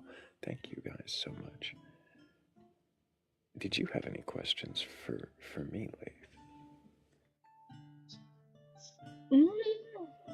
Oh my gosh, like 78 things just busted up in my brain.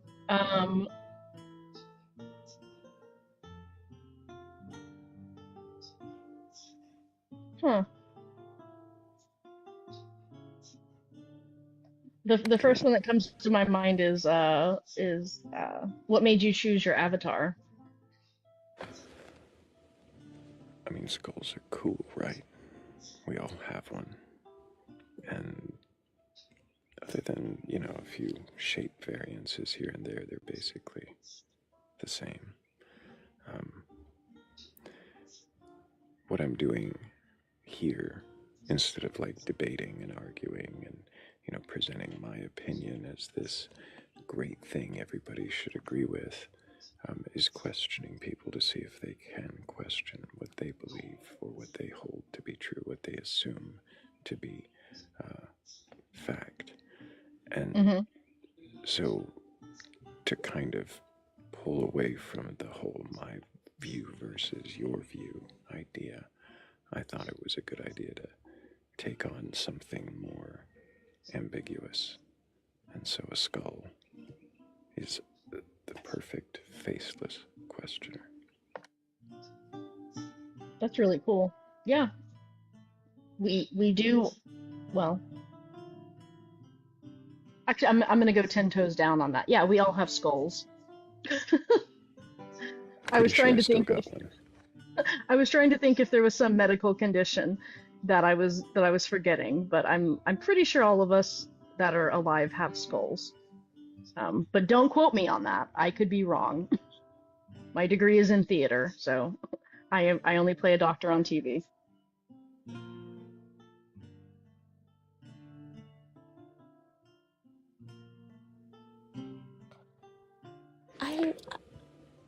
I'm sorry, Thrayle. Oh, it's all right. I've been trying to get the questioner banner up, and it won't let me. But go ahead. Well, if you need a change of panel, my gremlins have arisen, and I need to go attend to their needs before the yellow army trucks came and take them away. Understandable. Well, I appreciate you, Bats. I appreciate you too. I appreciate you, Morgan and Lathe. And nice to meet you, Lathe. And I appreciate you, Thrayle. Nice to meet you. Take care, Bats. Take care. This is a much more chill live than I'm usually a part of, so it's a nice little change of pace. Yeah. Yeah. Yeah, I mean, I have my own opinions and beliefs, but I find that when we try to compete for whose is better, it's always going to turn into a shouting match or an argument or some kind of just trading of insults that goes around and around for no purpose. Yeah. I like hearing other people's, again, not necessarily like, I dreamt this, but their thought processes and how, like, their point of view and how they look at something that's completely different than me. Or several times someone will be explaining something and they'll make a comment and I'll think that's so obvious, and it never occurred to me to look at it that way. But now that they've said it, it's like, oh wow, that's, again, it's another piece of information. It's another it's another it's another point of view and another thing to consider. And I love that. That's a big driver for me as well, especially when you contextualize what they're saying with their experience. I'm not saying that that excuses some of the horrendous things some people say, but understanding the Yeah. why is so important. Yeah, I like it's sorry, Thrayle. I know you said you were gonna end. You're all right. Reading a poem right now. Yeah, I throw the banner up to kind of let everybody know it's coming.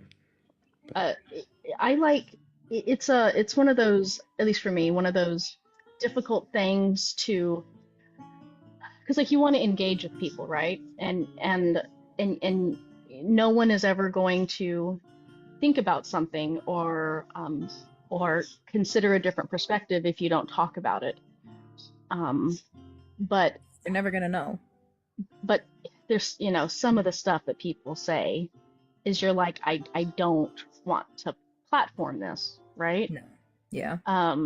I think a lot of it depends on the attitude, right? If someone's really asking a question or like going, like saying something, but they're going like, this is my perspective, I'm not sure, like, what's your perspective? Then that's very different than. That's always a big, like, red flag for us on this panel, at least. And not necessarily like a red flag as in like toxic behavior per se, but like we try to make it very clear that like this is questioning your beliefs, you. Yeah. And just like Thrayle said earlier, like our personal beliefs that we hold have absolutely zero bearing on why you hold the beliefs you do. Yeah, it's nice to be able to speak with people that have even like completely opposite views. Even like I've spoken to some people that I would consider personally just horrendous people, right? But just by principle, but I think it's important to do that because I don't want to stick my head in the sand and think these people don't exist. Right. I mean, but we also exist I on want the to same understand. Floating rock. Why would we not? Well, and also like since I used to be a Christian, I say, oh, I can put on my Christian hat, right? Like I can go, like people will be like, a lot of times it's like, why don't Christians respect boundaries? And I go, well, I can tell you why. Not that I necessarily agree with it, but I can tell you why and how compelling that is. So I know a prompt that Tiny Science has been running lately is burden of proof stuff. Oh my gosh. Yeah. Yeah. Why can you prove there's no God? No. No, I can't. Cool. Any other questions? Yeah, I know, right? like no, he handles it really well. He does.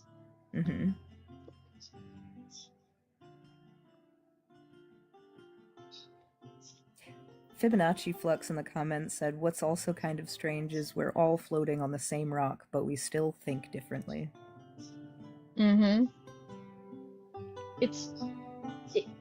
There's not one thing.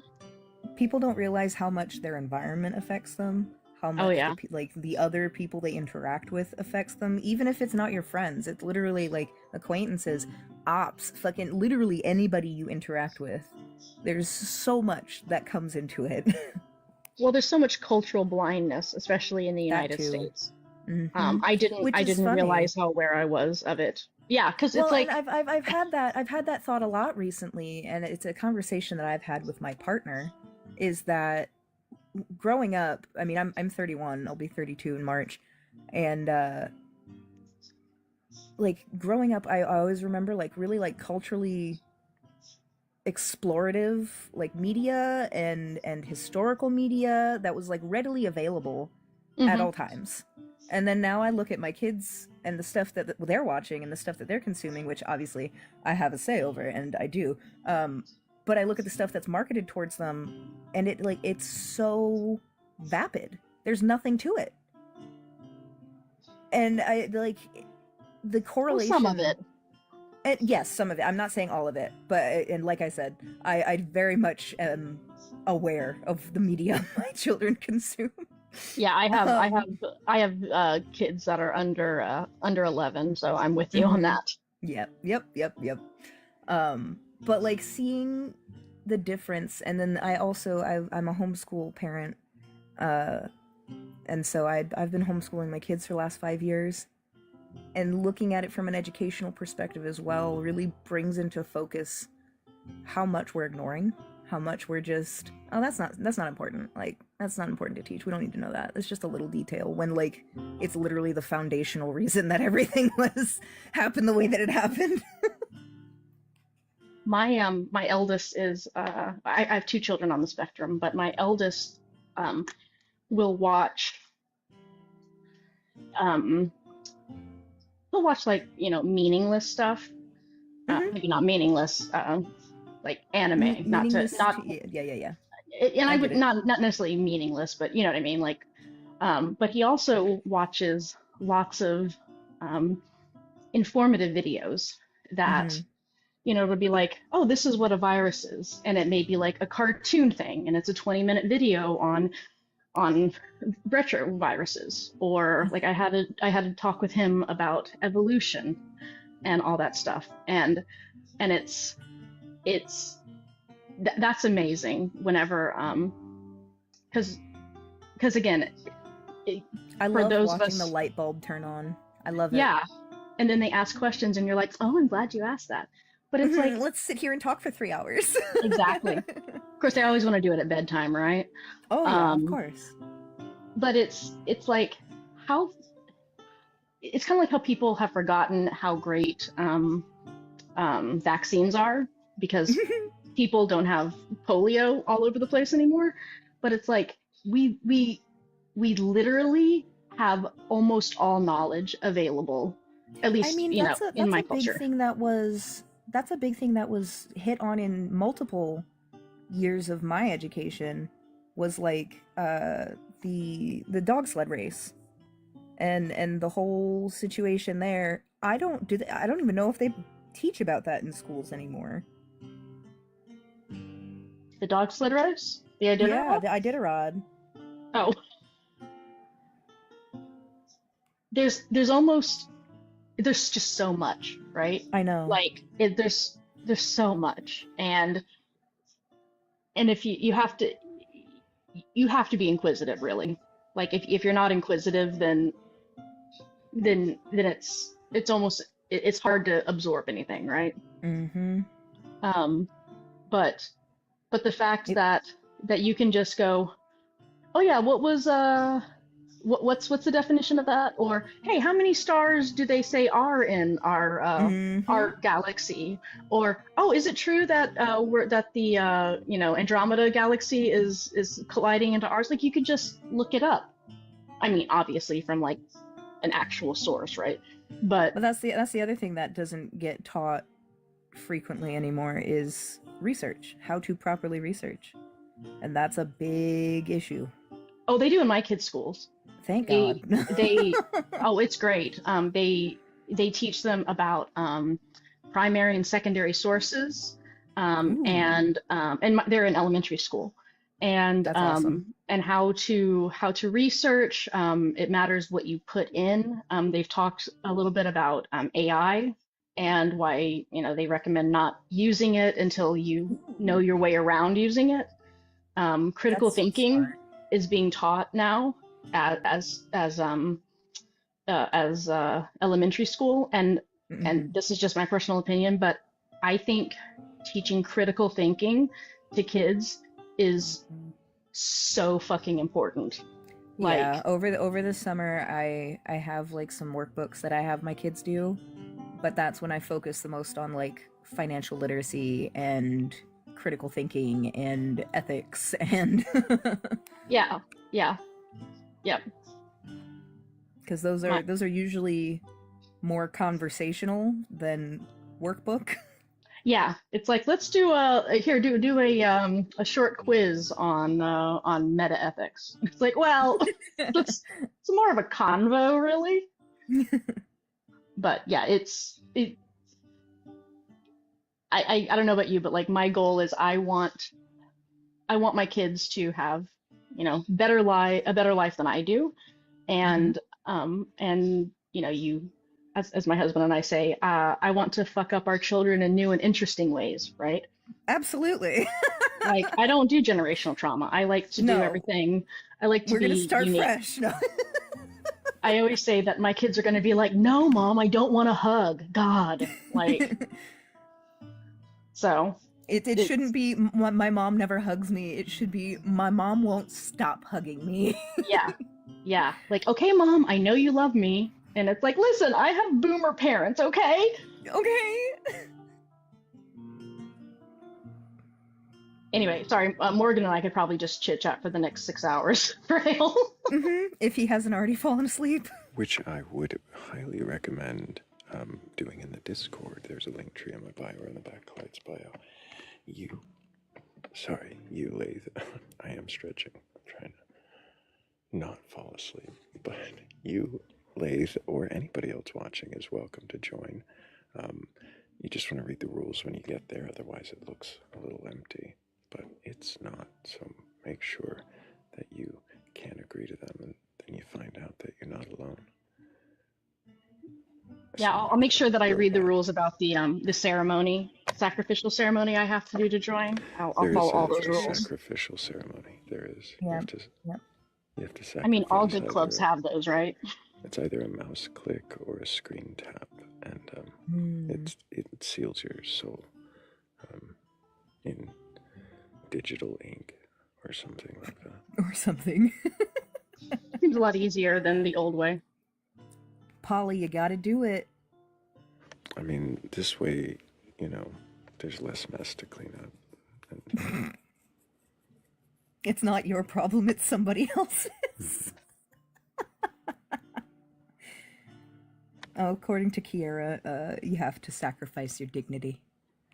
I'm not sure how that works. I'm not sure how that works either.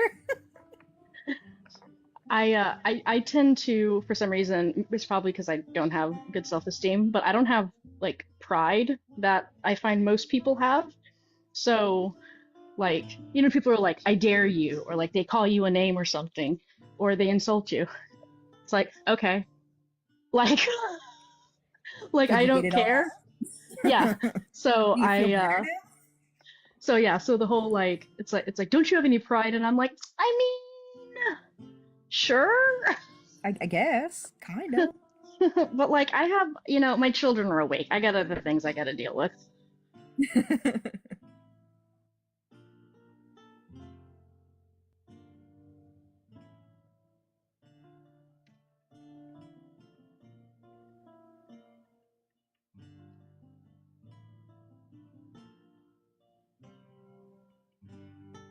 For the low price of $99.99 a month.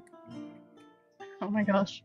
That is probably where I have to like cut in and end this before it goes any further. That was it. That was enough. That was it. That was the straw. The infomercial. I've finally convinced him to go to sleep. But have you considered essential oils, Thrayle? Have you? Oh no.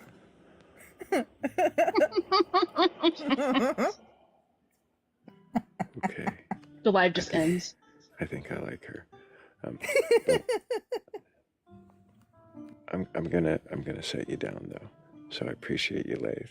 Thank you so much for coming up and answering the questions. Thank y'all. It's been amazing. Really enjoyed having you up here. I really enjoyed having you up here. Words come out in orders sometimes, and they make sense when they do. Yep. Sometimes. Thank you. Appreciate you being here.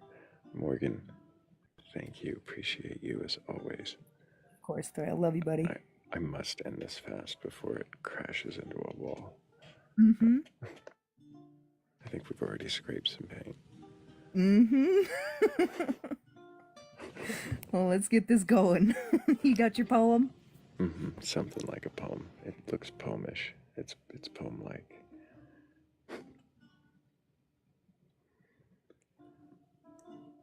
Let's see. Something like this. And then I'm supposed to say that you guys are fucking awesome. Well, no, I'm not supposed to say that. I don't have to say that. But you guys are fucking awesome. Really the best audience on TikTok. I really appreciate all of you for being here, for doing what you do, for engaging the way you do, for liking and sharing, for getting your questions into the comments, and you know, sometimes we do pick those up. Those are some of the best questions asked. Thank you all for gifting the panel, for helping us with the goals. We did finish that goal just now while I was talking. So that's what happens when I'm half asleep, apparently. And the phone rings. Thank you, Philly Red, Polly. Thank you, Shell. And thank you to Christine Holiday. Did I get that right? Thank you so much. I appreciate all of you.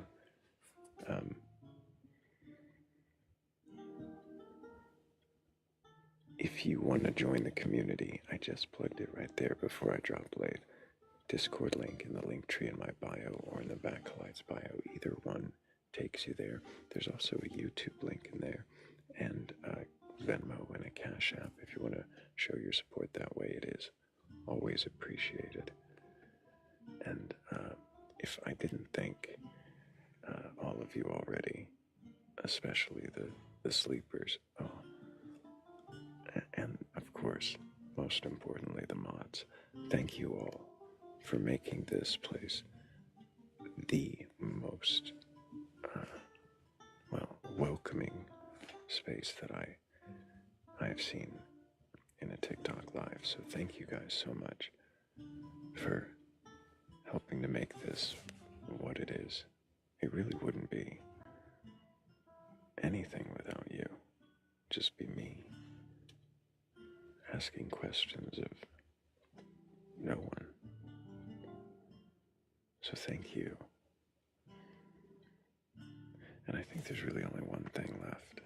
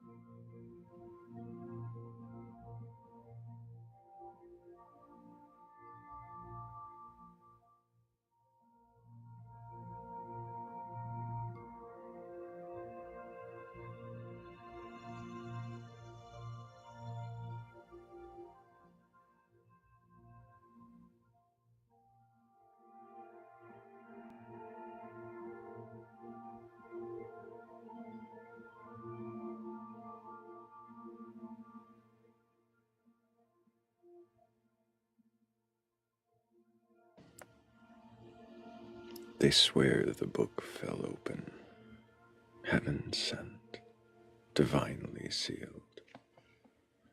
Another heard a raven say what the fates had revealed. One points to nails and thorns, says truth has left a scar. One lifts a hammer high, swearing that gods are what we are. Then someone whispers softly, it's the conscious quantum field, vibrational waves of thought that keep reality concealed. Different robes, same posture. Finger raised as if to say, I saw behind the veil, now trust, I know the way. But revelation's easy when doubt is kept at bay. Certainty feels holy when the questions have no say. Well, if truth demands my silence or trembles when I pry, is that a cosmic answer or a fear with a disguise? I do not kneel to thunder, nor bow to polished claims. I stand where questions breathe and seek out better names. If gods are real, they'll meet me here, unmasked and unafraid. If not, then wonder still survives those truths that aren't displayed.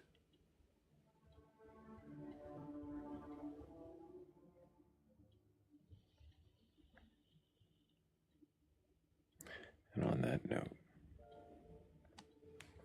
until the next time we meet in darkness and seek wisdom together, I love you all. Take care.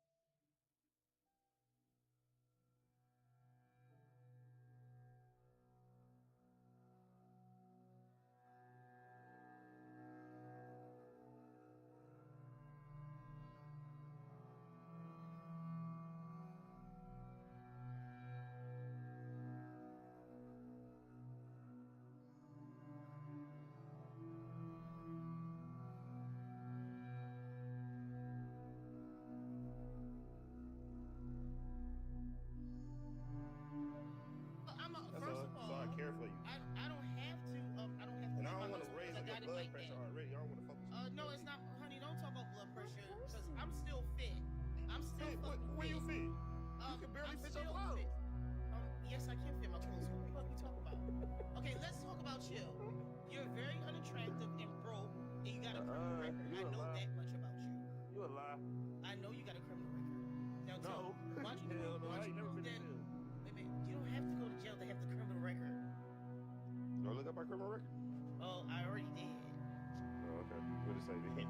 Oh, I traced you. Oh, okay. It's easy to trace you. When you turn your camera on. he don't know that, but he can find you by face. because I don't be sitting in front of the technology all day. So you might, you got that kind of. Well, you're not smart. You're not smart enough to do that. That's right, because y'all don't know how to read. Nah, it's just you have the time of the day to do that. Ain't nobody got no time of the day. Like I'm about to go to work in a minute. What you say? Everybody got the time of the day. You're on my live stream. Yeah, I do this for my free time. I'm about to get off it in a minute. Oh, where you about to go? To work. Like wrong people finally do. got a job? No, I got like 2 of them. Oh, well, I got 3 sources of income, and I don't have to leave my house. You know, when you're smart and intelligent enough, you don't have to do leave. No, that's just fat ideas. See, me, I like to move. No, it's not fat ideas. It's just dumb. That's just dumb motherfuckers that look unattractive with big wide noses that don't know no better. Where you going? Oh, you know. Oh, well, I guess he. Oh, I saw him. Hey, good morning. He's just mad. Let me just do this. Let me do this real quick. Hello, everybody. How you doing? Hello. No. Oh, he dropped. Not bad. It's all right. Pretty easy. Let me stop playing around. All right, y'all ready? I just came to roast him. I mean, Yeah, because like you mad because Be showing on the Batcave. Don't be showing on the Batcave. actually I don't have nothing up. Actually, I have like Wayfair up. I'm looking at the shit. Yeah, man. What you say? I know, right? I know. Hey, right, cute. He got he made in the mini locks. He look cute. Oh, look, he just jealous. Appreciate it, baby. He just jealous. I know some people that do retweets. You know, I could do a retwist. If you can leave your house. What? First of all, I wouldn't even have to leave my house to get a retwist either. Hey, so you just lazy by nature. No, you're just ugly by nature. You got a treadmill in that motherfucker? Oh, yes, I do. Dude, stop cursing. I ain't even say the word. I ain't even say the word. You don't know. No. I ain't even say the word. Talk about stop cussing. No, you can't cuss. I ain't even say it. Down again. You don't even know how to roast, and you can't. You so emotional. You can't. I ain't even say it. No, you getting triggered already, and you can't even roast without. I get triggered. I ain't even say it. No, you did cuss. No, watch this. No, I didn't even say it. But I bet you got a little of this, no eggplant. Oh, here we go. You want to see something? So, and Nick, I know you ain't had nothing in so long. Trust me, no, it's not that serious. I know But you the ain't thing had is, nothing in so long. when do you have, like, when do you get money? I work every day, man. That don't mean nothing. Just because you work, it doesn't mean you don't got no money. Living paycheck to paycheck. Then you know, I know where you live at. Yeah, I know. Do you live with your mom? Yes, I stay with my mom. I stay with my This mom. is getting like awkward. Because like I'm 35, you talk about living from paycheck to paycheck. You just figured that out. I figured that out at 24. I'm figuring out my stuff.